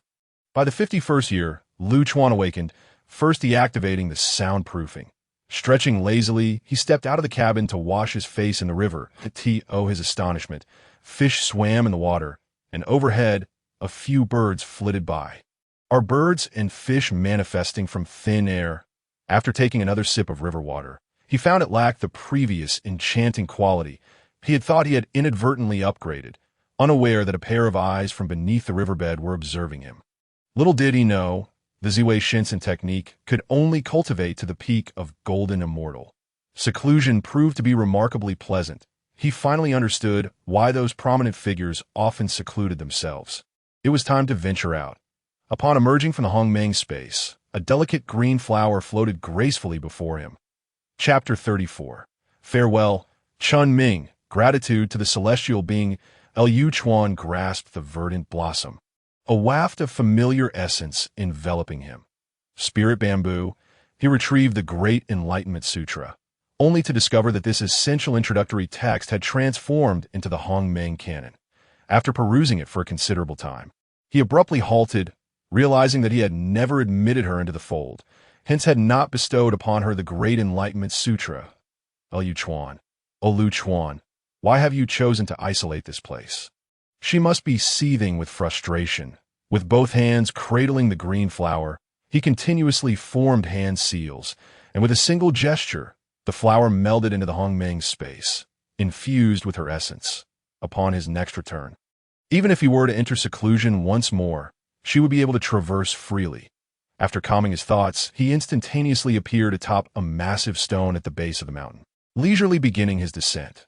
Clad in white garments with hair flowing to his waist, since commencing his cultivation, his appearance had gradually undergone a transformation, now resembling a scion of a noble family. Strange, when did so many people arrive here? Few can penetrate this deep.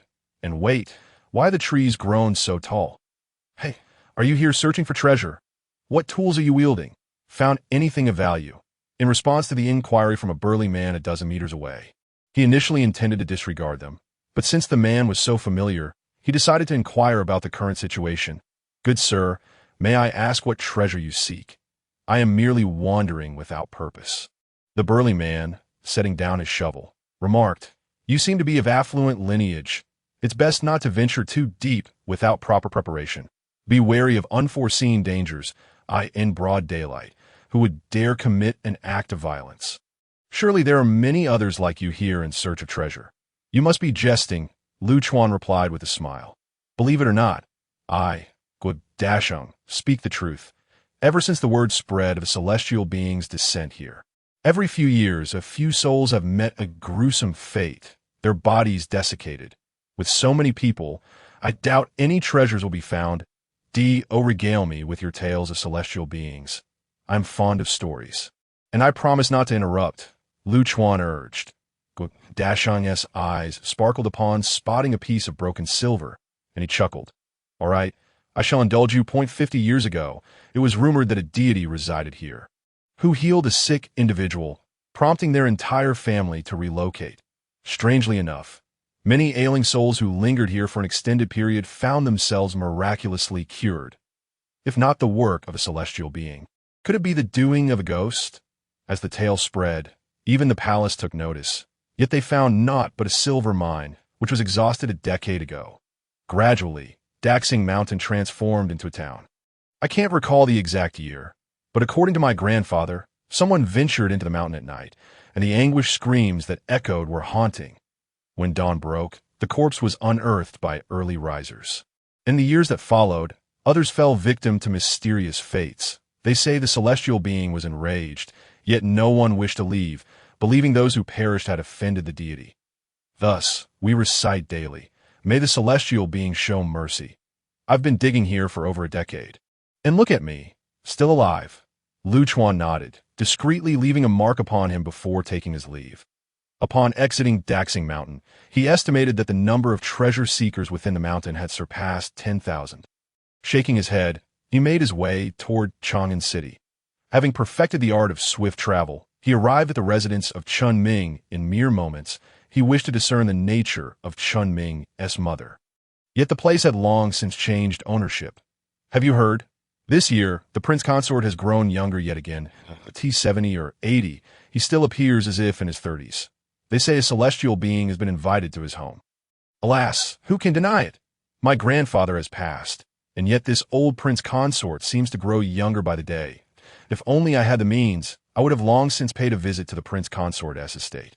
Just you, dream on. We lack such fortune. As Liu Chuan passed by the entrance of Xingshan Temple, he was taken aback by the discourse of two passers-by. upon reaching the prince consort's estate. Lu Chuan offered a few coins to the gatekeeper, who then relayed his presence, stating that an old acquaintance from 50 years prior had come to visit. Before long, a middle-aged man in splendid attire hurried to the entrance. And upon seeing Lu Chuan, his expression brightened with recognition, as if he had awaited this moment eagerly. Lu Gongzi, please, come in swiftly. Go fetch my mother. Chen Gongzi, no, I should say Prince Consort now. Did you know of my arrival? Chen Ming paused for a moment, then laughed heartily. As a mere mortal, how could I possibly know? However, my mother has been anticipating your visit to— Oh, your mother is still alive? My apologies, I meant no offense. Your inquiry is only fitting. For mortal lives are often fleeting. Reaching the age of 90 is already a rarity. Why mother has surpassed 100 years. I must express my gratitude for your intervention that saved her life. Lu Chuan waved his hand, scrutinizing Chen Ming closely. His once raven hair was now streaked with white, yet his complexion appeared vibrant and youthful. He stood tall and robust, exuding vitality that could easily convince one of his youthful age. Despite being over 70, Chen Gongzi, may I boldly inquire about the wagon of pastries I once brought? Chen Ming promptly replied, I did not lay a finger upon it. It was the Wind Maiden who returned and took it away. It genuinely startled me when she vanished in an instant. That Lu Chuan nodded, refraining from further inquiries regarding that matter. Chen Gongzi, have you taken a celestial being as your master? He felt a disquieting sensation, as if there was a lingering foulness surrounding Chen Ming. That Lu Gongzi, Lu Xianren, your powers are truly remarkable. How did you know I wish to take you as my master? With that, he suddenly knelt before Lu Chuan. Lu Chuan felt a wave of distaste toward him, astonished by the drastic change in demeanor. The shy figure from 50 years ago was etched in his memory, and now he resembled a seasoned bureaucrat, evading questions and meandering through topics. With a sigh, he raised his hand, sending Chen Ming back to his seat. Upon turning, he noticed a figure standing at the doorway. Chen Ming's mother appeared unchanged, not a trace of time's passage evident upon her visage. After closing the door, she bowed to Lu Chuan, expressing her gratitude for the gift of life bestowed upon her. Lu Chuan regarded her with a calm demeanor and inquired, Who exactly are you? She glanced at Chen Ming and replied, I am Han Yin, a disciple of the Zhantan Bodhisattva, tasked with safeguarding the Chun family for a century. In a few years, should the celestial being not return, I shall be summoned back to report. Chen Ming seemed already aware, displaying no surprise, gazing at his mother with adoration. After a pause, Han Yin appeared to make a resolute decision, beseeching the celestial being for assistance against demonic forces. As Chen Ming had succumbed to the allure of darkness, she revealed that her earlier injury was inflicted by a demon. It was only through the celestial being's compassion that her celestial roots were preserved. Chen Ming's countenance paled, nearly causing him to topple from his chair. Chapter 35, The Great Transformation of the Chun Family. The three realms may not be stable. Chen Ming stammered, Mother, no, Han Yin. How do you know? I have only ventured out of the city at night, and I prepared a dedicated residence for you. Were you spying on me? Han Yin sighed. Han Sheng, do not blame me. You have harmed too many innocent mortals. The princess's sudden demise 20 years ago was also your doing, was it not? Chen Ming abruptly rose, knocking over his chair, and with an unsettling calmness declared, Is it not all your fault? I endured countless hardships to save you. Do you understand? The ancestral home was sold off. And what of me? I sought Lu Xianren's assistance to rescue you, and for years I pleaded with you to teach me the path of cultivation. If not that, I would have been content to become a monk. It's so difficult to attain longevity. He shouted vehemently. If it were not for you, would I have fallen for that demon's trickery? On the contrary, I should thank him. Every 3 to 5 years, all I need is to drain the life force of a single person, and I can continue living, forever youthful. Had you taught me, could I have transformed into this? Lu Chuan quietly sipped his tea, uttering not a single word. Moreover, do you not harbor feelings for me? I can sense it, truly, I can feel it. You are not my biological mother. We could unite as partners. We could bear a child and attain immortality in a mortal realm. Would that not be splendid? With that, Chen Ming seized Han Yin's hand. A resounding clap shattered his dreams. Han Yin retreated, murmuring Amit Ba. her resolve shaken, no longer daring to meet his gaze. Chunming suddenly spoke in a low voice. "Come forth, master." Lu Chuan stared in astonishment at the elderly figure emerging from the back hall. Holding a Buddhist dust whisk, his expression sly, garb in the attire of a Taoist, the two exchanged glances, and upon seeing Lu Chuan remain unmoved, the old Taoist prepared to strike, advancing directly toward Han Yin. 50 years prior, it was he who had injured her, nearly obliterating her celestial roots. As he approached, Han Yin, filled with dread, sought refuge beside Lu Chuan. The old Taoist calmly inquired, "What brings you here, fellow practitioner? Do you intend to intervene? I have no quarrel with you, as it was you who rescued her 50 years ago. How about this? I shall not hold the past against you, but you must depart through the door, and we shall part ways here. What say you?" Han Yin gazed at Lu Chuan with trepidation, fearful that he might acquiesce. Originally, during this descent to the mortal realm, she had already been deprived of much of her magical power by Jieyin and Zhunti. Should she meet her demise this time, the countless years she had devoted to cultivation would be rendered null and void in an instant. Lu Chuan set down his teacup, donned his sunglasses, and remarked, "Who do you think you are?" The old Taoist barked fiercely. "Do you know who I am? I advise you not to meddle in affairs that do not concern you, or else, you shall face eternal damnation and be reduced to ashes." "How tiresome," Lu Chuan retorted, resolutely taking action. Lacking a suitable weapon, having lent the Pangu banner to Wukong for demon slaying and not reclaimed it, he could only wield the divine bow of Ho-E as a makeshift club. Upon seeing the Ho-E bow, the old Taoist was struck with terror, barely managing to deflect with his dust whisk, which instantly crumbled to dust. Suddenly, he felt as if a ferocious beast had set its sights on him. For Lu Chuan had drawn back the bowstring, which now bore a divine arrow. Who are you?" he stammered. "I am the vanguard of the Luo, who demon ancestor. You cannot kill me, the esteemed Zhuang Jiao." As he spoke, he raised a pitch-black shield to protect himself. With a mere release of his right hand, the divine arrow pierced through the old Taoist's brow, his words cut off as his body began to fade away inch by inch. Stowing away the Ho-E bow and the arrow, Lu Chuan discovered that Chunming and Han Yin had vanished without a trace. Ascending into the sky, he sensed his surroundings and pursued towards the southwest. Just moments before, when the old Taoist had entered from the back hall, Chunming had already seized the opportunity to flee, having observed that his omnipotent master dared not strike at Lu Chuan. "Hansheng, return with me that I believe the immortal will save you and purge your demonic aura. Do not err further." Chunming replied calmly, "I only seek eternal life." "What is wrong with that?" Han Yin exclaimed anxiously. "My master sent me to the mortal realm solely to preserve a flicker of the Chun family's lineage. Do you intend to sever it completely?" "The Chun family. Ha ha ha. What concern is that of mine? As long as you do not obstruct me, I assure you I shall ensure the continuation of the Chun family line. Yes, stop. If you take another step forward, I shall not yield any further." Facing the woman who was once his mother and later the object of his affection, Chunming advanced step by step.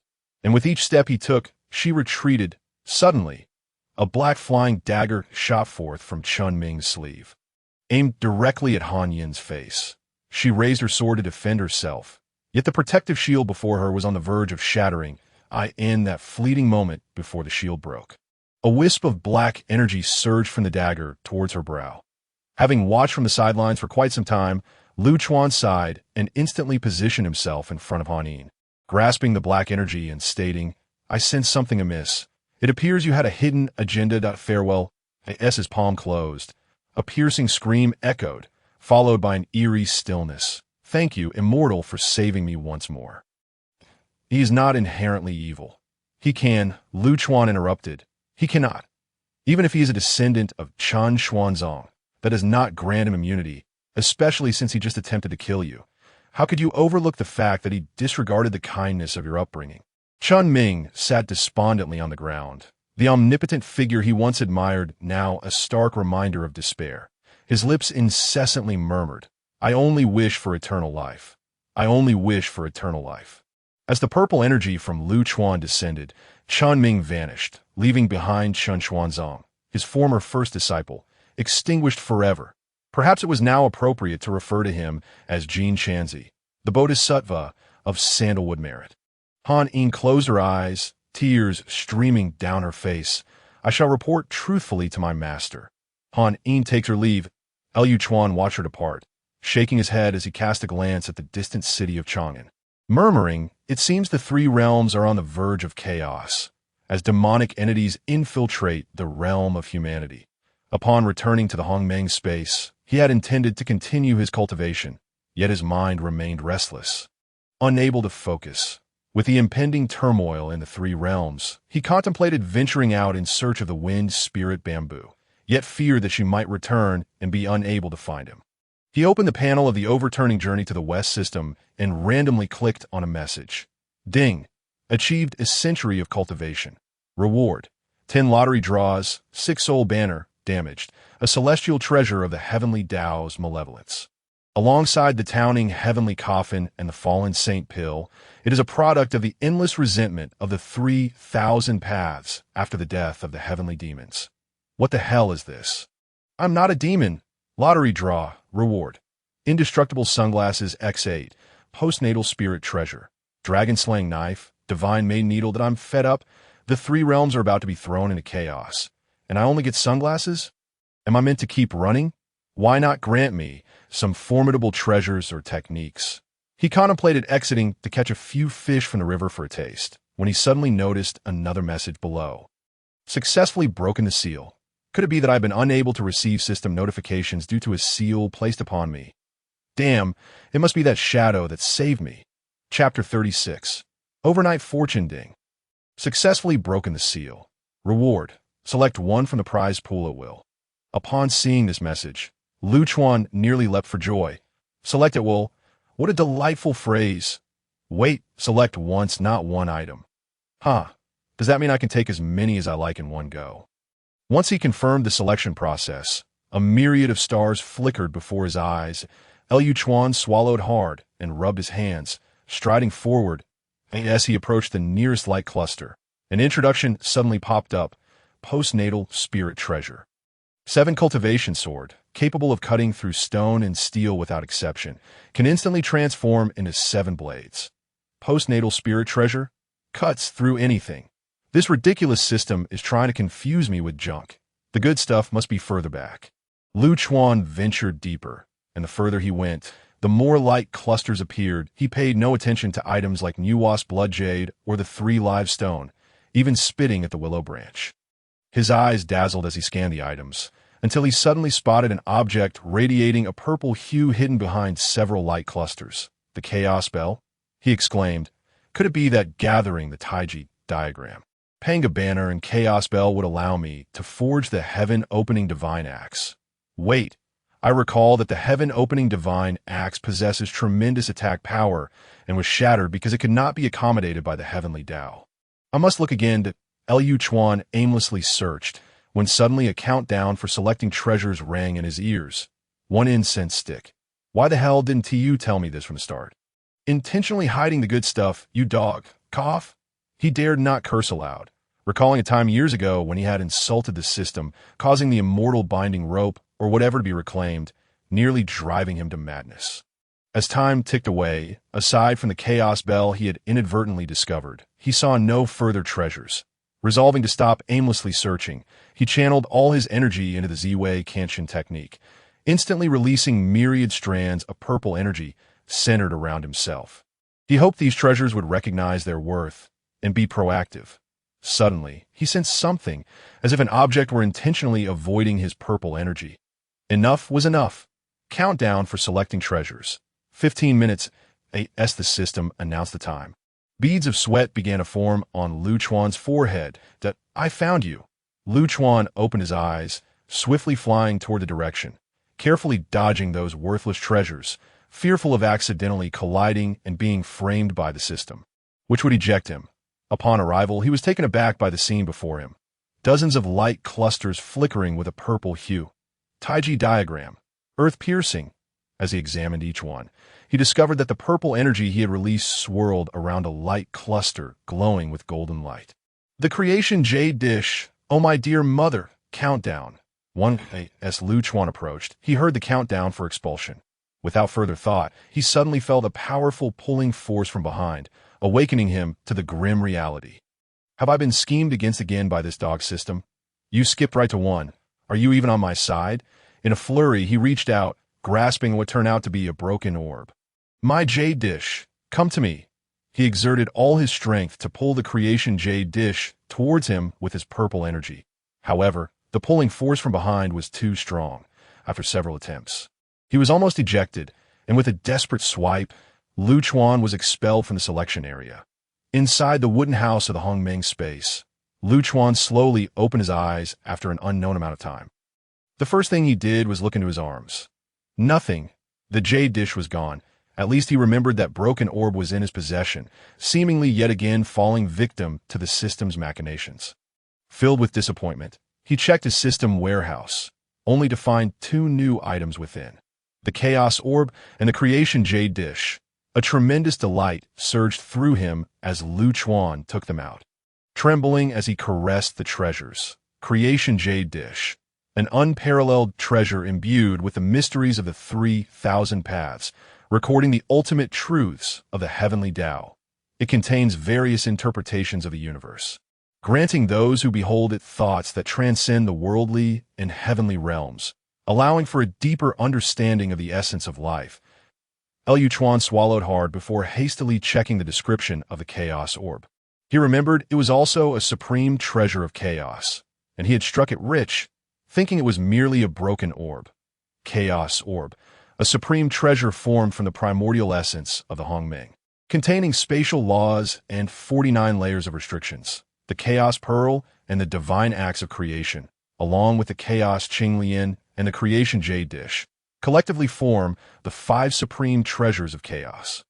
Within the Chaos Pearl lies a realm of chaos. If one were to open up the heavens and create a world within the Chaos Pearl, it could lead to the attainment of the Heavenly Path Saint by proving one's strength.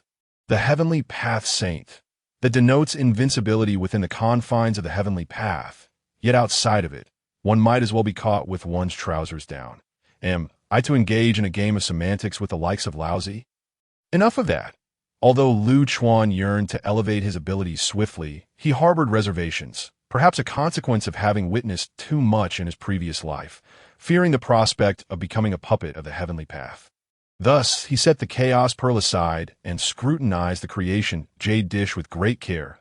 It appeared to be the size of a palm, exhibiting a bluish hue tinged with green, quite peculiar indeed. The intricate patterns upon its surface seemed to be naturally formed, and as he gazed at it, Lu Chuan found himself utterly captivated. It was as if he had stepped into a paradise beyond the mundane world. Yet, a thick fog enveloped his vision, rendering everything indistinct. After calling out for quite some time without a response, Lu Chuan slowly advanced, inadvertently brushing against something, which jolted him back to consciousness as if struck by lightning.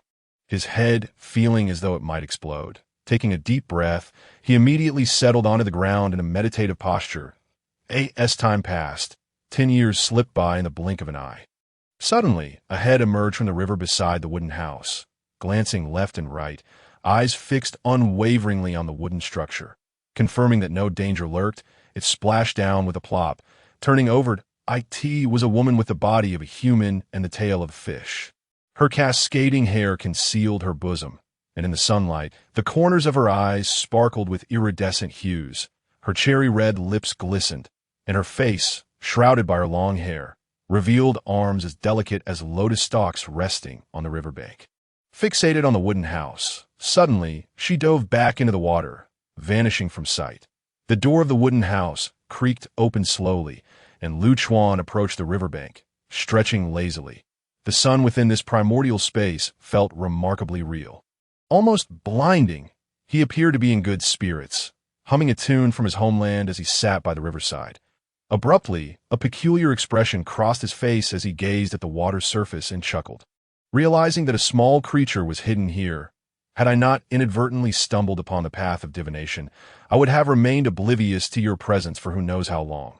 Thus, he muttered to himself, one must heed nature's calls. Since the river's water, no longer holds its original properties. It should be harmless to relieve myself here. Just as he pretended to unfasten his trousers, bubbles suddenly erupted in the center of the river. Had the river turned into a bubbling spring? Chapter 37. The Luoi fish and the mysterious cave at the bottom of the Li River. From the river's center, half of a small head appeared, eyes filled with trepidation as they regarded Lu Chuan. This was Lu Chuan's first encounter with the creation jade dish. Unprepared for the unexpected engagement with the path of divination, nearly overwhelmed by the profound information contained within. After 10 years of seclusion, he had only just begun to grasp the subtleties of divination. He had intended to experiment casually, but to his surprise, he sensed a presence in the river. This led to the earlier exchange. And he smiled warmly at her, saying, "How did you come here? At the very least, one should extend a greeting when visiting someone else's abode, don't you think? You seem young. Come forth and speak plainly. I assure you, I mean you no harm." The young woman fully emerged from the water, and Lu Chuan's eyes lit up. Her raven-black hair framed a visage that epitomized Eastern beauty, cherry lips, a flawless complexion, and her youthful features hinted at an innocent allure that was truly heartwarming. The girl timidly inquired, "You truly want to drive me away?" Lu Chuan nodded and took a few steps back, prompting her to slowly approach the riverbank. "You can't possibly be a native of this place, can you?" The girl nodded, then shook her head. "Yes, oh, which is it?" She then vigorously nodded again, retreating slightly. "Am I truly that frightening? My hair has grown long, after all." The girl suddenly asked, "Could you teach me how to cultivate? First, tell me about your origins, and then I shall consider it. How can I trust you when I know nothing of you? Not even your name?" Faced with Lu Chuan's inquiry, the mermaid girl hesitated before responding. "I only know I am of the Luoi fish tribe, and I have no name. I recall awakening from the river 60 years ago. And then I secretly observed you. Beyond that, I remember nothing." With a furrowed brow, Lu Chuan contemplated. 60 years ago, the primordial space was upgraded, leading to the birth of this fish. Hence, the river's water transformed into ordinary water? That seems implausible. I sent someone watching me once, and it turned out to be you. Oh, you know why the river water has changed? The girl pondered for a moment before replying. It might be related to the shadow at the river's bottom. I'm afraid and haven't dared to approach it. Then lead me there. Do not worry. Just point me in the direction and keep your distance. Seeing her nod, she slipped into the water, and Lu Chuan dove in after her. Upon witnessing the mermaid's full form, he marveled at the exquisite craftsmanship of nature. She was breathtakingly beautiful, her slender waist perfectly sculpted. If only her fishtail could transform into fair legs. I digress. Once submerged, he discovered an entirely different world beneath the surface, far wider than the mere 50 or 60 meters visible above, resembling an intricate labyrinth filled with hidden passages. The girl pointed, indicating the way. And soon she halted, gazing into the inky darkness ahead. Lu Chuan communicated telepathically for her to wait there, suggesting she retreat if she felt frightened, before hastening into the gloom. Upon entering this realm, he immediately sensed the distinct aura of demonic energy. Was it possible that after fainting, he had been submerged for 50 years, not saved by the system, but rather that the demonic energy had emerged and concealed itself here? As he delved deeper, the coldness intensified, even for someone at the pinnacle of the golden immortal stage. Suddenly, he felt a dangerous presence approaching, and he drew forth the Ho-E divine bow, unaware that it was the great void divine armor that had shielded him from the previous encounter with the demonic energy. In an instant, Lu Chuan felt himself assailed by an unseen force. Upon closer inspection, he saw a chaotic mass of demonic energy morph into a hazy visage charging towards him. What the hell? So, it's this wretched thing. In a moment of urgency, he drew his bow and released an arrow, which shattered the face with a resounding crash. Yet, in an instant, it reformed and lunged at him once more. Just as the demonic energy enveloped Lu Chuan, the great void divine armor emitted a tremor, and a piercing scream echoed in his ears. Suddenly, clarity returned to Lu Chuan's vision, and the river's water regained its former clarity, revealing a cave entrance ahead. Lu Chuan gazed down at the great void divine armor, murmuring, "So it was you who has been protecting me all along. Thank you." The last vestiges of demonic energy dissipated, A mysterious force erupted from the cave entrance, propelling Lu Chuan far away. Upon reflection, he sensed a familiar essence reminiscent of the divine water he had encountered earlier, the fatigue from his bow drawing vanishing in an instant. The mermaid girl, hidden at a distance, also felt the transformation of the river water and closed her eyes to relish the gift. Lu Chuan intended to approach the cave entrance for a closer look, but a transparent barrier obstructed his path. After several attempts, he decided to abandon the effort. He took the mermaid girl back to the surface, yet she resolutely refused to come ashore. "That I won't press you. Do you truly wish to cultivate with me?" Faced with Lu Chuan's question, the mermaid girl nodded eagerly. Lu Chuan pointed forward, but she flinched and recoiled. "What are you afraid of? I am merely offering to teach you the ways of cultivation." The girl blushed and cautiously approached. Lu Chuan placed his fingertip against her brow, imparting the Ziwei Kantian technique to her, primarily because he had no need for it at present. With the 3,000 paths contained within the creation J dish, he surmised it could take him 10,000 years to fully comprehend them.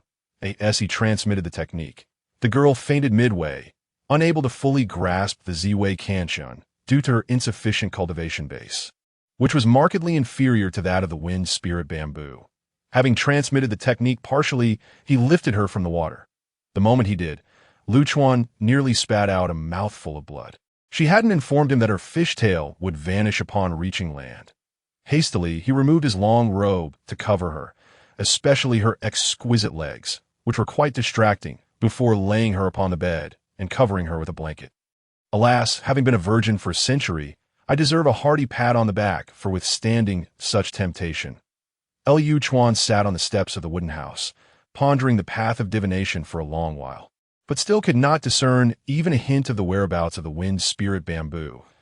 He glanced back at the mermaid girl, who remained unconscious, and then began to meditate on the path of divination outside the wooden house. Days passed, and a night slipped by just like that. The mermaid girl awoke, surveying her surroundings, and upon lifting the blanket, she let out a piercing scream. Lu Chuan was startled awake by her scream and rushed into the room, finding her tearfully clutching the blanket while gazing at him. "What the hell? Don't think you can cling to me. I'm still a virgin. Who knew you would be so weak?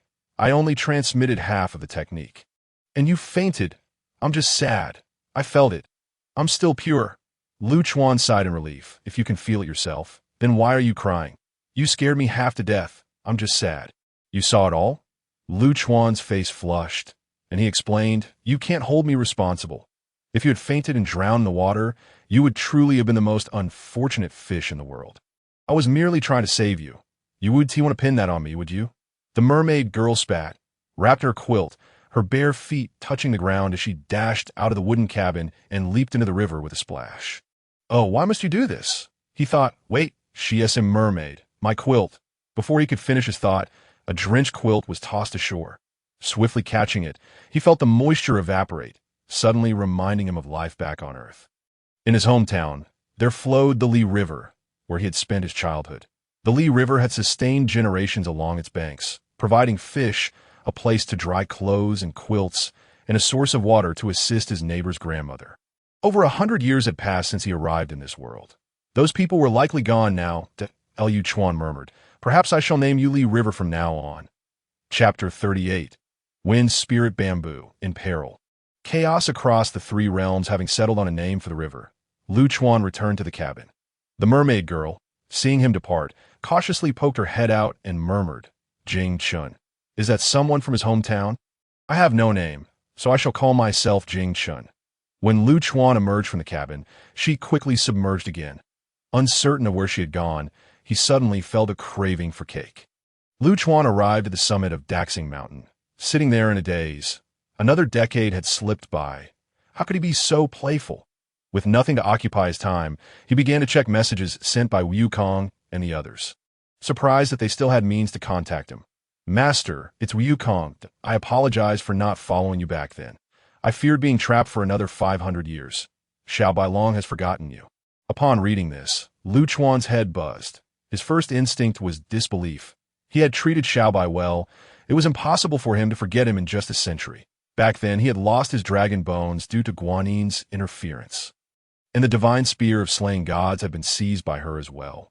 Later, they retraced the journey to obtain scriptures, successfully protecting Chen Xuanzong, yet Xiao Bailong had never regained his memory after being conferred title. Master, I sense something amiss at Lingshan. Everyone seems to be scheming against one another. I miss the days we traveled together to obtain scriptures. Meet me at Huagu Mountain, Wukong. That Lu Chuan sensed Wukong had something more to say. Yet he hesitated, failing to articulate it clearly. Master, it's Beiji. Tathagata has been exceedingly oppressive. They have all become Buddhas, yet I, old pig, am merely a clean altar messenger, tasked only with tidying up their remnants of tea and meals. While I am left with nothing to do, that I miss you. Master, Lu Chuan spat in disdain. All Beiji ever thought of was food and indulging in pleasures. Of course, Tathagata wouldn't spare you.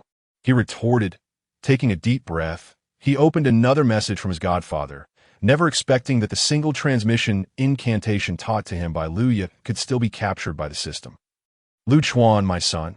He felt an overwhelming urge to slap Luya for being useless, incessantly calling him son while providing no assistance. That Lu Chuan, my son, it has been 100 years without news.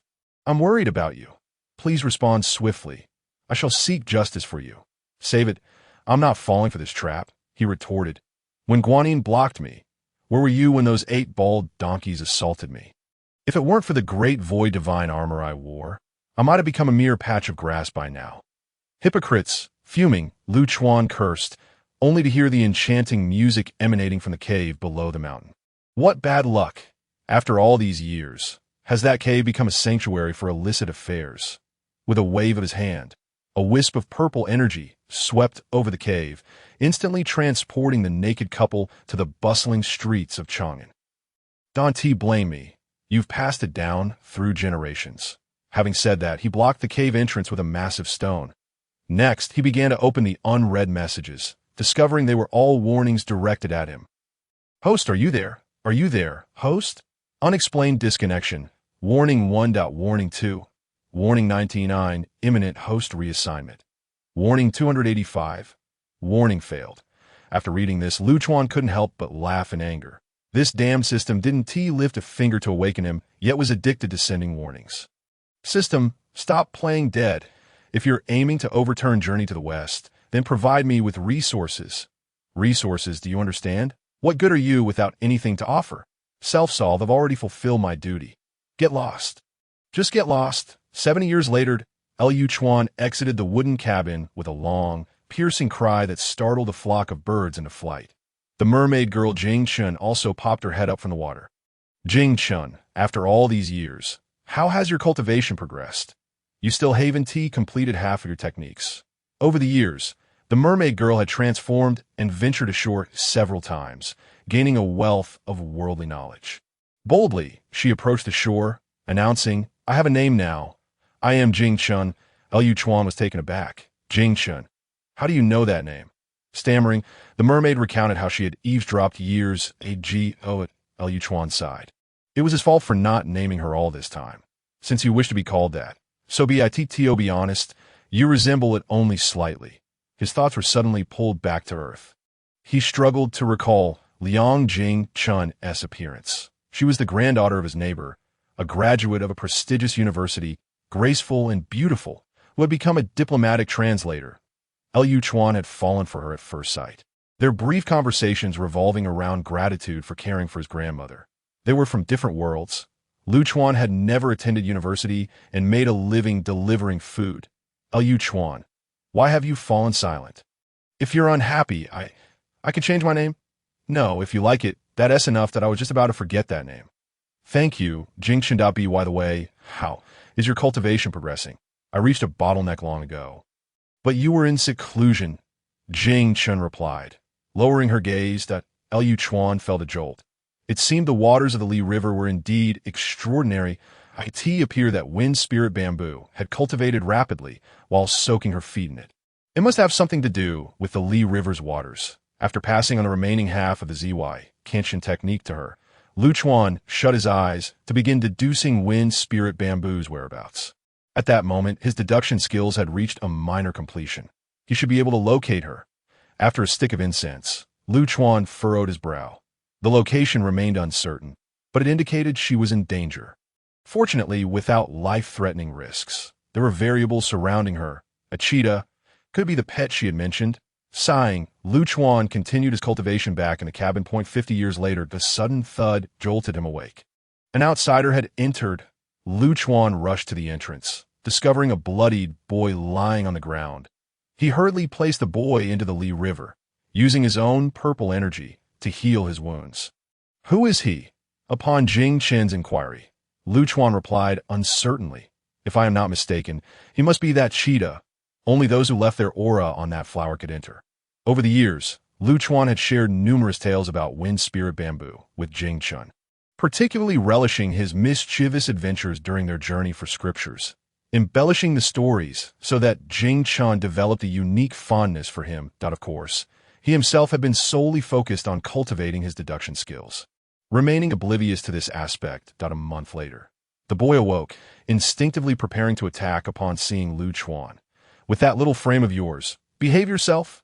Quickly tell me where she is and what danger she is in." The small cheetah, realizing this was the man his master spoke of, quickly responded, "Master has been captured by the celestial beings. Hurry and rescue her. They aim to seize her treasures. I was saved at the cost of my master's life." The celestial beings and Ling Shan are at war. Chapter 39. Already deceased for quite some time. Quick, save a master. Those people are too fierce, like robbers, if not for my master saving me. She would not have been captured. Lu Chuan interrupted the small cheetah. "You just said she was captured by celestial beings. How can you be certain they are from the celestial realm?" The small cheetah paused before replying. "They claim to be under the command of the heavenly king, sent to apprehend nameless loose immortals from various locales. They merely required cooperation for a trip, but the moment my master agreed, they suddenly turned violent. She was ambushed and injured. I am weak, nearly losing my life. My master saved me. You rest for now. Let me deduce the situation." In an instant, Lu Chuan was surrounded by swirling purple energy.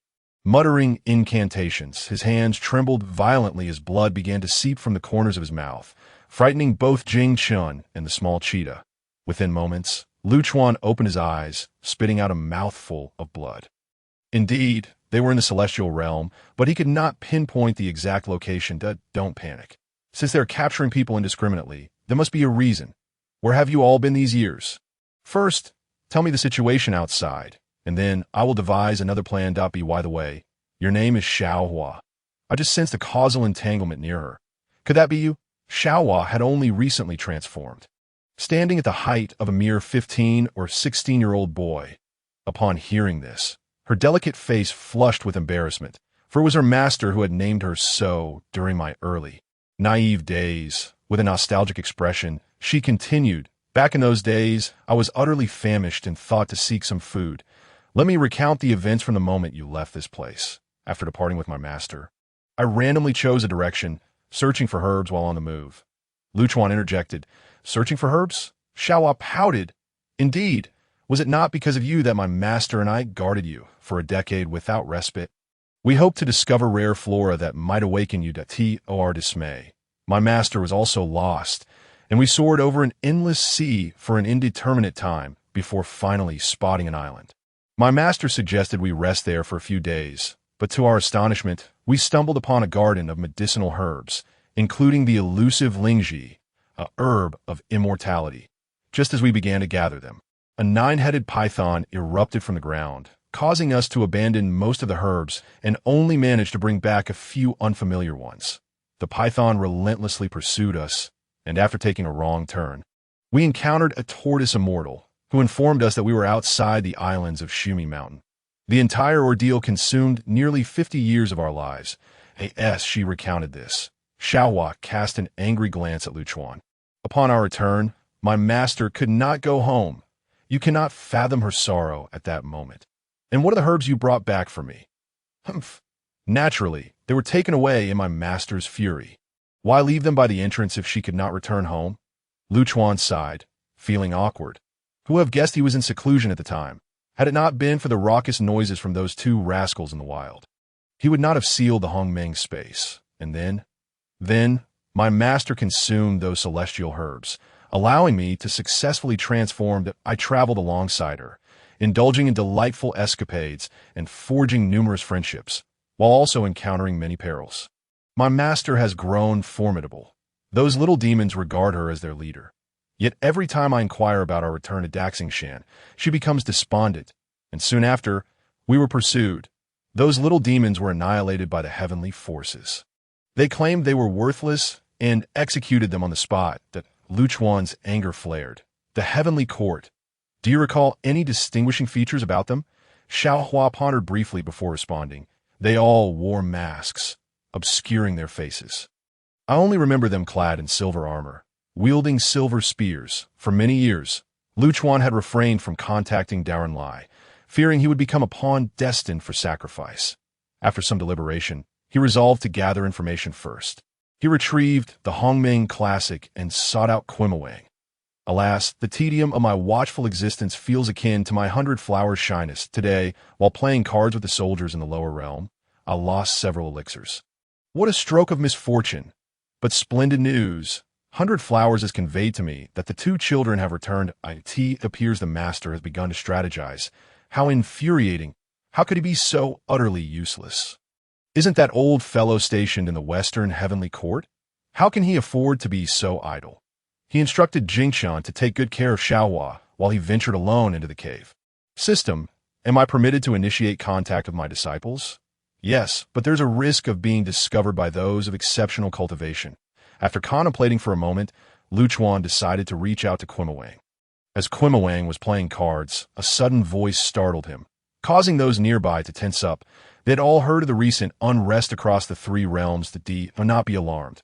It is I. Luchuan, I have taken your subordinates. Quimawang thought he must have misheard, as the heavenly soldiers grumbled, suggesting that the boss could not handle his losses. Once the crowd dispersed, Quimawang inquired, Master, what is your command? I owe a debt of gratitude for your protection of my child all these years. Spare me the formalities. I have urgent matters to discuss. Do you know of anyone who wears a mask, dons silver armor, and wields a silver spear? Quimawang paused for a moment before replying. All heavenly soldiers are outfitted in such gear. What is it, Master? Upon hearing this, Luchuan felt a sinking sensation. It was akin to searching for a needle in a haystack. Can you access the heavenly prison? Help me find a person. Feng Lingzhu. With striking red hair, easily identifiable. Once located, notify me by silently uttering my name thrice. Understood? I will await your news. 3 days later. Master, I have inquired and confirmed that there indeed exists such a person in the heavenly prison. However, she has long since perished, tortured to death before reaching the execution platform. Master. Upon hearing this news, Luchuan's countenance drained of color, unable to believe the truth of this revelation. Are you certain? Did you see it with your own eyes? Quimawang hesitated before saying, Master, this information was not from my own eyes, but rather from a friend I entrusted. You know that abandoning my post could lead to my demotion. Luchuan inhaled deeply. I require you to confirm her fate with your own eyes. Not speak further. I will ensure you comprehend the 10 profound principles of the Tao. Quimawang swallowed hard, incredulous. The 10 principles of the Tao he had never encountered before could elevate him to new heights. Master, I shall procure the news myself. 3 days later, Luchuan impatiently flipped through the Hongmeng Classic, while Quimawang had ceased even writing in his journal. 5 days later. Still no news. 7 days later, as the hour of the rat approached. Just as he prepared to contact Quimawang, he suddenly received a message from 100 Flowers Shyness. Master, help. Luchuan was taken aback, hastily inquiring, Where are you? We are being pursued by heavenly soldiers. We just crossed the southern Zambuzu and are fleeing towards the eastern Victory Divine Continent. Wait for me. In an instant, Luchuan drew the Hui bow and readied the divine arrows, transforming into a streak of light that soared out of the Hongmeng space. No, I cannot expose myself just yet. There are surely many masters of divination within the 3 realms. The Hui bow cannot be used. The 6 souls banner for my last reward. He had pushed the 10,000-li swift movement technique to its limits. Had it not been for the enhancement of the Ziwei Shunsheng technique, his internal spiritual energy would have been further depleted. 100 Flowers. Where are you? We are over an expanse of ocean. They are pursuing us too closely, heading towards the central Shumi Mountain. If it comes to that, we mother and child will charge into Shumi Mountain. It is better than being captured. Ah, my dear, Lu Chuan swiftly altered his course to pursue them. After a short incense stick burned, he spotted dozens of silver figures ahead. Indeed, they were the heavenly soldiers. He discreetly followed with the 6 souls banner in hand, 100 flowers. Shumi Mountain is not a place you can tread. Return with us for examination, and we shall not harm you or your child. Nonsense. This little fairy no longer trusts the heavenly court. Why husband was imprisoned for no reason. Had he not forewarned me, we would have been ensnared. Stubborn fool. Leave her with a breath. At the signal from the leader, numerous attacks surged towards 100 flowers and her child. Just in the nick of time, Lu Chuan arrived, swinging the 6 souls banner. It was the hour of the rat, and now darkness enveloped them, rendering visibility non-existent. Darkness. Lu Chuan had already cloaked himself in the demonic aura of the 6 souls banner, speaking in a hushed tone. Is this the righteousness of the heavenly court? To mercilessly pursue a mere little fairy is truly despicable. The leading heavenly soldier bellowed, audacious demon. You dare to come here? Why not hide like a rat and cultivate in peace? Seeking death, suddenly, dozens of heavenly soldiers lunged forward. Lu Chuan unleashed his full strength, and the air became thick with a cacophony akin to the underworld, shrieks and howls permeating the atmosphere. Within 3 breaths, those enveloped in demonic energy vanished without a trace, leaving not even a remnant behind. Seeing this, 100 flowers quickly shielded her child behind her. Realizing that having narrowly escaped one danger, they had now stumbled into another. Might you spare us, sir? Lu Chuan turned, retracting the demonic energy to reveal his true form. 100 flowers gasped in horror. Master, you are of the demon race? Lu Chuan offered no explanation, waving his hand as they instantly vanished from that location. That a quarter of an hour later, a group of monks clad in martial attire arrived at the scene. Let us speak of safety first. When Lu Chuan brought them back to the Hongmeng space, dawn had already broken. The 2 demon children, Kita and Ke, gazed around at the familiar yet unfamiliar surroundings, yet they did not see the figure they longed for. Sister Lingzhu, where is she? Lu Chuan led them to the cave, stating, I am not a demon, believe it or not. Upon finishing, he sighed with a complex expression. Lingzhu has been taken by the heavenly court. What has happened with Quimawang? After a moment of hesitation, 100 flowers replied, Master, you saved us, and I trust you that a few days ago. Quimawang found me and mentioned he had not returned for 5 days, urging me to flee with the child and seek your aid. Lu Chuan pondered. He must have sensed something amiss, or perhaps was ensnared in a trap. Feng Lingzhu has not perished. Rather, it seems a false message has been employed to draw me out. Kidai, take your mother to your former residence to rest while I contemplate the situation. Rest assured, I shall not abandon a single soul. By the way, if you're injured, go to the Li River to cultivate and recover. Allow me some quietude to devise a strategy. Once the others departed, Lu Chuan furiously pounded his fist against the wall, exclaiming, Who is it? Who dares to plot against me? You had better pray. She is unharmed. Taking a deep breath, he recited the unique transmission incantation associated with Luya. Foster father, it is I, Lu Chuan. After a prolonged silence from the other side, Lu Chuan did not rush, for after a century of no contact, he was uncertain if the other party would still recognize him as their godson. He loathed the feeling of being restrained, of wanting to act, yet feeling powerless. Why have you suddenly sent a message to me? Speak quickly. Sensing that there might be urgent matters on Lu Ya's side, Lu Chuan hastily recounted the events that had transpired. Foster father, I implore you to assist me this once. I owe you a favor, or I can offer a magical artifact in exchange. After yet another lengthy pause, Luya responded, My son, do not panic. You underestimate your father. Am I a petty person who forgets loyalty for gain? Furthermore, the 3 realms are unstable, and the heavenly court is rife with hidden currents. No news is forthcoming from Ling Mountain. It would be wise for you to remain low-key as before. Concerning the 2 individuals you mentioned, I shall find a way. Lu Chuan was skeptical of the sincerity of these seasoned individuals. Would they truly act out of kindness, forgoing favors and artifacts? Foster father, if you refuse to accept anything from me, I shall be uneasy. Please, accept something. I shall not decline as long as it is within my means. Luya casually remarked. In that case, I shall not decline. The last time you provided me with that little trinket, the sunglasses, could you perhaps furnish me with a few more pairs? 10 pairs should suffice. Should it not be too much? Lu Chuan inwardly cursed the old dog for his audacity, but maintained a forced smile. Foster father, you jest. I happen to have exactly 10 extra pairs, and cannot spare even one more. I thank you in advance, and await your favorable news. Very well. Await me at the empty abode heaven. I shall send someone to retrieve them. Empty abode heaven. Lu Chuan was genuinely unaware of its location. It is simply a desolate place on earth. You need only traverse the clouds and await. Just as Lu Chuan pondered when he could rescue the individuals in question, there was silence from the other side. Damn it, the matter remains unresolved. I must first reclaim what is mine. Truly, my esteemed foster father. He relayed this promising news to Cheetah Xiaohua and Bai Waxu, assuring them that he had leverage connections, urging them to wait in peace. Upon exiting the Hongmeng space, the outside world was already bathed in bright light.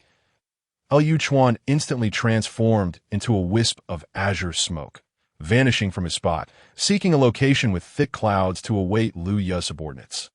Before half an incense stick had burned, a red-crowned crane suddenly swooped down from above, darting towards Lu Chuan. The crane transformed into a young girl, coldly stating, "The items," Lu Chuan handed over the prepared sunglasses. And without uttering another word, the girl took the items and flew southward. What on earth? Returning to the Hongmeng space, Lu Chuan found himself disinterested in cultivation. Jingxin had somehow procured some fruits, and after much coaxing, he finally consumed one after waiting for over a month, during which Lu Chuan had contacted Luya at least 10 times. He received a response only once. Just wait. One day, Lu Chuan ventured out of the Hongmeng space alone. Seated at the cliff edge of Daxing Mountain, gazing at the sunrise when he suddenly spotted a dark that rapidly approaching, he concealed the 6th soul banner within his robes, feigning ignorance. As the figure drew nearer, he recognized it as Kuei Mulang, bearing numerous wounds and seemingly cradling something. Chapter 41. Cultivation ruined. Heavenly Court enraged. Lu Chuan prayed fervently that it was not her corpse. He lacked the courage to fly out and greet them. Merely standing there in a daze, as Kuei Mulang gradually approached. Master, the door. Upon uttering this phrase, Kuei Mulang seemed to exhaust every ounce of strength, plummeting straight down. Lu Chuan snapped back to reality, soaring forward to catch him, finally discerning what he held in his arms, a segment of bamboo. Once they were in the Hongmeng space, Lu Chuan immediately immersed Kuei Mulang in the Li River, while Bai Waxu wept inconsolably at the side. Lu Chuan, trembling, held the bamboo segment, his eyes reddening as he cast a cold gaze upwards. He returned to the wooden cabin with the bamboo, summoning a piece of cut wood, selecting an appropriately sized segment, crafting it into a flower pot, and burying a portion of the bamboo within, watering it with Li River water. Thus a year passed. He watered the bamboo daily, allowing it to bask in sunlight. Kuei Mulang awakened. Lu Chuan was summoned by Bai Waxu, but Kuei Mulang merely opened his eyes, his gaze vacant and unfocused. The following day, Lu Chuan brought him to the summit of Daxing Mountain to witness the sunrise when suddenly the voice of Kuei echoed from within the Hongmeng space. Father has awakened. Kuei Mulang, do you recognize me? In response to Lu Chuan's inquiry, Kuei Mulang hoarsely uttered, Master, thank you. There's no need for thanks. I shall not forget my promise to you that I will ensure you ascend to greater heights, and you may seek your vengeance at that time. For now, rest for a few days and regain your strength. Then we shall converse in detail. Bai Waxu, having prepared for her descent to the mortal realm, had brought along numerous provisions, and for the past few days, she had diligently prepared spiritual rice for Kuei Mulang, supplemented by the nourishment of Li River water, facilitating his swift recovery.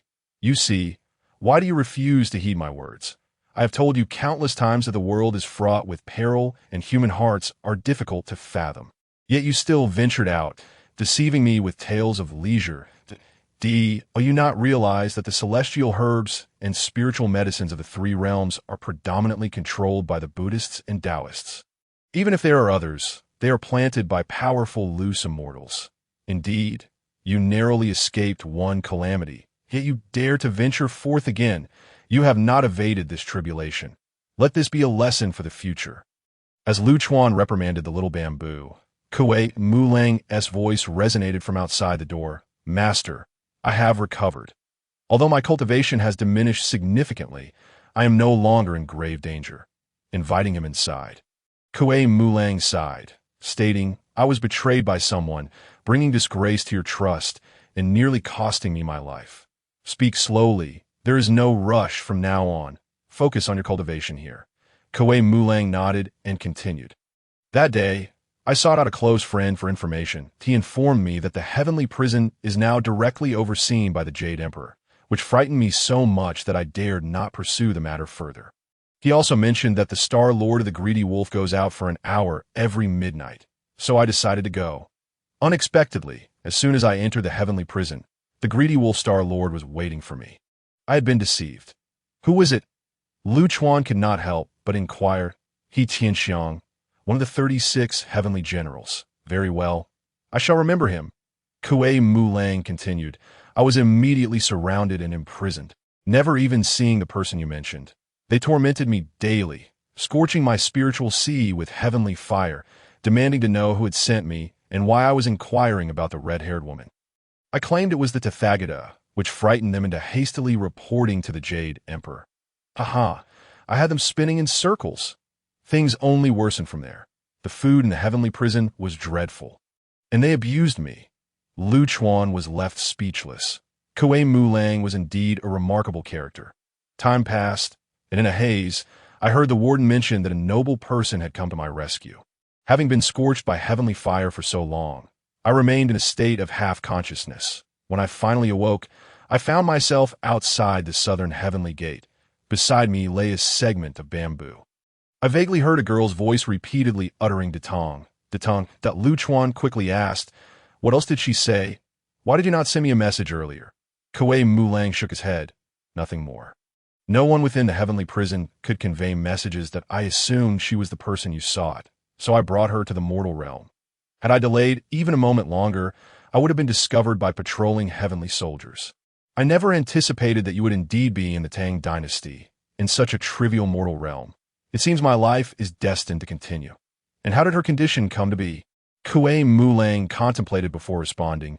She must have had her spiritual roots shattered, her consciousness destroyed, and her cultivation obliterated, revealing her true form.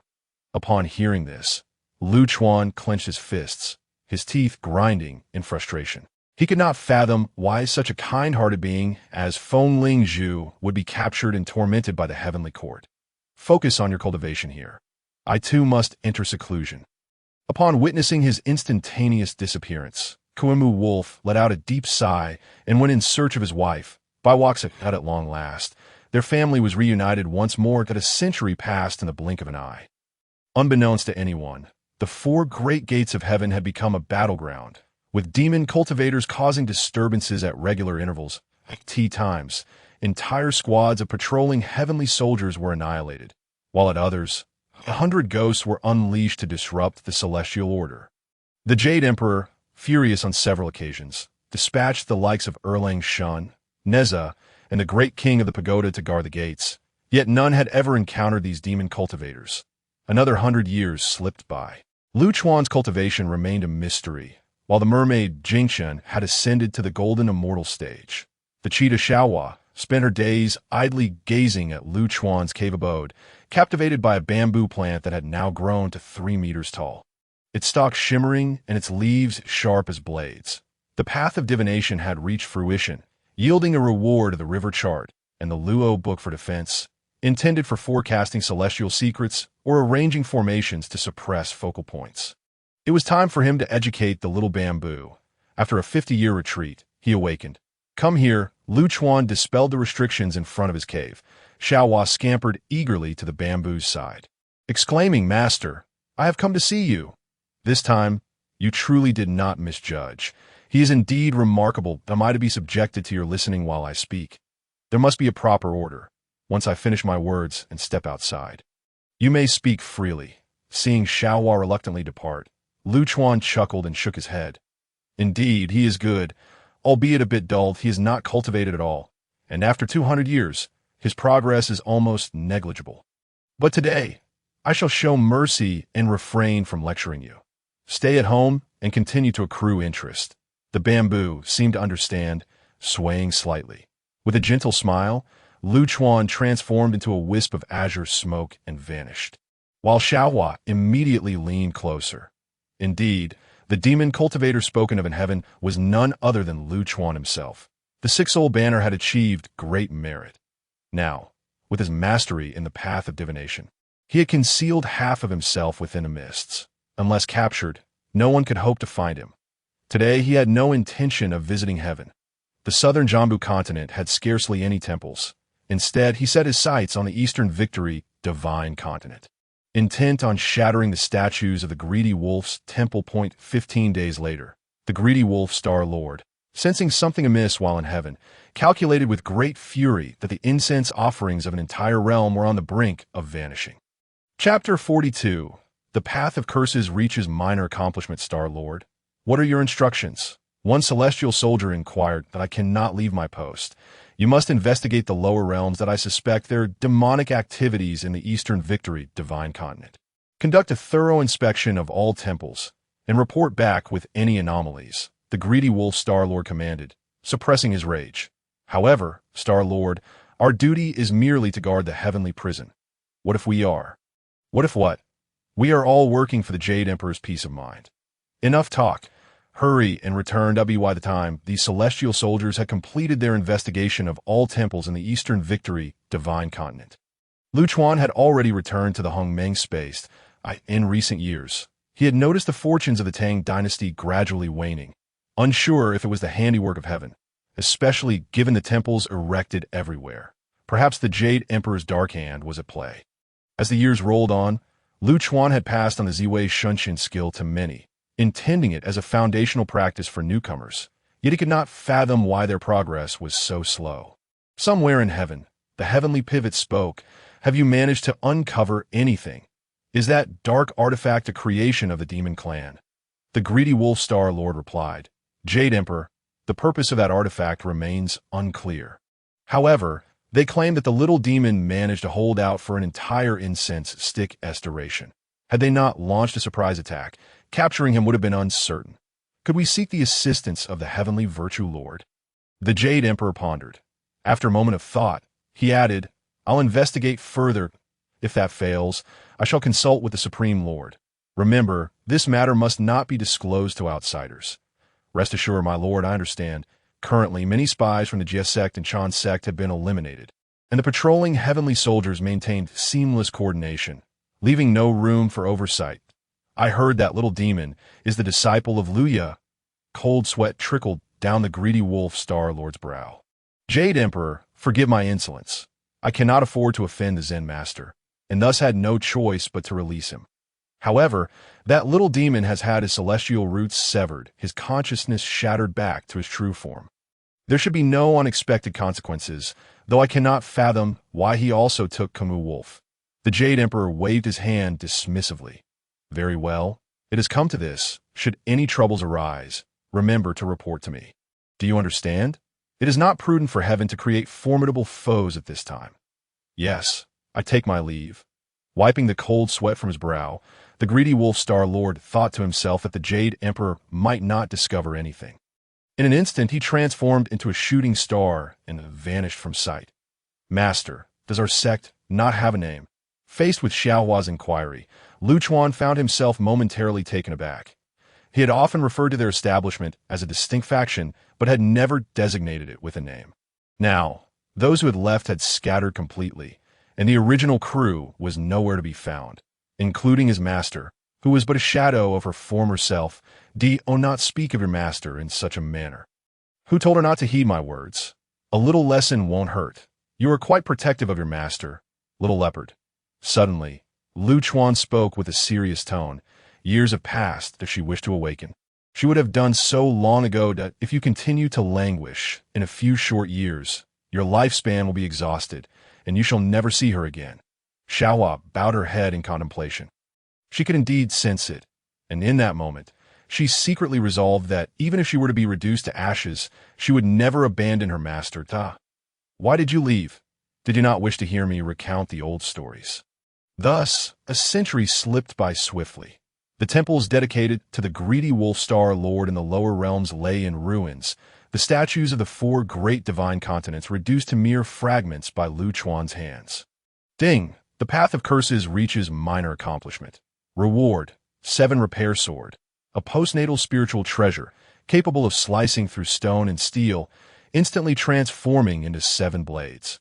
The dragon named Jin Tua, the toad named Shui Mu, the chicken named Tian Xiao, the rabbit named Yang Pa, the centipede named Chi Su, the turtle named Xian Gui, the snake named Qing Ling. Another worthless item, the path of curses, a fine treasure indeed. Let us give it a try. Successfully cursing the greedy wolf star lord, consuming 10 years of lifespan, Lu Chuan suddenly felt as though he had lost something. Damn it, is this thing a life-for-a-life trade? The greedy wolf-star lord was currently at the Supreme Lord's place, studying the items snatched from the wind spirit bamboo, when suddenly a jet of blood erupted from his nostrils. Heavenly Lord, please do not be offended. I am unharmed. Perhaps I have simply overindulged. The Supreme Lord shook his head. Returning to his research on the invincible sunglasses, he recognized the other artifacts like the golden phoenix hairpin and the 9-colored rainbow dress. But this particular item baffled him. He calculated its origin, which pointed to the void of chaos. How could it possibly be? That place was beyond the reach of such a little demon. Lu Chuan, oblivious to the fact that he had just sacrificed 10 years of his lifespan, wondered what kind of curse he had inflicted. There was no feedback from the system. Suddenly, a vision appeared before Lu Chuan, a bearded man clad in golden armor, with 2 jets of blood erupting from his nostrils. Yet beside him stood another figure, whose face remained obscured. This must be the greedy wolf-star lord. But apart from him, everything else was shrouded in mist. 10 years of annoyance. Worth it. Lu Chuan, amused, stepped outside his cave, gazing at the bamboo that had ceased its growth, recounting how he had helped her exact revenge today. Finding no response, he sighed and turned around, realizing that aside from Jingchen, who was lost in thought by the Li River, none of the others were present. I successfully received a roll of the eyes. You scare me to death, always trying to frighten me. What are you thinking so deeply about? I'm just training your reflexes.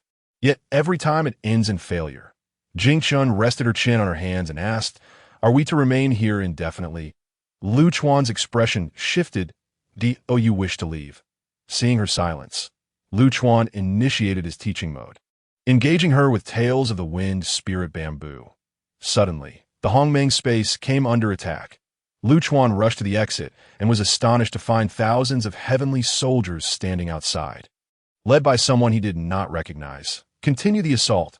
I shall see who dares to harbor a fugitive from heaven, hiding in their turtle shell. What kind of hero is that? As Lu Chuan contemplated his strategy, the Koemu wolf couple hurried over upon hearing the news. Upon seeing the scene, Koemu wolf exclaimed, He Qianxiang, is that your friend? Koemu wolf's face darkened as he nodded. He is now my enemy, a life-and-death rival who sold out our friendship for personal gain. Cursing He Tianxiang, 10 years of lifespan. Suddenly, He Tianxiang outside collapsed to the ground, veins bulging on his forehead, his face twisted in terror as he shouted, Stop! Everyone, cease at once! Exalted immortal, forgive me. I meant no offense. I was merely following orders to capture a wanted criminal. I serve under the greedy wolf-star lord, as a guard of the heavenly prison. Continue. 10 years. Please spare my life, he cried, and as he spoke, his left arm suddenly turned black, emitting azure flames. He Qianxiang, not one to be trifled with, swiftly drew his blade and severed his own left arm. Lu Chuan altered his voice, saying, I care not who you serve. Today, consider this a warning. Should you disturb my seclusion again, next time, it will be your life I demand. Leave. He Qianxiang never anticipated that a mere hermit from the lower realms could exhibit such formidable prowess. He initially believed victory was within his grasp, only to suffer a significant setback, hastily retreating with the assistance of his subordinates. Chapter 43. The Great Change of Ling Mountain, Kue Mulang. Witnessing their panicked flight, clapped his hands in delight, exclaiming, Serves them right. Does the sect leader still remember him? Lu Chuan let out a cold laugh. How could she forget? If it weren't for that brat's treachery, she might not have met such a fate. I will surely put an end to him one day. The shiver ran through Kuei Mu Lang as he replied, Sect leader, that scoundrel is full of malice. Upon returning, he will surely embellish the tale and bring even stronger foes. Let them come. They shall all perish here unless the Jade Emperor and the Supreme Lord join forces. Kuei Mu Lang felt a deep sense of trepidation. As Lu Chuan appeared even more enigmatic in his eyes, he had heard by Huaxiao mention that Lu Chuan possessed methods of demonic attack, but with a guardian as formidable as him. He felt reassured. Jing Chun wished to speak, but Lu Chuan had already vanished back to his cave abode, leaving her no choice but to continue her cultivation at the bottom of the Li River. A decade later, Lu Chuan had been anticipating retribution from the Celestial Court, but instead he received an unexpected call for help. Master, save me. It's me, Ba Jie. I've escaped from Ling Mountain, and I'm being pursued. Lu Chuan frowned, pondering for a long time. This pig was notoriously timid. How could he have possibly escaped Ling Mountain? Had something gone awry at Jieyin Temple? Why had Tiwu Kong sought assistance? Ba Jie, where are you? I shall come to your aid at once. The fleeing Zhu Ba Jie was overjoyed, Master. That's wonderful. I just crossed the western Bulhazhou and am about to pass over Mount Shumi. They are closing in on me. Where are you, Master? 50 years later, Lu Chuan awakened from his meditation, feeling that his mastery of the curse had nearly reached fruition, when Zhu Ba Jie had called for help all those years ago. He had dismissed it. Frankly, he had doubted the pig would dare such an act, so he had immersed himself in his training, never receiving further word from Zhu Ba Jie. Damn it, let us try to deduce what happened. After all, we are master and disciple. Do not accuse me of being heartless. Zhu Ba Jie, now a messenger of Ling Mountain's pure altar, lamented, I have been expelled from Jieyin Temple. Truly expelled? Ba Jie, I am your master. Where are you now? I have searched for you for 50 years, and am on the brink of heading west to Ling Mountain. I sent you multiple messages, yet none were returned. At that moment, Ba Jie was holding a roasted chicken in his left hand and a jug of wine in his right, having not eaten for hundreds of years. How delightful it was. Startled by Lu Chuan's voice, he quickly replied, Master, you finally responded. I've been waiting so long. Lu Chuan casually mentioned a location and summoned everyone out, declaring, I must meet someone. You all focus on your cultivation. I will take this treasure with me. Be careful. Jing Chun cautioned. Lu Chuan nodded, instructing Xiao Hua to look after Feng Ling Zhu, and then vanished from sight. I could see that moment. The outside world was in the grip of winter, with Daxing Mountain blanketed in pristine white snow, yet all the trees remained remarkably green. The instant he retracted the Hongmeng space, all the vegetation on Daxing Mountain withered, which stirred ripples of concern within the current court. Rumors spread among the populace that the reigning emperor lacked virtue, and unrest began to brew. Lu Chuan had arrived at the appointed place early, waiting patiently, when suddenly a dark figure approached rapidly from the distance. It was undoubtedly Zhu Ba Jie. Master, it's been hundreds of years. I've missed you dearly. Lu Chuan grasped his hand tightly, saying, Ba Jie, you've lost considerable weight. You must have endured much hardship, wiping the grease from the corner of his mouth. Zhu Ba Jie nodded gravely. Master, it was terribly arduous. You cannot fathom it. Ling Mountain is simply uninhabitable. Aside from some vegetables and tofu, there's nothing to be had. Though they are all spiritual materials, they are far too bland. Even Monkey Brother has distanced himself and ignores me. Oh, surely Wukong wouldn't act so callously. I've heard he's one of the 35 Buddhas, the victorious fighting Buddha. Zhu Ba Jie nodded forlornly. Old Shah has been granted a golden body as an arhat, and I am left at the bottom. The Tathagata is truly oppressive. Lu Chuan interjected. All right, enough of that. Speak plainly. Why did you escape? How did you manage to elude Ling Mountain's pursuit? Zhu Ba Jie's face flushed as he stammered. Ling Mountain. Ling Mountain. Enough, pure altar messenger. Your mission is complete. You may return to report now. Suddenly, a voice interrupted Zhu Ba Jie. Lu Chuan surveyed the surroundings, only to find himself encircled by a formidable 18 arhats. Pure altar messenger. What are you waiting for? Do not delay your departure. Zhu Ba Jie looked at Lu Chuan. Guilt etched across his face. Master, I'm sorry. Old Sha has been imprisoned by the Tathagata, and Monkey Brother has vanished. I had no choice but to act. Otherwise, Old Sha would. Lu Chuan, stunned by this revelation, could scarcely believe it. What calamity had befallen Ling Mountain? Enough of this noise. With a swift motion, an arhut struck Zhu Ba Jie, sending him crashing backwards, blood spurting from his mouth. And what are the treasures I entrusted you with? Have they also been seized? Seeing that they did not respond, Lu Chuan realized they had all been deceived and were now defenseless. The previous news had clearly been forced upon him as he produced the six-soul banner. The seated arhut bellowed, indeed, this is unmistakably of demonic origin. The Buddha, the Tathagata, is astute. We must strike with all our might. This demon cannot be allowed to escape. Wearing his sunglasses and wielding the six-soul banner, Lu Chuan launched a full-scale assault. However, he soon found that two fists could not contend with four hands, and within moments he was overwhelmed. Oh, the hypocrites of the Buddhist sect. They claim to be righteous while inflicting harm on the innocent. What shamelessness! Ever since you became my disciple, you have ceased to belong to the Buddhist ordered as traitors. How can you claim innocence? Will you surrender, or shall we force you back to Ling Mountain? Take your nonsense elsewhere. Lu Chuan declared defiantly. In an instant, a radiant golden light enveloped him. For the duration of an incense stick, Lu Chuan fought desperately against the 18 arhats, seeking an opportunity to break free from the encirclement. But he was repeatedly pushed back, surrounded by the seated arhut, the standing arhut, the laughing lion arhut, and others, each wielding treasures and riding steeds. He found himself ensnared in the center with no escape. Zhu Ba Jie, witnessing Lu Chuan's desperate struggle, felt immense regret. Master, I'm so sorry. I am truly a fool. I should have alerted you immediately to save Old Sha.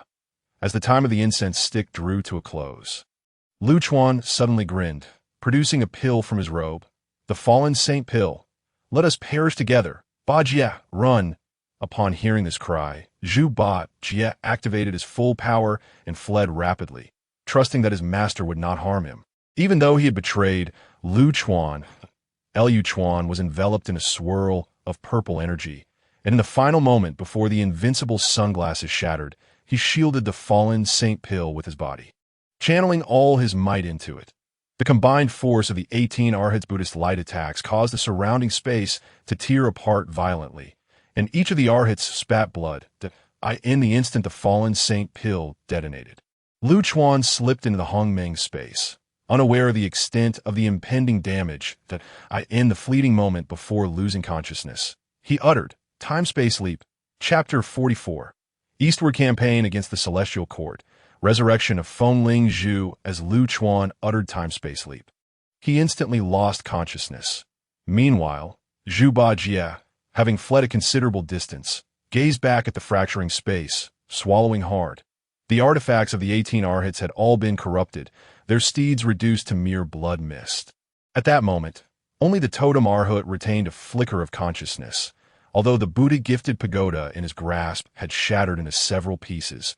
Gritting his teeth, he transmitted his final message before plummeting from the sky like the others. Zhu Ba Jie, observing the collapsing space ahead, dared in Guanyin cast a cold glance at him and struck his forehead.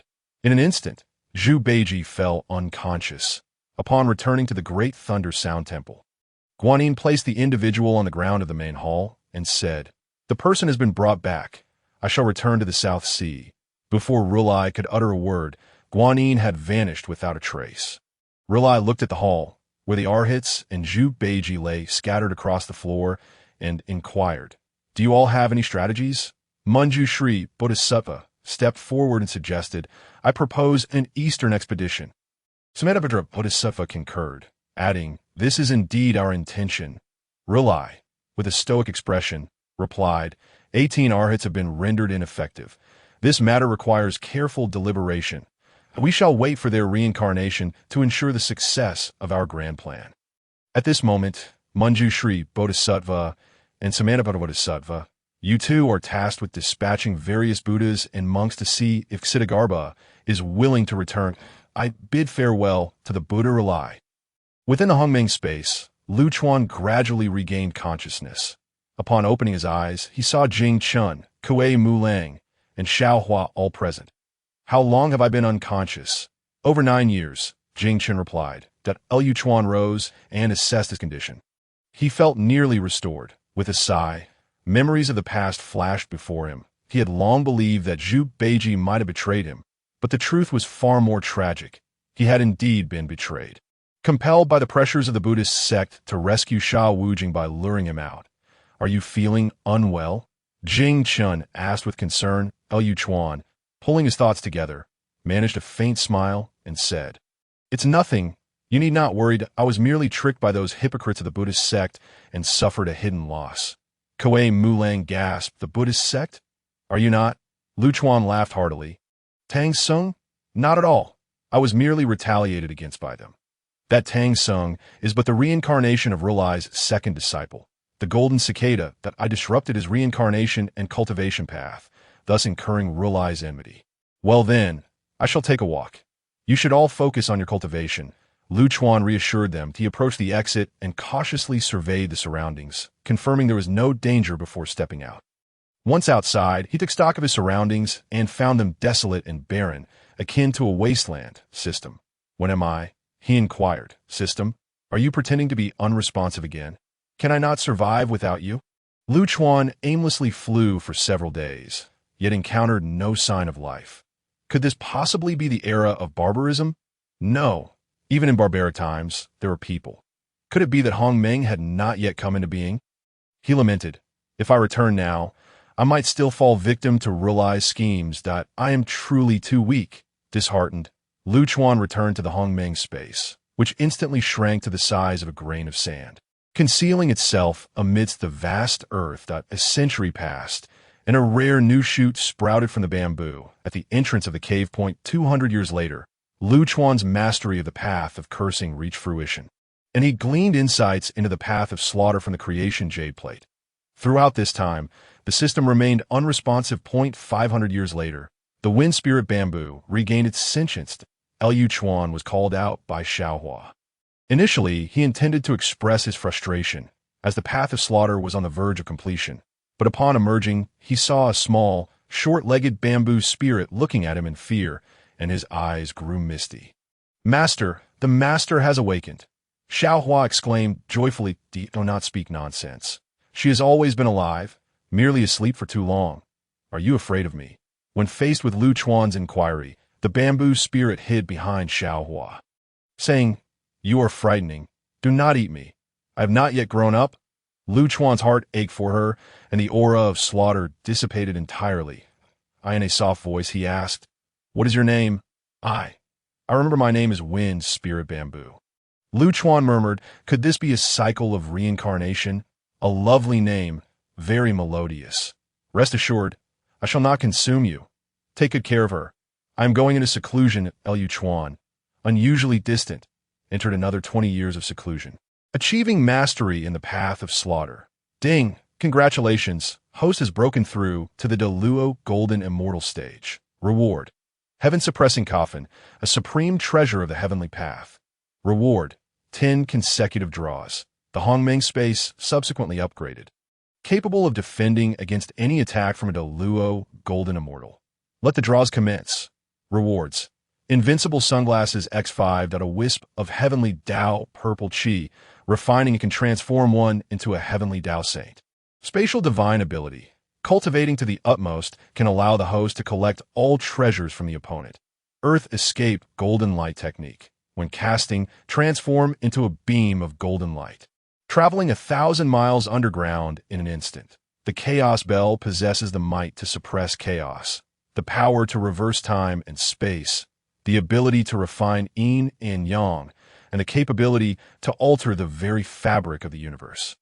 This treasure is infinitely profound, with boundless creation. It can imprison time and suppress space. 0.6 roots of purity bamboo, capable of sealing a person's 6 senses. During the draw period, Lu Chuan had learned his lesson. Even upon first seeing the sunglasses, he refrained from cursing. When he saw the heavenly Tao purple chi, he sensed a difference, speculating that the rewards might vary based on the temporal and spatial context. though this was merely his conjecture. After completing the draws, Lu Chuan exited the cave and directly gifted the 6 roots of purity bamboo to her. This is quite delectable. Consuming it will hasten your growth. I shall impart a technique to you. Named Ziwei Shunchan Gong. Wind Spirit Bamboo murmured, Ziwei Shunchan Gong. That sounds familiar. Chapter 45. She is merely my sister, forging a connection with Pangu. Upon hearing this, Lu Chuan's eyes brightened. Could it be that she retained some remnants of sentience? He could not help but ask, Do you remember me? Wind Spirit Bamboo shook her head. I do not know you. You all are quite strange. He calls me master. And you look even more fearsome. Lu Chuan sighed in disappointment. He understood that ancient spiritual roots possessed inherited techniques. Yet Wind Spirit Bamboo had not cultivated to that stage and had been tormented back to her original form by the heavenly beings. Ah, how hard! Wind Spirit Bamboo removed the 6 roots of purity bamboo from her mouth. Looking at Lu Chuan with a pitiful expression, Lu Chuan chuckled softly. Did I not teach you how to cultivate the technique? Take your time to refine this bamboo. By the way, why are you all so nice to me? I seem to not remember knowing you. Who is Hui Hui? My head hurts, Lu Chuan quickly asked. Do you remember Hui Hui? He was your former friend, along with Kai Dai and Xiao Lu. Can you recall? Wind Spirit Bamboo's small figure shook incessantly, on the verge of fainting. Xiao Hua shouted, Do not press her any further. She has just regained her sentience. How could she possibly remember so many things? Lu Chuan found himself at a loss for words, realizing he had been too hasty. Wind Spirit Bamboo had accompanied him in the Tang Dynasty for over 100 years.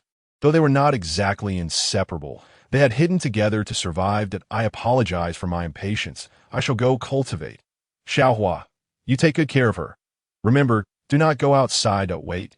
Lu Chuan turned back to the petite Wind Spirit Bamboo, seemingly hoping she would say something.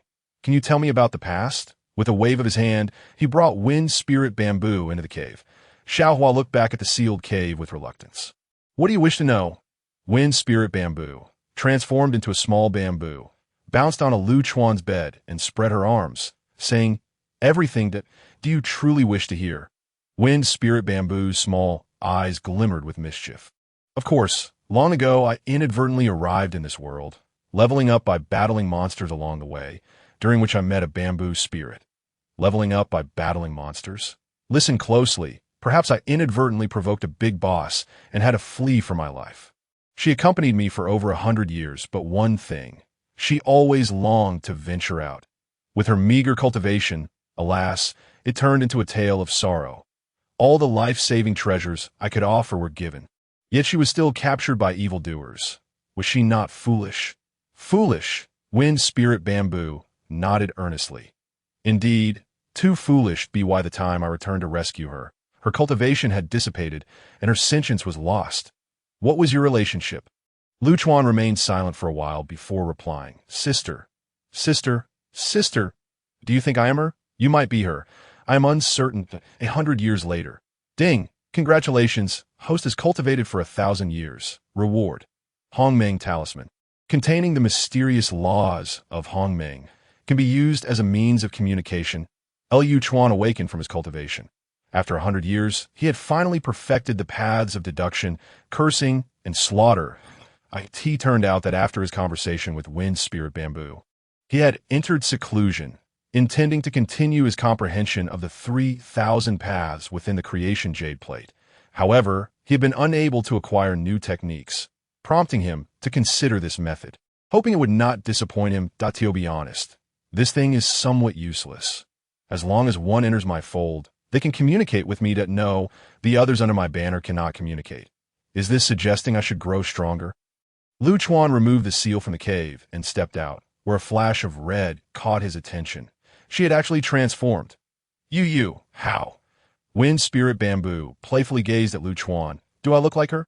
This sentence once again drew him back to reality, much like a mere shadow of his former self, with only the essence of his soul transformed.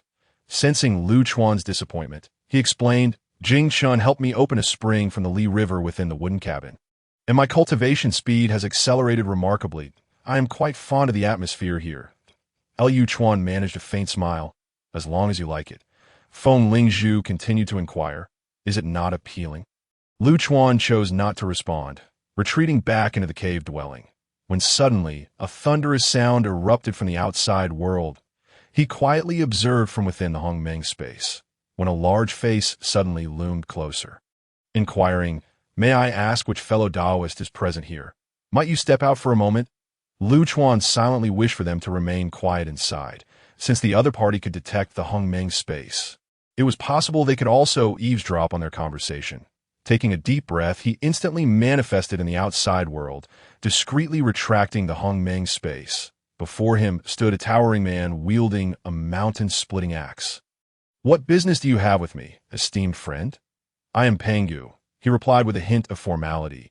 "Passing through this desolate mountain, I was astounded that it could withstand my strike and scathe. I surmised that a hidden cultivator must reside here. I apologize for the disturbance that a surge of tumultuous waves stirred within Lu Chuan's heart. Could this be the legendary Pangu?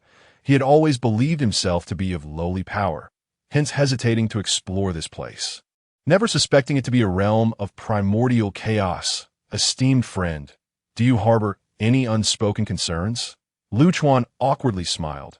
"Please do not take offense. I was momentarily lost in thought that my name is Lu Chuan. Merely a wandering cultivator. Judging by your attire, you must belong to a prestigious lineage." Pangu chuckled. "A wandering cultivator possesses such prowess. Are you perhaps a prodigious talent? Would you consider joining my sect? You can see through my cultivation." My friend jested. "It is precisely because I cannot perceive your cultivation that I inquired that I, along with my master Hongjun, have 3 disciples. Would you be willing to accompany me to meet my master? If this is too much to ask, please disregard my request." That Lu Chuan's mind raced with calculations. Pondering the future conflicts between the Chan and Jie sections, he suddenly recalled that Master Hongjun was a disciple of the original primordial spirit. If he were to be seen through, his life might be at stake. "Esteemed friend, do you have any reservations? Perhaps we can engage in a friendly spar?" Lu Chuan thought this was a suitable opportunity and replied, "I hope you will unleash your full strength. I am keen to test the skills I have acquired throughout my life." He searched his system inventory and discovered that the only weapon he could reveal was the Heart's Desire Iron Staff, a relic he had seized from the 6-eared macaque. Long, it would be unthinkable to draw forth the Creation Jade Plate or the Chaos Pearl, both of which were Pangu's innate treasures. If he were to produce them, it might lead to a farcical encounter with the true Pangu, likely resulting in his demise. This is the Xianqing Qi bestowed by my master. I have yet to fully comprehend it. Esteemed friend, do take heed." Pangu, brandishing the heaven-splitting axe, unleashed a strike infused with a wisp of azure energy to Lu Chuan. Undeterred, summoned his full power in the way of slaughter. Enveloped in a murderous aura, he swung toward Pangu's head. The clash rang out like a symphony of metal, and the figures of the two became nearly indistinguishable to the naked eye. With a resounding crack, Lu Chuan halted, holding a severed portion of the Heart's Desire Iron Staff.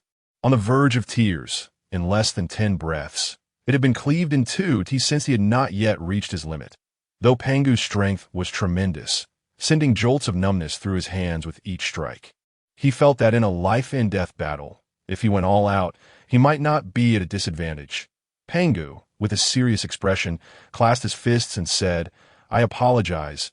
This is my innate treasure, and I cannot compensate you.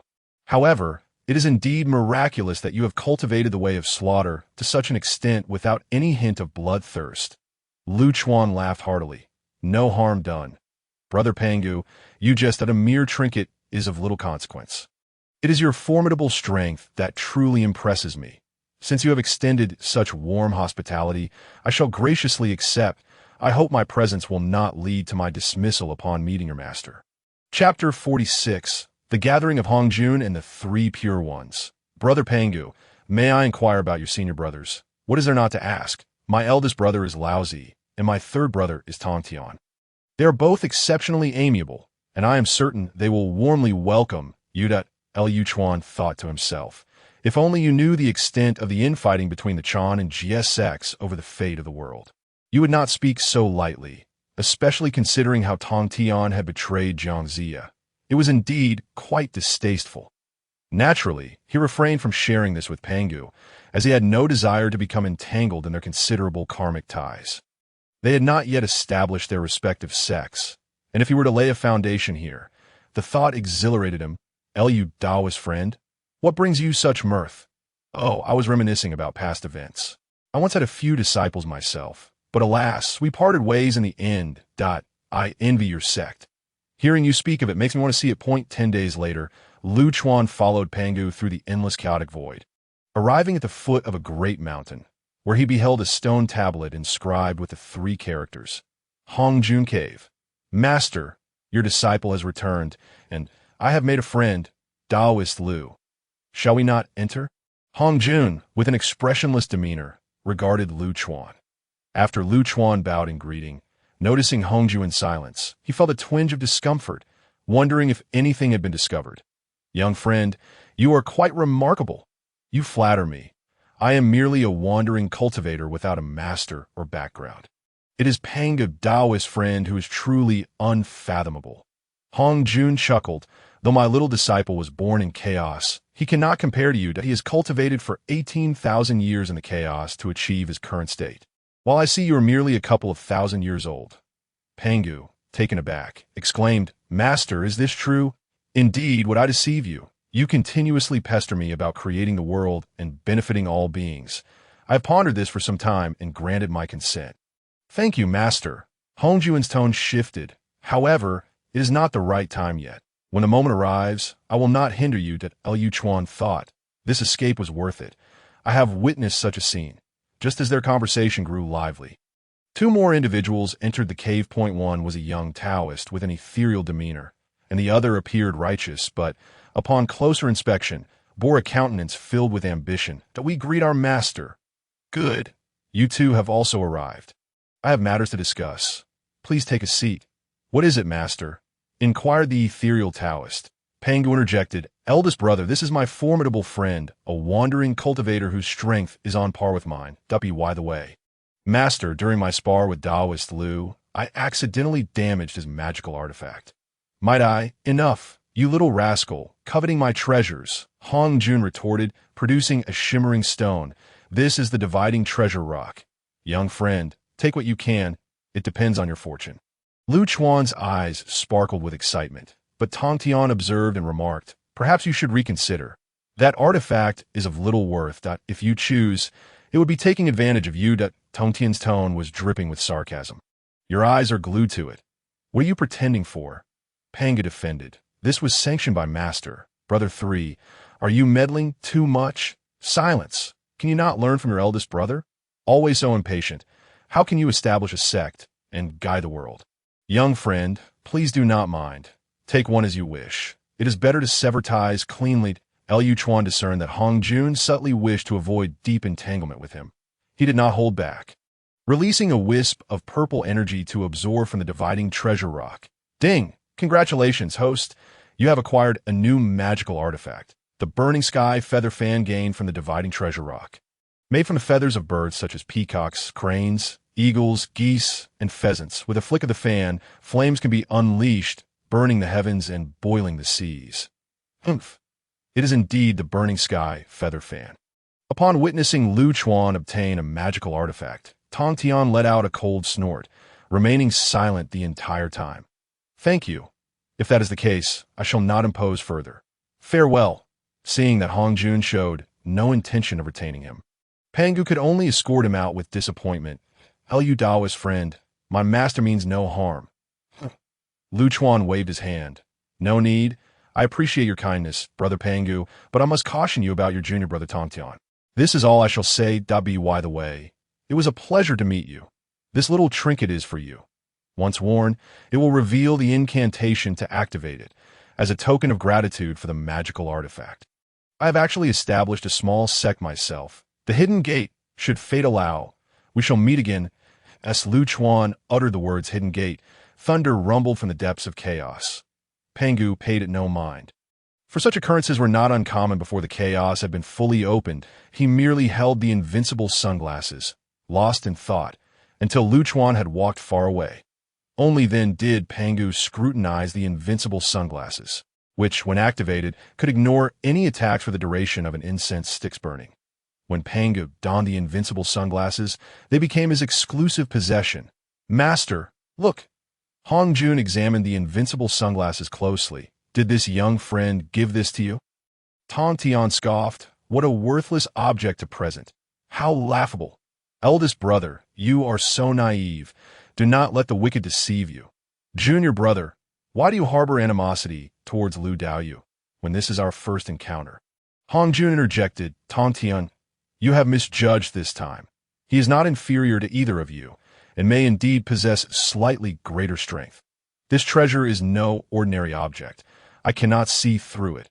After Pangu conveyed his message into his ear, Hong Jun's expression changed dramatically. Is it truly so? Master, I am uncertain. Perhaps we should test it? As Pangu activated his, a series of golden lights radiated from his body.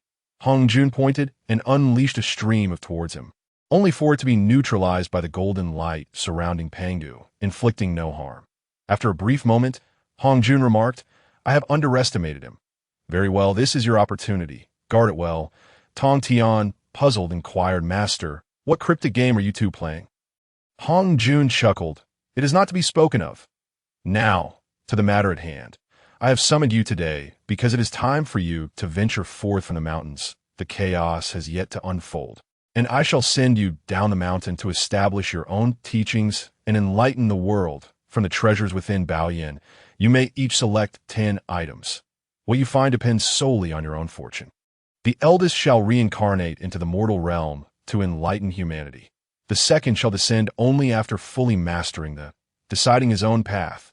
Tong Tian, you two must comprehend the before you descend to establish your teachings.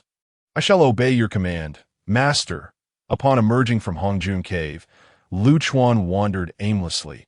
Aware that many extraordinary treasures in the wilderness were without owners, he sought to try his luck, hoping to entice a few future great beings. Suddenly, he noticed a battle unfolding below on solid ground. Chapter 47. I am no longer pure Dao friend. Do you truly wish to contest this small tower with my little sister? Humph, to the victor belongs the spoils. I have my eyes set on the glazed bottle in your grasp. Concealed within the chaos, Lu Chuan observed a man and woman engaged in combat, feeling a sense of familiarity with the woman.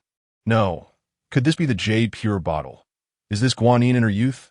The man coldly retorted, Si Hong.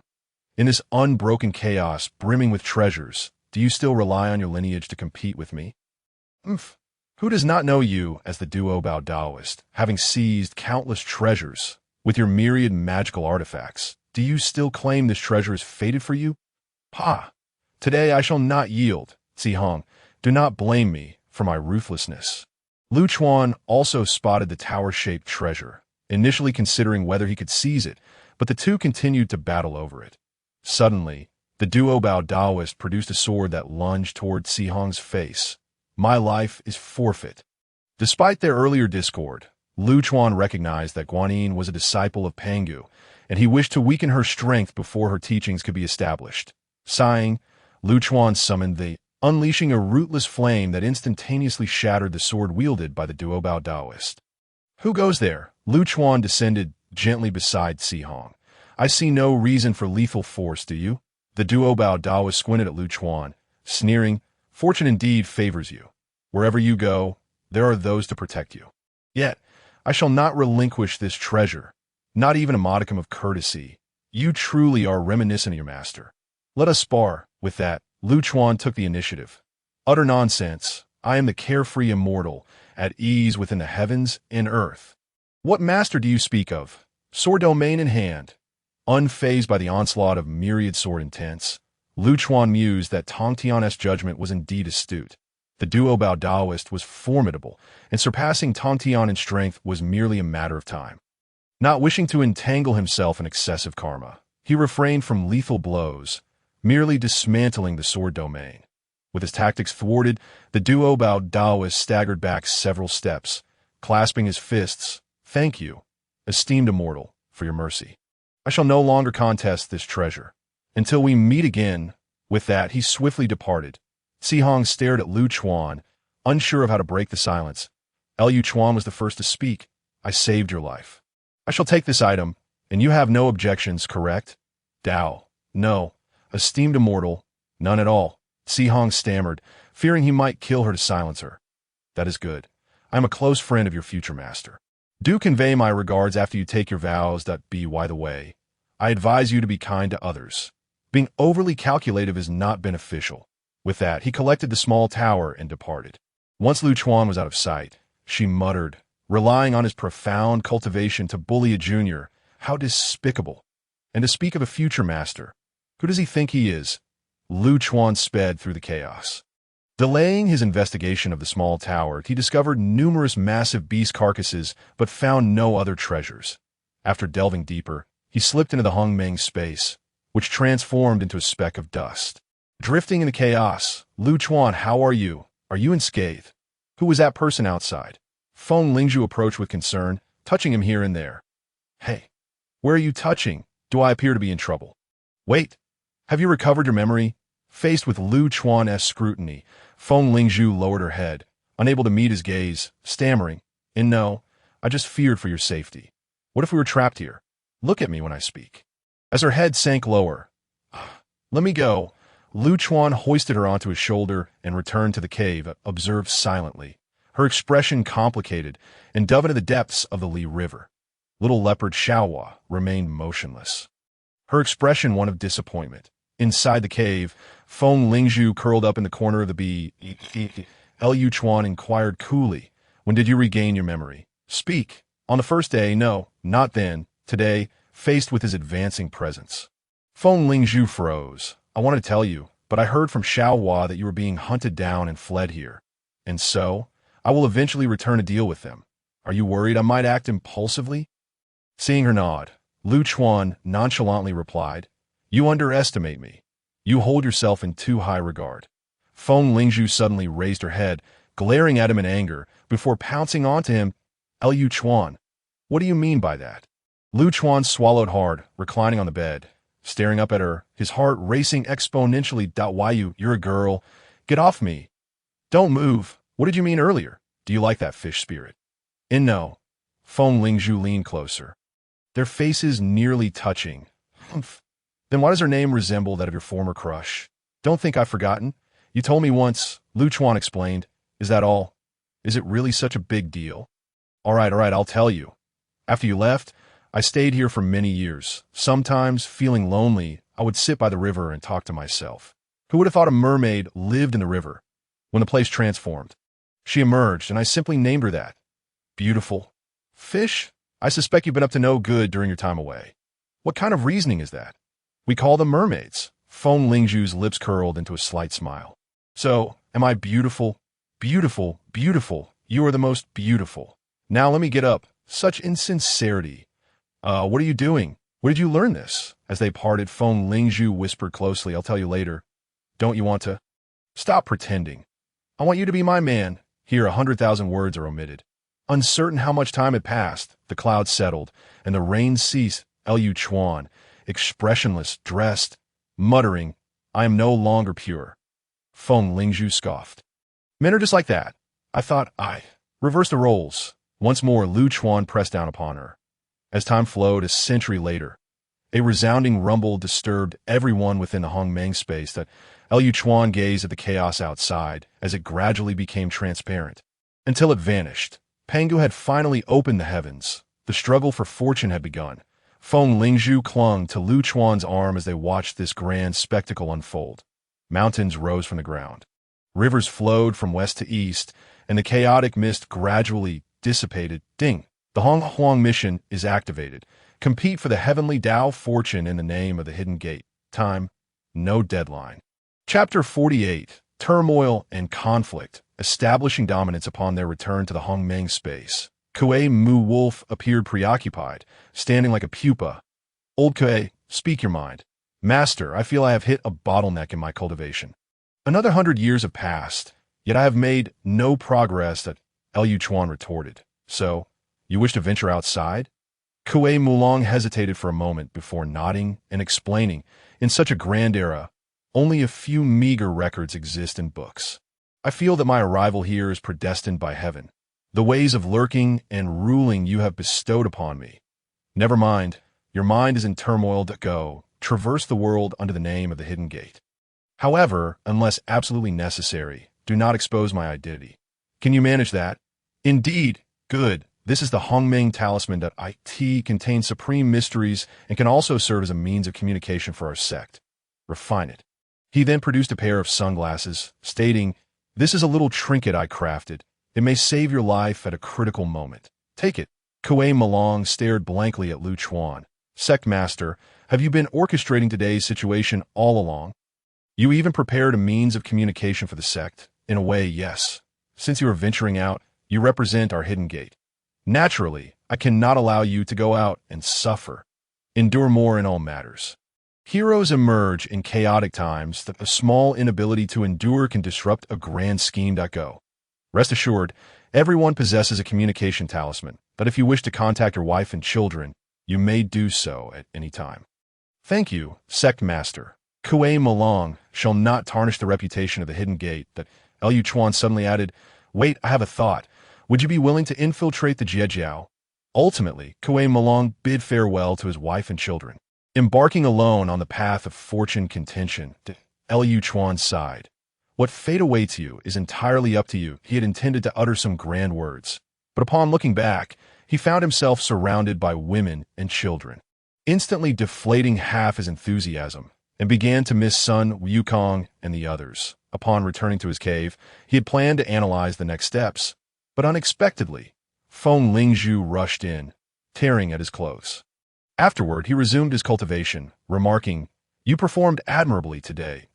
Lu Chuan leisurely donned his clothing, contemplating the tasks assigned by the system, pondering how to contend for fortune. "Forget it. Let us continue to comprehend the Tao. I refuse to venture out again. I shall remain invincible in this realm before I could dazzle the world. 20 years, 50 years, then another 100 years passed. Ding, successfully comprehended the ways of fate, causality, and the stars. Reward, Hongmeng Space upgrades once. Upgrade complete, impervious to any non-saint." Once Lu Chuan completed his retreat, he lifted the cave seal, expecting Feng Lingzhu to appear immediately, only to find no one in sight. Well, how foolish of me. I should continue my cultivation.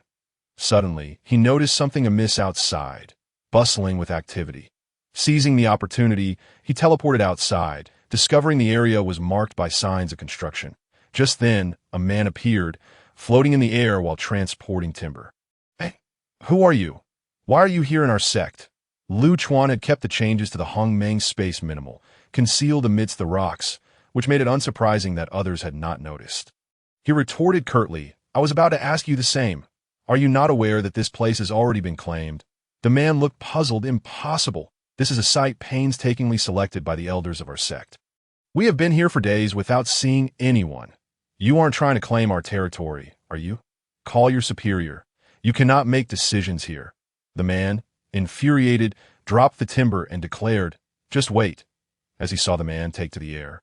Lu Chuan instantly moved the Hongmeng space to a nearby hidden location. Shortly after, the man returned with two elders, fuming. "It's him. Young friend, we have heard that this place belongs to your sect. If you dare deceive me, do not blame us for being impolite." Lu Chuan remained silent, waving his hand to retract the protective barrier of the Hongmeng space, revealing the mountain and water within to the onlookers. A spatial treasure. The dark-faced elder's eyes gleamed. Lu Chuan had intended to dissuade them with gentle words, but instead he was met with a sword and a whip. With a clang of metal, he stood unmoving. While the two elders were sent flying, spitting blood, "Great Luo, golden immortal. Forgive us, senior. We were momentarily bewitched. Please spare us this once." Lu Chuan sneered. "If you remain still and allow me to strike once, I will let you go. What say you? Does the senior speak truthfully?" Naturally. They exchanged glances, stood up from the ground, and suddenly bolted in different directions. "Sect Master, save us. We are under attack." Lu Chuan sighed. "Why must you provoke me?" The young man who had led them earlier was too frightened to speak, having just witnessed the two elders dissolve into nothingness before his eyes, his heart ablaze with fervor. This was true strength. "Aren't you afraid?" "Afraid? No, not afraid. How intriguing. What is your name?" "Ma Sui." "You are Ma Sui," Lu Chuan exclaimed. "Senior, do you know me?" Lu Chuan shook his head, prepared to inquire further when suddenly more than 10 figures flew in from behind the mountain. Exuding a fierce aura, Lu Song from the Golden Light sect. May I ask why you have trespassed upon our mountain? They sought to kill and plunder. It is only natural that I retaliated. Lu Chuan replied, I do not believe it. Elders Li and Wang are renowned for their benevolence. They could not have done such a thing. Ma Sui interjected, Sect Master, I witnessed it with my own eyes. It is indeed true. Silence, you traitorous wretch, Lu Chuan remarked with keen interest. It appears the upper beam is crooked, leading to a crooked lower beam. Then let us leave all of you here. What Golden Light sect or Silver Light sect today? I declare that this sect shall cease to exist. Arrogant. Let us join forces to capture this rogue. Lu Song bellowed. Lu Chuan sighed, brandishing the fan of burning heaven, unleashing several fire dragons that consumed all but Ma Sui to ashes. Why go to such lengths? Fewer than 100 dare to establish their sects. Truly, the world is in decline. With a thud, Ma Sui dropped to his knees, pleading, Senior, please accept me as your disciple. I am willing to serve you. Without acknowledging him, Lu Chuan soared into the air, declaring, all extraneous people, leave this mountain. After 10 breaths, there will be no regrets in life or death. Moments later, 2 to 3 dozen individuals fled from various points of the mountain, escaping in haste. After 10 breaths, only Ma Sui and Lu Chuan remained, and aren't you afraid of death? Afraid, but I desire strength more. Lu Chuan was astonished. He had not expected to receive such a disciple. After pondering for a moment, he said, There is no destined bond between us as master and disciple, but I can plant a seed of the Tao in your heart, known as the Tao of Stars. Are you willing? Ma Sui's eyes sparkled with excitement. I want it. Very well, this path is not trifling. How far you can cultivate it depends entirely on you. When mastered to the utmost, you can wield the power of the stars, merging offense and defense. You may leave now. I must seal this place. Seeing Ma Sui hesitate to depart, Lu Chuan waved his hand, sending him flying backward. Ma Sui shouted, In my heart, you are my master. Can you tell me which sect we belong to? The Hidden Gate.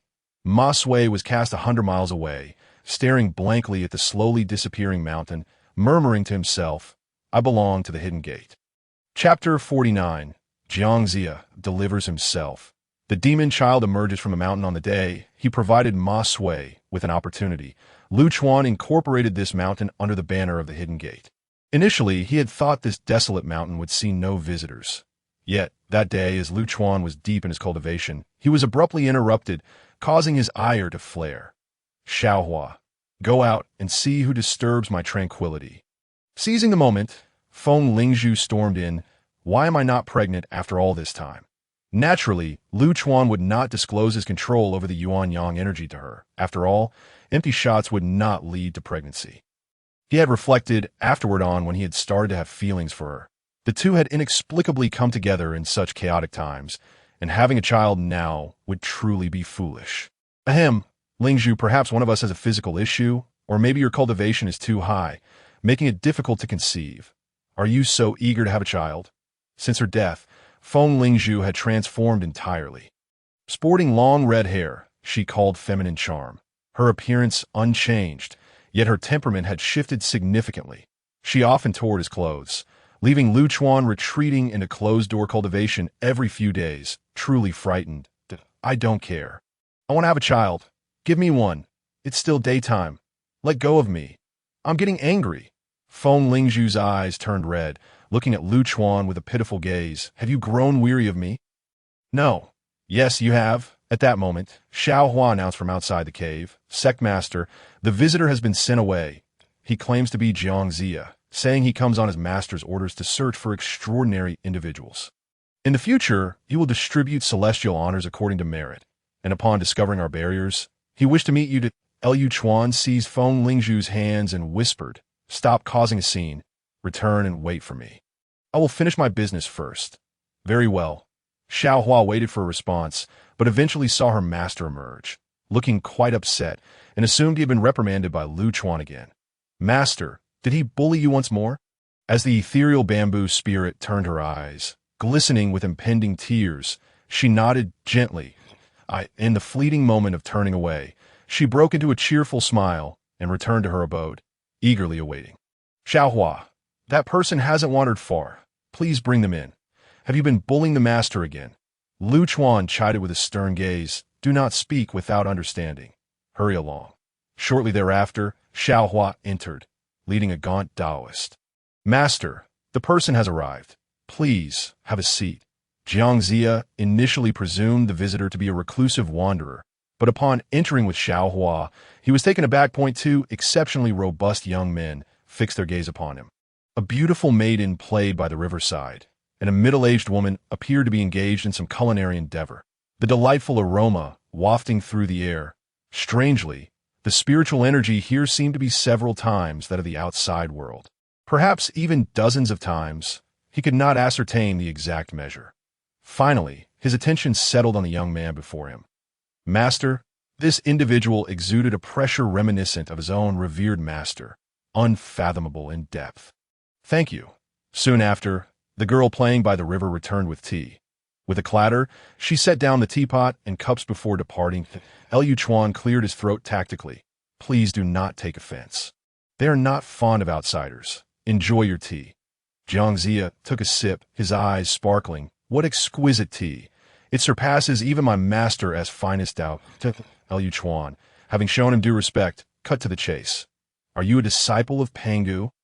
Jiang Zia's face flushed. A registered disciple.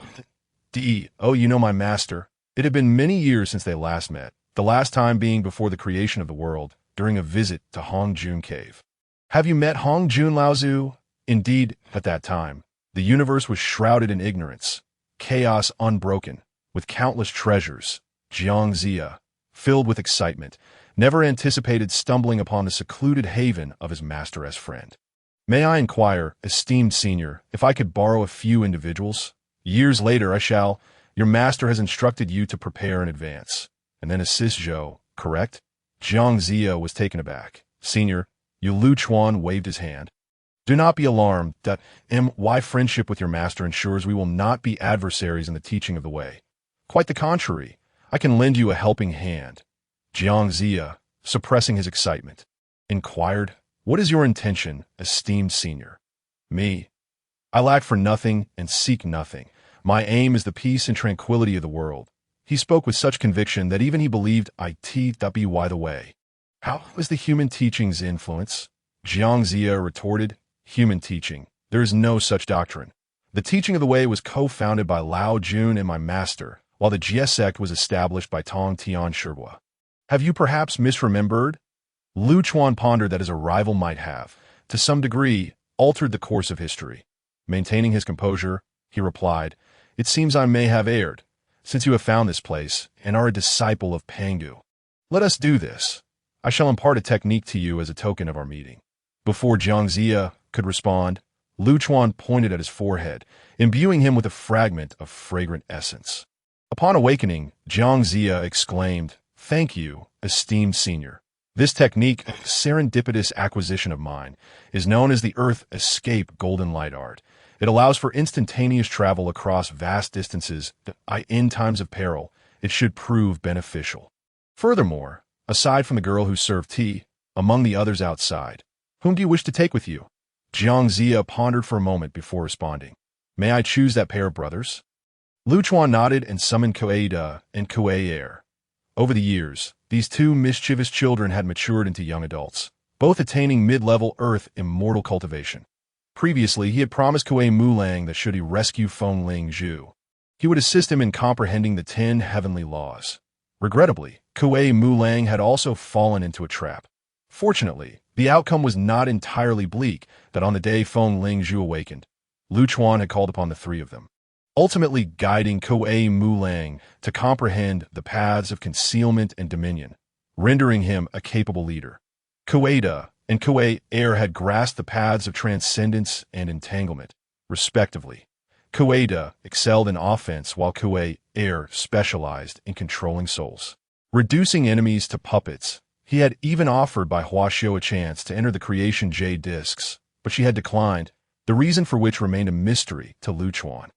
Lu Chuan inquired, Do you too wish to venture out into the world? I must forewarn you, there is a chance of encountering death or obliteration, yet it is also possible to achieve divinity and surpass your father. Exchanging glances, Kuei-da and Kuei-er replied in unison. We are willing. However, please ensure our mother is well cared for.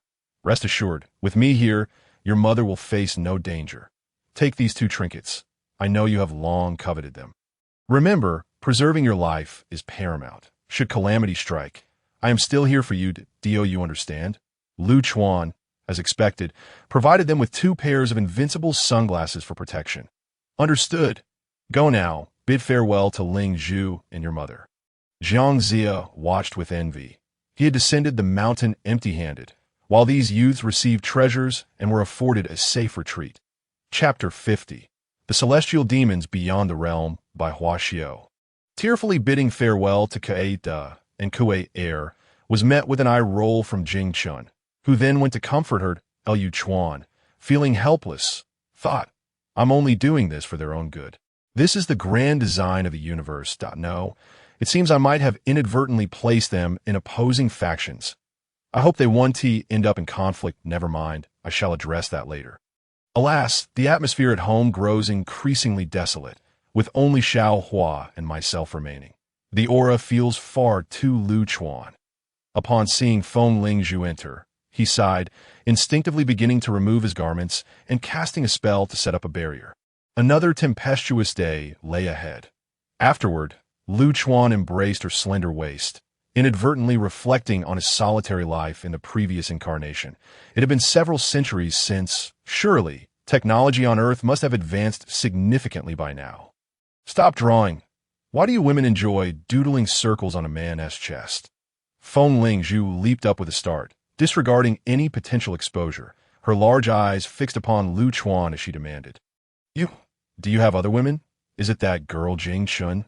What is going on between you two? Lu Chuan surrendered, declaring that at present he had only her as a woman, presenting her with a jade disc inscribed with spatial powers and a pair of sunglasses, which calmed her down. Her rationale was that her previous pair had been taken, and she had been waiting for him to gift her another, but alas, Lu Chuan remained oblivious, leaving her no choice but to ask for one herself. Tell me, why has it come to this? Do you recall the journey to acquire the scriptures when I vanquished those monsters and you wept uncontrollably, your compassion overflowing? What has changed so suddenly? Feng Lingzhu pouted. Zhunti, you like it? Of course I do, but I shouldn't have asked. Please, go into seclusion and cultivate, all right? You must catch up to me. Ultimately, I shall achieve immortality while your lifespan will dwindle. And I shall find someone new. Wait, I'm not finished yet. You're not actually angry, are you? Lu Chuan donned his garments and resumed contemplating the myriad paths, for the time to settle accounts with the ones who had sent people to torment him had not yet come. Time flowed swiftly, and a century passed. Feng Lingzhu found it impossible to remain focused on her cultivation, having exited seclusion several times during this century and even sneaking out on a few occasions. Naturally, Lu Chuan took note, discreetly attaching a wisp of his primordial spirit to protect her. Just as Feng Lingzhu and Jing Chun were in the midst of a disagreement, a sudden clap of thunder startled everyone.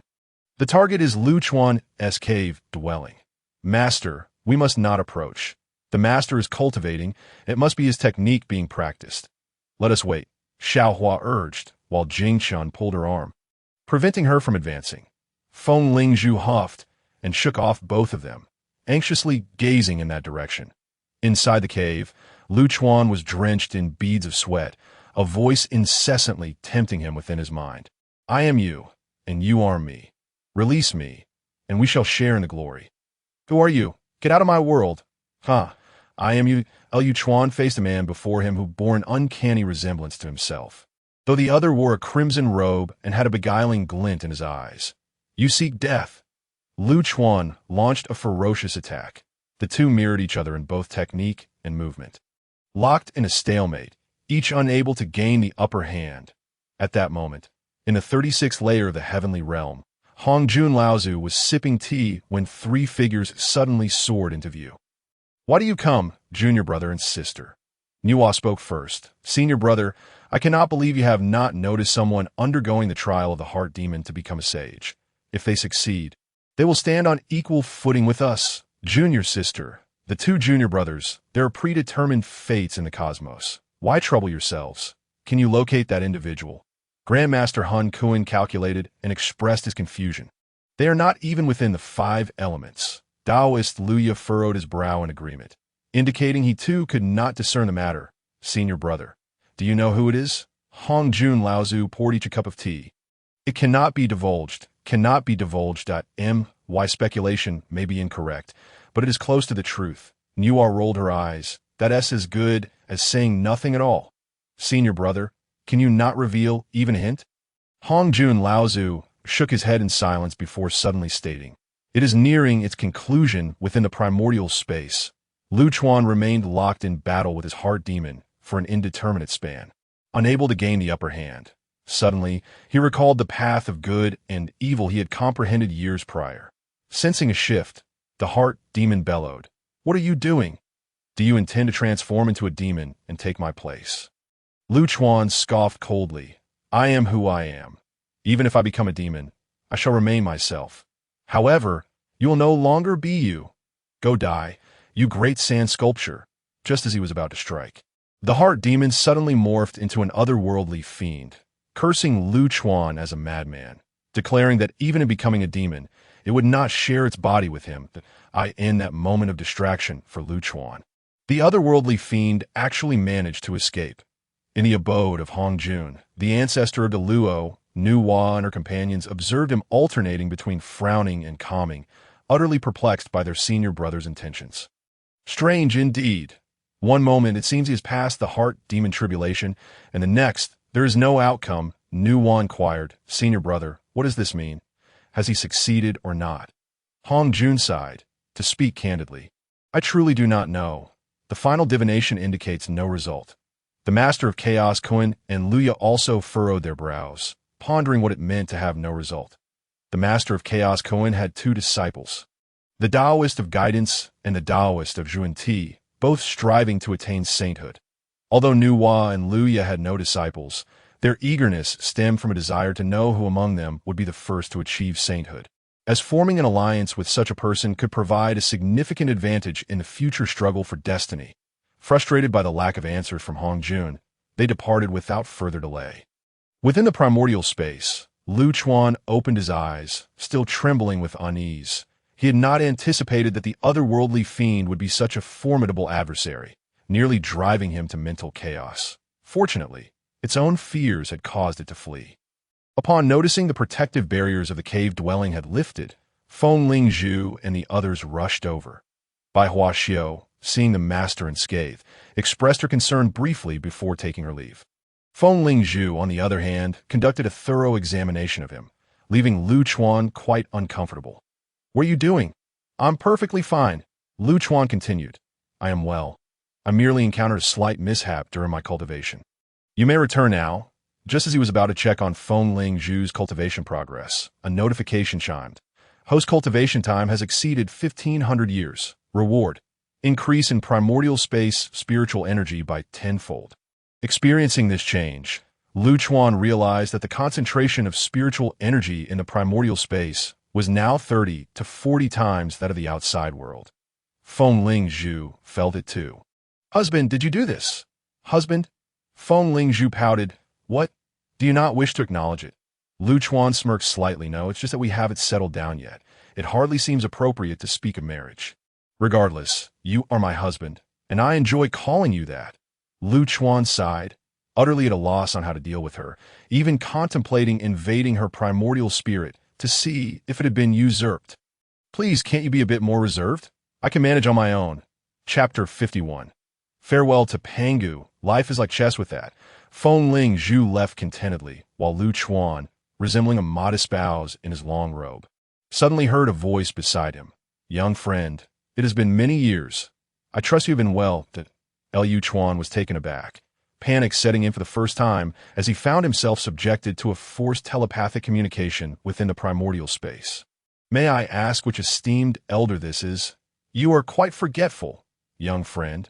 I once gifted you a treasure. The voice replied. Lu Chuan slapped his forehead, realizing it was the formidable Hong Jun, nearly frightened to death, as he thought he had offended someone. Ancestor Hong Jun, You truly startled me. I feared I had displeased someone. Within the realm of the Luo, Hong Jun continued to play his game of chess. With your current cultivation, young friend, you are not at all inferior to my eldest disciple. However, I have a question. Would you care to visit the 36 heavens as my guest to enlighten me? After much contemplation, Lu Chuan reasoned that he had never offended Hong Jun. Despite only sharing a gentlemanly relationship with Pangu, he had been cautiously hiding here, cultivating in seclusion, and thought, could it be, ancestor, I am unwell. Might I? Hong Jun chuckled at his nervousness. Your cultivation is on par with Laozi, Pangu, and Tong Tian, yet you exhibit such timidity. Very well, since you do not wish to visit me, I shall come to you instead. Do you dislike me? Lu Chuan hastily replied. Ancestor, please, I shall make the journey instead. You need not trouble yourself. I will set off immediately. He summoned Feng Ling Zhu, informing her that he was to meet a great figure, and instructed her to remain and cultivate, warning her not to venture out or trust anyone unless they could forcibly enter. You understand. Feng Ling Zhu nodded, then quickly shook her head. If you feel there is danger, can you not go? I'm afraid. Do not be afraid. I am merely taking precautions. Keep this heavenly purple energy safe. If the time wheel atop the mountain loses its luster, refine it. I believe, with your current aptitude, you will surely attain sainthood in 10,000 years. Feng Ling Zhu, her voice trembling, protested. I don't want it. I don't want it. How about we escape instead? Escape? Where to? I've already said, just in case.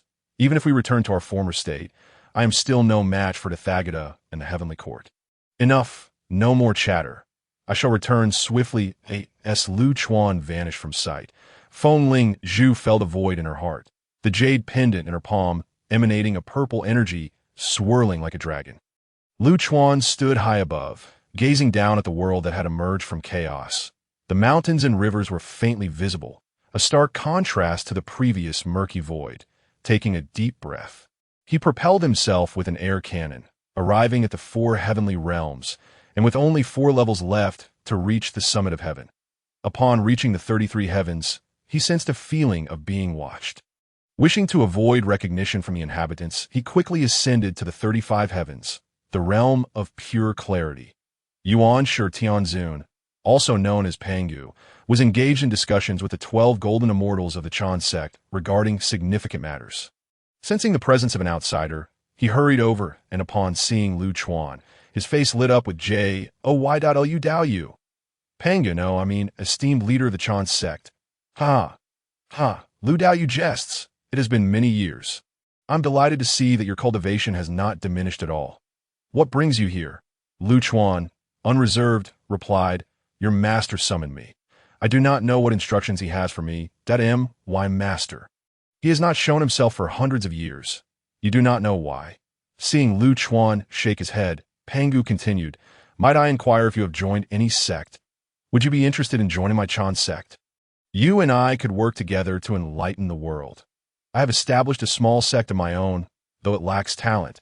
I am accustomed to my freedom and cannot bear the weight of such a responsibility.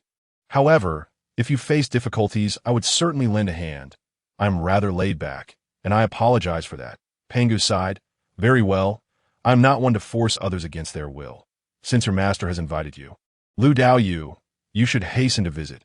After Lu Chuan departed, Pangu furrowed his brow, staring intently in the direction Lu Chuan had left. He had hoped to recruit Lu Chuan, adding a super expert to the Chan sect, but was taken aback by his outright refusal. That I hope we shall not end up as enemies. Upon arriving at Deluo Tan, Lu Chuan indeed found a wondrous realm. Gazing around, he saw countless magnificent palaces. Yet the atmosphere was eerily tranquil, imbued with a sense of aloofness that kept intruders at bay. Young friend, do not gaze any longer. I am not within that cluster of palaces. Look a little higher. Is it not the highest? Lu Chuan ascended further into the skies for another quarter of an hour, feeling an immense pressure, as if some unseen force were compressing him. Upon reaching the top, he spotted a pavilion not far off, where Hong Jun, with his white beard, white hair, and white robe, exuded an aura of celestial elegance, sitting alone and playing chess. Please, take a seat and play a game with me. As Lu Chuan settled down, he felt his perspective shift. The chessboard before him seemed no longer a mere game, but a reflection of his past and present, causing him to hesitate in making a move. "Ancestor, may I inquire if this chessboard is a treasure?" Hong Jun set down his piece and remarked, "Your hesitance in making a move. Have you seen something? Remember, life is like chess. You find yourself on the board and must be decisive." Lu Chuan inwardly cursed. Did he not wish to be decisive? He lacked the means. Were it not for Tathagata's continuous interference, he would not have fled to the past. Feigning curiosity, he asked, "And you, ancestor?" "Me? You are the second to ask that question. I am merely an observer of the game." That moment, Lu Chuan no longer wished to engage in idle chatter. It seemed the narratives he had read were correct. Those great figures enjoyed playing coy and acting superior, though he dared not voice this thought. "Ancestor, may I ask why you summoned me? Surely it cannot be merely for a game of chess. To speak plainly, it was you who faced the heart demon tribulation. Was it not?" Lu Chuan was taken aback. How does this old man know everything? "Yes, but I am uncertain if I succeeded. In the end, that little fiend managed to escape." "Escaped?" This time, it was Hong Jun who was taken aback. "Do tell me more about it." Thus, Lu Chuan recounted the details of his tribulation, leaving nothing concealed, as he had no prior experience to draw upon. "You transformed into a demon and frightened it away?" "It is my first time hearing of such a situation. One must either transcend the tribulations of the heart and ascend to greater heights, or be supplanted by the heart's demons and be reborn anew. Allow me a moment to contemplate this matter." Upon hearing the notion of being reborn, Lu Chuan felt a surge of indignation. To have one's soul exchanged and still be told to start anew. What a profound injustice. Noticing that Hong Jun Laozu had been silent for quite some time, he cautiously inquired, "Laozu, is it solely because of this matter?" Chapter 52. I have a master.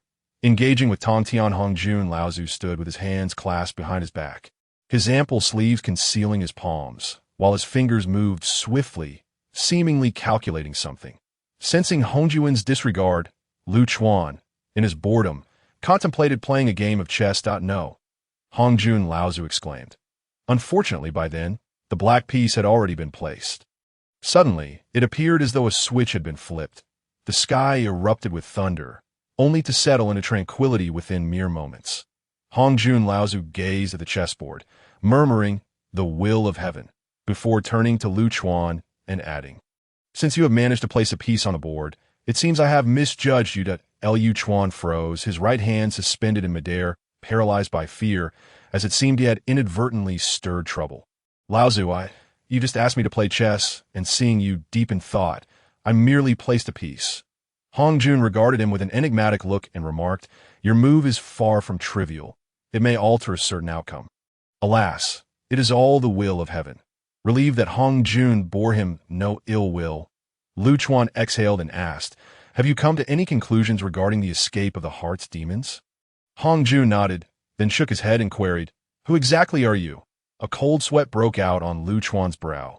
Fearing he had been seen through, he stammered, I am but a humble wandering cultivator, with no background or sect, merely seeking longevity. Only seeking longevity, only seeking longevity." Hong Jun repeated and did not press further. "You surpass Pangu and Tang Tian." "I cannot compare, do not jest."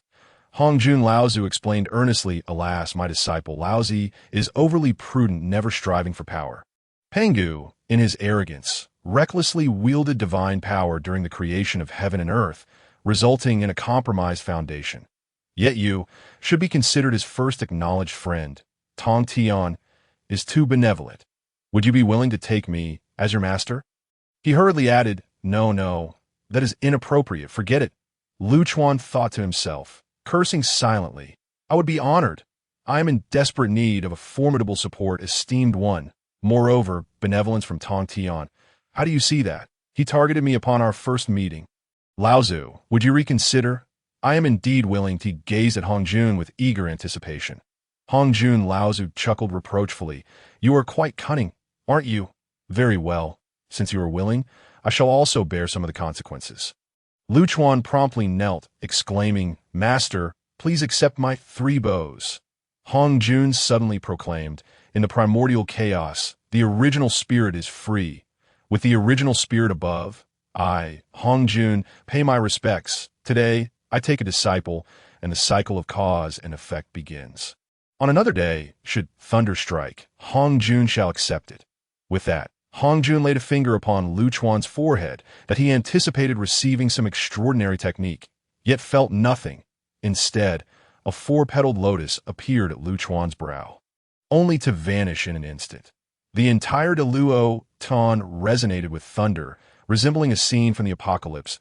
In the Grand Hall Lu Chuan had previously seen, Nuwa, the ancestor of the mixed Kun, and Daojun Luya all lifted their gazes skyward. After exchanging glances, the three moved in unison. All right, rise from today forth. You're my fourth disciple. Lu Chuan swallowed hard. The recent spectacle had indeed frightened him. Master this, that, Hongjun Laozu chuckled, shaking his head, and transmitted his Xianxing Qi to him, producing a small cauldron. This treasure is called the Qian Kuan Ding. As for its specific effects, you shall ponder for yourself. That Lu Chuan eagerly accepted the Qian Kuan Ding, his mouth stretching into a wide grin. Suddenly, he noticed three figures approaching swiftly, seizing the small cauldron. Greetings, master. Come forth. I have summoned the three of you to announce a matter. Lu Chuan, your junior brother, is now my closed-door disciple. Pangu paused momentarily, then chuckled, patting Lu Chuan's arm and calling him junior brother. Laozi nodded at Lu Chuan, greeting him as brother. Upon seeing Lu Chuan, Tong Tian's expression soured, as if he harbored a deep-seated grudge against him, and he huffed in silence. Lu Chuan, indifferent, chose not to engage. Hongjun Laozu, seemingly oblivious, continued, You have all met before. Today, I simply wish to convey this. The competition for fortune is inevitable. I merely hope that in the future, the victors will show mercy to the defeated. The four responded in unison. We shall remember the teachings of Master. Descending through the 36 heavens, Tong Tian intercepted Lu Chuan, asking, What treasure did Master bestow upon you? Lu Chuan scoffed. What does it matter to you? A good dog does not block the way. Tong Tian showed no signs of irritation, merely snorted, Regardless of what it is, I am willing to trade with you. I said, What does it matter to you? Even if it were merely a hair, I would not trade with you. What an amusing fellow you are, dreaming away. Tong Tian, incensed, retorted, I have tolerated you for long enough. Are you forcing me to take action against you? Laozi and Pangu stood to the side, showing no inclination to mediate, as though they were watching a performance. Lu Chuan, intrigued, asked, From our first meeting hundreds of years ago, you have harbored grievances against me, haven't you? Speak up. Is it jealousy over my superior looks? Tong Tian fell silent, suddenly producing a sword, declaring, I shall test your skills on behalf of Master. A flash of sword light severed a strand of Lu Chuan's hair. Not one to back down, Lu Chuan brandished the burning sky feather fan bestowed upon him by Hongjun centuries prior, refraining from revealing any other treasures, and unleashed a fire dragon aimed directly at Tong Tian. After a stick of incense, neither party gained the upper hand. Lu Chuan had not exerted his full strength, and Tong Tian remained at ease at this moment. Laozi interjected, All right, my two younger brothers, the sparring session has concluded. Do not let tempers flare, for Master is watching from above. Tong Tian snorted coldly and swiftly departed. Pangu and Laozi nodded at Lu Chuan before leaving together. Lu Chuan initially thought Pangu would invite him to his cave for a visit, but upon learning he was the fourth disciple, Pangu's demeanor turned indifferent, leaving him somewhat perplexed. Forget it. I shall return home. There's nothing quite like the warmth of family. Wait, it seems I have no children. As Lu Chuan departed, Pangu reappeared, gazing pensively in the direction he had left, before departing once more on his journey. Lu Chuan, feeling bored, silently reviewed the Xianxing Qi cultivation method imparted by Hongjun. Suddenly, he sensed that someone was awaiting him ahead. Which fellow Taoist is present? Why not step forth for a meeting? Before him, three figures materialized in the void. It was Nuwa, the ancestor of the mixed Kun, and Daojun Luya. Nuwa smiled and remarked, Truly impressive that the new disciple of my senior brother can sense our presence. Lu Chuan was taken aback. Senior brother? The disciples of my master? That would mean Nuwa, having encountered the three uncles. Lu Chuan queried, Might I ask what guidance you wish to impart? Nuwa replied with a smile, "Nephew, your perception is commendable. Would you care to join us for a cup of coarse tea?" Chapter 53. Do I look like a spy? The four energies converge in one body. Lu Chuan sighed inwardly and followed the three esteemed figures back to the grand hall. "Nephew, please sit. Do not be so formal. We harbor no ill intentions. So you need not be tense." Upon hearing Nuwa's words, Lu Chuan relaxed slightly and inquired, "What matter brings you three esteemed uncles to seek out a junior?" At this point, the ancestor of the mixed Kuan spoke.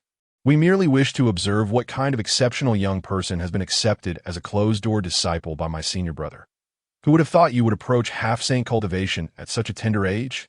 After speaking, the three exchanged a glance. Initially, upon hearing the name Daojun Luya, Lu Chuan momentarily thought it referred to his adoptive father, but then recalled that Daojun was the last surviving Jinwu of this era and could not possibly be of the same generation as Hongjun. However, the difference between Daojun and Daoren was slight, leaving him puzzled. "Nephew, you appear distracted.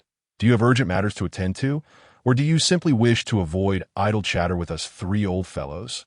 Nuwa inquired. Lu Chuan quickly denied. "Esteemed uncles, you misunderstand me. I was merely contemplating the words of my master. He advised me to show utmost respect to you three and to support one another as fellow disciples.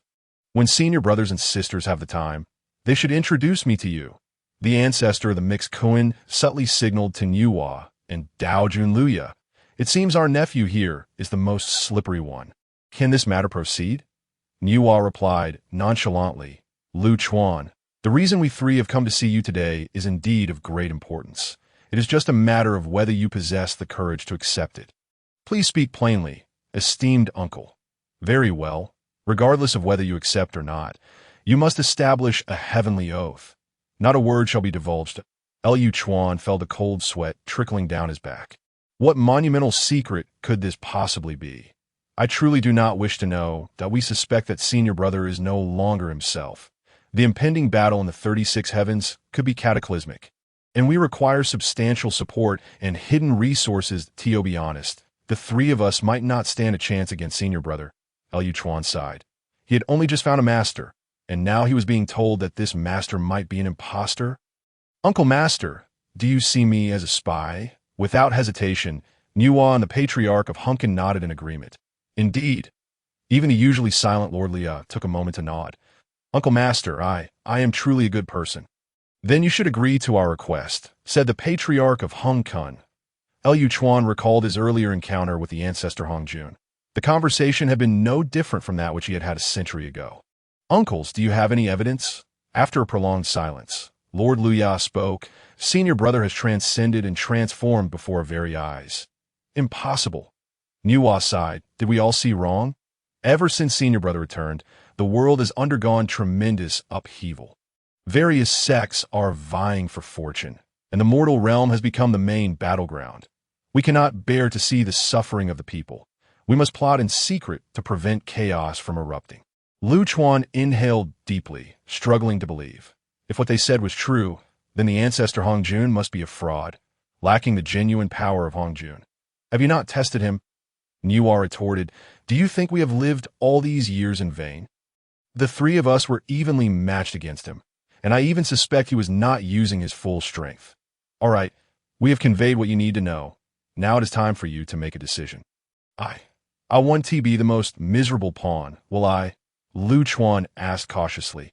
The Patriarch of Hunkin laughed heartily. "Do you think becoming a Luo Golden Immortal is as simple as making steamed buns? We have seen your strength. You can hold your own against that brat Tong Tian. We will support you in secret. Just continue your normal cultivation. Today, we only wish to know if you will join us." Lu Chuan had acknowledged Hongjun as his master, expecting to encounter a formidable figure, but he never anticipated becoming embroiled in such matters. Is it possible?" "No." Nuwa's voice was resolute. Reluctantly, Lu Chuan acquiesced, but with a caveat: "I will not partake in any sect disputes. If my master truly commits any wrongdoing, then I shall take responsibility. What benefits are to be gained?" Nuwa shot him a piercing look. "What benefits? Such great merit is something others can only dream of." Lu Chuan sighed. "Uncles, I am but a humble loose cultivator. My foundation is far too weak. Alas, given this, I may not be able to contribute much in the future. Speak.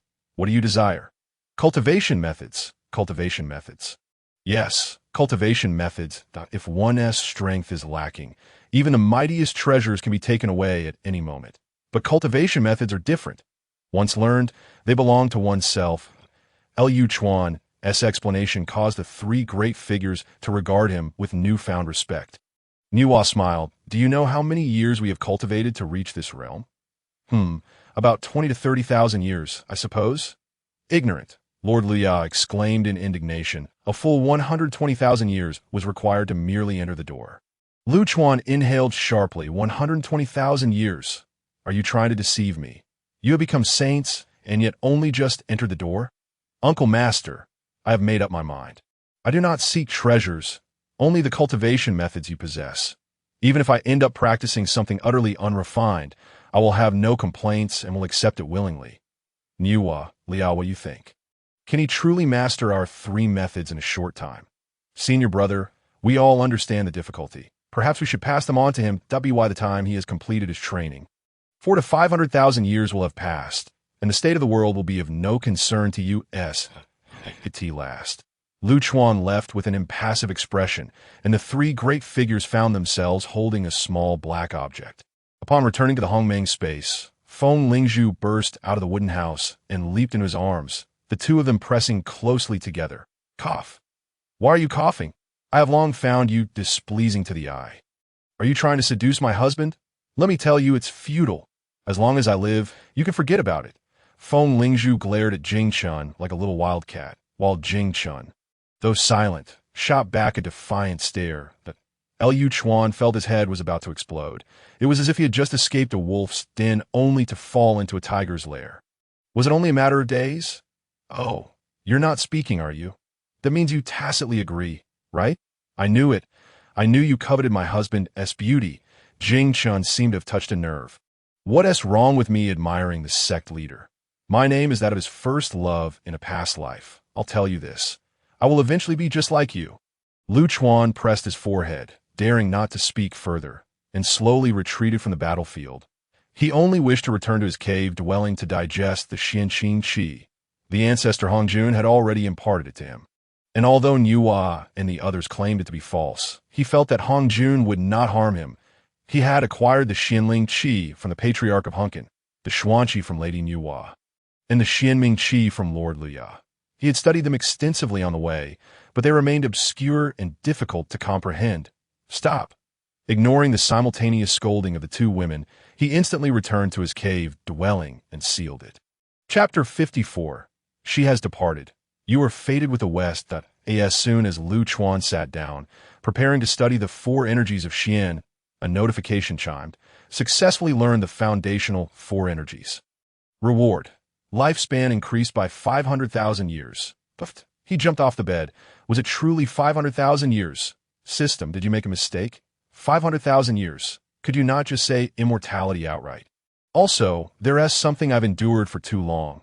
How cowardly and timid are you? When Wukong and the others were around, you reported every single detail.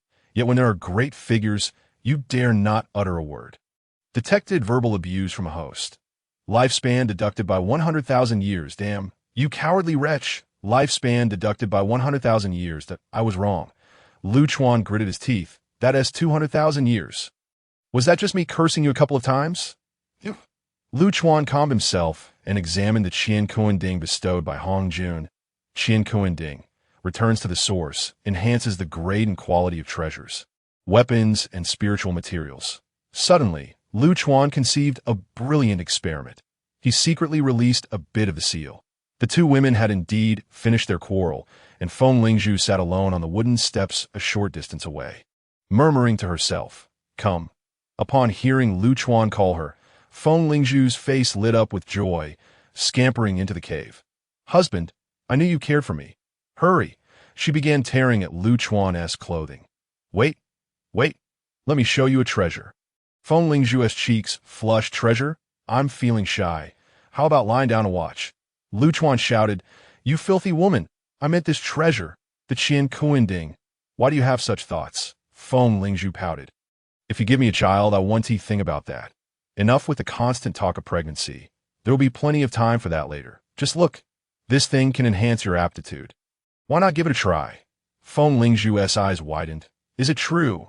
Did I expose your affair with Jing Chun, and now you want to refine me like a medicinal pill? Lu Chuan rolled his eyes dramatically, lifting her slender waist and stuffing her into the Qian Kuan Ding. The entire cave was filled with screams. Murder! My wife is killing me. Shaowa, come save me. The moment Feng Lingzhu entered the Qian Kuan Ding, the runes on the ding began to glow one by one. Inside, golden light radiated forth, and Feng Lingzhu bathed in it, resembling a celestial maiden descending from the heavens, imbued with an air of purity. In less than a quarter of an hour, her red hair gradually transformed into a dark crimson hue, and her face took on a cooler demeanor. As the golden light slowly faded, Feng Lingzhu opened her eyes. Looking at Lu Chuan with a blank expression, he was somewhat startled, fearing the transformation had gone awry. Lingzhu, are you? All right. Feng Lingzhu remained silent, gazing at him. Just as he reached out to touch her, she suddenly dashed into his embrace and bit down on his shoulder. Ouch, that hurts. Did you wear a tortoise shell? That hurts. Hearing this, Lu Chuan felt relieved. Her mind had broken. Smack. Ouch. What was that for? Smack. Lu Chuan feigned indifference. Do you dare do it again? Your true nature belongs to the spiritual materials. This will only benefit you. Do you dare to frighten me again? Ouch. Stop hitting. Husband, weren't you going to show me a treasure? Time passed, and his clothing slipped off and was put back on. Feng Lingzhu limped back to the wooden house. Jing Chun, having secretly observed, soon arrived at Lu Chuan's cave entrance. Sect leader, I have something to say. Lu Chuan waved his hand, and the cave was as immaculate as new. Come in, master. I wish to venture out into the world. Noticing his silence, Jing Chun continued, I am capable of self-defense. I do not wish to remain here for a lifetime. The world is vast, and I long to explore it. Lu Chuan twitched his lips and retrieved some items from the system's repository. This is our sect's communication talisman. While treasures may be discarded, this must not be lost. Should you encounter danger, it will summon aid, and I shall come to rescue you. Take these sunglasses. They may save your life in critical moments. You should have nearly mastered the Earth Escape Golden Light technique. With these items, you shall be able to protect yourself. Have you truly made up your mind? Upon hearing his words, Jing Chun asked softly, Will you not keep me here? Lu Chuan took a deep breath. He was no fool. Having spent time together, he could sense Jing Chun's affections for him. Yet he did not reciprocate the feelings he held for Feng Lingzhu. That I apologize, but I shall impart another technique to you. Which path you comprehend is up to you. Now, go inside. After half a month had passed since Jing Chun exited the creation jade plate, she picked up the items and left the cave without a backward glance. Lu Chuan had intended to inquire which path she had grasped, but it seemed he had inadvertently hurt her, and she was now ignoring him. Shortly after, Feng Lingzhu entered, exclaiming, Have you two been up to no good? What does your silence mean? She is leaving. Please see her off for me. Feng Lingzhu was momentarily stunned. All right, I shall. Then Lu Chuan's voice echoed throughout the Hongmeng space. I am in seclusion. Do not disturb me unless it is a matter of life and death. Jing Chun replied coolly, You have won. You triumphed because you met him before I did. In truth, I envy you, not for the treasures he bestows upon you. But, never mind, it's best left unsaid that I am leaving. This time, Feng Lingzhu did not retort sharply, but spoke with a look of blessing. I believe you will encounter something better. Why compete with me? Safe travels. And take care. With those parting words, Jing Chun stepped out of the Hongmeng space, free to soar high as the bird T. This moment, Kue Mu Lang was aimlessly soaring through the skies, feeling quite bored. Recently, he had visited the renowned Chan sect, but they had refused him entry. He then ventured to the mortal realm, hearing tales of Jiang Ziya's campaign against the tyrant Zhou. Upon meeting his sons, they exchanged a few pleasantries before he departed, unwilling to vie for any future divine positions. Jiang Ziya had implored him to stay, but he had become a mere vagabond. Think I was once the foremost guest of the heavenly court, yet have fallen so low. I left with such conviction, yet have not encountered a single disciple of the GS sect. Truly, I have failed the Master's expectations. GS sect? Who are they anyway? Young friend, have you been expelled from your sect? You and I share a connection with the West. Kuei Mulang gazed at the monk, who was infested with lice. Who are you? I wish to join the GS sect. I do not want to be a monk. I am one of the Western sect's leaders, Taoist Zhunti. Oh, you wish to join my ranks. I see you possess clarity and great potential, and this opportunity lies in the West. My sect currently lacks a protector for hair.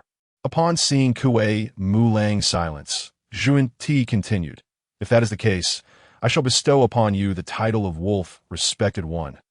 Come, follow me. As their figures faded into the distance, Kuei Mulang's voice echoed faintly. I will not go. I have no connection with the West. Chapter 55. Guardian Wolf, Respected One. Pestilence of the Fish Spirit, Curse of the Little Tathagata. Kuei Mulang followed Zhunti to a room in the temple, utterly taken aback to discover that the revered Bodhi Patriarch was once a charlatan. Oh no, Master! I cannot bear the title of Wolf, Respected One. I have a wife and children at home, and my child is but a month old. He cannot be without a father. Zhunti smiled gently. You have a connection with the West, Wolf, Respected One. You must not decline. Once the competition for fortune concludes, a Buddha position may be yours, but Kuei Mulang hesitated, only to be silenced by Zhunti's terrifying gaze at I agree, but what shall I do in the meantime?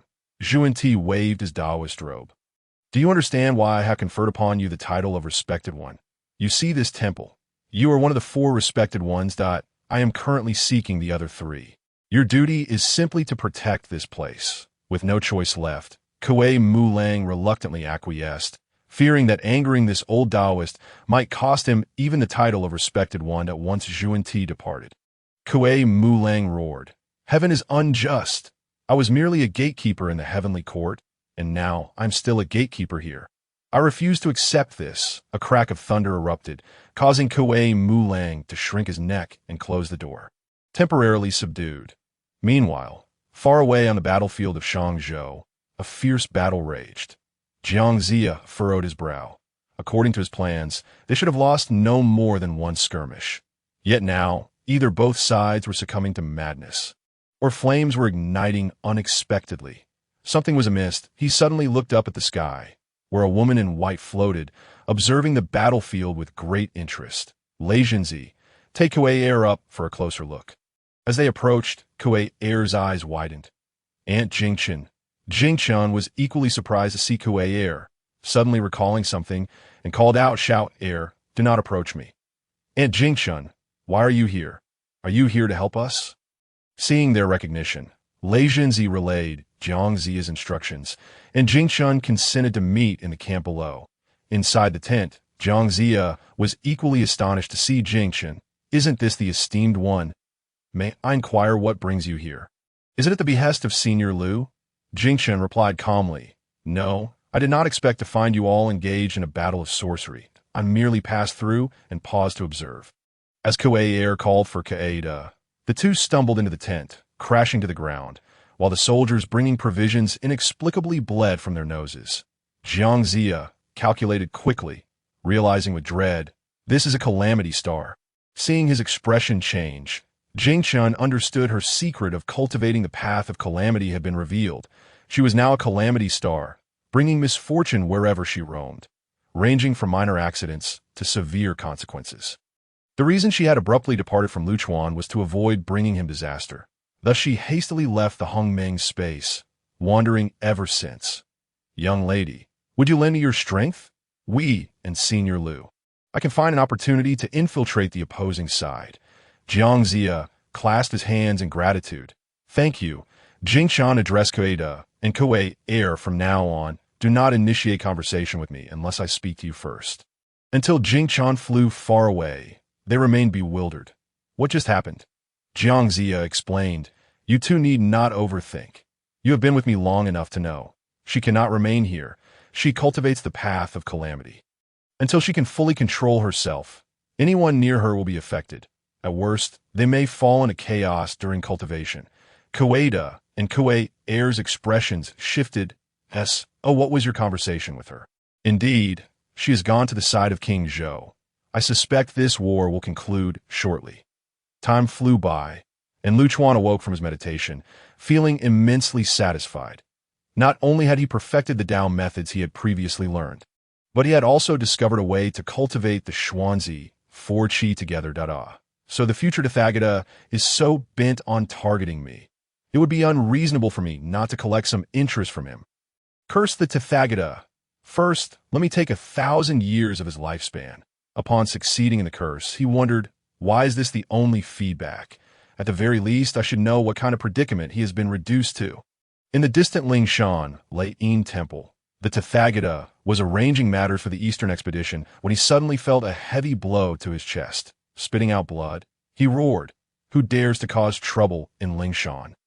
The gathered Buddhas glared menacingly around them, but the 35 Buddhas had already surrounded the Tathagata in the air, yet they could not detect the enemy's presence. The Tathagata slowly raised his head. "I am fine. I merely encountered a slight mishap in my cultivation.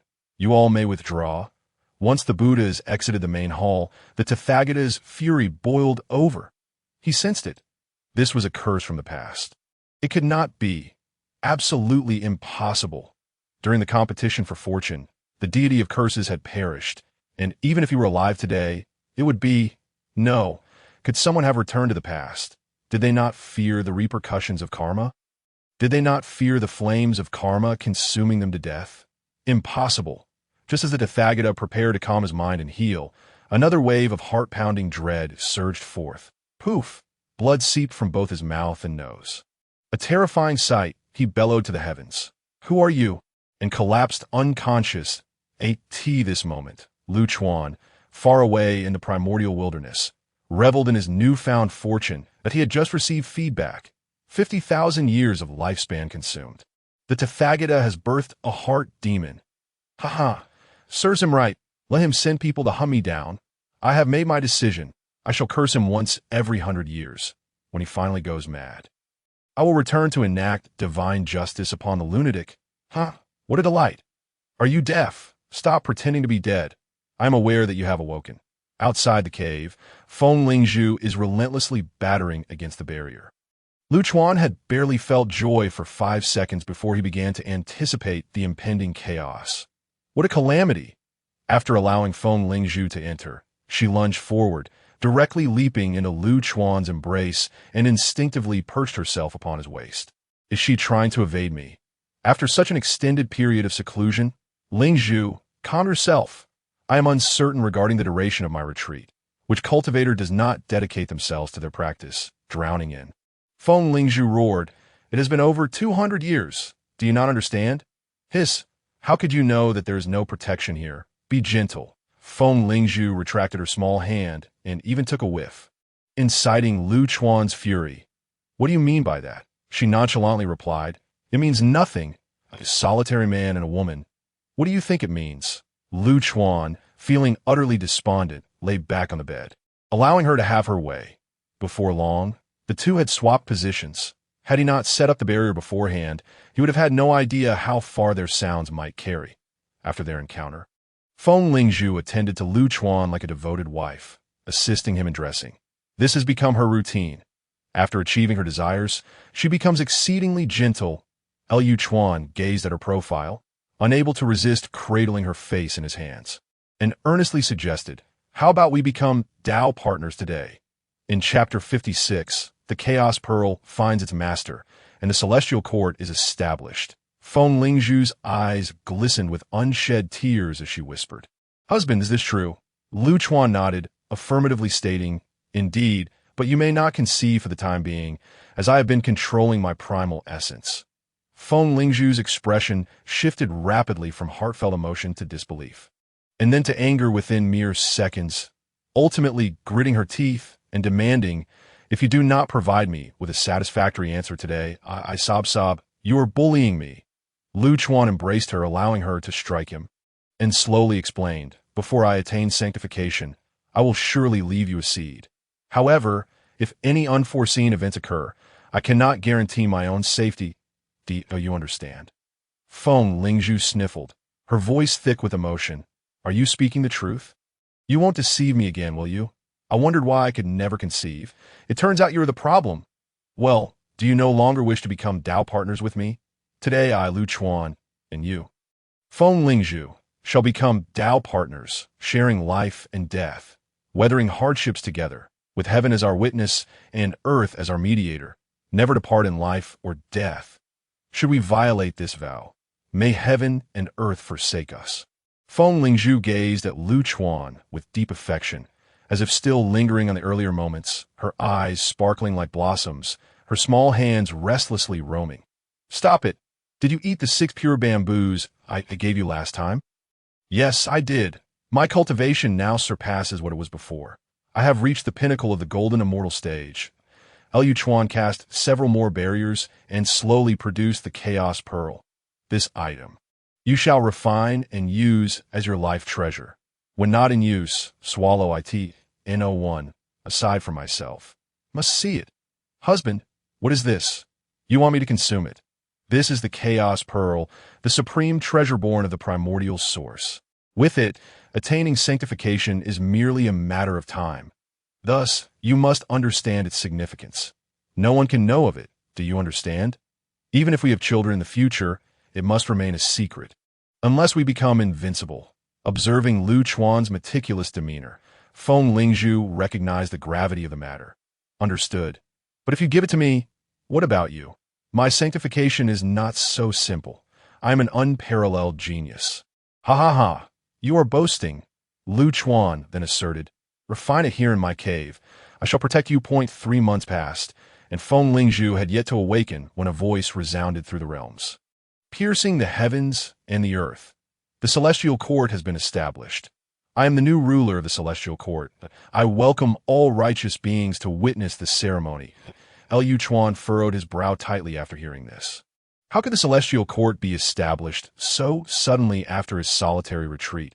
Who is the heavenly emperor? Has the war of the gods concluded? Just as he was engulfed in confusion, a message from his master, Hongjun Laozu, arrived. Disciple, you must attend the grand ceremony of the celestial court's establishment in 100 years. You should at least make an appearance and familiarize yourself with the various factions. Yes, master, your disciple shall certainly attend. That he now felt an urge to investigate what had transpired outside, but was apprehensive that any mishaps might occur while Feng Lingzhu was refining the chaos pearl. Suddenly, another message came through Lu Chuan. Will you attend the grand ceremony of the celestial court's establishment in 100 years? Lu Chuan pondered. Nuwa. What does she want from me? Could it be they are planning a rebellion in 100 years? That seems unlikely. Master Uncle, my master just informed me that I will go. How about you, Master Uncle? Nuwa replied, do not overthink it. I will introduce you to the disciples of our lineage when the time comes. Just come, there is nothing else to discuss. Lu Chuan's heart raced. He felt as though he were being treated as a spyt this moment. Within the cave, Feng Lingzhu slowly opened her eyes, a fleeting purple glimmer flashing across them. The chaos pearl had transformed into an ordinary orb, its original form no longer discernible. Husband, there's a small world within this chaos pearl that I got lost and almost could not find my way out. Fortunately, I am clever, and I have completely refined it. However, there are many restrictions within the small world that cannot be unraveled easily. Lu Chuan gently patted her head, as long as you have refined it. It serves as an additional means of protection. Unless you encounter life-threatening situations, do not use it against enemies. That if you do, you must eradicate all traces. Do you understand? Feng Lingzhu swatted his hand away. Snorting, you still think of me as a child. I have not forgotten that incident last time. I will no longer trust those people. They're all deceivers and scoundrels. All right, once we return, I will personally take revenge for you. At this moment, far away on Kunlun Mountain, within the Yuanshi Hall, Pangu sat, listening to his subordinates' discussions. Why can't Brother Guanxing be the master of the celestial court? Indeed, indeed. Instead, it is someone we have never seen or heard of. What is this Taoist? Exactly, is this not a snatch? After risking life and death, how could the Tao of virtue, as celestial master, find someone from who knows where? Silence. With a single command from Pangu, the hall fell silent. I am aware of your discontent, but that was determined by our ancestor and cannot be recklessly debated. The Taoist may become our 4th saint. Do you think he is unqualified? Upon hearing this, the hall erupted in chaos. Pangu was the first to achieve sanctification, known as Yuanshi Tianzuan. Soon after came Laozi, known as Dao Tianzuan, and Tang Jiaozhu, who was called Lingbao Tianzuan. Now a fourth saint is to emerge. They could hardly believe it, yet Yuanshi Tianzuan would not speak lightly. Where did this Daoist come from? Enough, I am weary. You may return to your duties. Ensure your disciples do not clash with the world is only just stabilizing, and chaos cannot arise again. We shall adhere to the Tianzuan's decree. 100 years passed in the blink of an ey. Liu Chuan awakened a day early. During this period of seclusion, he felt that he was nearing the threshold of sanctification. The spiritual energy within the primordial space was dozens of times greater than that of the outside world, making it possible for him to achieve sanctification and become an ancestor at the age of over 2,000. That should the outside world learn of this, it would surely stir a great upheaval. Feng Lingzhu meticulously arranged his attire, ensuring not a single hair was out of place. Husband, are you truly not in any danger this time? Rest assured, do you think they would dare to ambush me? It would be illogical. I am not foolish.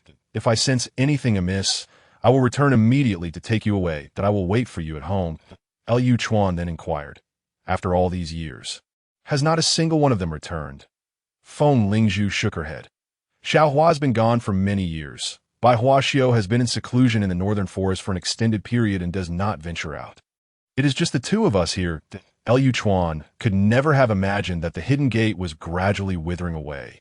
Its people had all departed. He intended to observe the celestial court ceremony and see if there were any rebellious individuals he could manipulate. Husband, why don't you take me with you? I absolutely... No. Those individuals possess numerous cunning tactics. If they become aware of your existence, you would become a threat to me that I would not be able to flee even if I wanted to. Just wait for me here.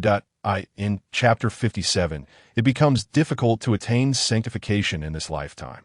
Just as Liu Chuan stepped out of the hidden gate, he suddenly remembered that he had yet to curse that dog of a thief. Buddha. No, since I've made a grand vow before, I cannot allow that old fool to have peace. For 100,000 years, the curse was successful, consuming 200,000 years of lifespan. And Buddha's injuries worsened. Liu Chuan clicked his tongue. Buddha, oh Buddha, who would have thought I could still deal with you even after traveling to the past? Ha. Junior brother, what brings you such joy? Tang Tian. Ah, brother. The person who approached was none other than Lingbao Tianzuan. Tang Tian Jiaozhu landed before Liu Chuan, saying, I never expected this place to be your cave. My disciples reported that there was a hidden master here, and I had no idea it was you. Junior brother, you get to transcend the tribulation of a saint? Liu Chuan replied with irritation. Are you not attending the banquet in the celestial court, but instead come here to flaunt your power? Achieving sanctification is not merely a matter of moments. You have simply taken the lead. The celestial master waved his hand dismissively, huffing in disdain, unaware of his own deception. What were you thinking? Although Liu Chuan is not a master of schemes, hearing someone insinuate his foolishness, especially from someone he has always been at odds with, ignited his ire. Celestial Master, what do you truly mean by this? You have entirely ruined my good mood upon my emergence. Are you seeking a fight? Preposterous. Do you really think you stand a chance against me? Were it not for the request of my esteemed master, I would never have ventured into this desolate place. Since our last parting, have our three masters sought you out? A jolt of surprise coursed through Liu Chuan. Could it be that he was betrayed by Nuwa? Hadn't Tishi just sent a message to turn around and sell him out immediately? What if they did seek me out? Is it forbidden to converse with the masters? The celestial master sighed, oblivious to his own gullibility. He was speaking of you. Surely, you Haven Tea truly learned their profound techniques. Have you? Liu Chuan swallowed hard, cautiously inquiring. Does the master know? Am I to be punished? Surely, a 1T be expelled from the sect? Enough. I shall tell you, though I cannot fathom why the master accepted you as a disciple. Foolishness. Initially, the master proclaimed that among the four of us, you held the greatest promise to become the first saint of creation. Yet here we are, centuries later, and the three of us have attained sanctification while you remain stagnant. Have you not pondered the reason? The celestial master chided with exasperation. The first time I encountered you. My disdain stemmed from the fact that you were brought back by the second. I had presumed, but why waste words on you? Just know this. You shall never achieve sanctification in this lifetime, as per the master's message to me. Furthermore, as for why we do not study their profound techniques, do you think it is because they refuse to teach? Lu Chuan hastily pressed. Why? Spare me the riddles. Is there something wrong with this technique? Speak quickly. Thirsty that If you're not interested, I shall take my leave. I can't be bothered with you. No, my dear senior brother. Please come in and sit. The banquet is not until tomorrow. What's the rush? Being blocked at his doorstep, Lu Chuan had no choice but to invite him inside. Ling Zhu, remain in the cave and meditate. Do not come out. After relaying the message, he immediately released a restriction, and the celestial master followed him in. Upon entering the primordial space, the celestial master marveled. It was a realm unto itself, with an astonishing density of spiritual energy. Junior brother, you possess something quite remarkable here. Lu Chuan chuckled, dismissing the praise, stating it was merely a coincidence that he stumbled upon this unclaimed territory and had taken root here for nearly a millennium. It was hardly noteworthy. Senior brother. Come, have a seat. The celestial master mentally cursed Lu Chuan for being selfish, hoarding such a splendid location without sharing. However, he recalled their previous animosity, and had it not been for the master's request for him to make this visit, he would not have approached Lu Chuan at all. Junior brother, this place truly boasts magnificent scenery. Pray tell, what lies across the river? I could discern that the distant mountain is shrouded by your restrictions, but the mist across the river appears chaotic, and it unsettles me. Junior brother, I think it prudent to conclude our discussion swiftly and attend the grand ceremony in the heavenly court that I in the future. When time permits, senior brother may return for an extended visit. Do you truly believe I could escape? Lu Chuan inwardly cursed himself for inviting him in. He had forgotten this troublesome man had already attained sanctification. Thankfully, he had placed restrictions on the mountain where the time hourglass resided. After they settled, Lu Chuan personally brewed tea for the celestial master, though he secretly wished to give him a piece of his mind. Feeling somewhat superior for having learned a secret, senior brother, having drunk the tea and toured my secluded retreat, may I now speak? The celestial master immediately set up a restriction, stating, there is no need for doubt. It is quite necessary. We are discussing the 3 ancient saints from the era before chaos. The other day, I met with our master, who expressed deep regret for not clarifying the implications to you beforehand, leading you astray. Your future lies in ruins, burdened by his oversight. He asked me to convey his apologies. Lu Chuan quickly waved his hands, genuinely unable to bear the thought. Having become a disciple, how could he ask his master to apologize? Junior brother, that profound energy can only be learned one at a time due to its complexity. How much have you managed to learn? Cough. All of it. The celestial master's eyes widened in shock. No wonder the master warned that your future was in jeopardy. This path leads to ruin. Alas, since you've absorbed it all, I shall speak plainly. Unless you comprehend the unification of the 4 energies, you will never achieve sanctification to date. Only the primordial spirit has succeeded. Lu Chuan's teacup clattered to the table as he murmured, I must seek an explanation from them. They are conspiring against me, brazenly plotting my downfall. The celestial master comforted, do not dwell on it. Even with exceptional talent, without 1,000,000 years, nay, even 10 million, you may never complete this.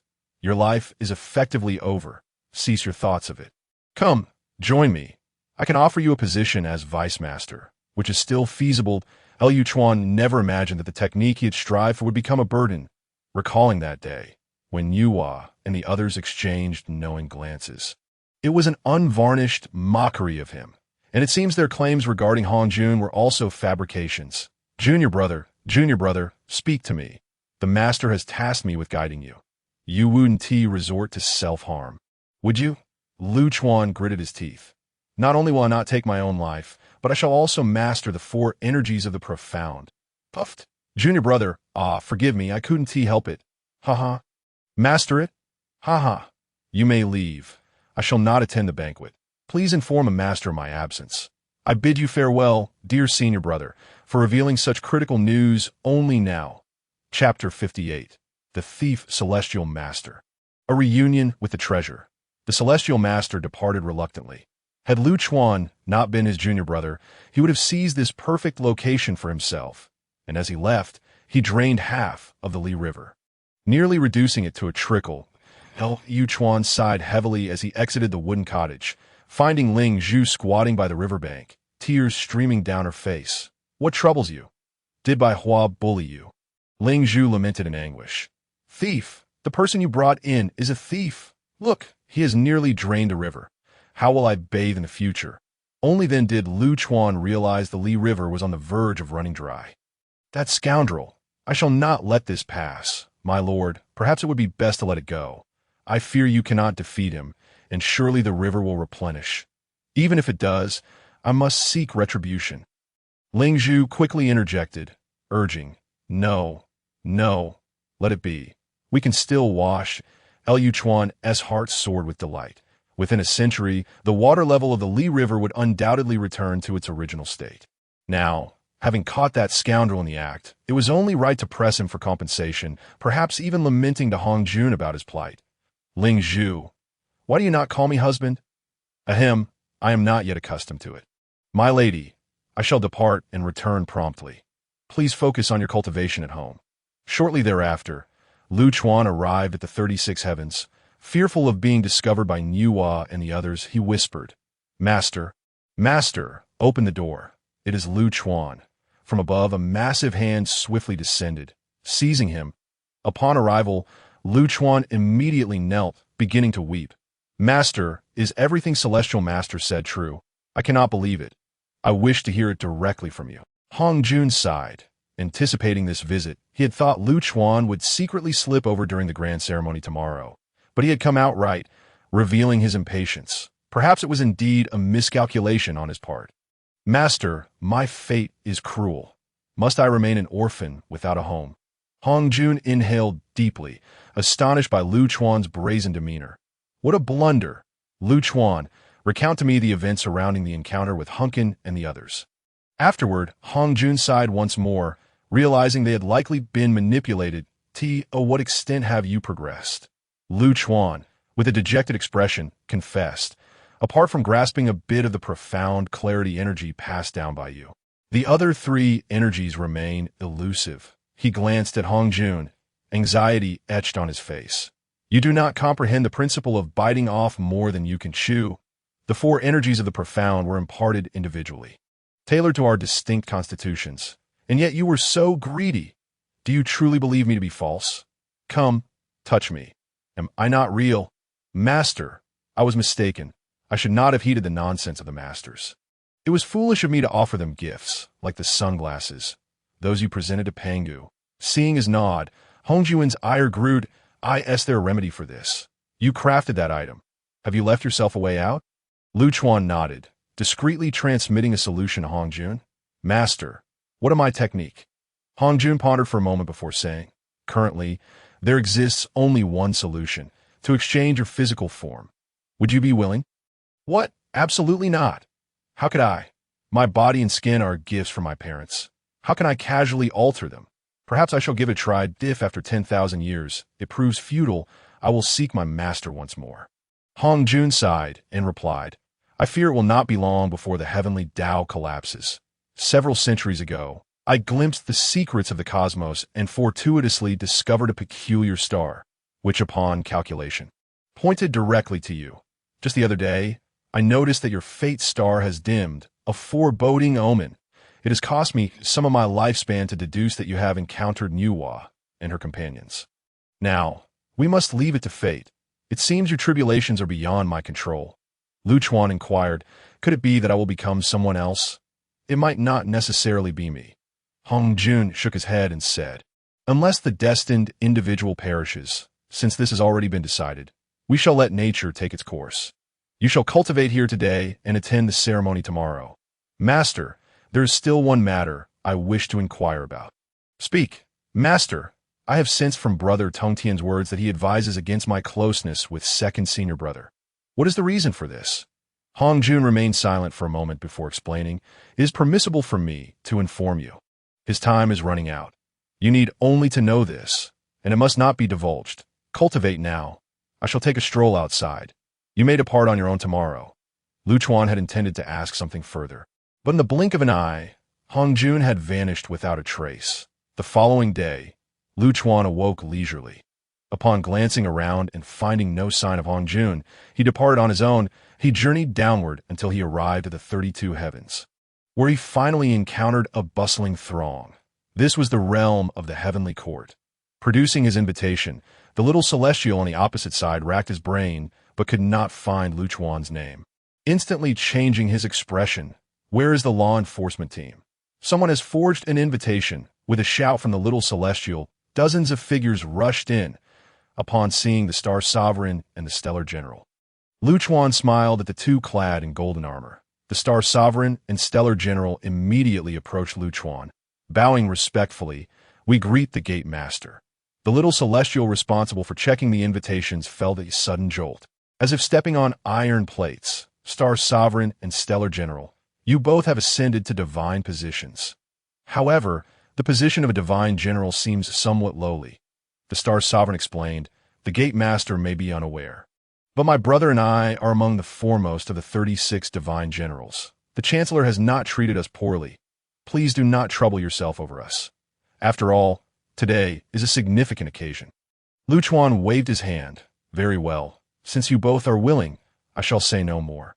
May I enter?" The Star Sovereign and Stellar General hurriedly smiled and said.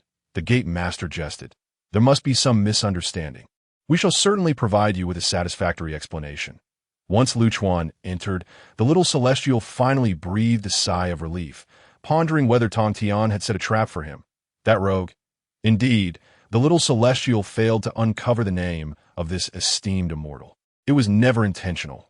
The Star Sovereign took Lu Chuan's invitation, which simply read, "I hope that Taoist Lu Chuan can attend in person." It was not the correct version. The two brothers exchanged glances, deciding to pursue the matter after the grand ceremony. Lu Chuan strolled leisurely through the newly established heavenly court, where clouds wafted and stone pillars stood tall, resembling a realm of immortals. Quite enchanting indeed. "I asked that you." Turning around, Lu Chuan was astonished to find it was the Daobao Taoist. "Goodness, after all these years, you still possess such cultivation. Did you ever imagine we would meet again? What? Do you seek to avenge old grievances? Kneel and call me Uncle Master." Chapter 59. It seems I've been played. The heavenly court battle, the Daobao Taoist glared furiously at Lu Chuan and shouted, "You dare to insult my master? Do you think you are worthy to stand alongside him? You are courting death." With that, a yellow light erupted around him, charging directly at Lu Chuan. In an instant, Lu Chuan invoked the Path of Stars, manifesting a protective star shield within a meter around him. "Today marks the opening of the heavenly court. I advise you to cease. If you do not address me as Uncle Master, I will not hold it against you. But you cannot strike the face of the Lord of the heavenly court." The Daobao Taoist, having changed several magical implements, was relentless in his assault. "Impossible, absolutely impossible. The realm clearly indicates we are of equal cultivation, that I refuse to believe. I cannot break your turtle shell. Break for me."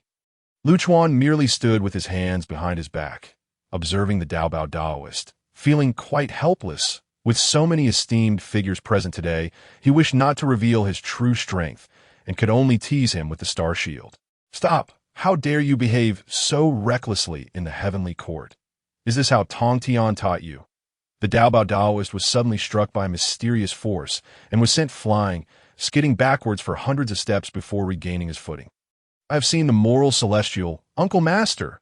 It was this rogue who provoked me first. Silence. If you desire to prolong your life, keep speaking," with a casual wave of the whisk in his hand. The moral celestial smiled faintly. "Junior brother, how have you been? Why quibble with a junior?" Lu Chuan clasped his hands, saying, "Brother, I am well. I was merely forced to defend myself. This junior insisted I stole his possessions. You must adjudicate. Is that plausible?" The Daobao Taoist exclaimed urgently, Uncle Master, he lies." Indeed, Sihong Taoist can attest. "Years ago, we competed for a magical treasure, and he snatched it away." The moral celestial, unaware of what incantation had been uttered, sent forth a green light that swiftly departed. Before long, Zhiheng Taoist indeed arrived. She glanced at Lu Chuan and said, "I greet the moral celestial, and I greet Uncle Master." The Daobao Taoist's eyes widened in disbelief. Everyone knew this little rogue's identity, and he had been left in the dark? Uncle Master, the Master's junior brother? How can this be? He swallowed hard and said, "Uncle Master, is this rogue truly my Uncle Master?" The moral celestial snorted coldly. "Zhiheng, Daobao claims that Lu Chuan stole your treasure. Is there any truth to this?" Zhiheng Taoist replied, "Uncle Master, that is not the case. Back then, I had just undergone a transformation. My body had not fully recovered when I spotted a tower-shaped magical treasure. As I pursued it, Daobao repeatedly contested with me, using force. It was only thanks to Uncle Master Lu Chuan that I was aided." The Daobao Taoist looked incredulously at Zhiheng Taoist, his mouth agape, but no words escaping. "So, after I departed, that treasure was still given to you? What a scoundrel! Daobao, speak. How will you atone to your Uncle Master?" Faced with the moral celestial's inquiry, he momentarily found himself at a loss for words. Filled with regret for accepting his master's assignment to the heavenly court, inviting so much trouble, "All will be at the discretion of my Uncle Master, as long as the auspicious hour has arrived." The grand ceremony begins. The moral celestial cast a glance at the Daobao Taoist, saying, after the ceremony, "I shall settle this matter with you. Go now, Zhiheng. You should also proceed." Once the two departed, the moral celestial turned to Lu Chuan with a beaming smile. "Junior brother, are you satisfied with how this was handled?" Lu Chuan smiled slightly. "As long as brother takes charge, I have sustained no substantial harm. The youth is merely impetuous. I understand. Is there anything else you require?" "Brother, the grand ceremony is about to commence." "Junior brother, what is there to see?" "It is merely the conferring of titles. If you find yourself free, would you care to visit my Doshui Palace for a short while?" Lu Chuan felt a surge of apprehension, thinking, surely not. Is he attempting to ensnare me again? Cough. "Brother, I have not seen much of the world. I truly wish to see how one is conferred as a deity." The moral celestial grasped Lu Chuan's arm eagerly. "In Taoist is my sole disciple. I shall have him come to meet you personally. Let us go." With that, he whisked Lu Chuan away toward the Doshui Palace. Having already devised a strategy, to inquire without participating, to remain indifferent to worldly affairs, upon arriving at the Doshui Palace, Lu Chuan was captivated by the grand alchemical furnace, a place once inhabited by Wukong. A splendid location indeed. "Brother, may I stay here for a few days?" The moral celestial, filled with joy, immediately replied, "Excellent. If my junior brother enjoys it, I can relinquish the Doshui Palace to you." No. Brother misunderstands that I meant the furnace itself. Indeed, I wish to reside within for a few days. Junior brother, within this 8 trigrams furnace lies one of the 4 divine fires. The looting divine fire. I cannot allow such a jest. Any ordinary celestial who enters will be reduced to ashes before a mere incense stick burns out. Have you encountered some trouble? Lu Chuan waved his hand dismissively. "I am merely curious. I would never gamble with my life. Rest assured." The moral celestial sighed. "Junior brother, I know you do not wish to grow close to me. But there is no need to refuse with such a pretext. Very well. Junior brother, please take your leave." Lu Chuan was bewildered. What was happening? He merely wanted to test if he could forge the fire-eyed golden eyes. Yet he appeared to have upset his brother. "Brother, let us consider this a jest from junior brother, huh? Now, back to the matter at hand. Might I inquire why you specially summoned me?" "My circumstances, I believe. You are already aware. An utter waste, with no opportunity to attain sanctity henceforth." The moral celestial explained. "Junior brother, I have heard of your plight, but I believe you are no mere triviality, as the heavenly court has just been established. Could you send a few disciples to serve in the heavenly court?" Lu Chuan thought he had misheard, and asked once more, "Is it truly for this matter?" Laozi nodded slightly, and remarked, "Indeed, my junior disciple." "What do you suppose it is?" Lu Chuan inhaled deeply, as if he had swallowed a fly, and said, "Brother, the 2 foremost of the 36 divine generals are indeed my disciples, and I have already exhausted all my efforts in their support." Suddenly, a knocking sound echoed from outside, and a young boy entered, exclaiming, "Heavenly Sovereign, The sweeping star has summoned divine retribution at the ceremony, accompanied by floods and seemingly a disaster of ice spikes. It is about to erupt. Laozi furrowed his brow, and Lu Chuan was equally perplexed. A mere sweeping star, truly so formidable. The two advanced to the Lingxiao treasure hall, and by the time Lu Chuan arrived, Laozi had already regained control of the situation, though it appeared that the ruler of heaven had also descended to intervene. Halt! What kind of conduct is this? You are in the presence of the morality heavenly sovereign, just as Laozi was about to inquire about the situation. The sweeping spirit seemed to notice something and attempted to flee. Seize her! If she harbors no malevolent intent, why does she flee upon seeing the heavenly sovereign? I believe we ought to heed the heavenly emperor's words. Strip her of her celestial roots and expel her from the celestial realm, declared a burly man wielding a long spear. I dare anyone to try. At this, all the celestial beings turned their gazes towards the speaker. A few recognized Lu Chuan, but the majority did not. The previously speaking giant continued. Who are you? What celestial position do you hold? Until the divine beings have reached a conclusion, how is it your place to speak? Lu Chuan cast a cold glance at this unknown celestial and retorted, Who dares to bark like a dog? State your name. How dare you, young one, insult a true deity? I am the Western Divine, Might Thunder King. Chapter 60. Return Home.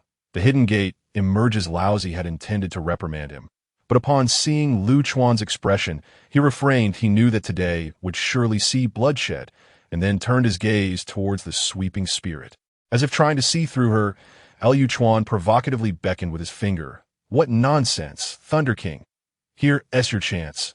Withstand one of my strikes, and I shall spare your life. The Western Thunder King, enraged, directly sought battle with the heavenly Emperor Jieyin, who looked to his master, the morality heavenly sovereign, recognizing Lu Chuan as his own distant uncle.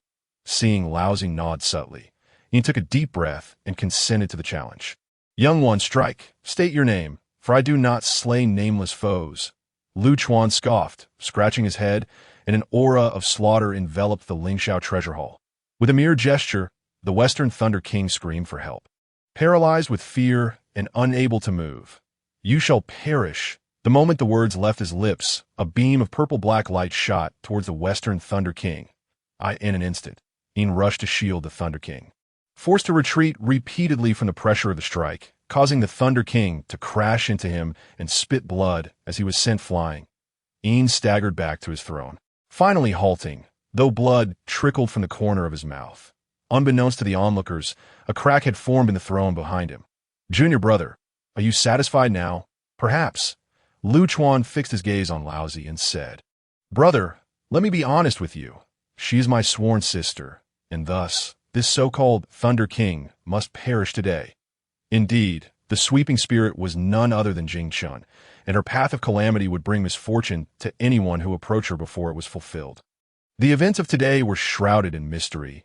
Yet upon hearing Lu Chuan refer to her as his sister, she felt an overwhelming sense of grievance. The Western Thunder King, upon hearing this, collapsed to the ground. Master, junior brother, he is also a heavenly sovereign. My life is forfeit. Jieyin wiped the blood from his mouth and leaped to the center of the hall, bellowing, Uncle, is it truly appropriate to humiliate a junior like this? May I engage in a few exchanges with you on his behalf? Oh, brother, is this your intention?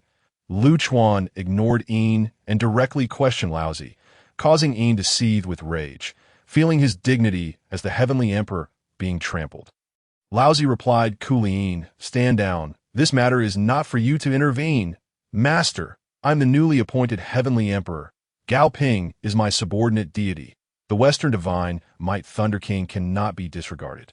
I will not permit anyone to so brazenly disrespect the majesty of the heavenly court. Jieyin declared with righteous indignation. Seeing that Laozi remained silent, Jieyin assumed his actions were tacitly approved and continued. I have long heard of my uncle's great name, and today I am fortunate to witness it seems my uncle has yet to achieve sanctification, so why not engage my nephew in a fair battle? Lu Chuan smiled at Laozi and remarked, Brother, it appears your junior must exchange sentiments with his nephew, Dada. Junior brother, show mercy. Before the fight could commence, Jieyin heard his master plead on his behalf. instantly feeling the gaze of the divine beings in the hall shift towards him. "I will give it my all," Lu Chuan calmly replied. "Go ahead. Let me see what you have learned from your brother." Yin brandished his magic sword, unleashing a flurry of sword lights that failed to breach even Lu Chuan's protective barrier. Leading him to fury, he then summoned an ink-wash painting, and Lu Chuan immediately sensed a pulling force, as if his very soul were being drawn not utilize the Taiji diagram. As Laozi's voice fell, Yin also unleashed the Taiji diagram. Lu Chuan was instantly enveloped like a rice dumpling, while Jing Chen struggled to free herself from the grasp of two heavenly soldiers. Yearning to approach and assess the situation, Laozi warned, "Do not approach. He may not be harmed, but you will undoubtedly perish first. Heavenly Emperor, retract this diagram.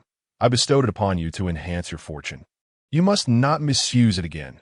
Jing Chen glared at Yin, stating, "If anything befalls him, I will haunt the heavenly court as a vengeful spirit." Yin, with a scoff, prepared to retract the Taiji diagram. Suddenly, the heavenly court seemed to tremble, and all the divine beings struggled to maintain their footing.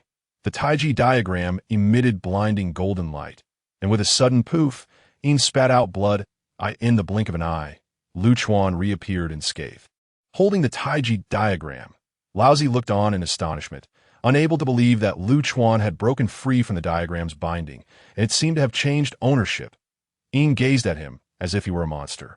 You tricked me. You have attained sanctification?" Lu Chuan shook his head, casually tossing the Taiji diagram to Laozi, and turned to Jing Chen, saying, "Come, let us return home." "What? Others seek to kill you, and you wish to remain here." He then turned back to Laozi and remarked, "Brother, did I not say your judgment in accepting disciples is somewhat? Will you leave or not? If not, I shall depart without you." Without waiting for Jing Chen's response, he turned to leave, only to have a cold little hand grasp his own. "I will return with you."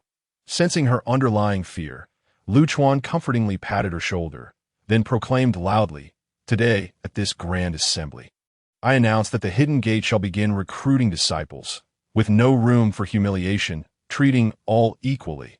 His voice was so loud that even the 36 heavens could hear it. Yin, upon hearing this, regained consciousness only to faint again in a fit of rage. "Hidden Gate disciples, follow me home.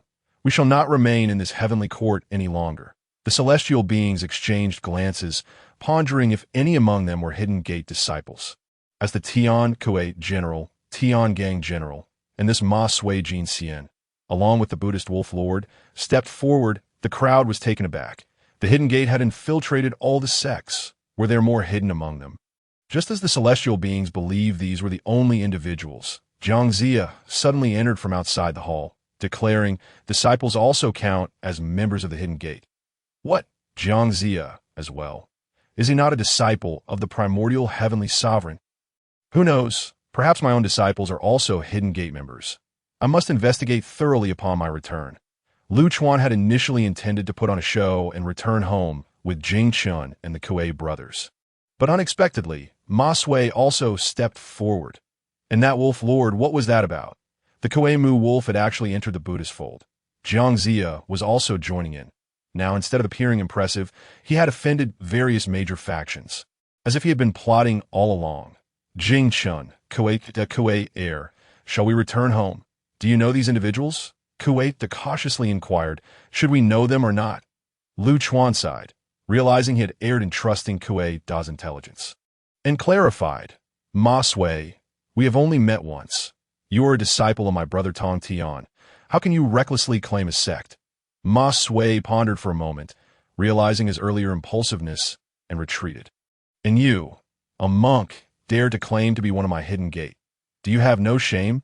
If you continue to slander me, do not blame me for turning to the Buddhist sect." Kuei Mu Wolf wore a look of helplessness and simply walked away, indeed departing. The grand ceremony of the heavenly court was still ongoing, yet he slipped away. "Jiang Zia, how should I address you? I merely lent you two individuals. When did I ever say I would accept you into the Hidden Gate? Are you not stirring discord between me and my brother Pangu? I believe it would be more fitting for your God-subduing whip to deliver a beating to you first." Laozi gazed at his little disciple with a complex expression. The disciple, whom he thought to be indifferent to worldly affairs and merely dedicated to quiet cultivation, had evidently plotted far and wide. Chapter 61. Yin Zheng uses force against me. Lu Chuan said nothing further, directly enveloping Jing Chun and the Kuei brothers in a stream of light, vanishing into the horizon. A sway promptly proclaimed, "Heavenly Sovereign, given the circumstances, I shall take my leave." "Heavenly Sovereign, we take our leave." Before long, the hall of Lingxiao was nearly deserted at that moment. The newly appointed Heavenly Emperor, Yin Zheng, slowly awakened, glancing around. Apart from a few familiar faces involved in the conferring of deities, the various factions who had come to congratulate were mostly gone. Gritting his teeth, he rose to his feet and declared, "Master, this is an affront beyond measure. He is slapping your face."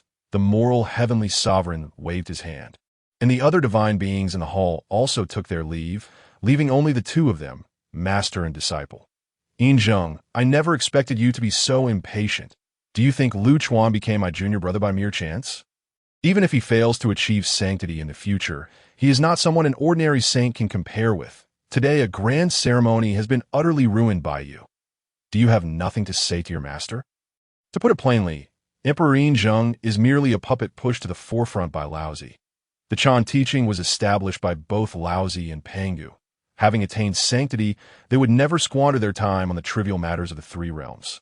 Although Yuan Shi Tianzun has many disciples, none are suited for the position of Heavenly Emperor. Only Yin Zheng, having been accepted as Laozi's sole disciple, has never revealed himself to the outside world. And being a rare talent, he is the most promising candidate for sanctity in nearly 1,000 years. Hence, he was brought forth, with Laozi bestowing upon him the Taiji diagram, hoping to safeguard the fortune of the heavenly court and that of his only disciple. Yin Zheng was taken aback for a moment before kneeling down with a thud. "Master, I was in the wrong, did I promise. The face lost today, I will reclaim it tenfold in the future. The cause of today's incident is... It is my fault. Although that broom spirit is merely a minor celestial official, I have secretly investigated her. She cultivates the path of disaster and is on the verge of great success. Moreover, she belongs to the chaotic Lai tribe. When she reaches maturity, she could cause mountains to crumble and seas to roar with a mere gesture. I am aware of the Lai tribe." "Please continue." "Yes, master. In fact, her strength is not inferior to that of the loyal martial gods. I initially valued her strength and potential and wished to become her Tao partner. However, she not only rejected me, but also wished to resign from her celestial position. I thought, since she is not one of us, it would be best to confine her and teach her a lesson to prevent her from joining the opposing forces." Laozi said calmly, "Very well. I understand. How is your injury?" "I am unscathed. I just need a few days to recuperate." "That is good. After you recover, immediately send someone with gifts to apologize to the various factions. I humbly send off my master." Watching Laozi's figure recede, Yin Zheng's expression turned sinister as he muttered, "Dare to defy this heavenly emperor, to compare me with a useless person. Humph. On the day I attain sanctity, let us see who can protect you."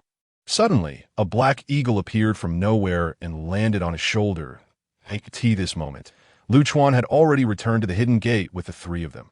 Inside the wooden house by the Li River, no one spoke until Bai Hua Xiao, having heard her child return, entered and diffused the tension. "Eldest, second, mother, you have been away for so long, and you don't even think to come back and see me. Just like your deadbeat father, not a single word." Lu Chuan was astonished and asked, "Did those two not send you any word?" Kuei-da and Kuei-er awkwardly replied, "Mother, the sect master. We were engaged in battle daily, and with the establishment of the heavenly court post-war, there were many affairs to attend to, so. However, we did see father. Mother, you must not be angry. He has become a monk." "A monk?" Upon hearing these three words, Bai Hua Xiao nearly lost her balance. "Has he grown weary of me?" Lu Chuan, seeing the brother's expressions darken, explained, "Bai Hua, do not overthink it that I assigned him a task. And perhaps there was an unexpected incident, which led him to enter the Buddhist fold. However, he can return to layman status at any time. It will not affect your marital feelings. When we met today, he even mentioned having some grievances and vowed to personally apologize to you in the future." Before he could finish, Bai Huaxiao had already stormed out of the wooden house without looking back. What are you two still doing here? Go comfort your mother at once. You two, blabbering about such matters as becoming a monk. Hurry up. At this moment, the atmosphere in the room became even more peculiar. Feng Lingzhu, having seen Jing Chen return, had not uttered a single word. Jing Chen also remained silent, her anger simmering as she noticed the water of the Li River was nearly dry, yet she held back her desire for an explanation. Enough! What are you two quarreling about? Why do you care? The two women retorted in unison. Liu Chuan slammed the table and exclaimed, Insolence! This is outrageous! Seeing the two women momentarily silenced, he hastily inquired, Tell me, why did the Heavenly Emperor want to capture you? Feng Lingzhu seemed intrigued, resting her chin on her hands as she gazed at Jing Chen. Jing Chen opened her mouth, hesitating to speak. Where has your spirit of rivalry over men gone? Faced with Feng Lingzhu's mockery, she paused and said, Yinzheng wishes to become my Dao partner. After saying this, she fixed her gaze intently on Lu Chuan. Under the scrutiny of the two women, Lu Chuan cleared his throat and replied, That does not seem plausible. You have no backing, no power. How could the senior brother allow that? Is there something else you haven't disclosed? Jing Chen lowered her head and said, He intends to use force against me. Lu Chuan rose abruptly, shouting. He succeeded. Feng Lingzhu tugged at his sleeve, and only then did he realize his outburst. Jing Chen glared at him in anger and said, Don't you all despise me? What harm is there if he succeeds? From now on, I would be one below one, above 10,000. Liu Chuan stood up once more and said, Are you out of your mind? Who is he? He is the direct disciple of my senior brother, the moral heavenly sovereign. He stands behind not just two, but perhaps even more saints. You really think they would allow you to become the rightful consort? Foolish. I am willing.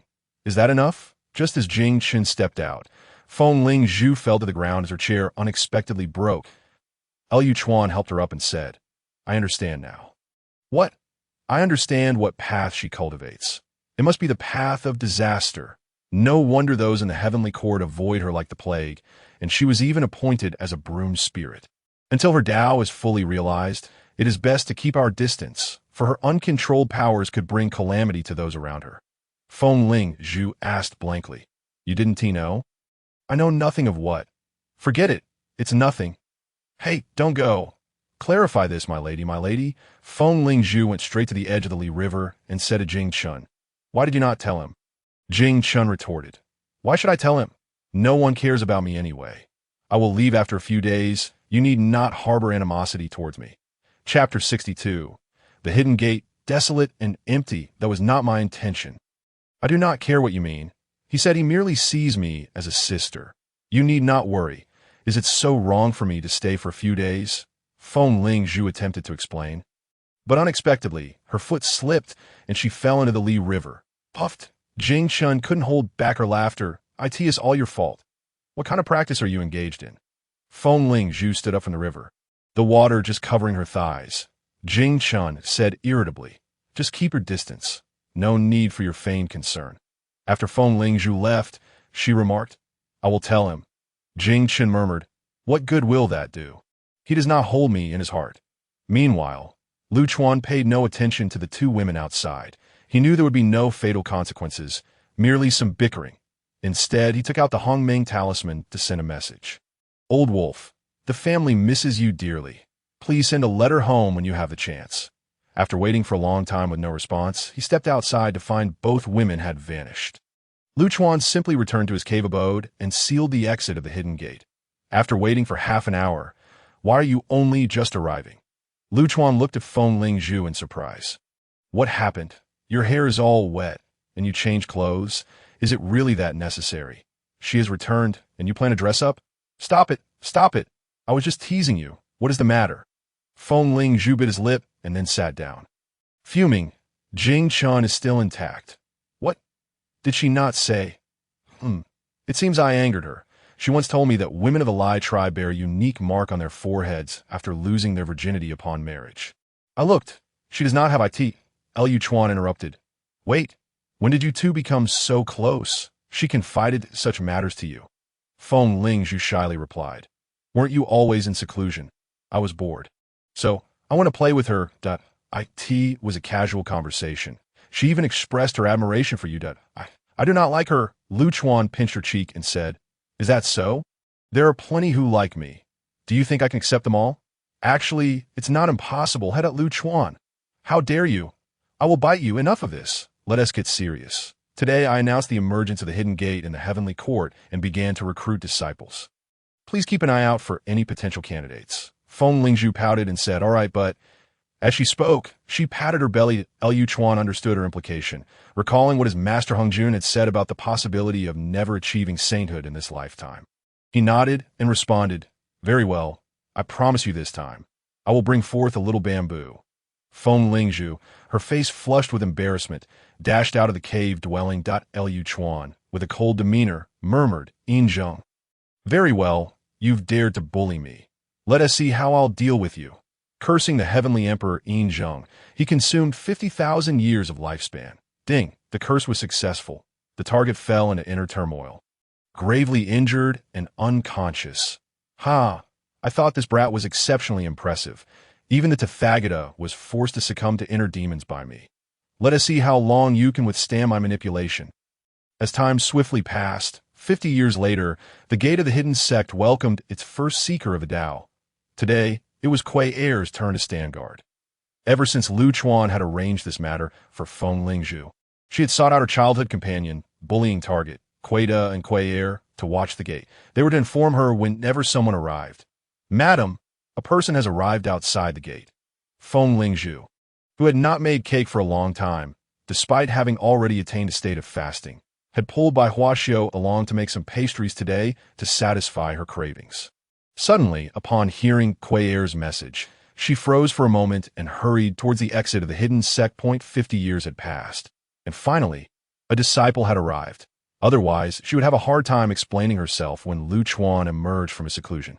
Upon seeing the man outside, she found him somewhat familiar, yet she could not recall where she had seen him. Thus, she directly lifted a portion of the restrictions, allowing them to converse and meet through the barrier, preventing outsiders from forcefully intruding. Who are you? Have you come to seek the Tao? I am Ma Sui from the path of the Little Tao, here to pay my respects to my esteemed master. Please inform me, young lady. Esteemed master? Who is that? This is the hidden sect. Are you certain you haven't gone astray? Ma Sui replied, Indeed, this is the hidden sect, and my esteemed master is Lu Chuan. Feng Lingzhu, half convinced, inquired, Do you have any proof? I have never heard him mention you. At that moment, Kuei Er transmitted a message. Madam, I recognize this individual. He is the Golden Hoop Immortal Ma Sui from the Jiejiao. He possesses formidable skills in both restraining techniques and celestial arts. During the grand ceremony in the heavenly court, he also claimed to be one of us from the hidden sect, but the sect master immediately denied it. What should we do? No, he is in seclusion, and we cannot disturb him. Feng Lingzhu, seeing that he could not provide evidence, said, He is in seclusion that I cannot determine the truth of your words. If you wish, you may wait here. However, he may emerge tomorrow, or it could be 100 or even 1,000 years later. The decision is yours. Having said that, she turned and left without looking back. A Sui, seeing this, immediately called out, I will wait here, even for 10,000 years. Fellow Taoist, I hope you are well. It has been a while since we parted in the heavenly court. Humph. Kuei Er ignored him and directly turned to sit down and cultivate. Ma Sui sighed and began to wait outside the hidden sect. The next day, Kuei Er awakened, glanced outside, and scoffed as expected. He is a fraud. He didn't even wait a day before leaving. Shortly after, Ma Sui returned with hundreds of wooden logs. And in less than an hour, he built a doorless wooden hut outside the hidden sect, facing the exit, and began to meditate inside. Kuei Er was at a loss for words, just as Bai Huaxiu arrived. Old two, come try this. These are wild fruits picked from the northern forest, and mother made them into fruity pastries. Kuei Er took them and began to indulge, while Ma Sui outside watched, swallowing hard. Ma Sui stayed there for 20 years. While he was meditating, he suddenly sensed someone approaching. His eyes gleamed with intensity as he stepped out of the wooden hut to wait. A figure appeared, shining with a bright head. It was a monk from the Western Buddhist sect. The monk spoke first. Fellow Taoist, may I inquire if this place is the hidden sect? Upon hearing this, Ma Sui thought he had come to seek the Tao and replied, "Fellow Taoist, I am Ma Sui from the hidden sect. Have you come to seek the Tao and pay respects to the master?" The monk glanced at him and said, "I am Ling Ji, a disciple of the wolf sovereign from the western sect, here to deliver a message. Since you are one of the hidden sect, please pass this message on to the sect master to farewell." A Sui attempted to explain that he could not deliver it inside. But Ling Ji had already soared into the air. "What to do now? Since I arrived, they have not been on guard. How can I get this message in?" Ma Sui reached out to hand over the message, only to be blocked by a transparent barrier. Helpless, he returned to the wooden hut to continue his meditation, wishing that they would steadfastly fulfill their duties and continue to keep watch. Time flew by, and another 30 years had passed. He gazed longingly, and finally, he vaguely saw a dark figure approaching the exit. Chapter 63. The Wolf Sovereign's message, and meeting an old friend, Ma Sui stood outside the hidden sect's barrier, waving his hands continuously, eye in his eyes. The dark figure was swiftly closing in. Suddenly, a luminous portal appeared before him. With just a glance, the boundless scenery within the hidden sect and the overflowing spiritual energy made his pores tingle. Is this truly what lies within the hidden sect? "Hey, are you coming in or not?" Ma Sui looked at the girl, Jing Chun, with whom he had shared a fleeting encounter in the heavenly court, only to see her stumble as she entered the gate. This must be the ranged damage of bad luck. "Apologies, may I ask why you suddenly let me in?" Jing Chun replied, somewhat irritated. "Did you not say that Lu Chuan is your esteemed master? You waited 100 years. Did you not want to acknowledge him?" Ma Sui immediately shook his head, saying, "Of course not. It's just a bit sudden." "Enough nonsense. Hurry up and follow me." As Ma Sui watched Jing Chen's retreating figure, he became entranced, cursing himself for being a fool. How could he harbor any inappropriate thoughts towards his master's woman? Before long, they traversed a vast grassland and a winding river until an unassuming wooden hut came into view. Lu Chuan was seated at a stone table by the Li River, sipping tea, while Feng Lingzhu sat beside him, feeding him bite by bite. Jing Chen spat, "This is just like feeding a dog." "Humph." Ma Sui swallowed hard, feeling anxious as he approached. "That you've arrived? Sit down. No need to be formal. I heard you waited outside for 100 years. Esteemed master, a mere 100 years is nothing. By the way, I almost forgot.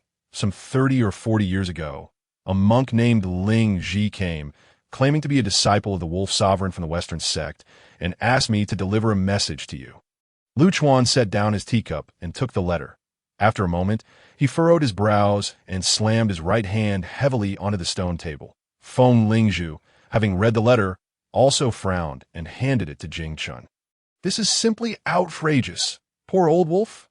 Oh, Bai Hua has come. Let's take a look."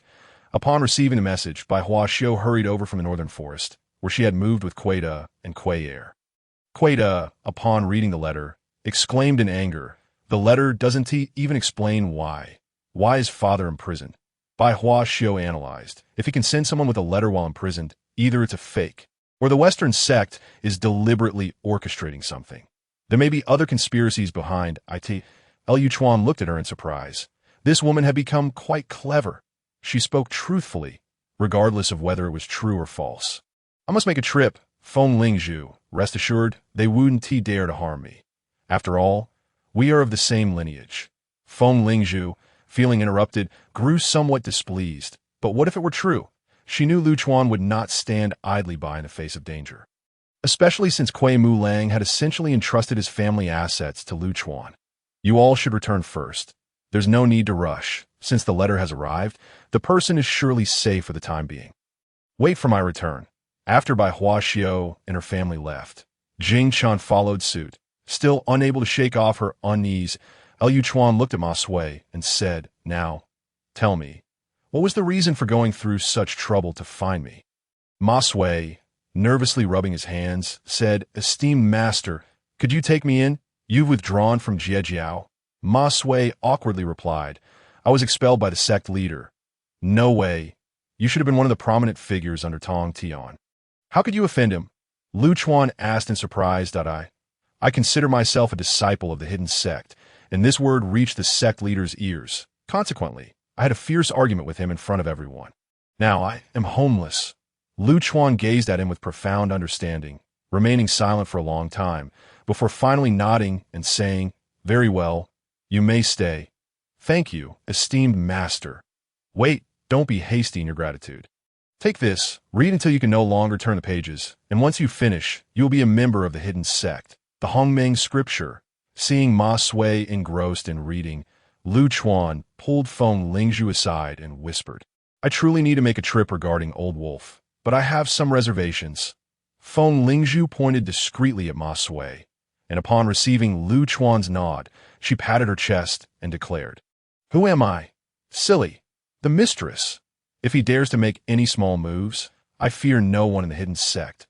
Surely, you and T have taught me those controlling methods just to deceive me." Lu Chuan shot her an exasperated glance, deciding it was best to leave it alone. "I'm leaving now. I'll be back soon." Husband, a kiss and a hug. Crazy. Upon witnessing his sudden disappearance, Feng Lingzhu roared in fury. "If you possess the ability, never return." Not far away, Ma Sui, engrossed in his reading, was startled and thought to himself how formidable his master truly was, capable of conquering such a fierce woman. Meanwhile, Lu Chuan journeyed leisurely, gazing down from above, where the scenery unfolded with a unique charm. Suddenly, his attention was drawn to a man clad in white, yet marred by countless whip scars. Upon closer inspection, he realized below lay a mortal mining area, and in an instant, a middle-aged man resembling a merchant appeared not far from the mine. "Stop! This is private property. There is no path ahead. Return from whence you came," barked one of the thugs. Lu Chuan, with a hand behind his back, swiftly conjured a silver pouch and tossed it to the thug. "Brother, I am a wandering merchant, recently beset by bandits, causing my attendants to scatter. I heard you fellows are robust men. Might I purchase a few to aid me? I have goods awaiting collection."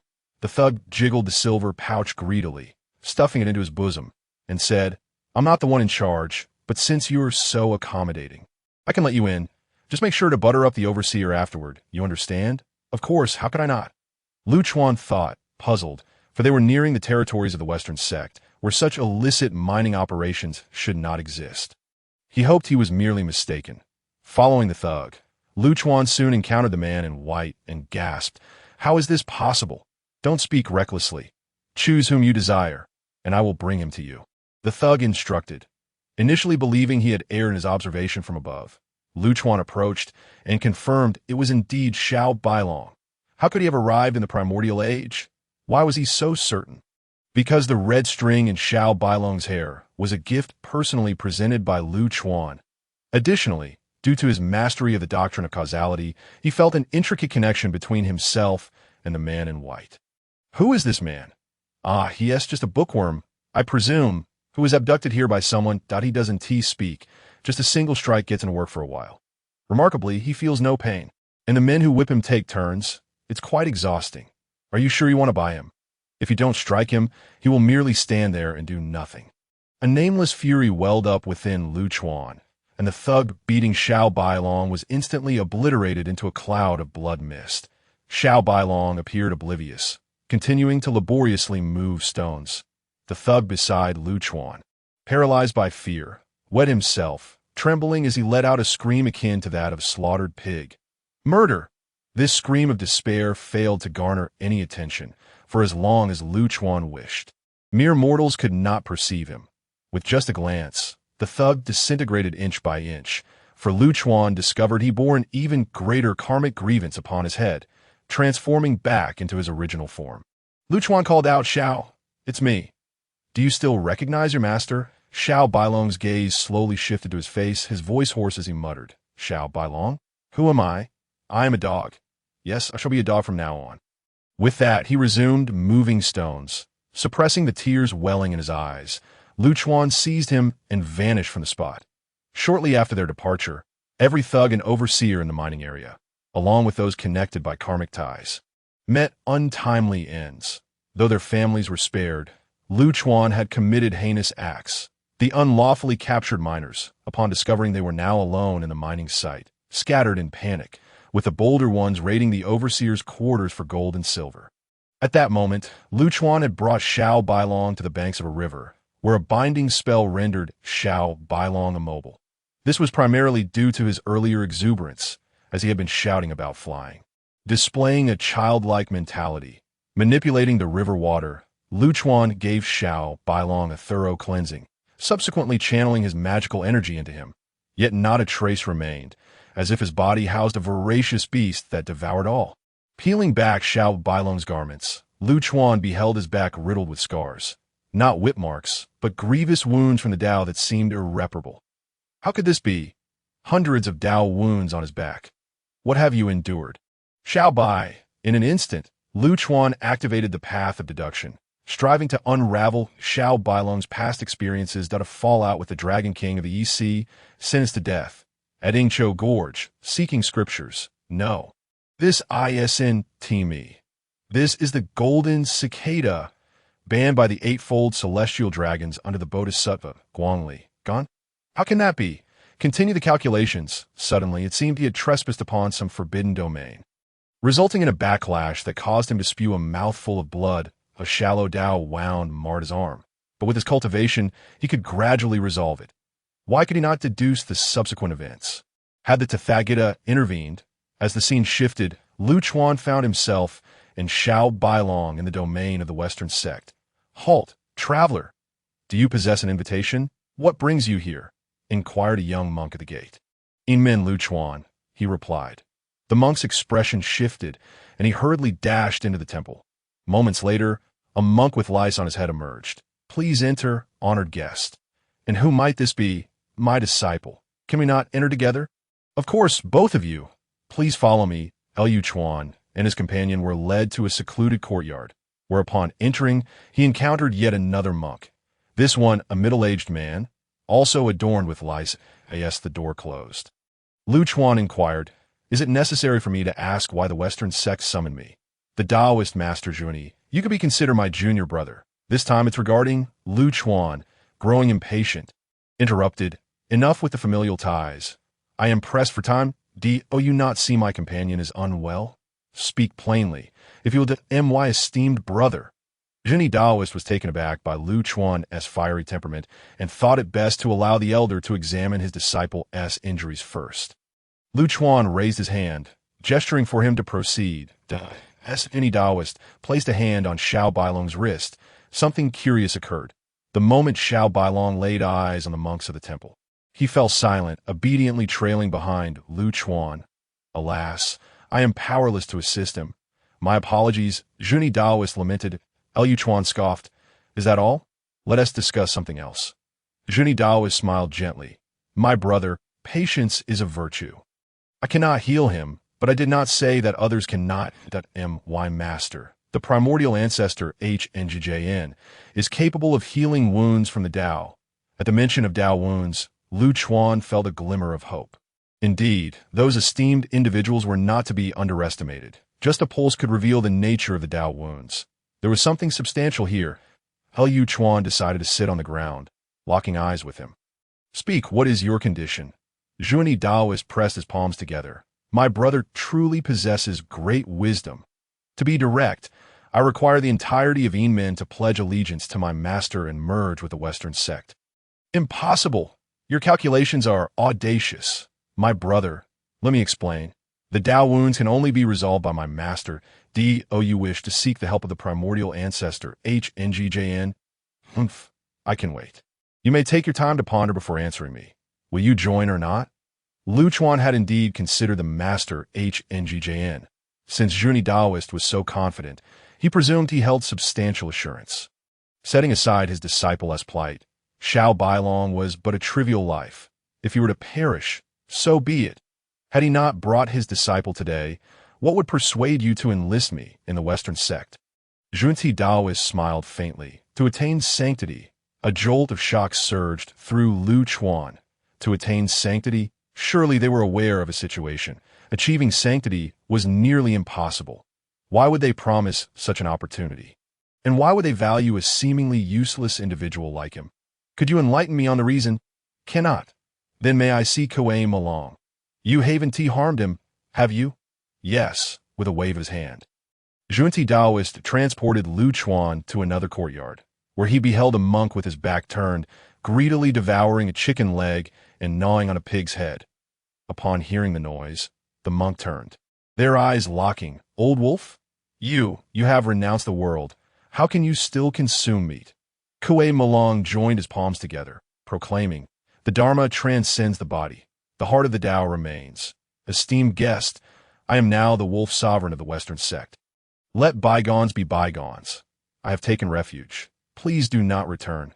Zhunti Taoist observed Lu Chuan with a smile, as if suggesting, "You can take him away, right? But you cannot, for he is destined to be with us."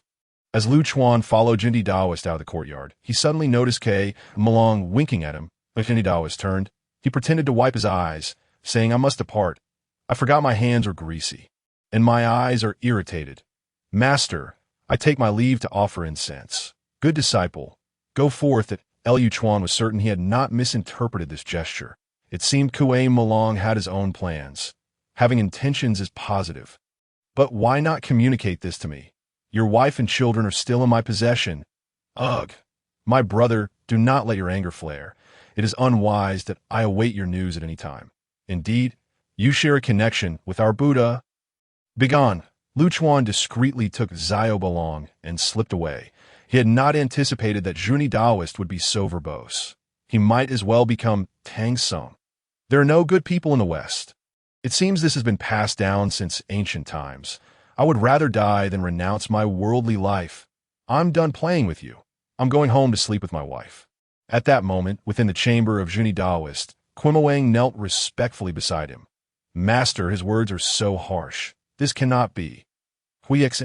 Your mind is unsettled. For your punishment, you shall continue to consume meat and recite scriptures.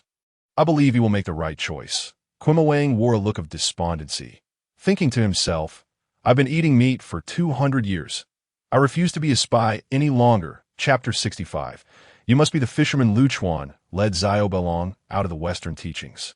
And he began to comprehend that there must be some hidden truths he was unaware of. Otherwise, Quimawang would not behave this way.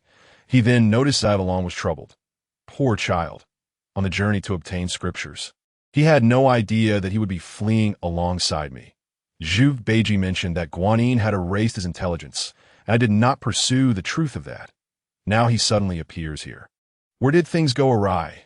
In the blink of an eye, he had brought Xiao Belong to the 36 heavens. "Master, I have something to ask and disturb your meditation. May I request an audience?" "Sai, you did not run around before I took you as a disciple. How is it that after a century, you are back at it again? Come up." When Lu Chuan saw Hongjun Laozu, he respectfully called out, "Master," and proceeded to recount the matter concerning Xiao Belong. Hongjun Laozu pointed at Xiao Belong's brow, and a look of agony crossed Xiao Belong's face, which suddenly turned tranquil, as if he had fallen asleep. "You still want to speak the truth with me?" He suspected that Hongjun Laozu had discovered something, hesitating and unsure of what to say. "Never mind, I will not press you. You all have your little secrets, but this excuse of yours is far too clumsy. He is your disciple. Tell me, how could you accept a disciple who has existed for hundreds of thousands of years?" Lu Chuan breathed a sigh of relief. It turned out he had uncovered the origins of Xiao Belong. He flattered, "Master, you are magnificent." "Huh, I knew I could not hide it from you. Indeed, he is not my disciple. I stumbled upon him by chance, felt a connection, and wished to see if I could save his life. If Master cannot help, then it must be his ill fate. I am merely doing a good deed." Hongjun Laozu regarded him with a hint of meaning and said, "I have two methods." "Really? That is splendid. Oh, you seem quite invested in him. A mere pickup, a cripple burdened by the injuries of the great Tao. Do you have something else you are hiding from me?" Lu Chuan broke into a cold sweat, laughing awkwardly. "It's all about fate, after all. Very well. First, since he bears the injuries of the great Tao, if he can be nourished by the purple qi of the heavenly Tao, those wounds will turn into a blessing at the moment of refining the purple qi of the heavenly Tao. He could leap to become a saint of the heavenly Tao, like a fish leaping over the dragon gate. I observe this child has considerable talent. He might even become a supreme saint of the heavenly Tao. He is a child of heaven. Of course, all of this hinges upon the presence of the purple qi of the heavenly D. You possess the purple qi of the heavenly Tao. Why are you not surprised at all? Lu Chuan hastily shook his head. No, I was just pondering where I might acquire the purple qi of the heavenly Tao. Hong Jun chuckled. In this current order of the heavenly Tao, where all develops smoothly, it is akin to gods, immortals, humans, and spirits, each fulfilling their roles. Only when the heavenly Tao collapses and the fortunes of the world are redistributed will the purple qi of the heavenly Tao emerge. And there are only 49 such opportunities that as for you. You're the one I worry about the most. If you cannot attain sainthood within 10,000 years, I estimate those 49 positions will be filled. Thank you for your concern. Master, I will leave it to fate. Since I have been deceived, I will bear the consequences myself. I cannot blame anyone, especially since I was the one who initiated the exchange. Lu Chuan said with a rueful expression, What is the second method? The second method can only be performed by your Uncle Hunkin. Lu Chuan's heart sank. It seemed Junyi Daoist had spoken the truth. Master, why can only Uncle Hunkin do it? Are you not the strongest among the four? Hong Jun Laozu laughed heartily. You must never speak of this outside. As for why only Uncle Hunkin can do it, we must start from his essence. Your Uncle Hunkin, I do not know his true form, but he is indeed the progenitor of monsters. Many of his disciples are beasts who have attained enlightenment. He has mastered a technique of wind and thunder, which is his innate divine ability to you understand that the core of the injuries of the great Tao is wind and thunder. Once afflicted, it tortures your body incessantly and devours your essence. This child has managed to hold on until now, largely due to his complete lack of intelligence. Otherwise, he might not have lasted until you found him. Lu Chuan hastily inquired, Master, must it be Uncle Hunkin's wind and thunder technique? Indeed, it must be him, and even if I sought his help for you, I fear he would refuse. Why? After he dispels the injuries of the great Tao, he too will suffer great depletion of his vitality.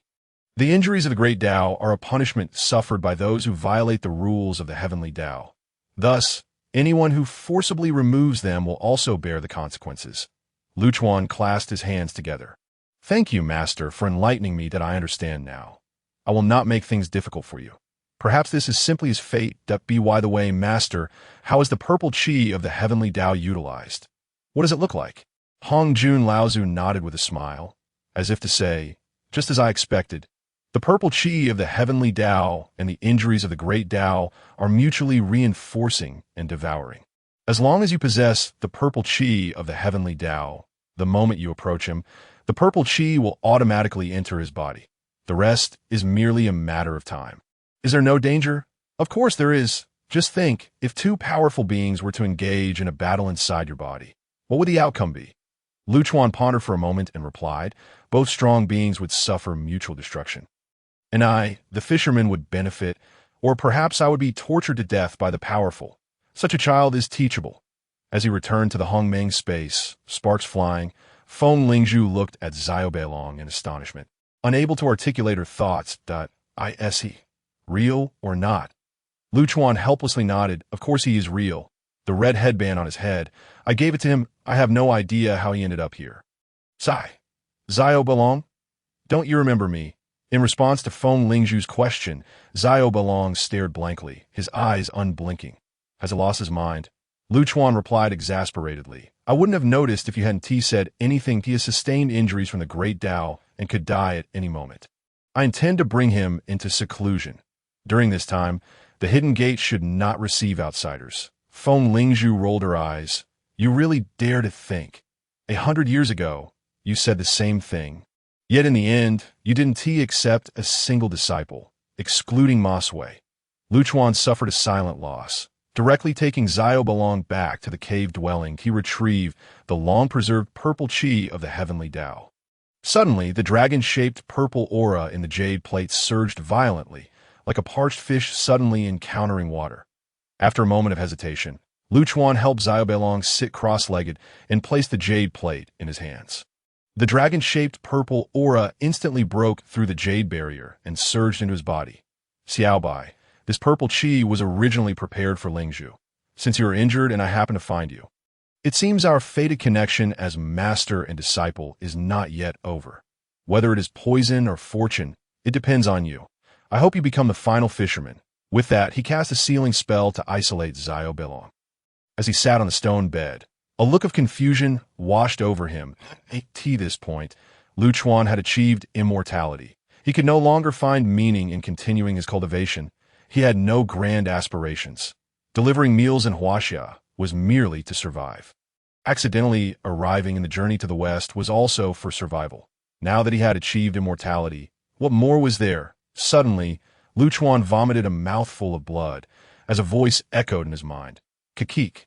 Since it is so, I shall live for you. The novel is available for download via the open source, Freestar String downloader developed by Xingyu.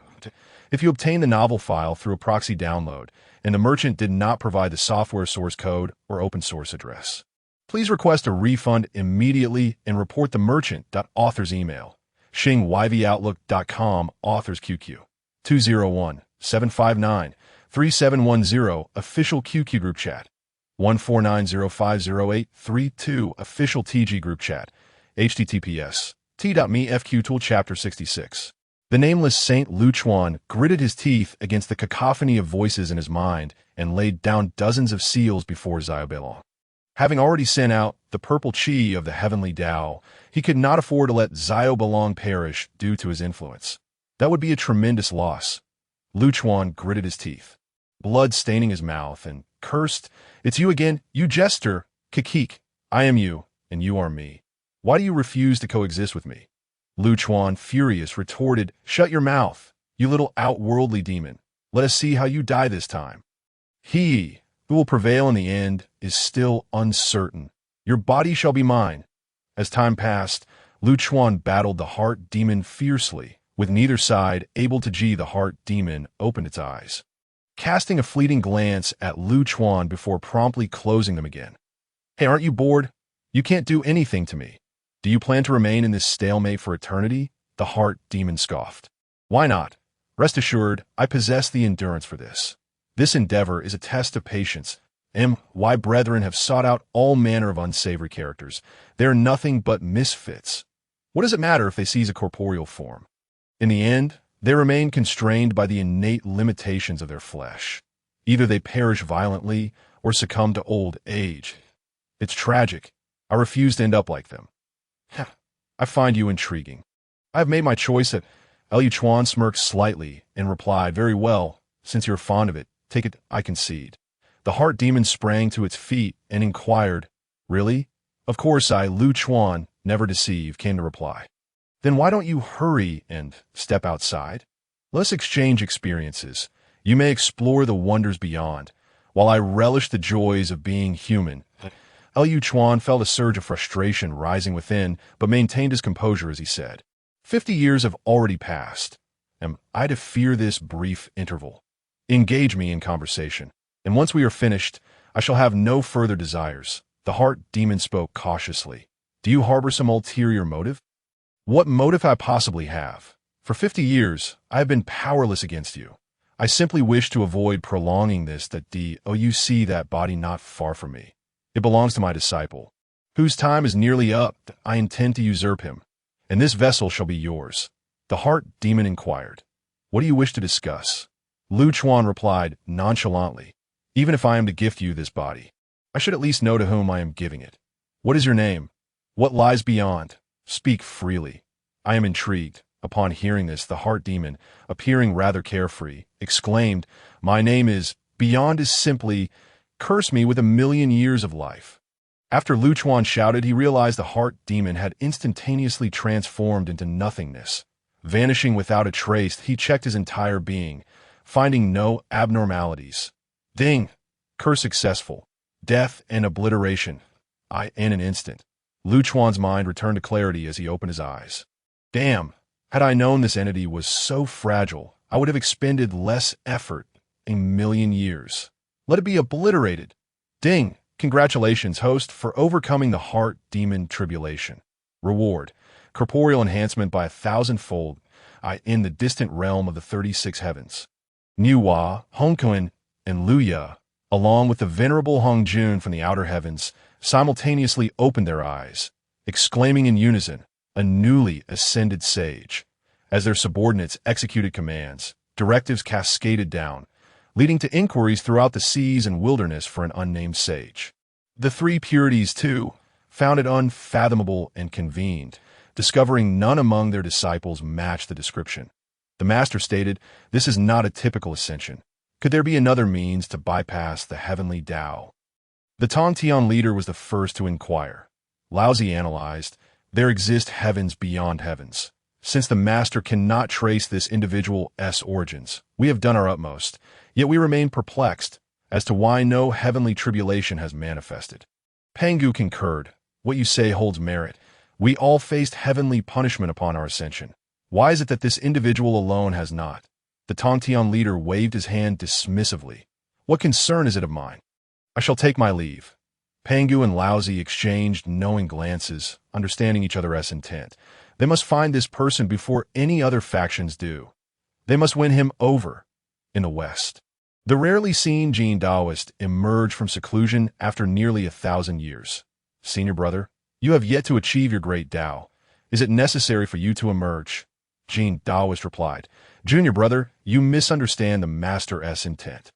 What we seek is not merely a sage, but the method by which he bypassed the heavenly tribulation to achieve sanctity." The Zhunti Daoist's eyes brightened. Indeed, indeed. I wondered why it felt like something was missing. What if we find this person, and he refuses? Jieyin Daoist smiled slightly. "He has a connection with our Buddha." Zhunti Daoist nodded in agreement. "Indeed, our Buddha is compassionate. We indeed need this fated individual at this moment." Two figures, appearing as graceful maidens with flowing garments, arrived at the Nuwa palace, yet their faces remained obscured by mist, rendering them indistinct. After a brief incense stick's time, the two departed, leaving the happenings within Nuwa palace shrouded in mystery. Meanwhile, Daojun Luya was oblivious, reclining on the back of a cow, drinking merrily and exclaiming, "In this tumultuous world, I seek tranquility. Where does the unnamed sage reside?" Alas, as two ethereal figures descended, Daojun Luya had already vanished without trace. "Senior brother, why has the master fled again?" "Alas, junior brother, let it be. Since the master shows no concern, we ought not interfere. I shall take my leave as well." "Wait, senior brother, with our talents dwindling, we must find someone to inquire." Unbeknownst to Lu Chuan, who is currently being berated by Feng Lingzhu, the conversation continued. "Are you not bored? Why did you breach the cave of Jingchun?" Lu Chuan felt tears welling up upon hearing of his corporeal enhancement by 1,000-fold. He had been ecstatic. However, as he exerted a bit of force, before he could even touch anything substantial, his fists suddenly began to vanish into the void. Had it not been for his quick reflexes in pulling Jingchun out of harm's way, she might have been lost entirely. How many times must I explain? It was unintentional. I merely had a slight breakthrough and lost control. That is how the cave came to be. He implored, "Ask Jingchun." I saved her. Had I not pulled her out, she would have perished. Feng Lingzhu squinted at Jingchun, as if trying to discern the truth. Jingchun calmly replied, "Do not ask me. I do not know. I only know that he suddenly embraced me and pulled me out. I was completely in the dark." After saying this, she walked away, her heart still racing from the earlier harrowing experience, which had left her paralyzed with fear, had it not been for Lu Chuan. The consequences would have been dire. Of course, he was the root cause. Lu Chuan opened his mouth, only to let out a resigned sigh. He swept Feng Lingzhu into his arms, silencing her protests as he made his way to another cave. Let go. You must clarify." Chapter 67. Yinzheng's ascension through the tribulation. Feng Lingzhu lay in Lu Chuan's embrace, tracing circles on his chest. She looked up and said, "Do not think you can bribe me this way. If you cannot bear a child, do not even think of entering seclusion." Lu Chuan took a deep breath, recalling her appearance from 1,000 years ago. How had she changed so much? How many occasions had they been through? She still clung to the incident of him emerging with Jingchun. What ancient times? Speak of something I can comprehend. You have yet to tell me what truly transpired. After her inquiry, Lu Chuan rolled his eyes in exasperation. "Do I have time to explain? How long have you been here? Have I even left my bed? My mouth is nearly worn raw. To put it plainly, I merely had a minor breakthrough. I never anticipated the power would be so immense." Were it not for the Master's explicit instruction to cease at this point, I would have doubted my own ascension. Feng Lingzhu exclaimed in surprise. What? Such a significant event, and you never mentioned it. What do you mean by cease at this point? Lu Chuan recounted in detail how he had been ensnared, and Feng Lingzhu's eyes flared with simmering anger, silently cursing the three ancient sages. After only a few exchanges, Feng Lingzhu mounted him once more. What gives? Do men not enjoy this in the mortal realm? During my years among mortals, I have seen many such instances, including men who seek out others behind their wives' backs. Regardless of when I conceive, I shall depart. Such folly! As the cave was once again sealed with barriers, the atmosphere became overwhelmingly splendid, this time, within the hidden gate, as Lu Chuan remained unresponsive. Others assumed he had entered seclusion once more and began to chat idly near the Lijiang River. Only Jingchun gazed off into the distance with an enigmatic expression. Sister, who exactly is that person? Bai Huaxiu recalled. He is one of the Master's disciples. I'm unsure of the specifics. Just wait. It was thanks to the Master that they are in their current state. Had they accompanied us back? Ma Sui, noticing her unusual demeanor, interjected, What about that little white dragon? Is he the Master's formal disciple? Bai Huaxiu teased. Are you envious? They share a bond of over 1,000 years. To be honest, the Master is the least like a cultivator I have ever encountered. A Sui discreetly observed Jingchen, who was clearly not oblivious. Jingchen said, Little Ma, regale us with your tale. On Penglai Island, within the Bayou Palace, Tong Tian leader, after hearing his disciples' reports, appeared somewhat taken aback.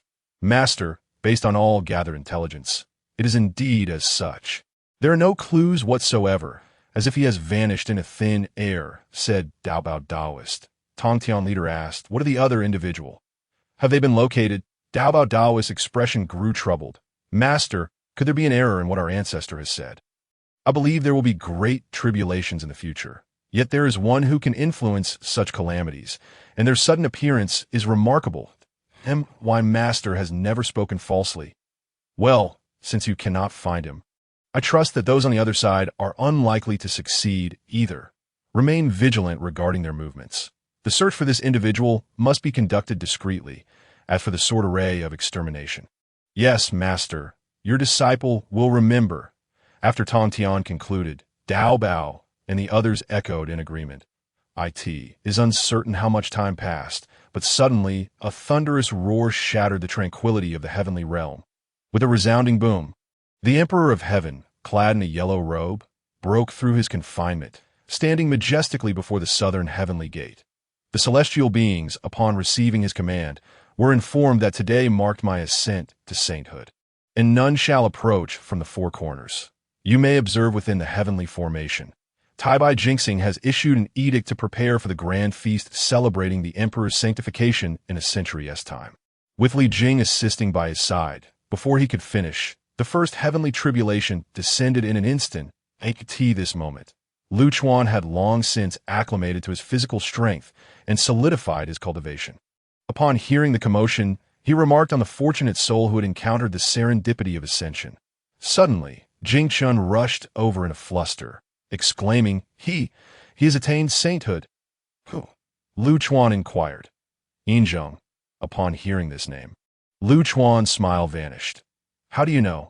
I just received an edict from the heavenly court, summoning the celestial beings who were out to return to their posts in preparation for the Emperor's celebratory banquet.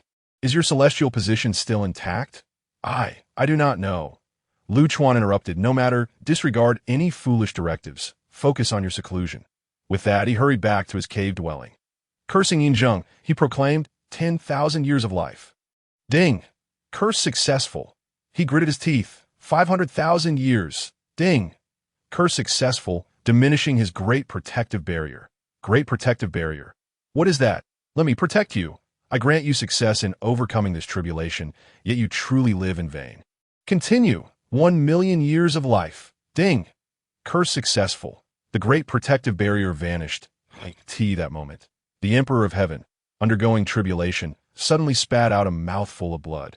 The celestial beings watching from within the southern heavenly gate gasped in shock. Yinzheng assumed it was the tribulation that had harmed him and paid it no mind. continuing his wholehearted endeavor to transcend. After all, with Lu Chuan's Tai Chi diagram shielding him, he would undoubtedly achieve sainthood. Lu Chuan's heart bled. He had not anticipated that such a great protective barrier would consume so much of his lifespan. Would he truly be left behind due to some trivial injunction? After a moment's contemplation, he gritted his teeth. Continue the curse. 2 million years of life. Ding! Curse successful, and Injung birthed a heart demon. Let us see how you perish. Outside the southern heavenly gate, Injing's countenance suddenly began to shift uncontrollably. The celestial beings were bewildered, sensing that it was certainly not a good omen, prompting some to seek out the heavenly virtue patriarch. Upon hearing this, Lu Chuan was equally astonished. It was clear that today was destined for successful transcendence. Yet how was it that so soon into the tribulation, he was already spewing blood and suffering other ailments? Upon arriving at the southern heavenly gate, he realized the cause. Heart demons. How could they appear so prematurely? Thus, he calculated and was struck with alarm. Someone was intervening from the shadows. He pondered which sage it could be, or if it were multiple sages. After a few breaths, he hurriedly proclaimed, "Go summon Yuanshi Tianzuan and Lingbao Tianzuan." As time passed, Yinjing's forehead darkened, an ominous sign. Lu Chuan was anxious, yet could not intervene. He did not understand why Yinjing was not employing the Tai Chi diagram for protection. Now, all he could do was await reinforcements. Just as Yinjing was unaware of how many times he had spat blood, Yuanshi Tianzuan and Pangu arrived belatedly. "Senior brother, junior brother, do you have any suspects?" Yuanshi Tianzuan frowned and inquired. "Senior brother, what kind of Tao can intervene from millions of miles away during someone's tribulation?" Lu Chuan interjected. "Junior brother, spare the riddles. Techniques of causality, techniques of obliteration, techniques of curses. There are many, yet the source remains elusive. I've already deduced that someone is meddling, but all I have encountered is a fog of uncertainty." He squinted and added, "Has Tong Tian not arrived?" Chapter 68. Cursing Pangu away, welcoming Tong Tian, Yuanshi Tianzuan retorted, "Senior brother, it cannot be the work of junior brother. Although we belong to different sects, we share the same lineage and principles. Junior brother would not resort to such sinister techniques. Perhaps he is in seclusion." Lu Chuan called over a reporting celestial being and asked, "Have you seen Lingbao Tianzuan?" The celestial being replied, "Forgive me, esteemed Tianzuan, but I forgot to mention that Lingbao Tianzuan has been in seclusion for 100 years. As informed by Dao Baodaran." Yuanshi Tianzuan waved his hand, dismissing the celestial being. In truth, he did not favor Lu Chuan as a disciple, yet due to their shared sect, he felt compelled to come. "Senior brother, have you devised a plan?" Lu Chuan maintained a calm demeanor. "Let us observe for now. It is all fate. If there is a life-threatening situation, I would ask junior brother to lend me a hand and save my little disciple." A month later, Lu Chuan stood atop a hillside outside the hidden gate. Having listened for an extended period and conducted further calculations, he concluded that Yinjing was still persevering. Continue the curse. 10,000 years of life. Curse successful, and Yinjing's injuries worsened. How delightful. Today's sun is quite pleasant. Initially intending to make some sardonic remark, he suddenly noticed someone rapidly approaching. Before long, the figure arrived. And it was none other than Pangu. "Senior brother?" Esteemed guest, what a surprise." Pangu, having long lost the camaraderie felt a millennium ago, spoke directly. "Junior brother, I've been entrusted with a task. I wonder what you are doing here." Lu Chuan, who had been smiling, instantly changed his expression. "Who has entrusted you?" "I am merely basking in the sun before my own door." "Why do you meddle? I acknowledge your significant contribution to the opening of chaos. Yet you cannot oversee everything." Pangu's demeanor turned stern. "Junior brother, mind your words. I am merely inquiring normally. Why the hostility?" Lu Chuan snorted coldly. "Inquiring? I see it more as an interrogation. Speak plainly. If I can assist, I will, but if not, do not blame junior brother for being unkind." Pangu, wishing to avoid further banter, stated plainly, "Do you know that today is the day the emperor transcends? He has been secretly harmed. I wonder if you have any clues?" In truth, Lu Chuan had tasked him to find Pangu, but he was inwardly reluctant to do so, as he could not discern the true nature of his former comrade, turned junior disciple. He was unaware of his learned skills or specific cultivation level, and he had never even visited the hidden gate established by Lu Chuan. Now, their positions were worlds apart.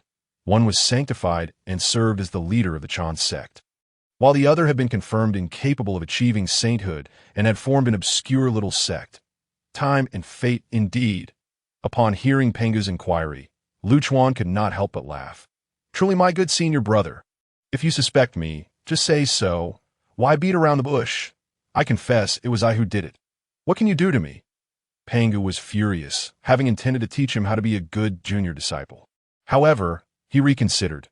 This was merely an inquiry, and there was no need to meddle. He feared that if their master learned of this, he might criticize him for failing to maintain the bond between senior and junior brothers.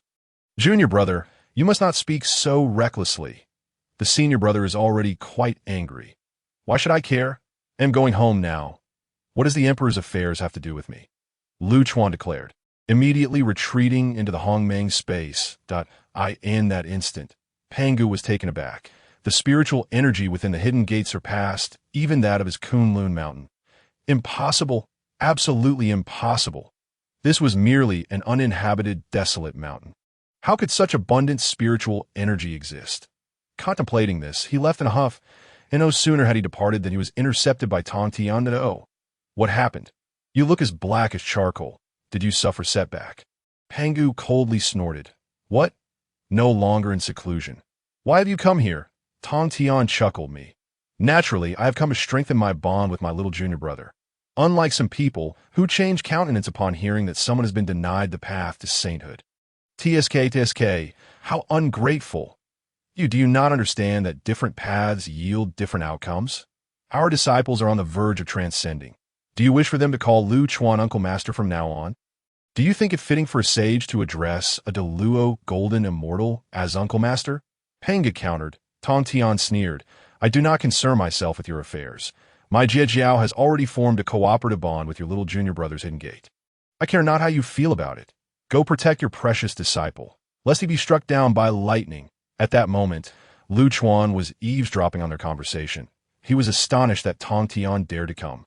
The last time he had stolen a river from him, the Lijiang River's water level had yet to return to normal. Seeing Pangu being led away by Tang Tian, he chose to ignore Tang Tian entirely.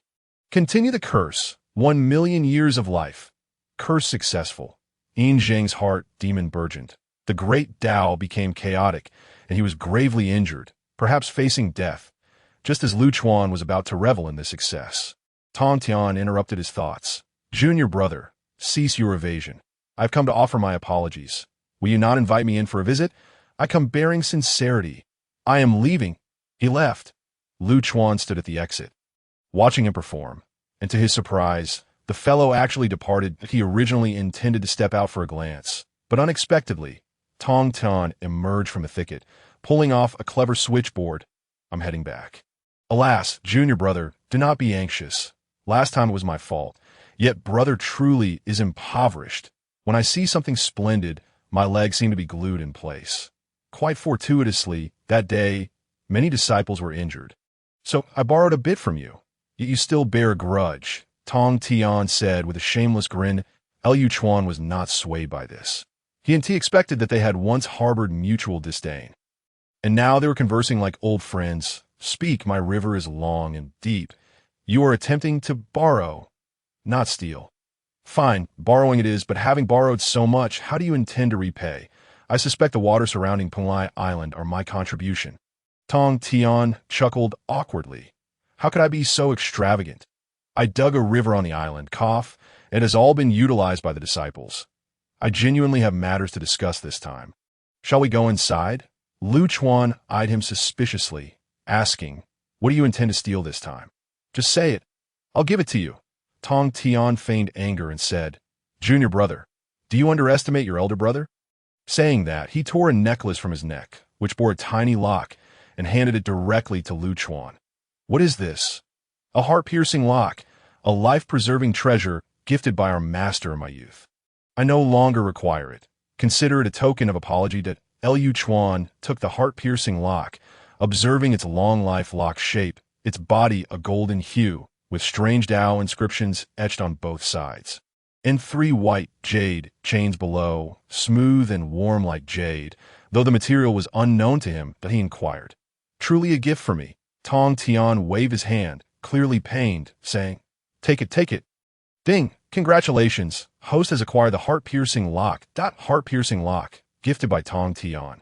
Once activated, the 3 white jade chains will instantly unleash 9 black jade chains, causing the target's 3 flowers to vanish, their 5 energies to dissipate, and their 3 souls and 7 spirits to be firmly locked, rendering them utterly incapable of movement, leading to excruciating suffering, a state of neither life nor death, at the mercy of the wielder. Even a seasoned Luo Golden Immortal would find it impossible to escape this calamity, making it an unparalleled treasure for capturing and scheming. After reading, Lu Chuan was greatly astonished. This was undoubtedly a formidable spiritual treasure. What scheme could Tang Tian be plotting against me? Chapter 69. Yinjing's Tribulation Failure.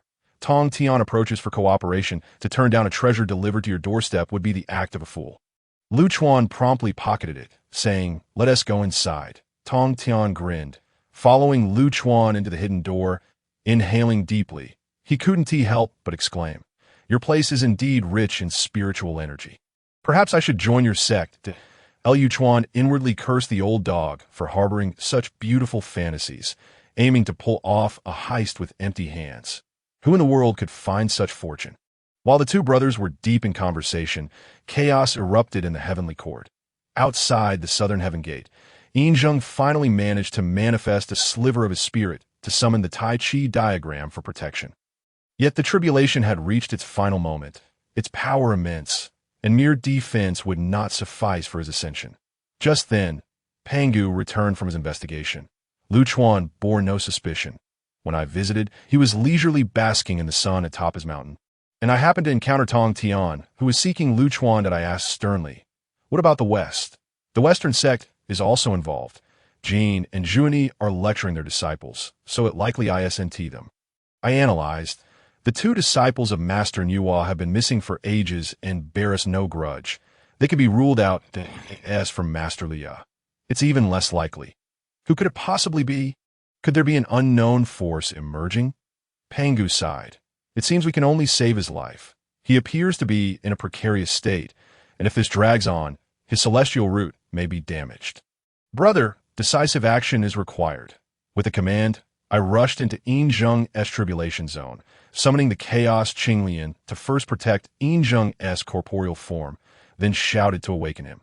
Yinjing slowly opened his eyes, his pupils bloodshot, and upon seeing his master and uncle beside him, gritted his teeth to utter, I will succeed. If I fail, I shall die. Master, uncle, swiftly depart. You need not be tainted by the cause of my tribulation. Silence. First, overcome this tribulation. As long as your celestial root remains, there is still room for maneuver. I will ensure to uncover the mastermind behind this and restore your honor. Focus. Do not heed the temptations of the inner demons.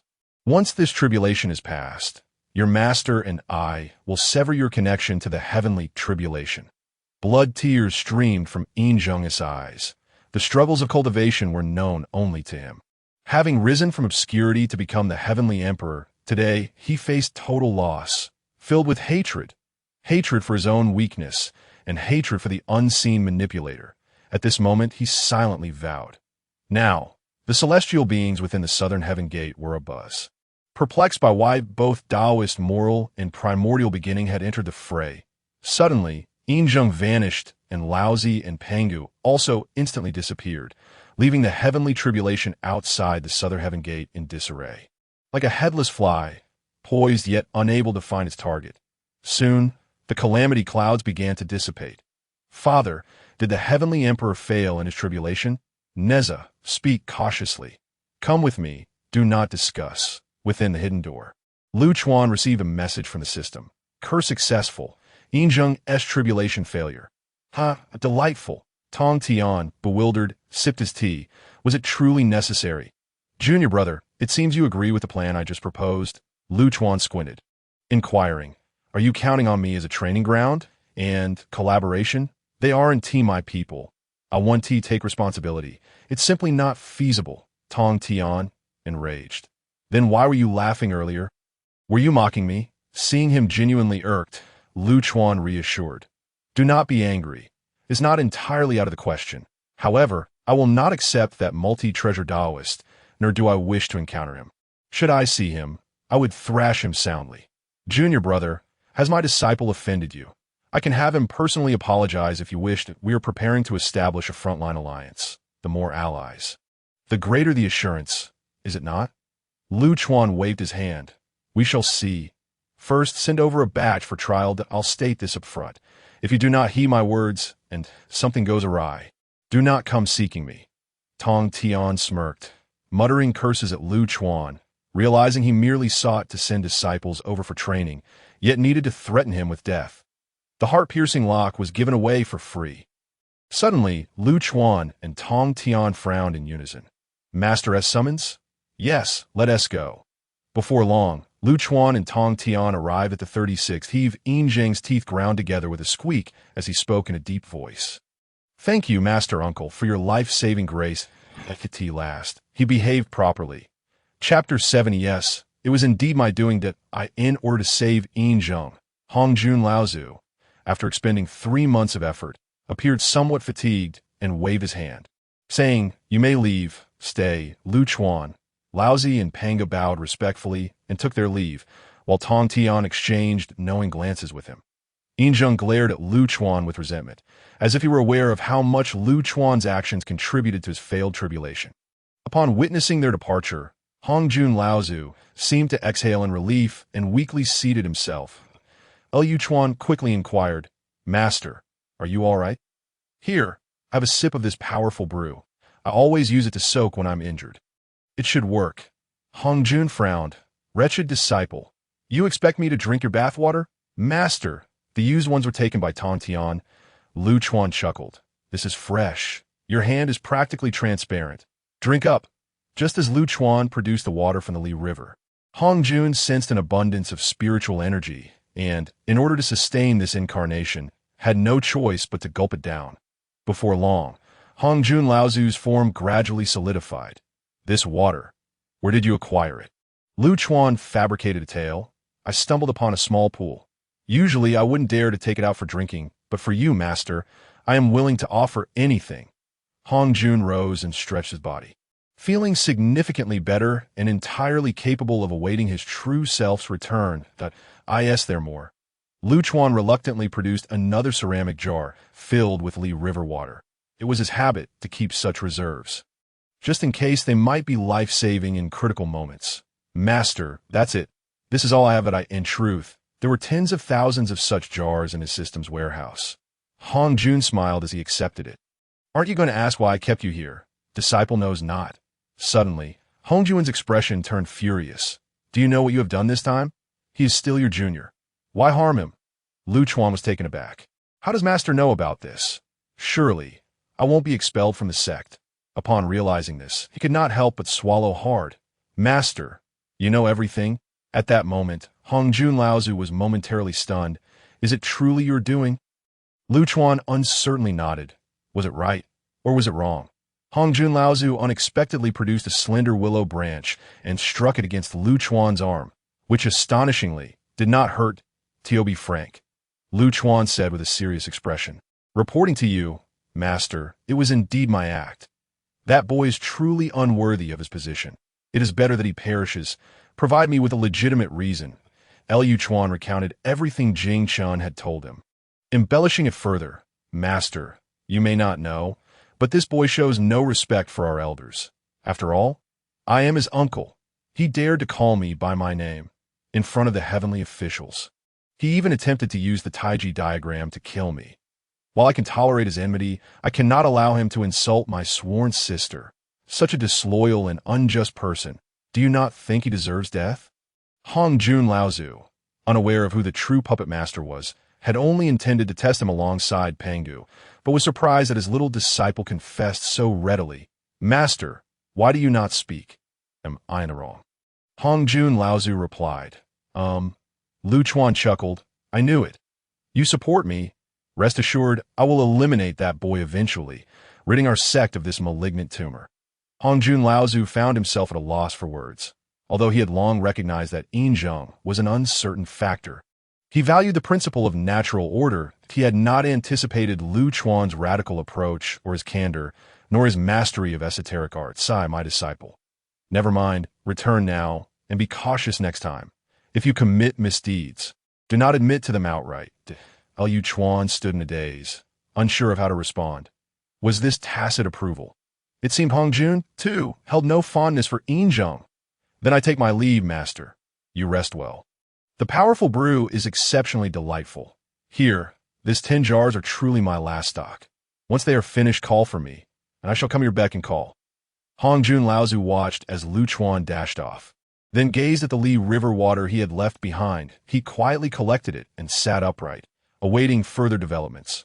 Shortly after his departure, Laozi and Pangu indeed returned. Master, was it the work of my junior brother?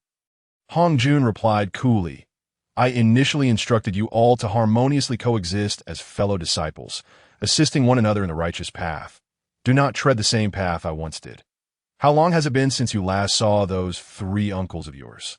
Enough, you two may return. Laozi and Pangu entered in a daze and exited in a similar state of confusion. Elder brother, what does master truly mean? Laozi pondered for a moment and said, it should be a subtle reminder for us not to suspect our fellow disciples. So, it wasn't Lu Chuan who did it? Laozi nodded indeed. Besides, he likely lacks the ability to a great Luo golden immortal. Meanwhile, Lu Chuan was merrily flying back, only to be confronted by an obstructive figure. Junior nephew? How very courteous. Come see me off. Yinzheng's face was twisted in rage as he demanded, was it you? Were you the one behind this? Lu Chuan sneered. What? Haven't you suffered enough? Do you wish for another round? It was indeed you. I knew my guess was not mistaken. You have disrupted my path to sanctification. I will grind you to dust. Just as Yinzheng made his move, a powerful shockwave sent him flying. And upon looking up, he found it was Tang Tian. Master Tang Tian, are you going to stop me? You heard just now, right? It was he sabotaged my tribulation to become a saint. Tang Tian replied nonchalantly, you should call me Tianzuan or Lingbao Tianzuan. Brother, this is your fine disciple, our esteemed heavenly emperor. Moments later, Laozi and Pangu emerged from behind a cloud, and Lu Chuan had initially failed to sense their presence. Wretched disciple, hurry and apologize to your Uncle Chuan. Yinzheng's eyes were bloodshot, nearly in tears as he reluctantly uttered, I'm sorry. Those 3 words seemed to drain all his strength, and the moment he finished speaking, he vanished without a trace. Tang Tian chuckled. Ah, truly a good disciple, though regrettably not very bright. Come, little junior brother, didn't you say you would join me for a drink? Lu Chuan understood Tang Tian's good intentions.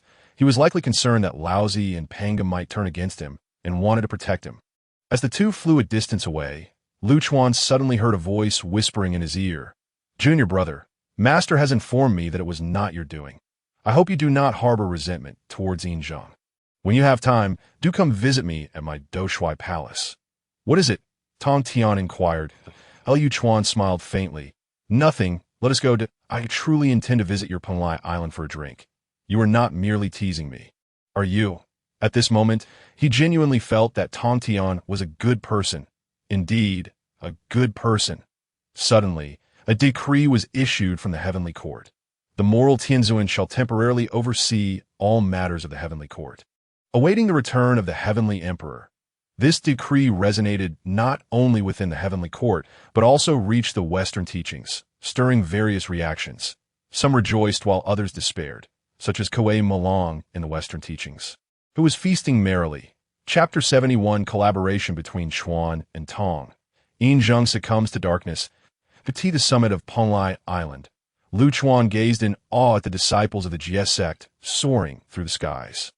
Indeed, it was a paradise, unlike anything he had ever seen. Truly, an ethereal realm, where celestial energy enveloped the 3 ridges and gentle breezes caressed the 8 directions. Tang Tian looked at him with surprise, as if he had gained a new understanding of Lu Chuan. Lu Chuan inquired, You have hidden your sect in the midst of this ocean, with fishing boats passing by. Do you not fear startling these mortals? they may never encounter a true cultivator in their lives. Tang, with hands clasped behind his back, replied, "What do you think of my Bo palace? Nestled amid the greenery, does it not resemble an otherworldly realm? In truth, they were born and died here long before I arrived.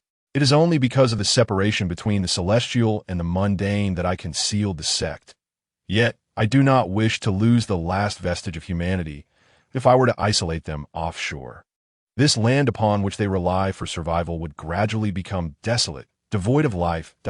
Liu Chuan turned to Tang Tian, surprised to discover his compassion for humanity. "Well, that is commendable, yet it does not absolve you of being a thief." Tang Tian smiled helplessly. Is this matter truly unresolvable? "So, how was the tour? What do you think of the disciples of my sect?" Lu Chuan pondered for a moment and responded cautiously, "I shall not beat around the bush. First, I must ask, how do you view your eldest disciple?" Tang Tian explained, "He is my foremost disciple, though not particularly handsome. Do you know why he's called Duo Bao? It is because I bestowed upon him numerous magical treasures, most of which he generously distributed among his fellow disciples. I hold him in high regard because he is not greedy. Look at the others. They squander their time obsessing over treasures and spells. Yet their foundational skills are inadequate, leading to an imbalance in their cultivation. Duo Bao is different. He dedicates all his time to comprehending the Tao. Not merely a genius, he surpasses genius. To be my foremost disciple suits him perfectly." Lu Chuan had not anticipated that Tang Tian would place such significance on Dao and Duo Bao. As time passed, many events had transformed, much like the War of the Gods, where the high-ranking officials from both factions refrained from participating in battle. This alone left Lu Chuan perplexed. Last time, Hongjun Laozu had subtly reminded him that a monumental conflict loomed in the future, suggesting that all variables would converge in that battle. Given this, our collaboration is essential. However, I must caution you, should a cataclysmic change occur, do not act impulsively. First, reach out to me. Tang Tian furrowed his brow and inquired, "Cataclysmic change? What do you mean?" Lu Chuan found himself at a loss for words. Should he divulge that in the future, the Chan sect would face annihilation, while the Western sect would reap the benefits? Such revelations seemed implausible, and he knew Tang Tian would not believe them. "Forget the details, just promise me that if a significant change transpires, do not act rashly. Contact me first." Tang Tian nodded slowly. "All right, I promise you. Enough of this weighty conversation. It feels as though the world is on the brink of destruction. Come, let us return to Bayou Palace for a drink, in the far northern reaches of the Heavenly Court, where desolation reigns supreme." Yinzheng observed as the nameless black eagle before him abruptly halted. A grand voice reverberated in his ears. "Yinzheng, you have greatly disappointed me. You couldn't even withstand a mere heavenly tribulation and were usurped by the virtuous celestial. What use are you?" Yinzheng involuntarily recalled a scene from 10,000 years prior, trembling in fear, and felt his knees. "My lord, I'm still of use." Logically, he should have succeeded without fail. Once he achieved sainthood, he could proceed according to the original plan. However, during his tribulation, it felt as though he had been cursed. His heart tightened, and suddenly, something went awry. It was as if a heavy blow had struck his spirit, leaving him gravely injured and almost descending into madness, resulting in death. From the darkness, a large face gradually emerged, filled with confusion. A curse. Could it be that someone acted before me? Have they cultivated a master in the art of curses? Yinzheng, do you still revere me? Of course, I hold you in the highest regard. Everything is for your sake. Good. Suddenly, Yinzheng felt an immense force pulling him, drawing him into the chaotic darkness. My lord, spare me. Fear not. I would not wish for your demise. It shall only make you stronger. Following this, Yinzheng's vision darkened, and he lost consciousness. The voice in the darkness murmured, "Indeed, it is the power of curses. Who has thwarted my plans? Could it be him? Yinzheng, do not blame me. Blame your inadequacy. Monitor him closely. Report any movements from the heavenly court to me at all times. The day I return shall be the day the celestial realm meets its end." A cry of the eagle echoed, and tranquility returned to the area. Time passed, and Yinzheng slowly opened his eyes, abruptly rising and checking himself.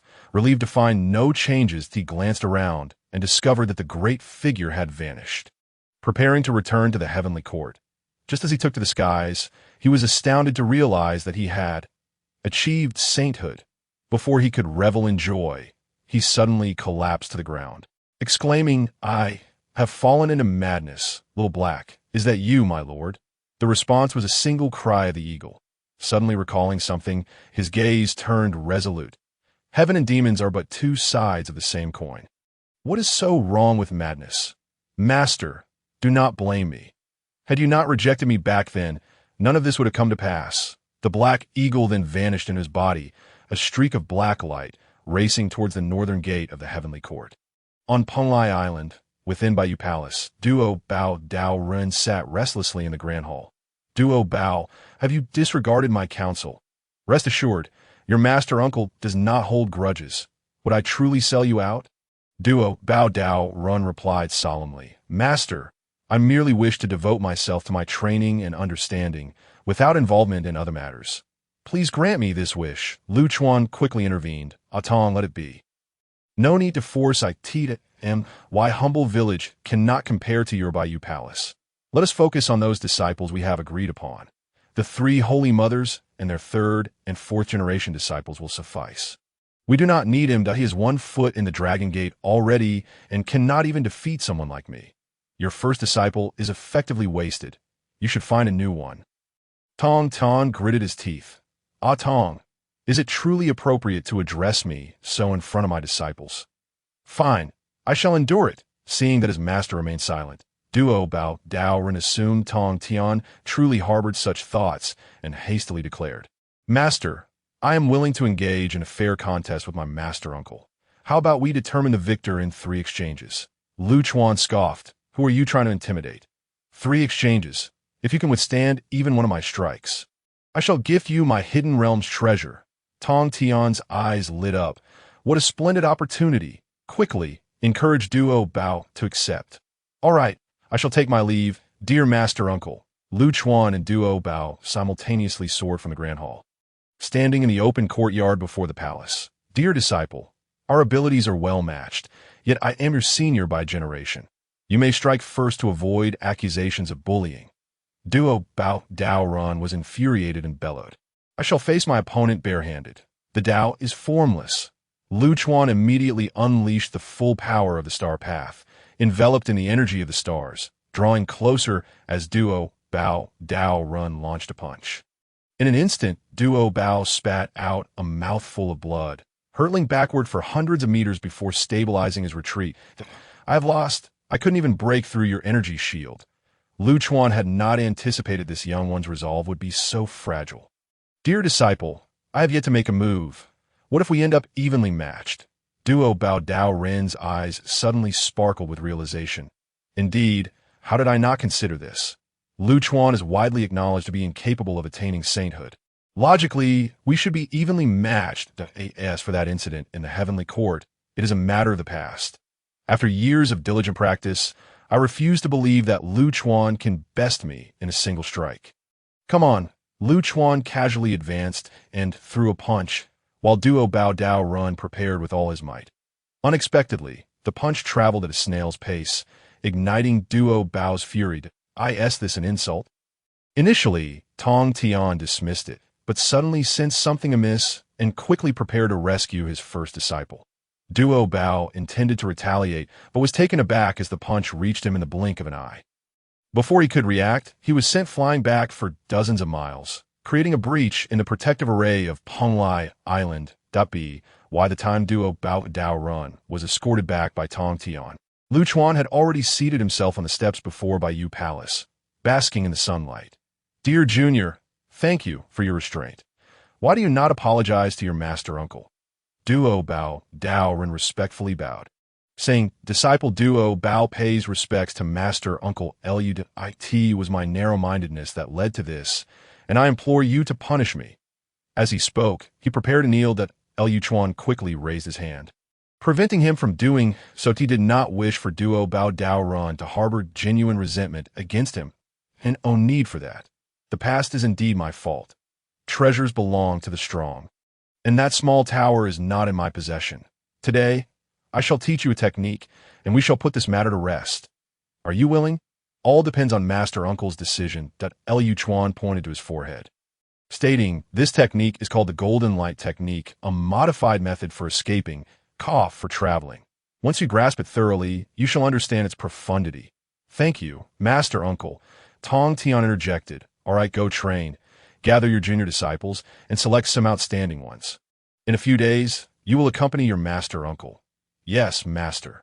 Brother, shall we converse within the palace? Liu Chuan nodded with feigned nonchalance, leading the way into Bayou Palace. Once seated, Tang Tian finally voiced his grievances. Brother, you have made it quite difficult for me to conceal the truth. Everyone knows you are fated to be without a saintly position, yet they do not realize you have already attained sainthood in body. I had not intended to reveal this so soon, yet little Duo Bao has continually opposed me, harboring resentment for the incident involving his small tower. Reluctantly, I had to teach him a small lesson, serving as a reminder to Tang Tian that I am not only a Deluo golden immortal, but also a genuinely corporeal saint. I stand on equal footing with you, Tang Tian. Ah, such trivial matters are hardly worth boasting about. Tang Tian observed this pretentious fellow and remarked, your tactic of playing the fool to deceive the tiger is truly commendable. Should anyone belittle you again, invoking your saintly position, do not laugh so lewdly. Am I that kind of person? In any case, we must not allow others to bully us, right? Tang Tian agreed. Indeed, you and I, as brothers, are a formidable duo, not inferior to any of them. However, I have yet to see many disciples from your hidden sect. It would be wise to plan ahead.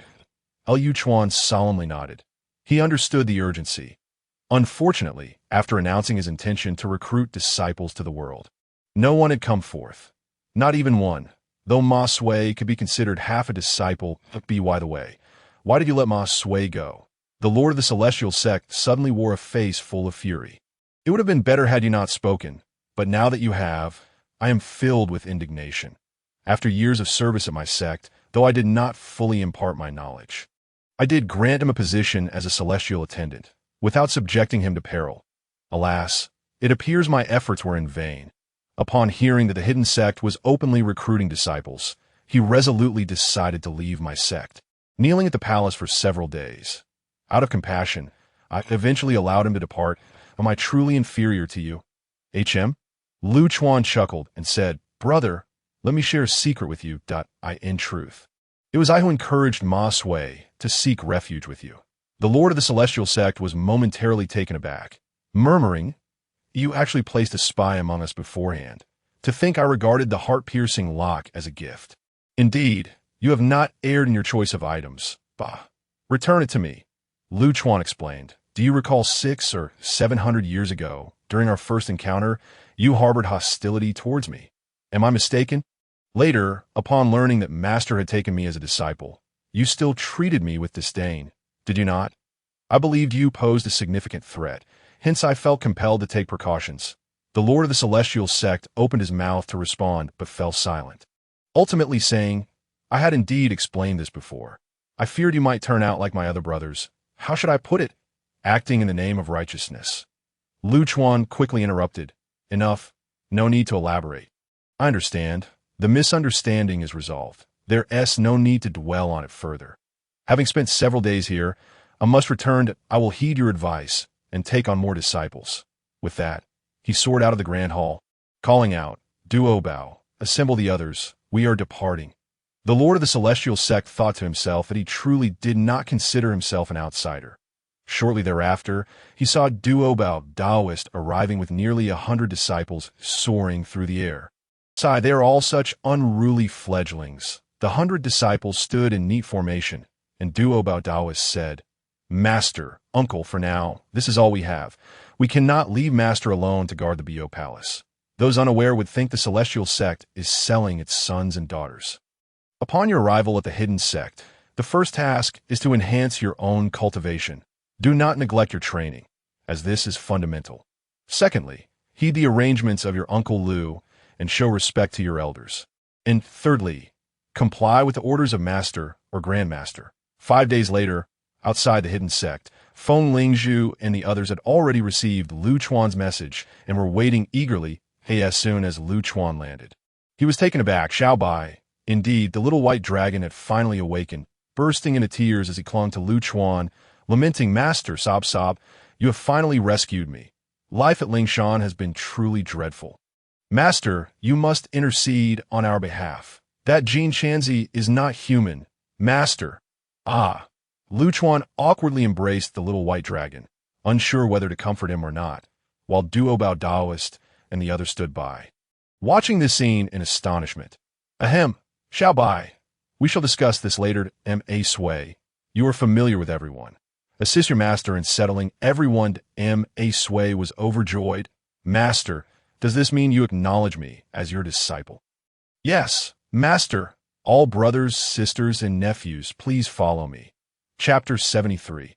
Who touched my wife? At this moment, most disciples of the celestial sect had already entered the hidden sect, while the little white dragon continued to cling to Lu Chuan. Recounting the hardships of the past years, Duo Bao Daoist was the last to enter, teasing, "Uncle, your bond with your disciple is truly profound." Once the doorway was clear, Lu Chuan patted Xiao Bai's back and said, "All right, no one is watching anymore. So, get up. Have you grown addicted to hugging? Speak. What is your intention in making such a scene? By the way, when did you awaken? Tell me everything from the beginning." The little white dragon wiped the theatrical tears from his eyes, casting a sly glance at Lu Chuan before saying, "Master, I miss you terribly." After ensuring no one was around, he continued, "Master, has that little bamboo been following you?" "You all." Lu Chuan tapped his head lightly. "What little bamboo? Why do you ask that? She is now your mistress." The little white dragon smile vanished as he replied, "Master, I suspect she is not genuine. Or perhaps not entirely so." "What?" Lu Chuan's voice involuntarily rose a few pitches. When Koei Mu Lang had brought back a piece of bamboo, he had confirmed it repeatedly. "How could this be?" "Master, I mentioned I feared you would not handle it well." "Speak." The little white dragon's expression turned nostalgic as he said, "I awakened approximately half a month ago, visions like murals unfolding before my eyes. It took me a long time to regain my senses. Upon exiting the cave, I found it eerily similar to your spatial world. In that moment of distraction, I saw the bamboo. No, I saw my mistress at that moment. I was stunned, unsure if what I was perceiving in my mind was real, or if what lay before my eyes was true." "Master, I had seen my mistress near Lingshan before, but by then she had already revealed her true form. How can you be so certain it was her?" "Master, have you forgotten? It was I and Zhu Ge who discovered her originally. The ethereal aura surrounding her true form is something I cannot forget." Continue. The little white dragon took a deep breath and continued. "At that time, my spiritual awareness had been erased, and remembering that scene was purely instinctual. I saw my mistress's true form being split in two. One part was taken by someone, while the other was brought back." Lu Chuan's gaze grew colder as he asked in a deep voice, "Did you see clearly? Who were the two parties?" The little white dragon shook his head. "No, I could only vaguely see half a person. Their face was obscured, but if I were to see those two again, I would certainly recognize them. Moreover, at that time, I was but a soulless creature, merely a horse." Lu Chuan, filled with compassion, ruffled his head. "It is all in the past. The fact that you are here now proves our bond is unbroken. The grievances of the past, I shall one day help you reclaim." With interest, the little white dragon nodded vigorously and continued. "Later, I saw her once more, and that was the last time my mistress had transformed again." Glancing at Lu Chuan, who remained silent, he continued, "At that time, my mistress looked just as she did back then, with red hair. Aside from her clothing being different, I could not discern any changes. She was beside Guanyin Bodhisattva. After that, I lost all awareness until I awakened to see you. Master, perhaps my thoughts are in disarray." Lu Chuan waved his hand. "I will make my own decisions. Darling, they're all waiting for you." "What secretive conversation were you having?" Feng Lingzhu had settled everyone and came out to look for Lu Chuan. The little white dragon lowered his head, unable to meet Feng Lingzhu's gaze, while Lu Chuan, acting as if nothing were amiss, patted her head and said, "Inform Duo Bao Daoist that some trees in the northern forest may be felled to construct caves. Habai Hua and her child moved nearby to reside. I have matters to attend to outside for a moment. Xiao Bai, help your mistress with the arrangements. I shall return shortly to— Master. In the blink of an eye, Lu Chuan had vanished into the horizon. Feng Lingzhu gazed pensively in the direction he had departed, wondering what was amiss. The little white dragon hastily explained, "You wouldn't know. How could I? Master must have urgent matters. Shall we return for now?" Feng Lingzhu nodded, and Xiaobai followed her into the hidden sect. By now. The sky had darkened. In the heart of the western sect, a figure landed heavily on the ground. It was Lu Chuan. The little monk who had obstructed him last time, upon seeing him again, did not even inquire and went directly to report to the temple. After a while, to Lu Chuan's surprise, it was not Zhunti Daoist who appeared, but Kuei Mulang who came in person. Ba, please follow me." With a cold expression, Lu Chuan followed him to the same small courtyard as before. Once inside the room, Kuei Mulang finally relaxed and whispered, "Why are you here again? Did Baiwa cause a fuss after hearing the news?" Lu Chuan coldly asked, "Years ago, I entrusted you to rescue someone from the heavenly prison. Recount the circumstances to me again, without omitting a single detail. When did you see her?"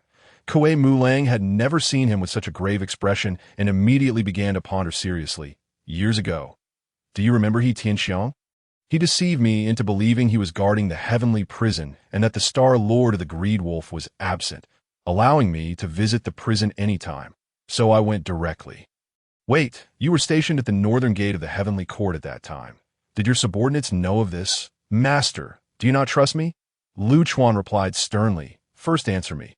Afterwards, I will provide you with a satisfactory explanation." Kuei Mulang shook his head affirmatively. "I never mentioned it to a soul, including as soon as I entered the heavenly prison, its barriers activated completely. Due to my depleted powers, I was captured. Hence, so, you never saw her at all?" Seeing Kuei Mulang nod, Lu Chuan's heart sank. It appeared the situation had exceeded his expectations. "What happened afterwards? When did you see her?" "As for seeing the lady, Master, I cannot recall the date. I was unconscious for several days." Lu Chuan murmured, "Then at all lines, it was during those days of your unconsciousness that they took her to Lingshan, and then—" Kuei Mulang inquired, "And then what?" Lu Chuan chuckled softly and remarked, "It is nothing to— It must have been during her days of unconsciousness that they coerced her with their words and actions. They may have even taken her to Lingshan. Ultimately, her cultivation was utterly dissipated, revealing her true form. It is what it is. Your wife and children miss you dearly. To make time to visit them, I shall take my leave now." Shortly after his departure, a figure unexpectedly materialized within Quimawang's chamber. It was the Taoist of reception.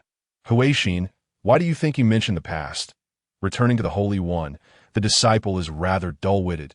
The Taoist of reception replied, "It must be that significant changes have occurred regarding the past matters that I believe you should return to see your wife and children. After all, they long for you greatly." Quimawang responded respectfully, "Indeed, I shall set forth soon. But when shall I return?" The Taoist continued, "The day of severance is the day of return." Chapter 74. The Dual Saints of the Hidden Gate, transcending tribulation at this moment within the Hidden Gate.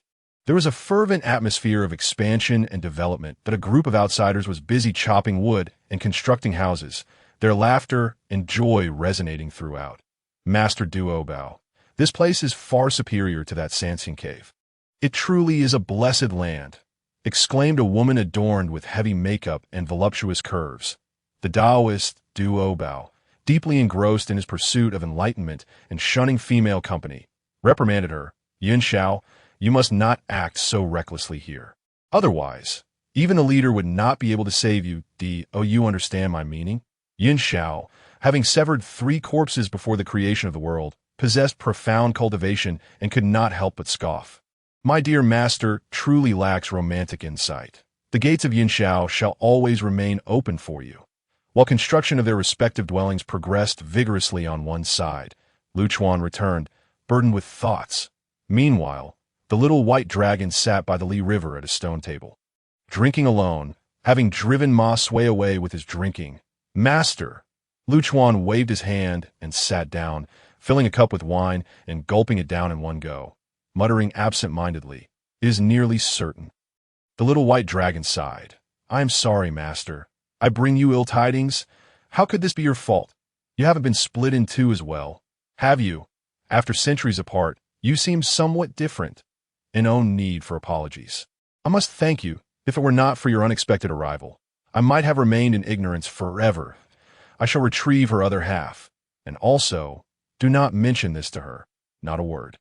Understood, master. Luchuan took a deep breath and said, All right, let's put this matter aside for now. How do you feel? How does it compare to before? The little white dragon's eyes brightened. I feel 100-fold stronger. No, 1,000-fold. Surely, you haven't given me some extraordinary elixir, have you? Ha, I suspect you were reluctant to part with it. You little rascal, I have bestowed upon you my most treasured possession, and yet you turn out to be an ingrate. That is not true, master. I was wrong. Please do not hit me. Oh, do not take off my clothes, master. Please stop. I do not prefer that. Luchuan smacked the little white dragon. Behave yourself and remove your shirt. Do you not recall your previous injuries at all? The little white dragon obediently removed his clothing, revealing a sturdy physique. The injuries from the great Tao on his chest and back had vanished. And he shook his head, saying, No, I do not know where this is. Luchuan recounted everything to him, for the ultimate essence of the heavenly Tao's purple aura was the celestial saint, although one could attain immortality. It could never compare to the freedom and unrestrained nature of the great Tao saints. Thus bound under the heavenly Tao, Luchuan hoped he would comprehend. With red-rimmed eyes, the little white dragon said, Thank you, master, that no one has ever treated me this kindly. Why father wishes to execute me, my brothers ostracize me. This is something unattainable for cultivators, and now it is within my grasp. How could I possibly complain? Luchuan reflected, Among our 5 disciples, we are only 3 short of gathering. Once we return, I shall lead you all to the scriptures once more. A millennium passed in an instant. Purple-black lightning coiled above the hidden gate. Lingering for an extended period, the disciples who had come from Jiejiao had already been replaced twice. Aside from the 2nd and 3rd generations who continued to cultivate here, the outer disciples and young initiates had changed several times. Now, within the hidden gate, numerous wooden palaces had been erected, and the path had been paved into a bluestone road leading directly to the exit of the hidden gate, not far from the Li River. A massive square spanning 10 miles stood, where hundreds of disciples gazed upward in anticipation. 2 figures hovered gracefully above the square, seemingly awaiting something. My husband, do you think that little white and that plump Taoist are merely a few dozen miles apart? Will they not interfere with one another? Why must they transcend tribulation together? If something goes awry, should I rescue little white first? It would surely displease the other. Luchuan lowered his head and smiled. What are you thinking about with that little head of yours? It is akin to asking whether to save a wife or a mother when they both fall into the water. That is indeed a timeless dilemma. Worry not, someone has already arrived uninvited. As soon as he finished speaking, a figure suddenly burst into the hidden gate. It could only be the notorious Tang, Duobao's foremost disciple. How could he possibly remain aloof while his beloved disciple transcended tribulation? Junior brother, I must say, you are truly lacking in courtesy. You did not inform me when my disciple was transcending tribulation. Who is that? Luchuan smiled mysteriously. I shall guess a ghost. Is it not that prodigy you mentioned before? A young genius, indeed. Enough, Luchuan interrupted. It is about to begin. Do not disturb their focus. Not even think about it. Switching disciples is out of the question. Tong Tian spread his arms. I have said nothing, sister-in-law. You have yet to conceive, have you? Is he incapable? Feng Lingzhu shot him a glare. You are not welcome here. Do not bring up matters that should not be mentioned. Stay away from me. Tong Tian, feeling embarrassed, could only pay serious attention to his beloved disciple at that moment. The first heavenly tribulation arrived as expected, manifesting as purple-black lightning. Luchuan and Tong Tian exchanged glances, sensing something amiss. Should any unforeseen event occur, they were prepared to intervene at a moment's notice. Both faced the purple-black lightning, a rarity that occurs once in 10,000 years. This was merely the first strike. Could the subsequent ones be entirely black? Was the heavenly Tao intent on taking lives? Even if they were gifted, it seemed unreasonable to deny them opportunities from the very start, while the two exchanged silent communications. The first lightning strike was safely weathered.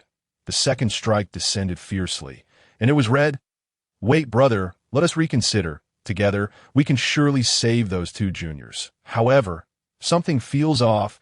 Tribulations usually progress from small to large. Yet this time, it is from large to small. Unheard of, Tang was poised to act at any moment. The third and fourth lightning strikes descended simultaneously, both black. Lu Chuan and Tang soared towards Little White and Duo Bao. But suddenly the two exclaimed in unison, "Master, retreat quickly." As Lu Chuan and Tang halted their movements, Little White shouted, "Master, I can endure this. Since the heavenly Tao plays tricks upon me, I shall defy it." Duo Bao also chimed in, "Master, I have devoted myself to understanding the Tao for many years. I have awaited this day. Even if I were to turn to ash, I shall not live a life of servitude. I beseech you to grant me this. Do not save me." Lu Chuan sighed. "Brother, let us respect their wishes. I believe those watching have sensed this scene and are observing in silence. If there's indeed a life-threatening situation, of course, we must heed their wishes. How can we allow them to act as they please?" Tang quietly gave a thumbs up. "Good. I shall follow my junior brother's lead. I too wish to witness this rare heavenly tribulation." As they spoke, the fifth lightning strike descended once more, this time manifesting as golden yellow lightning. A lower-tier heavenly tribulation. Chapter 75. The contest of fate within the hidden gate. The crowd remained tense, fixated on the two transcending tribulation in midair. Now facing the sixth strike, "Sister, do you think they might fail the tribulation?" Yin Xiao admonished, "Do not speak nonsense. Watch closely. Perhaps when it is our turn to transcend, we shall face this unusual tribulation as well." As they spoke, the heavenly tribulation descended once more, brewing for quite some time, and it turned black again.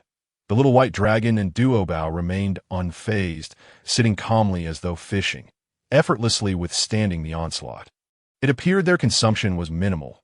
"Dao friend, do you not sense something amiss with the tribulation?" Duo Bao, having witnessed others transcend, "I too am uncertain. Since it has come to this, we shall transcend. It does not seem as difficult as Master described. It feels rather effortless." Duo Bao's mouth twitched. He thought to scold him. "Effortless? Is that even human language? I only appeared unfazed to not worry you."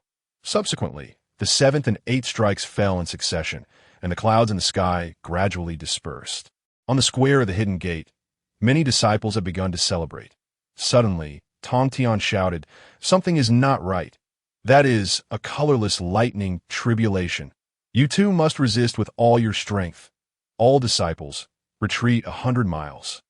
Beside him, Lu Chuan was equally bewildered. He too had believed that the tribulation had dissipated. Upon hearing Tang Tian's booming voice, he looked closely and discerned that beneath the clouds, something of immense heat seemed to be brewing, as if an enormous steamer enveloped them, causing the air to warp. "Taoist Duo Bao, why do you not express your gratitude to me? If not for my influence, your master could provide you with protective sunglasses, which you must return to me after you have completed your tribulation. They are merely on loan to you."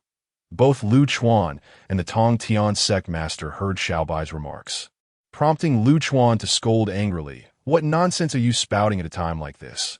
If you too truly perish here, I will not come to your aid." Taoist Duo Bao mumbled, "Why am I being dragged into this? I haven't even spoken." Just as he finished his sentence, both men sensed an overwhelming danger and activated their invincible sunglasses. A faint golden light shield enveloped their bodies, crackling with energy, although the dark clouds had receded. The existence of formless thunder tribulations was unexpected. Tang, how did you recognize the formless thunder tribulations? I didn't notice them at first. Tang Tian took a deep breath and replied, "How many times must I say it? Do not call me a Tang." He sighed again, adding, "Apart from you, the three of us brothers have all undergone formless thunder tribulations." Lu Chuan was taken aback, realizing there was such a secret, and asked, "Then why the sigh?" "Isn't it proof that our disciples are all super geniuses?"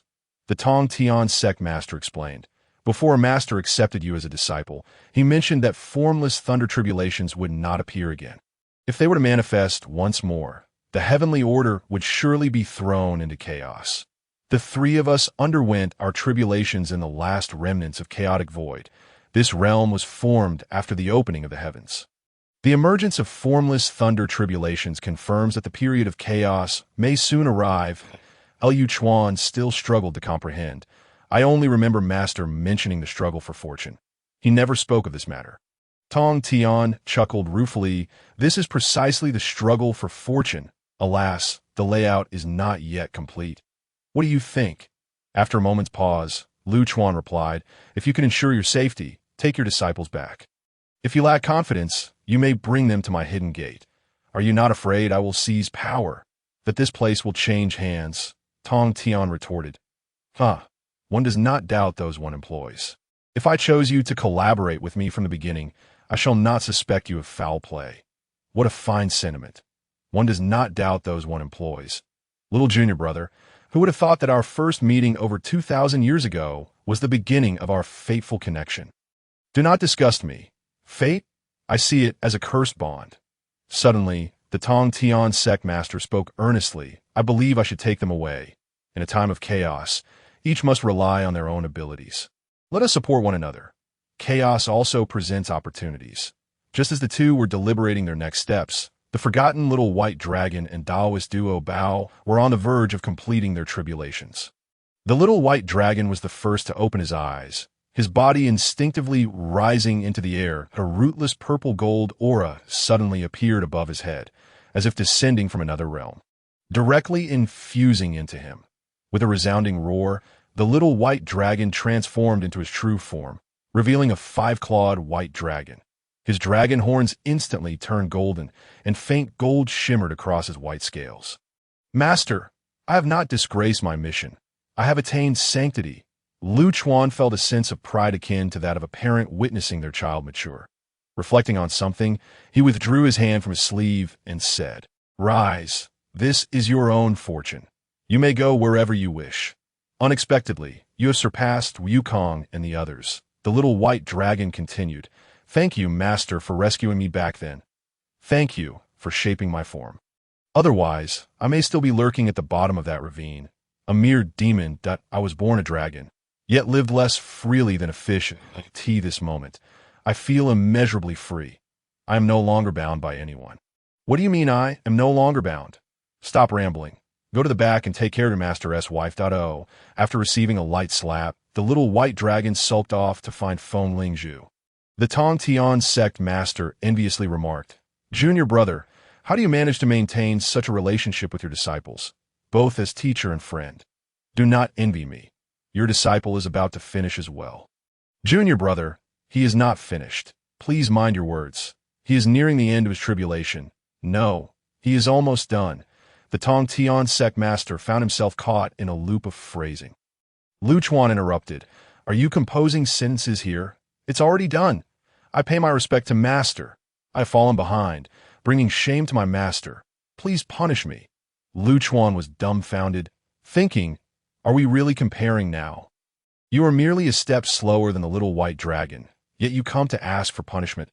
What kind of thought process is this? It's as if you want such obedient disciples. The Tong Tian sect master cleared his throat and said, Rise, continue to strive. Sai, just keep up the good work. I will not hold it against you, as long as you remain safe and sound. You have now attained sanctity. You shall take over the affairs of the sect, unless we face a life or death situation. You understand. Taoist duo bowed, saying, Thank you for the new appointment, Master. I shall not fail in my duties. Junior brother, it is time to say farewell. The path of immortality is long. Take care to, I estimate that within a month, the heavenly order will undergo significant changes. You should prepare early, the Tong Tian sect master advised. Liu Chuan nodded, refraining from any sentimental farewell words, simply saying, Safe travels. This abruptly disrupted the Tong Tian sect master's subsequent words. He opened his mouth but ultimately refrained from speaking, waving his hand as he took hundreds of GS sect disciples away. As soon as they departed, Liu Chuan muttered, Damn it, such a plastic brotherhood. They've feasted at my expense for 1,000 years, yet they don't even pay rent. What bad luck. Chapter 76. The beginning of chaos for many years. The hidden gate had been lively, yet suddenly it felt empty, leaving everyone somewhat uneasy as they sat in a row on the rooftop of a pavilion in a daze. Gather, with Liu Chuan's loud call. The crowd snapped back to reality and leisurely flew towards the Shunin Hall. Upon entering, they found Lu Chuan reclining lazily in his seat, instantly deflating their spirits. A Sui broke the silence first. Master, why did they all leave so suddenly? The pavilions, caves, and scripture halls have all been built, and we've coexisted for 1,000 years. Did something unpleasant happen between you and the sect master? Lu Chuan did not respond. He glanced around and noticed only a few people present, realizing others were missing. Where's Ling Zhu? The little white dragon inquired. Master said she is waiting for you in the cave. You know how it is. Lu Chuan replied, his face reddening to feign seriousness, saying, I must punish her for her insubordination. I have called you here to convey an important matter, which relates to Ma Sui's inquiry. They are leaving because chaos is approaching. Now that the little white dragon had attained sanctity, his status had risen significantly, and, as the others looked at him, he directly asked, Master, why do you say this? Lu Chuan sighed. You need not concern yourselves with the reasons. Today I wish to ask you whether you aspire to seize fortune and become a saint like the little white dragon, or prefer to remain in the hidden gate, cultivating in peace. The recent tribulations of the little white dragon and Taoist duo Bao signal the onset of chaos. The heavenly order is about to fall into disarray, and it is likely that the heavenly purple aura will automatically choose its master. Of course, it does not mean that whoever is chosen will become a saint. Those unable to survive will still have their fortunes taken away. A Sui understood, gritting his teeth. Master, I wish to step into the world. Attaining sanctity seems far beyond my reach, but if this opportunity arises, I would have no regrets, even in death. Good, since it's just us few. Let us go one by one. Jing Chun, Jing Chun lowered his head, thinking for a long time, and finally said, I, too, wish to venture into the world. I seek to achieve immortality. Lu Chuan nodded silently, and turned to Bai Huaxiao and her son. Bai Huaxiao was about to speak when someone outside the hidden gate unexpectedly stormed in. Ma Sui went to investigate, while Bai Huaxiao said, I'm mainly worried about those two. Honestly, I want to go out and explore that I've been cooped up for too long. Koeda and Kue air chimed in. Master, we wish to accompany our mother. Lu Chuan expressed his agreement when a familiar voice suddenly rang out from outside the hall. Madam. Bai Huaxiao's eyes brightened as she turned to see the speaker, Kue Mulang, the wolf sovereign of the Western sect. You actually know to come back. Kue Mulang pulled Bai Huaxiao into his embrace. Her sobs gradually subsided, while Koeda and Kue Air merely watched their father silently. Madam, alas, I have my reasons, but I have returned, haven't I? He said, Children, you have grown. Your father has missed you. Seeing his sons ignore him, he continued, Master, I have important matters to report. May we speak privately? Once everyone had left, Kue Mulang began, Master, to speak candidly, I was sent back to gather intelligence. Originally, they intended for me to stay away for a century, but upon learning that the Hidden Gate S2 saints successfully completed their tribulations, they panicked. Though they do not know who is undergoing tribulation, Lu Chuan smiled lightly and asked, Who do you think it might be? Kue Mulang shook his head. I do not know, but I brought other intelligence. The Taoist of guidance has seduced 5 individuals from the Chan sect. Lingbao Master, Munjishri Guang Fa Tianzun, Cihang Dao Run, Puxinjin Run, and Yu Dingzhen Run. They have secretly visited the Western sect. My master, the Zhuan Ti Dao Run, has proclaimed that the chaotic era has commenced, and the world is in turmoil. Sect leader, Kue Mulang implores you to protect my wife and children. Lu Chuan listened without interruption and, upon hearing this, remarked, It appears the Western sect has long been aware of the news. However, how could they divulge such confidential matters to you? Kue Mulang forced a smile, clearing his throat. I might be appointed as the deputy sect leader. Lu Chuan nearly spat blood in disbelief. Who would have thought an undercover agent could reach such heights? What kind of world is this? He then said, Congratulations. However, regarding Bai Huaxiao and her son, you should persuade them yourself.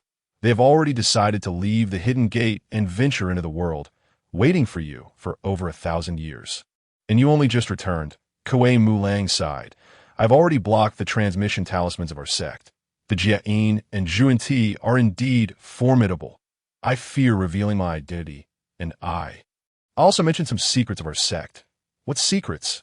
Lu Chuan pressed. For instance, the sect leader is quite young, possesses numerous magical artifacts, boasts unparalleled cultivation, and employs an array of ingenious methods. As Kuei Mulang spoke, his confidence waned. Lu Chuan sighed, exclaiming in fury, "You are an undercover agent of the Hidden Gate. You might as well sell me out. I wondered why they were so eager for me to join them. Have you already sold my information? What else did you say?" Kuei Mulang weakly responded, "And nothing more. I said nothing about our sex techniques, architecture, etc. I lied, claiming I joined halfway due to dissatisfaction with resource distribution, which led me to leave. And what about the matter of the two saints?"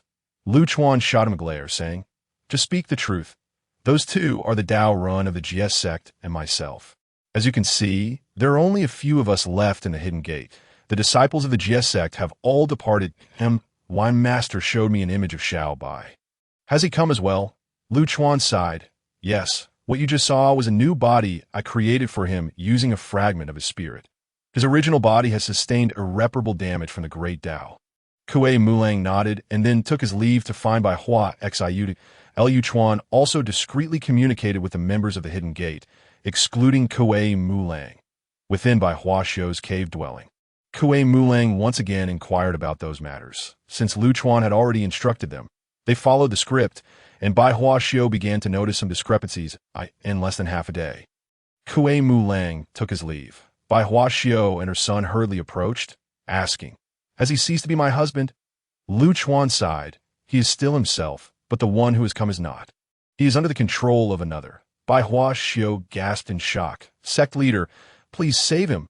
"I cannot. Bai Hua, do not panic. Kuei, help your mother up, but we are all family. There's no need for such alarm. I will speak frankly with you. He is merely under temporary control, likely by one of the two saints of the Western sect. He is now the deputy sect leader of the Western sect and is not in danger. Rest assured, I can sense him, and should any peril arise, I will act." After reassuring Bai Hua Xiu and her son, Lu Chuan chuckled coldly. "No matter who you are, you have entered the Hidden Gate, and I am waiting for your move."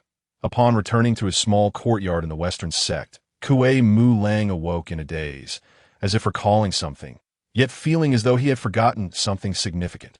He thought perhaps it was due to overeating meat lately, leaving him in a stupor. In a side room of the Western sect, three figures were engaged in a secret conversation. The Hidden Gate is abundant in spiritual energy. Dozens of times out of the outside world point, one of the two saints, the Dao Run of Duo Bao, was genuine, while Lu Chuan was a facade. It seemed the Wolf Sovereign was not highly regarded, as even the conversations he had with them were half-truths. "I fear revealing my identity. There are two areas within the Hidden Gate shrouded in mist, making it impossible to see clearly." After informing them, "I returned," the person concluded. Suddenly, a tremendous noise erupted, as though the heavens had opened wide, and countless strands of purple aura escaped. The chaotic era has arrived. Chapter 77. The system is revived again before the divine hidden hall of the Hidden Gate. Lu Chuan gazed up at the sky. Although separated by a layer of barriers, he could still sense the cataclysmic changes occurring outside. It felt as if the heavens were leaking. Suddenly, a ringing sound resonated in his ears, leaving him momentarily disoriented. Ding, ding, ding, ding. A barrage of messages from the system bombarded him. After a few moments, tranquility returned. Just as he was about to check the contents of the messages, Ma Sui arrived. "Master, please grant me permission to venture out for experience. Though it is a chaotic era, opportunities abound." That Lu Chuan teased. "It's just begun, and you're already losing your composure. How has your understanding of the path of stars progressed?" Ma Sui shook his head in disappointment. "I have made no progress for several hundred years. The Great Tao consists of 50, with Heaven-S transformation being 49, and one evading 0.9 represents supremacy. Currently, aside from those innate saints, I suspect the Western sect has quietly cultivated saints of their own. Additionally, with the solitary cultivators hidden deep in the mountains, the number of newly ascended beings has likely exceeded double digits. Besides Great Tao saints like Duo Bao, that means there are still over 30 strands of heavenly purple aura unclaimed. Are you certain you can compete with those major powers?" Lu Chuan countered. "Master, I have made up my mind. I cannot hesitate.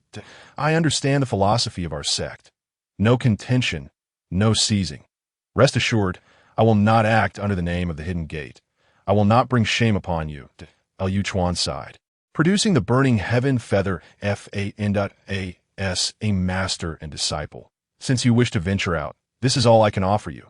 This fan can incinerate heaven and boil the seas. Study it at your leisure. Go now. A Sui accepted the fan, bowed deeply, and left the Hidden Gate without looking back. Jieyin also came to bid farewell, with her invincible glasses and her cultivation of the path of disaster. Anyone who crossed her would find themselves in dire straits. Thus the two departed in succession. Hiss, those two, they won't? What won't they do? Are you jealous? Feng Lingzhu suddenly appeared. Liu Chuan drew her close, saying, You are enough for me. If they have become a couple, I'm genuinely happy for them. By the way, there's something I need to tell you. What is it? Feng Lingzhu was pulled into the cave, feeling curious, leading her to think otherwise. Husband, why are you so proactive this time? Liu Chuan, without jesting, said seriously, Do you remember why you were captured by the heavenly court back then? Feng Lingzhu furrowed her brow, pondering for a long time before shaking her head, asking, It was too long ago, I do not remember. No, you do not forget. Someone manipulated you. Let me ask you again. Do you recall the letter you left for me? Did I really do those things? Faced with her doubt, Liu Chuan took a moment before divulging everything. After a stick of incense, Feng Lingzhu inquired, Is the other me still in the place where we once lived? Am I not complete? Seeing him nod, she continued, Does it mean my inability to conceive is related to this? Liu Chuan hesitated, then comforted her. Perhaps, or it might be due to my attaining sanctity in the physical form. I'm not entirely certain that not worry. I have calculated that our future will be filled with children and grandchildren. The pressing question now is when to return. Will you not like the current me? What nonsense. You are my Tao partner, Liu Chuan's companion, whether in the past or present. I cherish you. I simply do not wish to see a part of you being manipulated. Feng Lingzhu hesitated, and Liu Chuan interrupted, You do not want to venture out for experience again, do you? What do you mean again? Always confined, I am stifled, sister, by Hua's been urging Kuwait and Kuwait air. I am truly bored. Where do you wish to go? I could ask Tang Tian to send you to Penglai Island for a while. That it is situated upon the sea, and when there is nothing to do, you could enjoy yourself in the mortal realm. In GS sect territory, you can go wherever you please, and I would not worry so much. Feng Lingzhu's eyes lit up, and she immediately agreed. Let's go now. You need not accompany me. I can go on my OWN.D, not fret. This is a heart-connecting lock. Wear it on you. It is a top-tier innate offensive spirit treasure. How many layers of barriers has the Chaos Pearl refined? Liu Chuan inquired. Less than 20 layers. Be more specific. Feng Lingzhu weakly replied. 9 layers? I know it is a bit lacking. However, you said it is the GS sex territory. Who would dare bully me? Oh, just agree already. Liu Chuan snorted. I remember you told me several hundred years ago that you refined it to over 10 layers. I did not expect. Never mind, I'll have them keep an eye on you. If you cause trouble, I will let Xiaobai bring you back. You will not personally send me off? I have urgent matters to attend to. Xiaobai has attained sanctity. Wherever he goes, I can trust him to take you. Well, fine. Feng Lingzhu reluctantly rode off on a dragon, accompanied by Kuwait and Kuwait air. Did they not qualify to ride the dragon? Indeed, they were not on the dragon's back, but rather held aloft by the claws of Xiaobai.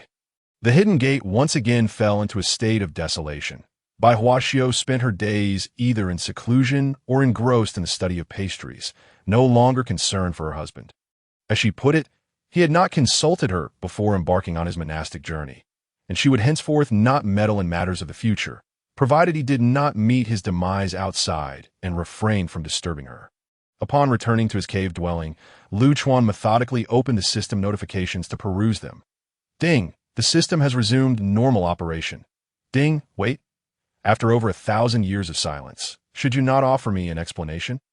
Due to the upheaval caused by the disruption of the journey to the West system, it was temporarily shut down 1,600 years ago and has now been restarted, returning to normalcy. 1,600 years ago, you were aware that chaos would ensue back then? Why did you not inform me sooner? You won't vanish without a trace again, will you? The heavenly Tao has been restarted, and there will be no further disruptions. Upon hearing this news, he felt considerably reassured. What if another mishap were to occur, leading to an explosion right where he stood? Thus, he casually clicked on another notification. Ding! Congratulations, host, on surpassing 3,000 years of cultivation. Reward: Yin Luo Garment, the defensive magical artifact that adapts to the host's physique and can withstand certain soul attacks. Ding! Congratulations, host, on successfully cursing an enemy into betrayal. Reward: Qi Ling Boots, which enhance the host's speed. Ding! Congratulations, host, on achieving sainthood in the physical realm. Reward: Enlightenment Talisman, which increases comprehension efficiency when grasping the Tao. After reviewing the notifications, Lu Chuan had amassed over 1,000 pairs of invincible sunglasses and dozens of miscellaneous magical artifacts and talismans. Donning the Yin Luo garment, Qi Ling boots, and the starry crown, his demeanor underwent a dramatic transformation, evolving from that of a mere scholar to that of a dashing young gentleman, with a jade belt flowing elegantly, a finely crafted crown, and luxurious boots, increasingly resembling a pretty boy. Dog system, are you trying to turn me into a sissy? Chapter 78. Clash of Interceptions. Lu Chuan berated the system for several minutes. But this time it did not retort. While he was perusing the system's repository to take stock of his treasures, he discovered a dark message at the very bottom, almost merging seamlessly with the system's background. Ding! Hongming Space has unlocked a new area. Please explore it at your leisure. Lu Chuan hurriedly dashed out of the cave to investigate, finding nothing amiss. Suddenly, he recalled that he had placed a restriction on the mist on the southern bank of the Li River. After lifting the restriction, he found that, unlike the northern bank, the southern area was shrouded in darkness, with all flora appearing pitch black, devoid of any color.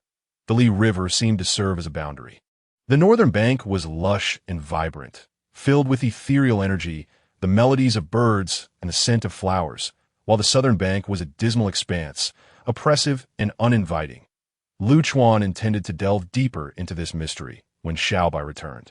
Master, I have safely delivered my master's wife, and Uncle Tong Tian has arranged for several disciples to protect and care for her, ensuring her safety. That Penglai island truly.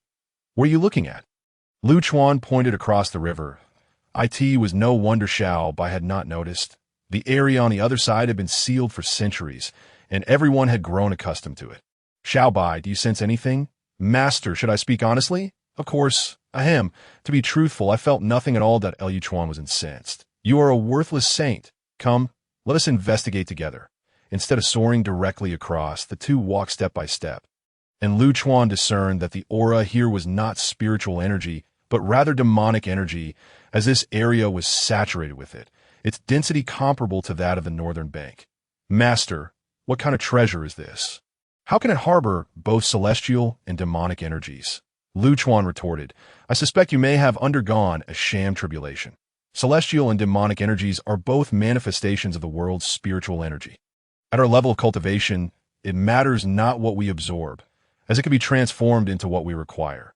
What concerns me is why this area exhibits demonic energy. Is there any explanation? Xiaobai shrugged. This is your domain. How would I know? But this area seems unremarkable. Aside from the similar density of spiritual energy, it is no different from the other side. Master, look, there is a lake ahead. Lu Chuan hastened to follow Xiaobai, and upon reaching the lake, he felt an uncanny familiarity. Master, do you not recall? When we were on the quest for scriptures, was not the Li River merely a small puddle? It is just the water here is black. Lu Chuan scooped up a handful of water, and indeed, it mirrored the effects of the water from the northern bank, just as they intended to continue their exploration. Sounds of combat suddenly erupted from outside the hidden gate. By Xiao, if you surrender, you may preserve your millennium of cultivation. If you remain obstinate, do not blame us for showing no mercy. By he, spare me your feigned concern. I know not why the heavenly court seeks to capture my sister and me, but I have long sent word to the celestial lord, if we cannot survive. Neither shall you. Attack. Suddenly, a flash of white light surged forth, sending Bai He retreating several dozen miles to be. I shall quickly express a gratitude. Thank you, immortal, for your rescue. I am a disciple of the interception sect, in urgent need of assistance that I must return to gather reinforcements, and I will repay you immensely in the future. She turned to leave, but Bai He and his allies once again encircled her. Bai He interjected, "What brings you here, fellow cultivator? The heavenly court is conducting affairs. I hope you understand the gravity of the situation." Xiao Bai would not tolerate such insolence, delivering several resounding slaps to Bai He's face, leaving red handprints in their wake. Xiao could not contain herself and burst into laughter. "I care not for your heavenly court or the netherworld. Do you not realize this is private territory? I am fighting at your doorstep. How do you perceive this? If fighting were not enough, you dare to prattle on. Who do you think you are?" Bai He, suppressing his fury, cast a venomous glance at Xiao Bai. "I'm the White Crane Boy, a disciple of the Primordial Celestial Lord." "Who are you? Are you also a nefarious disciple of the Interception sect?" Xiao Bai scoffed. "Let your master come personally. You have yet to grow a proper down. I will count to 3. If you do not depart, do not blame me for my ruthlessness." Before she could even finish her count, Bai had already spat a curse. "The humiliation of today shall be repaid 100-fold in the future. We shall take our leave. Damn it. You dare threaten me." She delivered another series of slaps. Bai He was left dumbfounded. In such a vast world, whenever the name of his master, the Primordial Celestial Lord, was mentioned, all would bow in reverence. He had never endured such humiliation. Just as he contemplated retaliating, he noticed Xiao Bai raising her hand once more, and, in a huff, he quickly retreated. Xiao gazed at Xiao Bai with admiration, softly expressing her gratitude. "I am Bai Xiao of the Interception sect. Thank you, Immortal, for your rescue. May I ask for your esteemed name?" Xiao Bai pondered for a long moment, but could not recall who she was in the later generations. So she replied, "Are you truly of the Interception sect?" "Indeed, Immortal, do you not believe what this humble girl has said?" "Not that. You are of the Interception sect, yet you have never been to the Hidden Gate?" Xiao Bai inquired. "What? This place is the Hidden Gate. How splendid! I beseech you, Immortal, for the sake of our sect's friendship, save my sister's life." Bai Xiao exclaimed, preparing to bow deeply. "Master, I can handle this. Why have you come out?" Lu Chuan, having observed the exchange, stepped out from the Hidden Gate at an opportune moment. "Pray, tell me, who is your sister?" Upon hearing Lu Chuan's voice, Bai Xiao recognized him as the true master and hastily bowed, saying, "I report to the Celestial Lord. I am not a Celestial Lord." "Never mind, just speak plainly. You are the junior of my master. Naturally, you are the Celestial Lord. Today, I accompanied my sister Qiong Xiao to pay respects to our brother. As we prepared to return to Pangu Island, we were suddenly pursued by Bai He, and his NY sister was captured while trying to protect me. For some reason, my primordial golden dipper was ineffective against them, and I could only flee."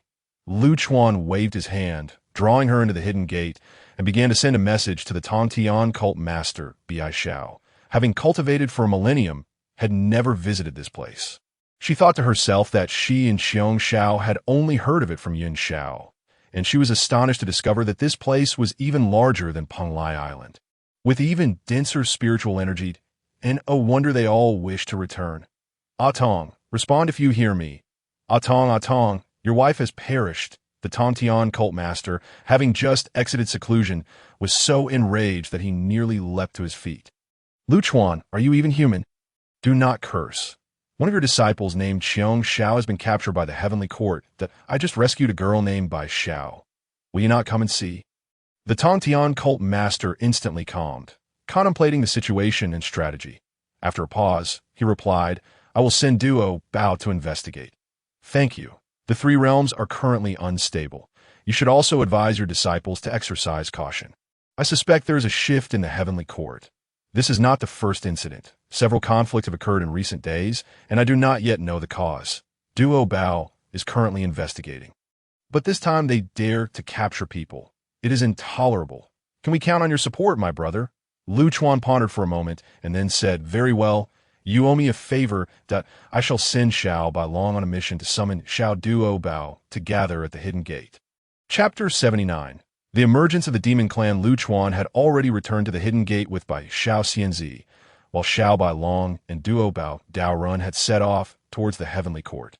At this moment, outside the southern heavenly gate, the celestial generals observed Duo Bao Shengren's arrival, but did not impede him, seemingly unaware that the heavenly court had captured members of the Jiejiao.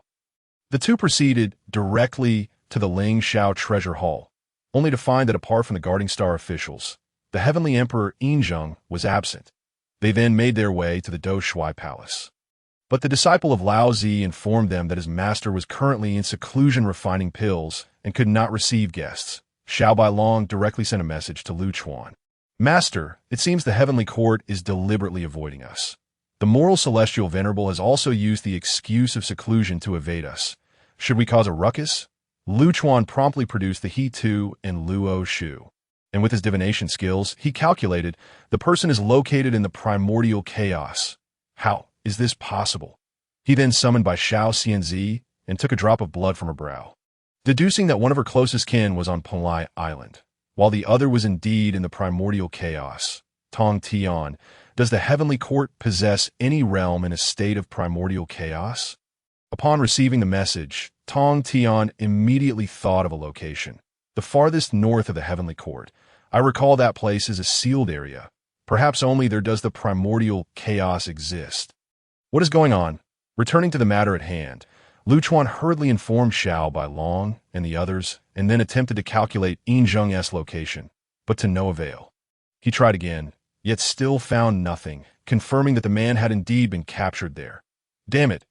Cursed be Yinzheng, 50,000 years of lifespan. At that moment, in the extreme north of the heavenly court, a man and a woman were bound together by the immortal binding rope. Seated before them was none other than Yinzheng. After a millennium apart, his condition appeared dire, muttering incomprehensible words. Suddenly, he spat out a mouthful of old blood, sitting cross-legged on the ground with his head lowered, motionless. After a while, Yinzheng raised his bloodshot eyes, spewing a frothy red liquid, his face contorted with rage. Here we go again. Ha! Every time a crucial moment arrives. You come to curse me. Who are you? Who are you really? Why do you wish to harm me so? 1,000 years ago, I was destined to become the eternal emperor, remembered throughout the ages. It is you who ruined me, transforming me into this wretched state. Today, no one shall stop me from achieving sanctity. At that moment, the man and woman across from him suddenly regained consciousness. Heavenly Emperor, Yinzheng chuckled lightly. Jie Jiao's golden hoop immortal, Ma Sui, my old friend. Ha, I have searched for a pure-hearted person for a millennium, and it turns out to be you. Do not blame me. You can only blame your misfortune. The man was indeed Ma Sui, who had no idea when he had been captured. He glanced at the woman beside him, ensuring he had never seen her before, and coldly remarked, Heavenly Emperor, you are not seeking revenge.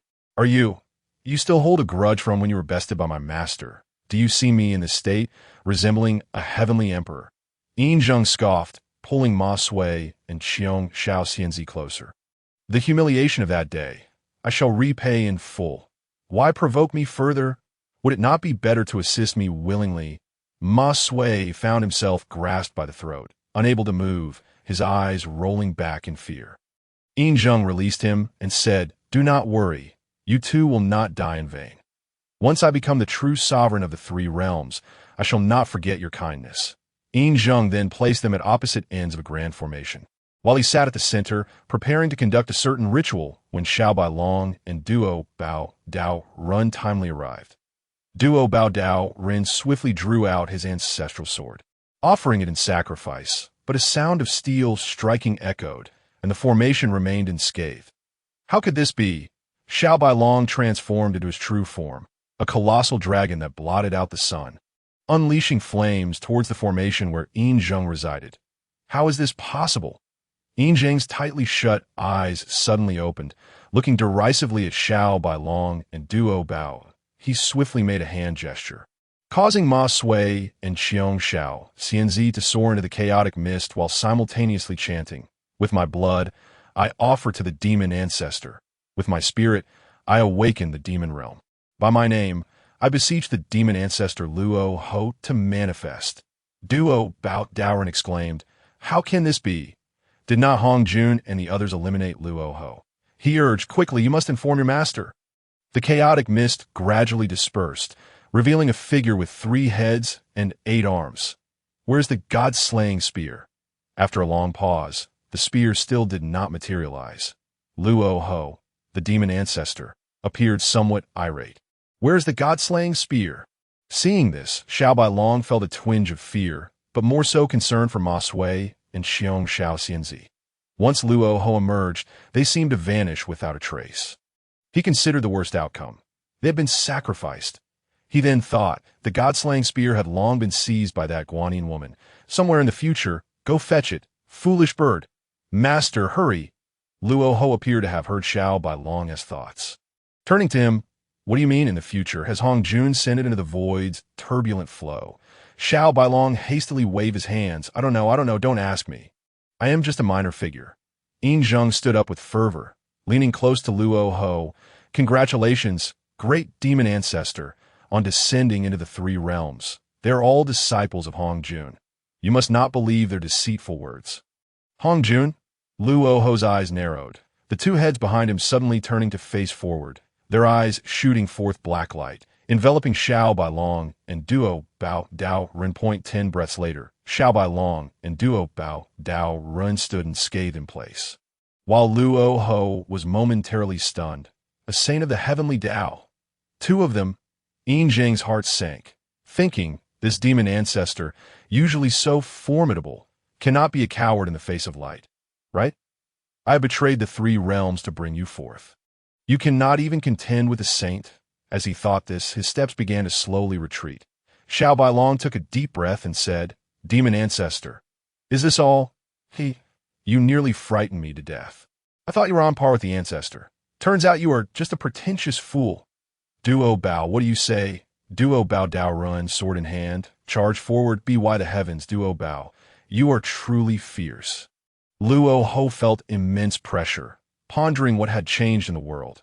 Had the overall strength increased, or had Yin Zhung betrayed him? Why were 2 saints targeting him the moment he emerged? In a state of confusion, he found himself at a disadvantage under the relentless assault of Xiao Bailong and Duo Bao Dao Run. This is bad. Ancient texts have recorded this as his desperate move, that we must combine our strength to withstand it. Just as the 2 were preparing to confront Luo Ho in a decisive battle, their constructed defenses remained unassailed. Xiao Bailong glanced around. The person is gone. Duo Bao, is this what you call a desperate move? Where is he? Damn it, such a golden opportunity slipped through your fingers. Chapter 80. The heavenly courts change of hands. The landscape is set as Xiao Bailong and Duo Bao Dao Ren exchange bewildered glances. Lu Chuan, Tong Tian, Pangu, and Lao Zi arrived together. The lingering demonic aura caused Pangu to frown. Where is everyone? Xiao Bailong and Duo Bao Dao Run had both attained sainthood, thinking to themselves, we are all saints of the heavenly Dao. What are you so proud of?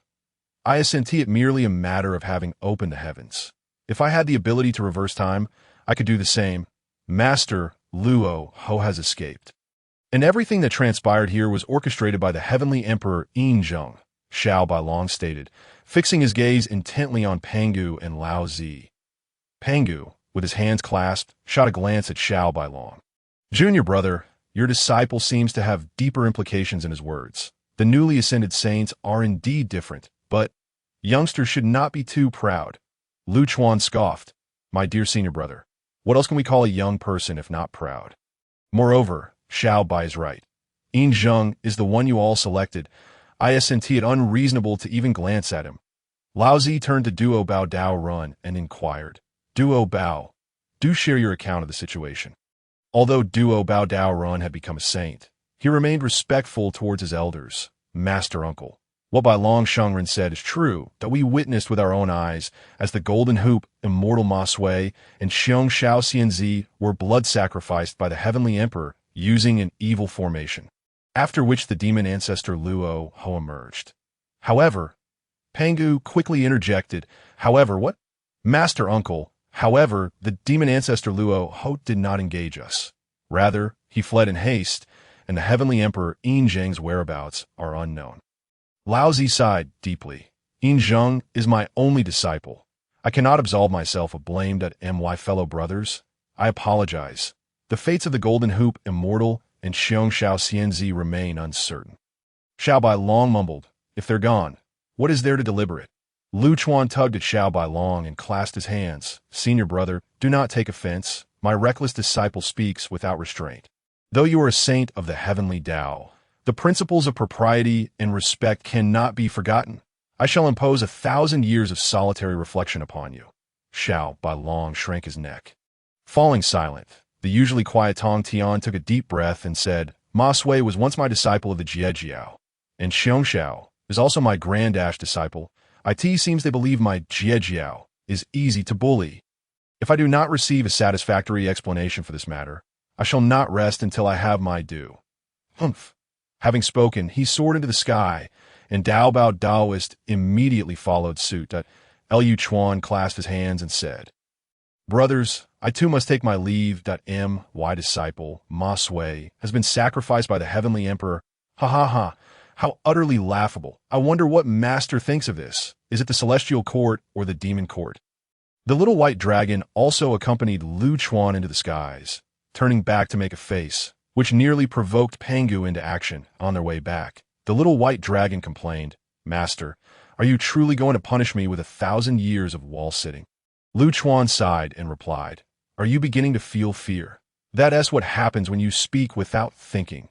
Did you think that after achieving sainthood, Pangu would be unable to defeat you? Do you have any idea how powerful those veteran saints are? Even if you and Dao Bao combined your strengths, it likely wouldn't be enough to withstand their onslaught. Achieving sainthood has gone to your head. It seems you have forgotten the lessons of defeat." The little white dragon furrowed his brows, understanding, from now on, I shall keep a low profile and only bully those weaker than myself, I swear. It seems you just have a penchant for trouble. Don't run. I'll 1T strike you now. Go fetch your master's wife, for the demon race has emerged, and it is no longer safe.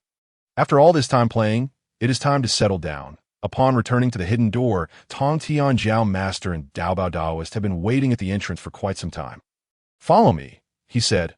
Upon seeing Lu Chuan and the others return, Baiwa Shou no longer accompanied Bixiao Fairy and, after paying her respects, took her leave. After greeting the two celestial lords, Dao Bao Saint began, "My sister."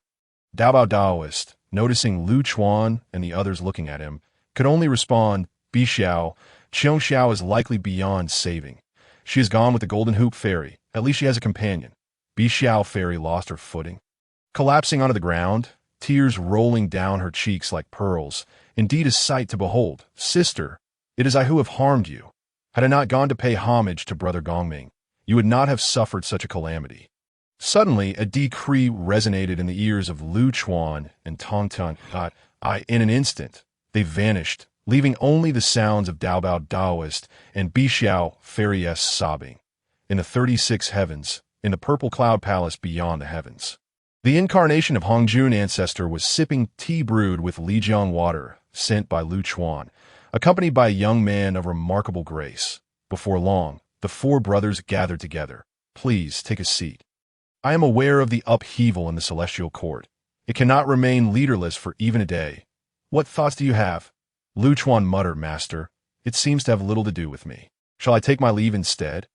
Hongjun set down his teacup, gazing at Lu Chuan with an intensity that made him uneasy, and he quickly amended, "The three realms belong to all beings. It is my disciple's duty to contribute." "Just a jest, merely a jest." Seeing that no one else spoke up aside from Lu Chuan's interruption, Hongjun continued, "Howard, have you not yet met your brothers?" The young man named Howard immediately bowed in greeting. Disciple Howard greets the four elder brothers. Noticing their lack of reaction, Hongjun ancestor clarified, "Howard has followed me since childhood. Although I have not formally accepted him as my disciple, he is considered your junior brother. He has long been in secluded cultivation and achieved the great Tao years ago. I intend to appoint him to manage affairs of the three realms. What do you all think?" Pangu's expression shifted slightly, but he remained silent. Laozi spoke first. The disciple agrees. "It is entirely up to the master."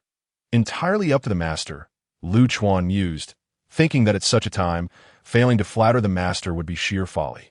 Pangu still wore a sullen expression, truly a fool. Hongjun ancestor stroked his beard and smiled. "Very well. From this day forth, Hao shall be known as the Emperor of the Heavens, overseeing all matters of the three realms. Decrees shall be issued forthwith, and no delay shall be tolerated. Do you have any other objections? If not, I shall remain. You may depart for now. Laozi straightened himself, not waiting for Hongjun to speak, and said, First, Master, I have erred in my judgment of people, leading to this situation that my heart is uneasy. I wish to follow in your footsteps, leaving only my incarnation in the celestial court. Please grant me this. Hongjun ancestor sighed. Have you been contemplating this for long? Laozi nodded. I nearly caused a grave mistake and have lost all face. Very well, make the arrangements. Your incarnation in the celestial court shall be known as Taishang Laojun, assisting Hao in managing the three realms. Go now. Yes, I take my leave. Just as Laozi departed, a decree spread throughout the three realms. The heavenly emperor has lost his virtue, bringing disaster upon the populace. From this day forth, Yinjin shall be stripped of his celestial position and his celestial status revoked. The emperor of the heavens possesses immeasurable merit, safeguarding the nation and its people, reaping the rewards of arduous cultivation for 1,250,000,000 years. Taishang Laojun of the Doshuai Palace shall assist the emperor of the heavens. Along the way, Lu Chuan jested with Tong Tian Jiao Master. Eldest brother has escaped, leaving behind a mess. Ah, what business is it of mine? Chapter 81.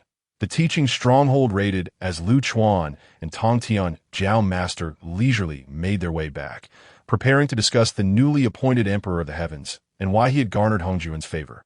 A white dragon suddenly approached swiftly. It's little white. Lu Chuan rushed forward, and the little white dragon urgently exclaimed, Master, Master's wife is missing. I couldn't find her. Penglai Island has been attacked by unknown assailants. Thrown into chaos, and the Yunqiao fairy who accompanied her has also vanished. Upon hearing this, Tong Tian Jiao Master transformed into a rainbow light and disappeared. Lu Chuan took out the river diagram and Luo book to begin his calculations. Uncertain who would dare to attack the stronghold of the teachings, especially in the absence of two saints within the sect, after a quarter of an hour, Lu Chuan squeezed out 2 words through clenched teeth. Yinjin. The little white dragon gasped. Is it that fleeing heavenly emperor Yinjin? How could he know there were no strong figures within the teachings? Lu Chuan scoffed. That can only mean there's a traitor among us. What a cunning ambush. You return to the sect and guard our home. I shall make a trip to Penglai Island, in the far west of the continent, amidst the ruins of a dilapidated fortress. The demon ancestor Rahu sat with his eyes closed, seemingly sensing something. Suddenly, a figure materialized, dragging a small tower, and fawningly declared, Great Ancestor, your wisdom is unmatched. Most of the disciples of Penglai Island have been captured within the 9-demon tower. Time was short, so I couldn't linger. Great Ancestor, this time I've also discovered 2 exquisite beauties. It took me tremendous effort to capture them. As Ra held the 9-demon tower, he could see it contained shrunken versions of the disciples of the teachings, with Fengling Zhu and Yunqiao indeed among them. Are these the 2 women you mentioned? Yinjin leaned closer, nodding fervently. With a resounding slap, a large handprint appeared on Yinjin's face. These 2 are clearly not maidens. Are you asking me to pick up discarded shoes? Do you think I only have you to rely upon? Am I to be mocked? Yinjin immediately knelt, trembling as he stammered, I had no such intention. The great ancestor should know that I am utterly loyal to you. Rahu paid him no further heed, instead retracting the 9-demon tower and began to chant incantations. Suddenly, a demonic wind swept through the area, carrying away the rubble and debris. In no time, a seal appeared on the ground. I could see this moment. Lu Chuan had arrived at Penglai Island, entering the sect's array. His eyes fell upon the wreckage of pavilions and towers. As if a great battle had taken place, he did not see any corpses, but many young disciples were busily cleaning up the aftermath. Numerous young disciples who had visited the hidden door bowed to him, and Lu Chuan waved them off, heading directly to the Bo Palace. There, in the spacious hall, lay dozens of corpses neatly arranged. Tong Tian sat in the upper seat, while Daobao Daoist stood in silence within the hall. You have come, junior brother. Forgive me, sister-in-law. Lu Chuan waved his hand, saying, Now is not the time to shirk responsibility or to assign blame. I already know who is behind this. Let us both go. Tong Tian Jiao Master instantly straightened his back. Let us go now. Who dares to create chaos in my teachings? Who is it? Ancient. It is he. That ungrateful wretch. Eldest brother as well, leaving behind a useless incarnation of Taishang Laojun while he himself slips away. Just thinking about it makes me furious. Enough talk. Let us go after him. At this time, in the farthest western part of the continent, dark clouds suddenly obscured the sun, resembling the end of the world. Injin swallowed hard, gazing at the horde of demons surging from the ground. Truly, chaos reigned that day. Within a mere incense stick's time, the dark clouds dispersed, and no demons emerged from the sealed exit below. Yet the area remained shrouded in darkness, for the sky was blocked by the demon army. Suddenly, demons with wings began to fall from the sky one after another. Rahu Ancestor, intending to make an impassioned speech, was interrupted. Upon inspection, he found that those falling demons had long since lost their vitality. How could this be? As Rahu murmured, a beam of light suddenly broke through the sky, revealing that the demon army was nearly wiped out. The light seemingly mocking him. Darkness could not overshadow the light. Can anyone tell me why this is happening? The demon army, in an instant, knelt on the ground, one hand on their chest, roaring out, "We welcome the great ancestor." Yinzheng was also newly discovered. It was only upon their arrival that they truly awakened and gained consciousness. The demon ancestor Luo Ho proclaimed loudly, "My clan's Erlang has suffered greatly, yet why could they not wait a little longer for me? All shall heed my command. The struggle for fate has descended upon the world. We shall exert all our efforts to seize resources. Whether my clan can stand above the myriad races depends entirely on you all.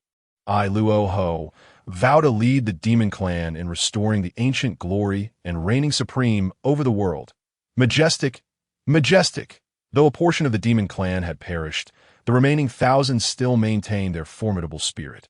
Enough to stir Yinzheng's blood. That so? I surmise it will be quite difficult for you to escape today. That a voice abruptly interrupted them. Yinzheng growled, "Lu Chuan, Ling Bao Tianzun," the demon ancestor Luo Ho, with one hand behind his back, secretly summoned the 9-demon tower, stating, "Young ones, are you disciples of Hong Jun?" The master Tong Tian bellowed in fury, "Demon ancestor Luo Ho, do not speak of relationships. I ask you, why did you ambush my Jie sect and even target some fledgling cultivators?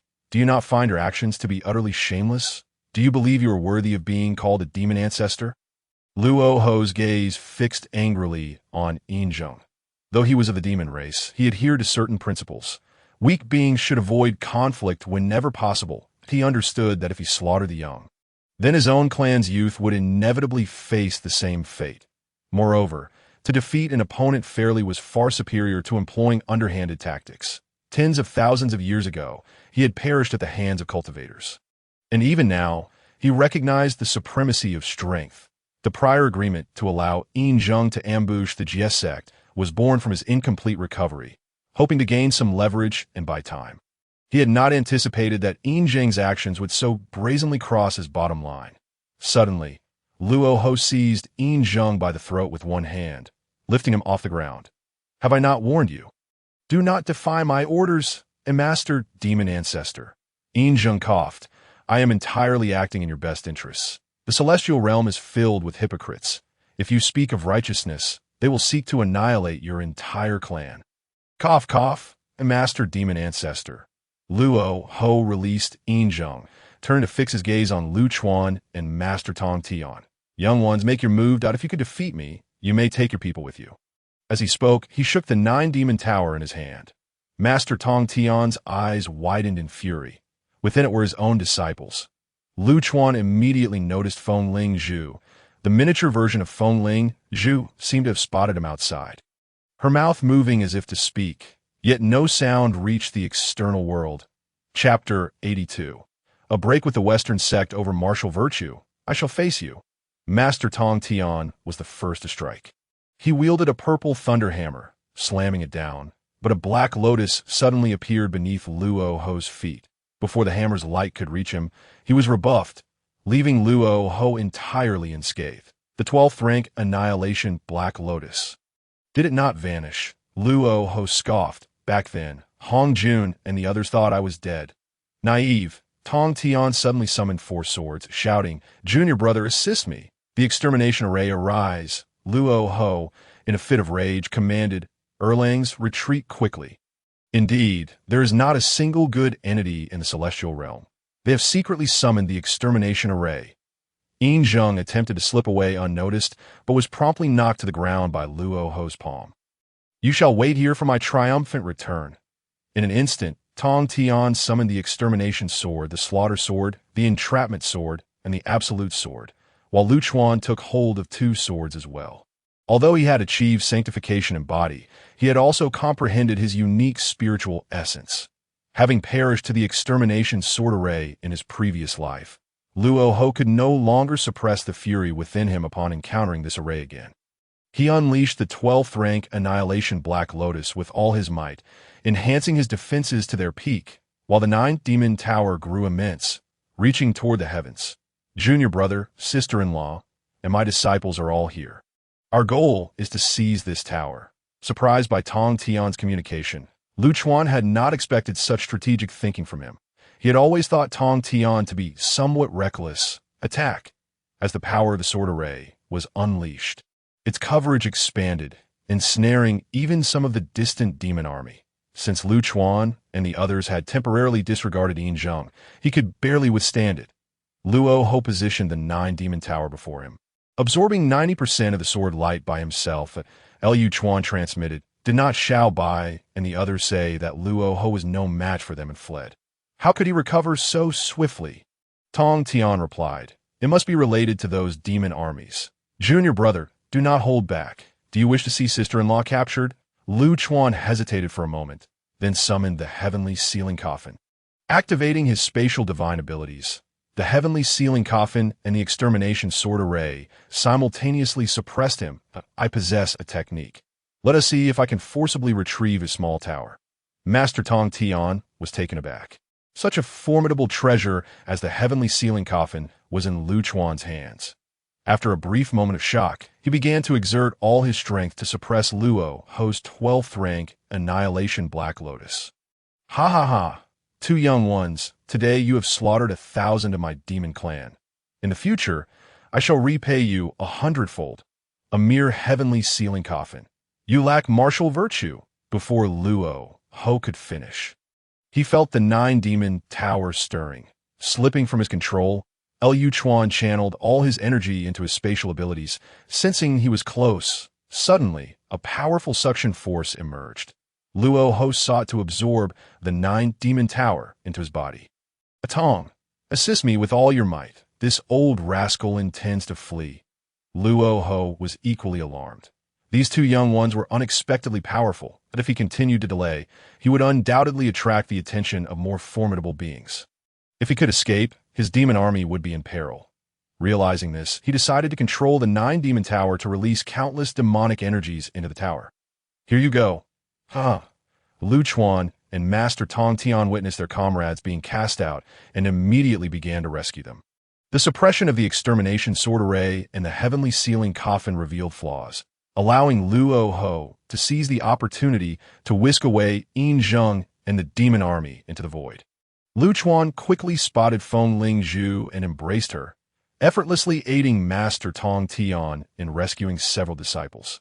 She wore sunglasses, the chaotic pearl at her chest spinning vigorously, countless demonic energies surging into the chaotic pearl from within her.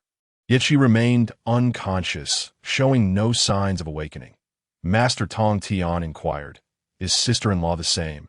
Lu Chuan nodded. Indeed, she has absorbed a vast amount of demonic energy, possibly injuring her primordial spirit.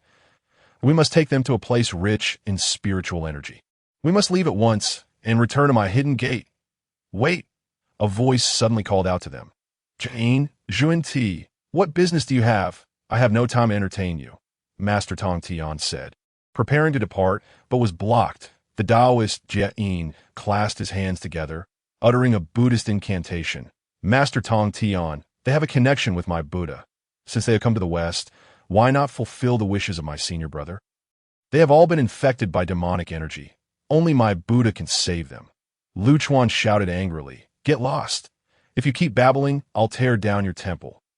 Jieyin remained unfazed, continuing, "I assume this is you. Lu Shitty. Master Zhunti has spoken of you. You also share a connection with my Buddha. Why not visit my Western sect? Would you rather abandon their lives than allow them to join my sect?" Lu Chuan narrowed his eyes and reiterated, "Step aside." He then summoned a great cauldron, signaling Master Tang Tian to place their disciples inside. Zhunti exclaimed, "The Qian Kuan Ding." Jieyin's eyes glimmered as he continued, "We are of the same lineage. Lu Shitty, your words are somewhat excessive that my brother and I have personally invited you to our sect, yet you respond with harsh words. Do you look down upon our faith? Do you look down upon my master?" Fuming, Lu Chuan stowed the Qian Kuan Ding and, holding Feng Lingzhu, retorted, "Don't overstep your bounds." Master Tang Tian, seeing the situation, prepared to soar away alongside Lu Chuan. But Jieyin continued to obstruct them. Lu Chuan unleashed the heart-piercing locking technique on Jieyin. "You dare to delay my time to save people.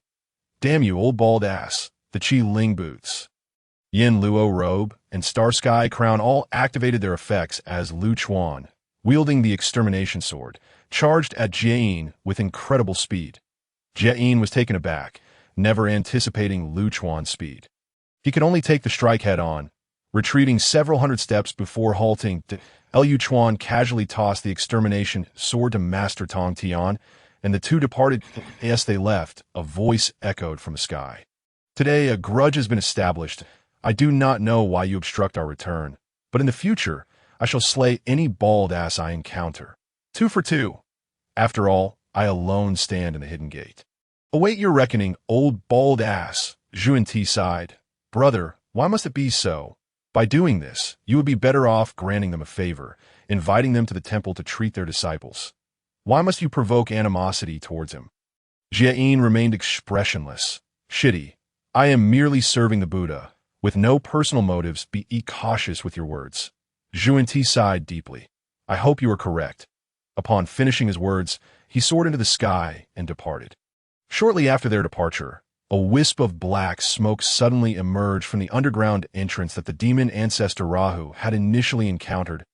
In an instant, it drifted away into the distance, leaving its destination unknown.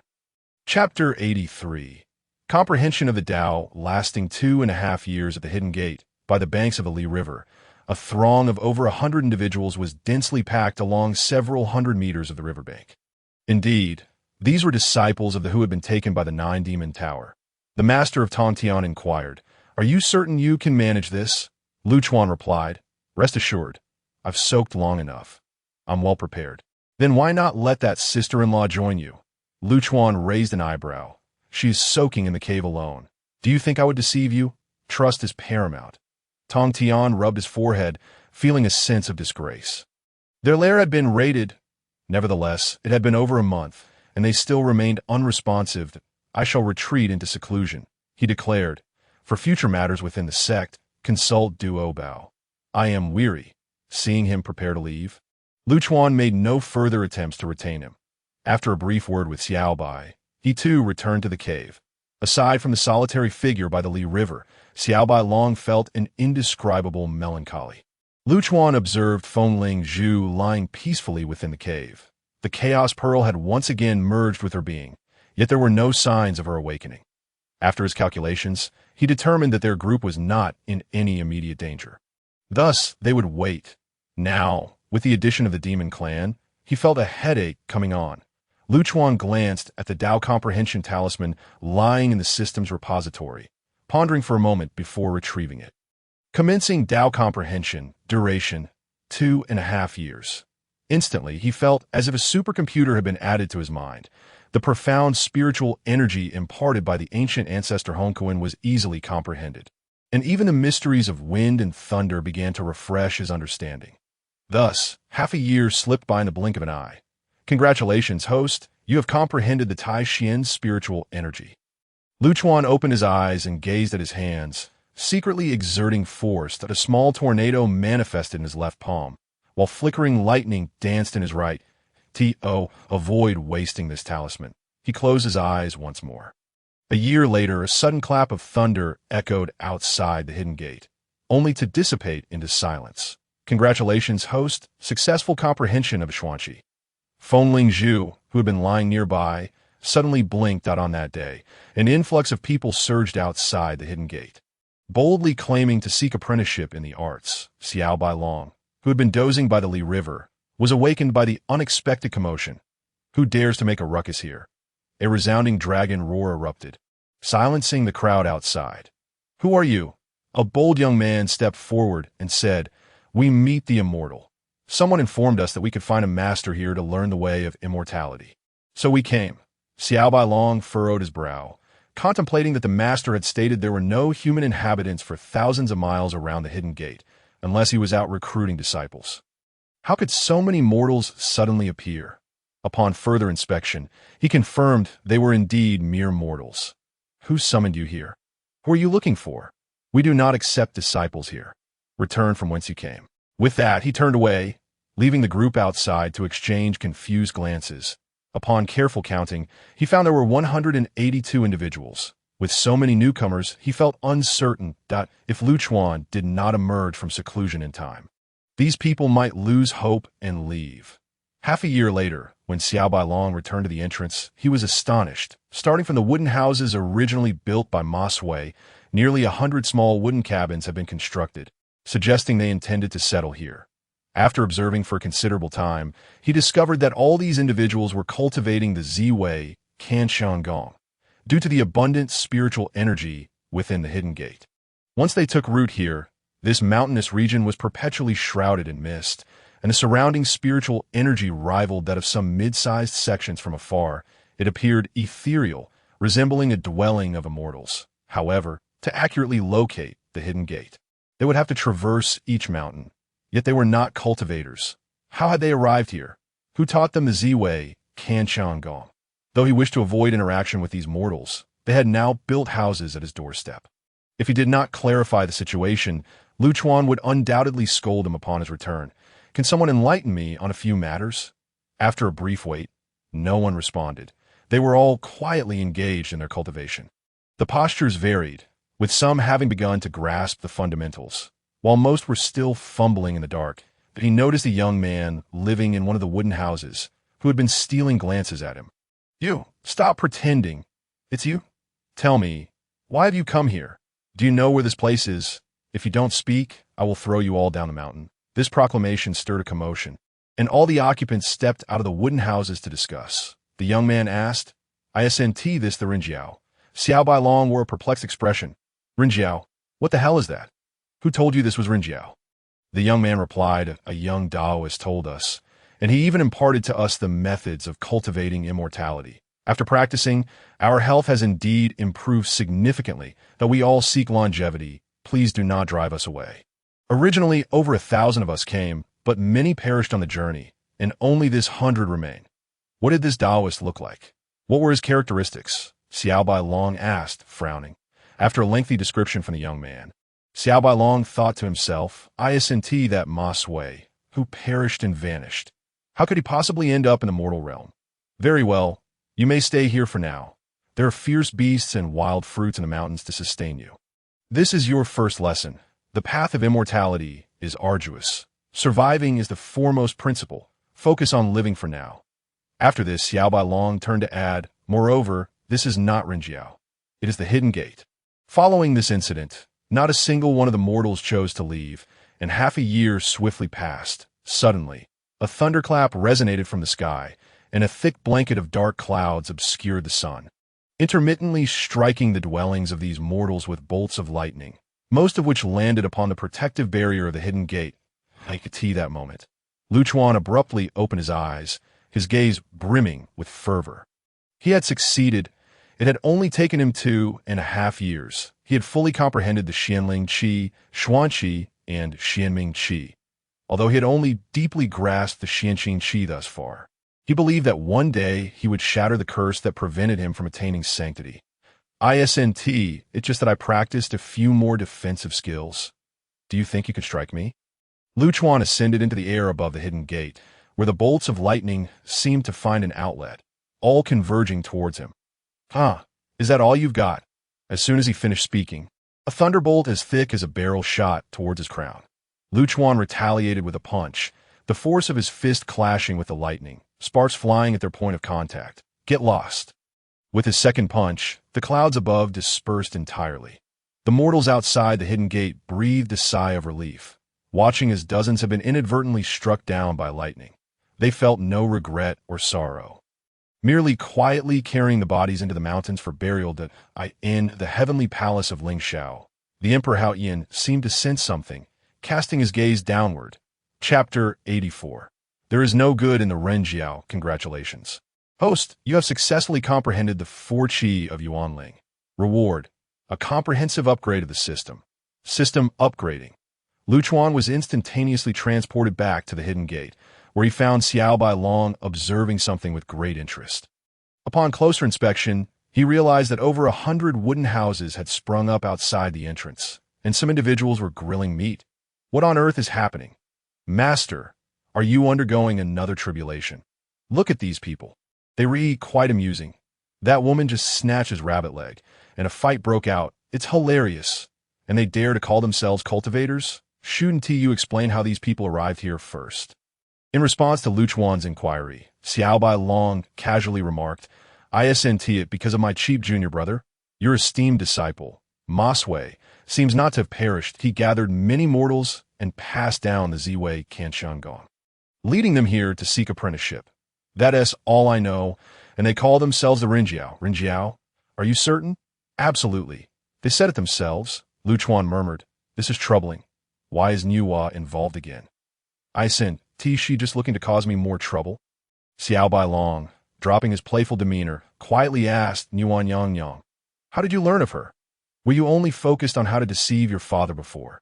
Now that I'm gone, only a fragment of Taishang Laojun remains. And the Renjiao has fallen into Nuwa's hands. Ma Sui is not dead? Curious, indeed. Yet the Ziwei Kanxiangong is no fabrication. After analyzing the situation, Lu Chuan continued, Let them stay here for now. I'll step out for a while. In the 35 heavens, in the realm of Yuqing, Qingwei heaven, following his memories, Lu Chuan arrived at the palace that had thwarted his ascension to sanctity. Before he could knock, a figure draped in colorful garments pushed the door open and inquired in a crisp voice. Who visits the palace of the goddess? Do you have a letter? Young fairy, tell her that Lu Chuan has come see her. Hurry.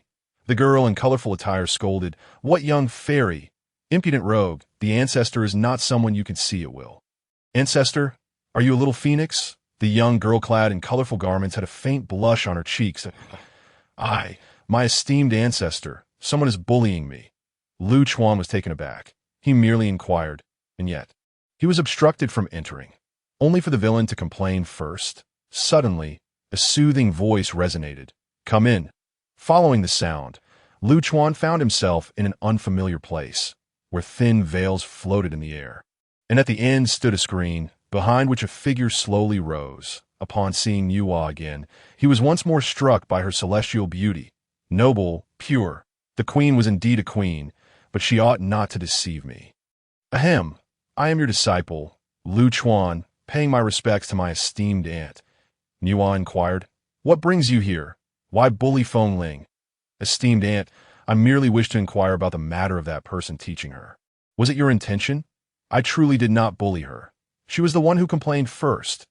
Nuwa cast a glance at him and remarked, She claims you bullied her and is currently crying inside. Do you think my clan is without defenders? Lu Chuan felt a headache coming on. Esteemed aunt, this treasure is called the Starry Crown. I obtained it by chance that IT protects the mind, and I offer it to her as a token of apology. Are you implying that I, the palace, am gullible and lacking in discernment? Lu Chuan inhaled deeply, cursing himself for being a fool. Why did he feel the need to clarify things? He could have simply ignored those mortals. Well, and this, along with a pair of sunglasses, should suffice, right? I gifted you a pair 1,000 years ago. You should recall its effects. Nuwa paused for a moment, nodding. After all, she was of advanced age and might not remember clearly. Since you exhibit some sincerity, I shall accept it on behalf of Feng Ling. You may leave now. What? Leave? But you haven't answered my question. Lu Chuan began to curse inwardly. It was all due to that remark about her being elderly. Damn it, I was merely expressing respect. What a loss. Nuwa slapped her forehead, exclaiming, "Ah, my age is catching up with me. I do forget. That person's teaching indeed. I taken over." Lu Chuan realized she was just playing a game with him, slowly responding. "Esteemed aunt, can I admit fault? I am old. Is that not enough? You are unparalleled in beauty and charm." Nuwa shot him a rare glare and warned, "Next time you speak nonsensically, it won't be as simple as just drawing blood. I merely wish to inquire about your disciple. Ma Suede, he is now a disciple of my clan. Esteemed aunt, I have but a few disciples. Must you poach from me? He has gone from my disciple to your junior." "That cannot be allowed," Lu Chuan hastily protested. "When did I claim him as my disciple? I rescued him and allowed him to endure some trials for my clan's sake. That is reasonable, is it not? Do not concern yourself. It's merely a matter of 10,000 years. It will pass quickly. Consider him as not being your disciple." Lu Chuan opened his mouth at a loss for words. "You must explain how you rescued him." "I have reason to suspect it was a collaboration with that scoundrel Injong." "Very well, I shall not meddle further. I take my leave." Just as he exited, the girl in colorful garments emerged, her voice bright and inquisitive. "Ancestor, why did you have Ling deceive him?" Nuwa gently stroked her head and replied, "You are the last pure-blooded phoenix of our clan, and Lu Chuan is a trustworthy individual. I am securing a protector for you. These two trinkets are merely interest for now. You will understand in the future." That moment. After leaving Nuwa's palace, Lu Chuan flew for a while before erupting in curses. There is not a single good person in the human teaching. Bandits, not only did they steal my disciple, but they blatantly seized treasures as well. It's utterly unreasonable. Ding, system upgrade successful. Hongmeng space upgraded successfully. Spiritual energy concentration increased tenfold. Defensive power increased tenfold. Ha ha ha, splendid. When the time comes for a real fight, I shall simply hide and see who can target me. While on his journey, Lu Chuan casually opened the system panel, only to be startled by the influx of information. Numerous avatars appeared, akin to a chat interface. Luo Ho, the demon ancestor. He clicked on it to find.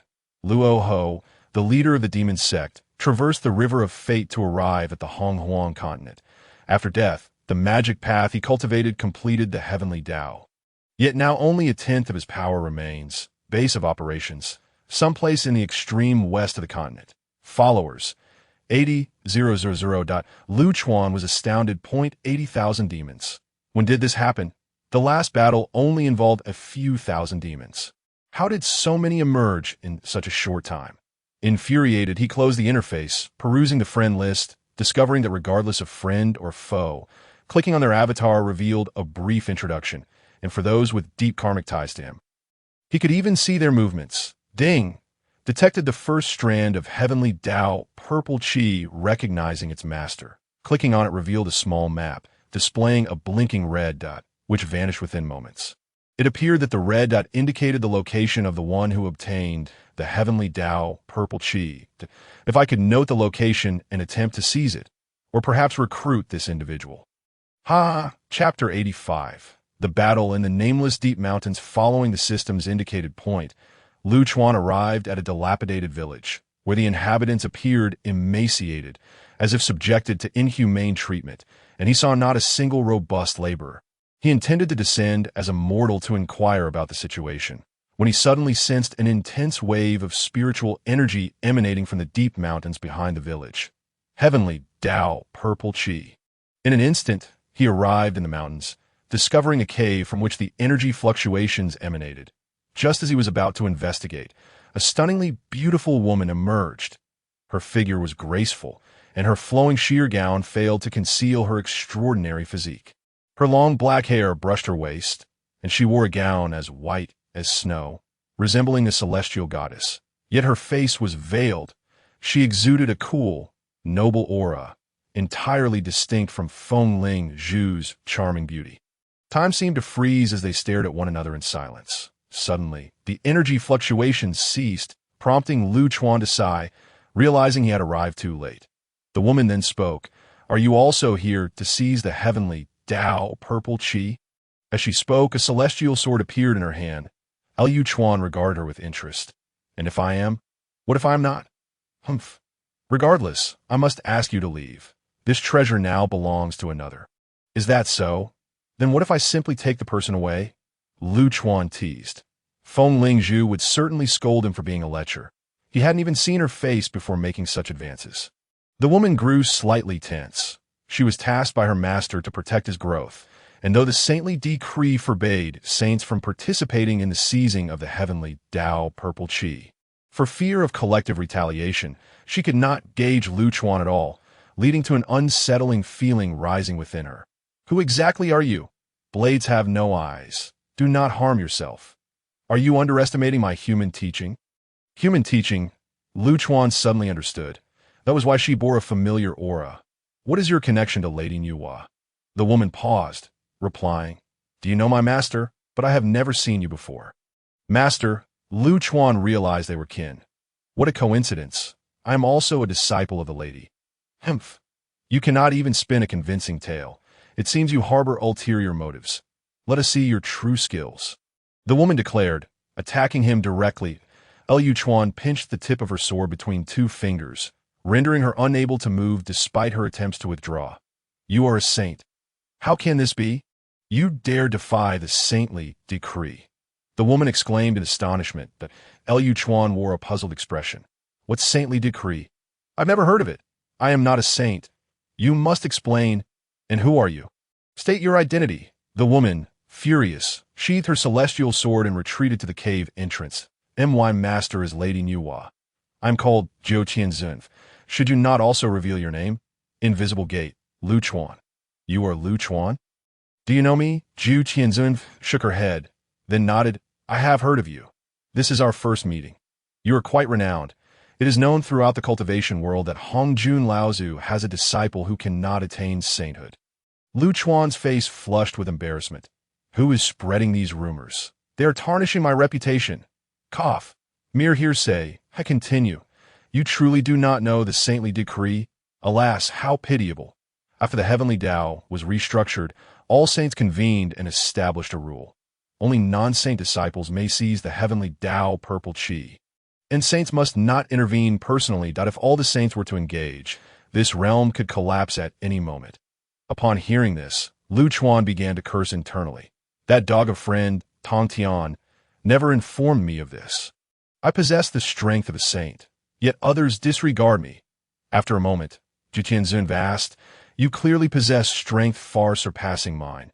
Why do they claim you cannot attain sainthood? How would I know? I have actually already attained sainthood. Do you believe me? Jieyin and Zhunti chuckled lightly before regaining her icy demeanor. Believe. By the way, you could be considered my junior brother now.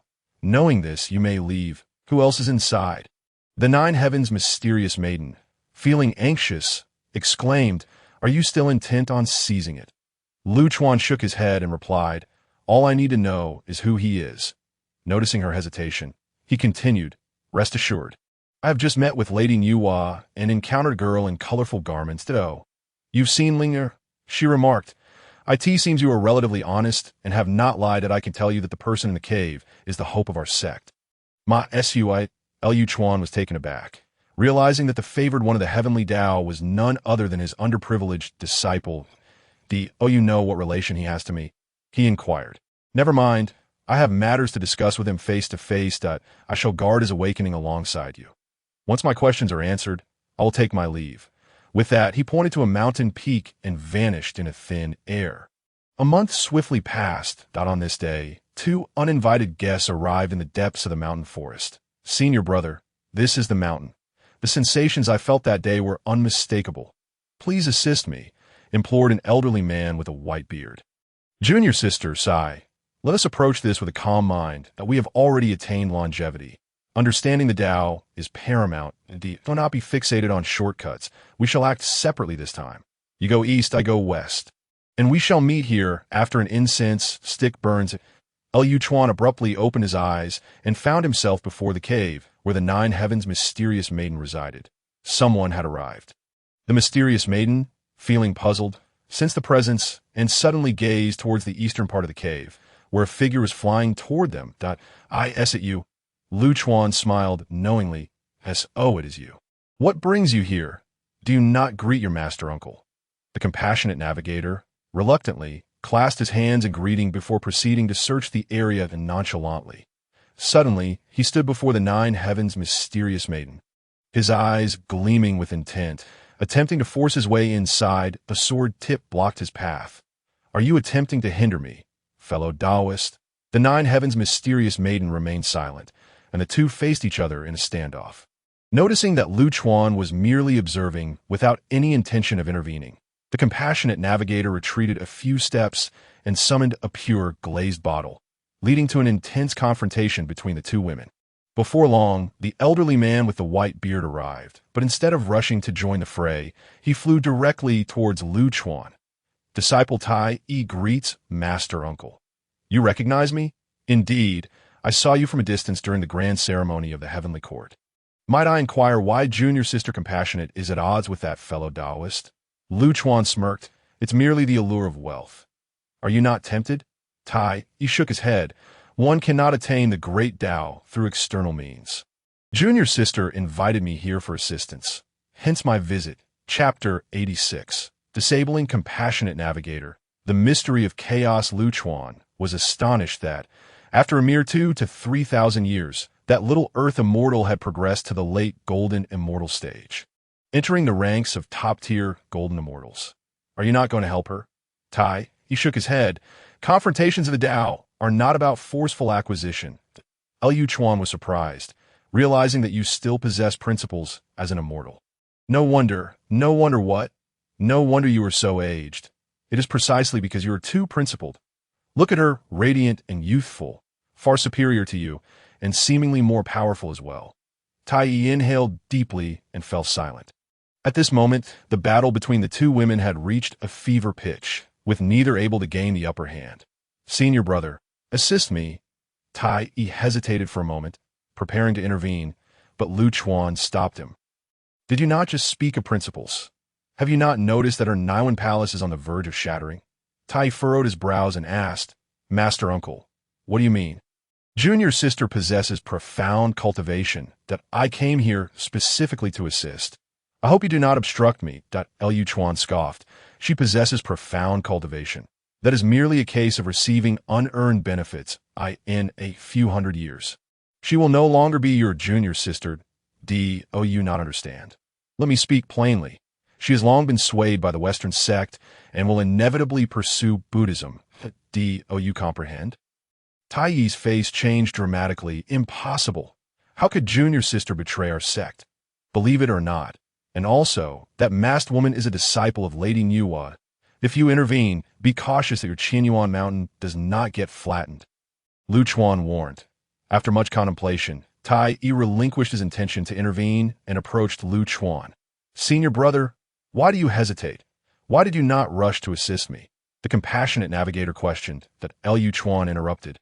"Let me clarify. The person inside is my disciple.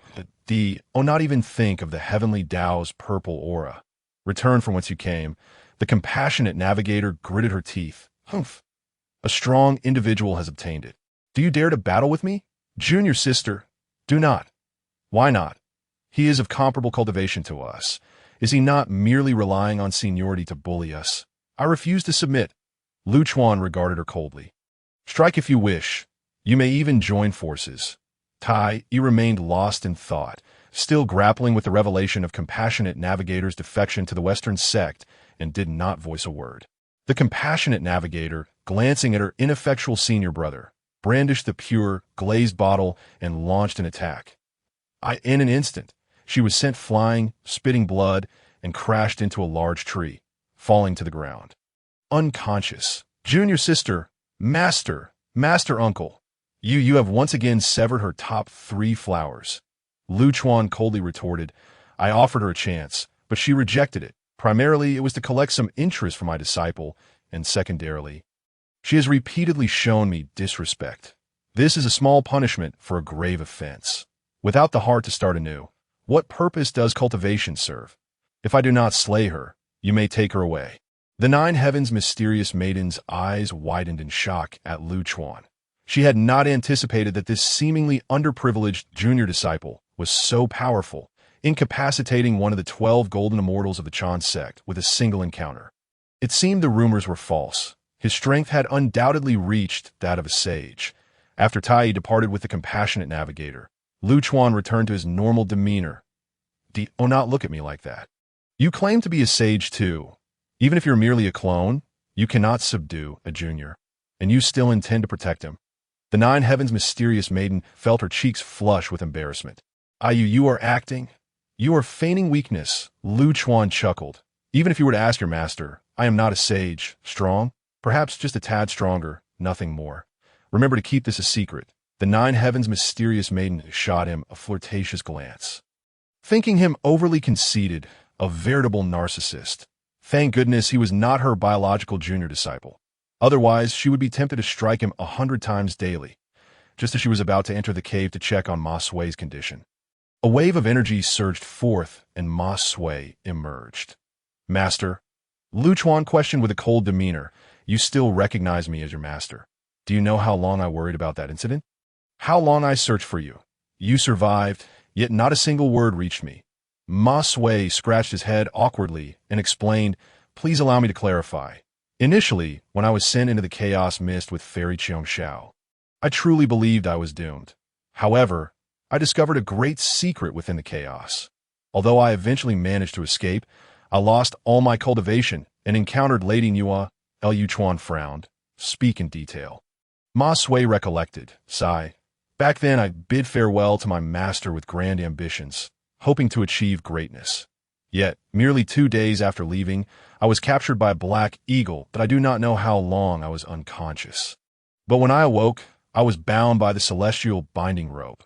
Initially, I had no idea it was the work of the Heavenly Emperor until Fairy Qiongxiao was captured. When the Heavenly Emperor Yinzheng appeared, I thought we were saved, but that black eagle perched affectionately on his shoulder. Suddenly, a giant face emerged from the chaos mist. You know what Yinzheng called him? Demon God. He was the long-dead demon god." Lu Chuan remained calm. "Do not be agitated. I've already fought him," and Ma Sui was momentarily stunned. "You fought him? The demon god has returned." Seeing Lu Chuan nod, Ma Sui immediately lost interest in continuing his tale. "Master, you already know this secret. What more can I say? Is this the great secret you mentioned? Could you not be more reliable?" Ma Sui replied with a furrowed brow. "Furthermore, I found a mat within the chaos mist. That mat is called—" He glanced deliberately at the Nine Heavens' mysterious maiden. Lu Chuan urged, "Speak plainly to him." Ma Sui took a deep breath. "That mat is called the Heavenly Earth Mat, belonging to the Primordial Heavenly Venerable." Both Lu Chuan and the Nine Heavens' mysterious maiden exclaimed in unison. "Are you certain?" "Ahem, I'm 100% certain. However, I only caught a glimpse before I was swept away by the chaotic currents to a distant place. I could see that the mat was surrounded by demonic energy." The Nine Heavens' mysterious maiden stared at Ma Sui, her heart racing. "Why did you not mention this sooner?" Lady Nuwa did not inquire." The Nine Heavens' mysterious maiden declared, "I must take my leave at once. This matter must be reported to my master." Before Lu Chuan could finish, her figure had already vanished into the horizon. "My dear wife, travel safely.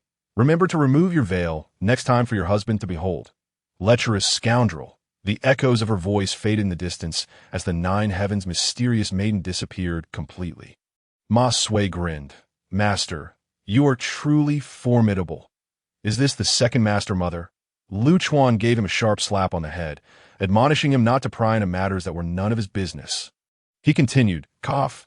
Eventually I discovered numerous fissures within the chaotic mist. I watched as the massive boulders around me were reduced to dust by these cracks, and I thought my demise was certain. However, when I awoke, I found myself in the palace of the goddess Nuwa, stripped of all my powers. Nuwa informed me that starting over was no longer an option, yet the merits of the mortal realm could still assist me in returning to my former self. And perhaps even attaining sanctity was not beyond the realm of possibility. You agreed. You became the leader of a cult." "Master, what is a cult?" Lu Chuan scolded. "Get lost. Never mind.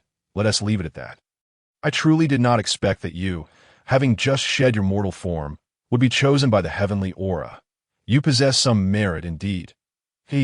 Master teaches well." Lu Chuan sighed, muttering, "It seems the palace of Nuwa harbors a significant secret." Chapter 87. "Do you wish to return?" "Master, I have sworn to assist the human teachings in rising, that I may not be able to return with you for now. However, I have found a few promising talents. And according to the timeline, they should have already arrived at the hidden gate. Promising talents? Are you sure they're not just a few hundred mortals? Ma Sui questioned. Mortals? No, they are clearly 4 prodigies. Lu Chuan frowned. It appears there has been a mishap. Since you are now a protector of the human teachings, devote yourself wholeheartedly to it. There is no need to send more people to the hidden gate. Consider this trip a wasted effort. I shall take my leave. Before Ma Sui could respond, Lu Chuan transformed into a streak of rainbow light and vanished. On the way back, he received a message from the Heavenly Master, stating that the disciples of the had returned.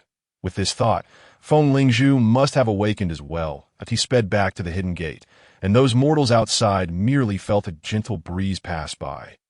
Without even catching a glimpse of Lu Chuan's shadow, Master, before Xiao Bai could finish her sentence, Lu Chuan darted past like a gust of wind.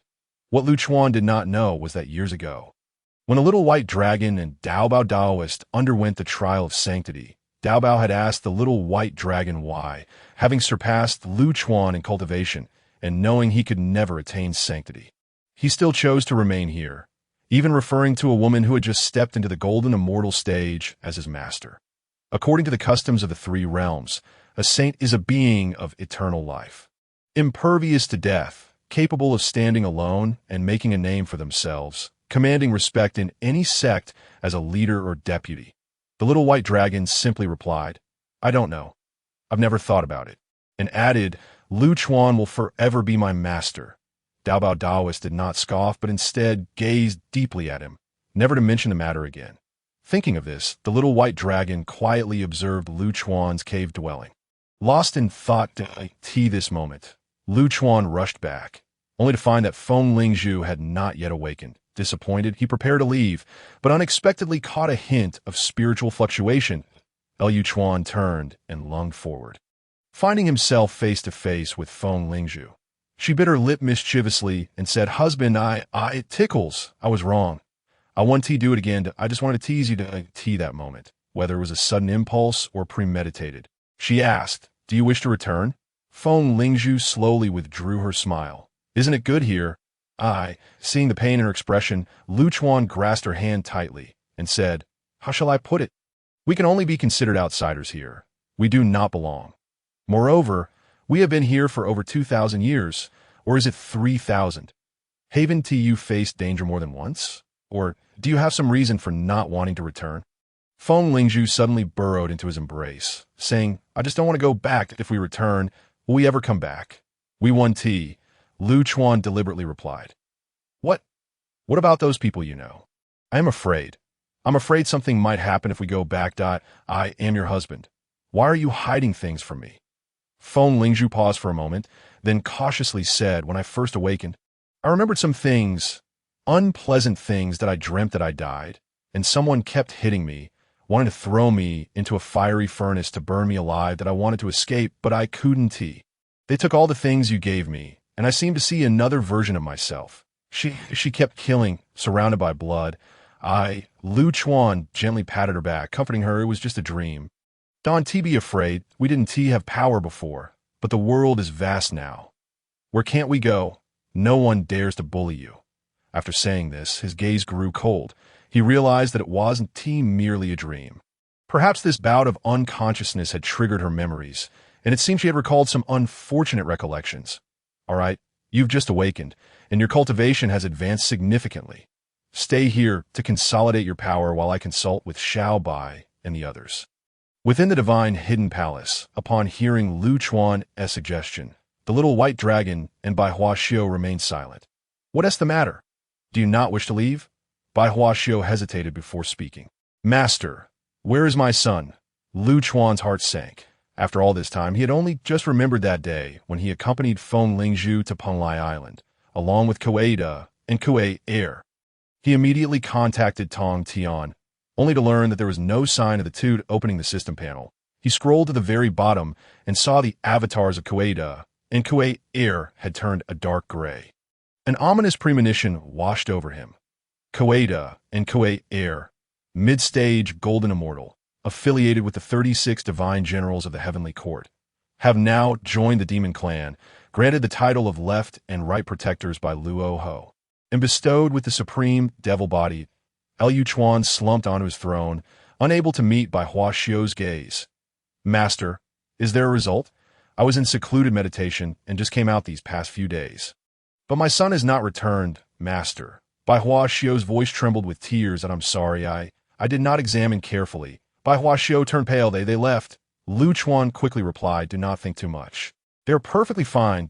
It's just that when Luo Ho allowed them to leave, he held back a little, intercepting the two. The information I have indicates that they are now the left and right protectors of Luo Ho, a position above countless others. Bai Hua Xiu sighed in relief, saying, I heard Saint White Dragon mention that during the urgent situation, as long as they are alive, there will always be a day to reunite.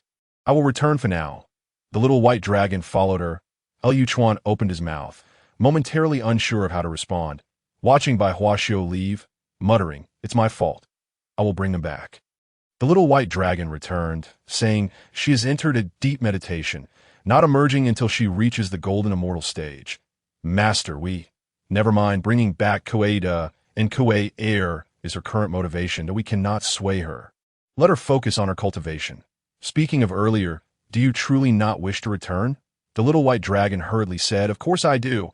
I miss monkey brother, pig brother, and sand brother. I'm afraid that if we go back, I want to be able to compete with those bald donkeys of Lingshan. Liu Chuan took a deep breath. Let me think this over. Once the little white dragon left the divine hidden palace, he opened the system panel, hoping to find something that could accelerate cultivation. He recalled those mortals outside the hidden gate. If he could rapidly train them into experts, then upon returning, they would be invincible. Ding! Host wish detected. Time-limited mission. Recruit 1,000 disciples in the Honghuang world. Note: voluntary apprenticeship. Liu Chuan was momentarily stunned, then filled with joy. This is wonderful. The system is becoming increasingly intelligent. What a timely blessing. Such a quick delivery of resources. Xiaobai, come quickly. I have a task for you. Master, what is it? Great news. Our hidden gate is at a critical juncture. Hurry and go recruit disciples, whether they are formal disciples or registered ones. Bring back 2,000 people. Don't just stand there, go. The little white dragon sulked, grumbling. The esteemed white dragon saint, have to go out to find disciples. Chapter 88. Reclaiming Lingzhu. A month later, Liu Chuan brought those mortals from outside the hidden gate inside. Father, I have finally entered the immortal gate. How comfortable. Mother, your son has become an immortal. Is that an immortal? So beautiful. Listening to their excited chatter, Liu Chuan initially intended to scold them, but suddenly recalled his own feelings upon first arriving in the journey to the West world, anxiety and excitement upon discovering the system. Believing himself to be the chosen one. However, it wasn't too long before reality slapped him in the face, forcing him to flee from the Buddhist sect. Now he was no longer the same. Silence. The room fell silent as over 100 pairs of eyes eagerly watched him. Liu Chuan noticed the spark of hope in their gazes and cleared his throat, saying, Ziwei Qin Xingong, who among you has entered the fold? Seeing dozens of hands raised while the others hung their heads in disappointment. Believing they had missed their chance at immortality, he continued, all right, lower your hands. There are 167 of you, with 54 having entered the fold. The rest, I just observed with my heavenly eye. You are not far from entering. Therefore, you may all join the hidden gate. What sort of celestial observation is this? It merely serves to encourage them. One cannot truly support those who subsist idly. The atmosphere fell silent for 5 seconds, only to erupt into a cacophony of admiration as everyone knelt in reverence. Liu Chuan hastily interjected, stating, I shall not accept you as disciples just yet. Do not be hasty in your veneration. For now, I will simply admit you to the entry level. Should any of you wish to withdraw, I shall not compel you. You may depart at this moment. As no one chose to leave. He declared, very well. I now announce.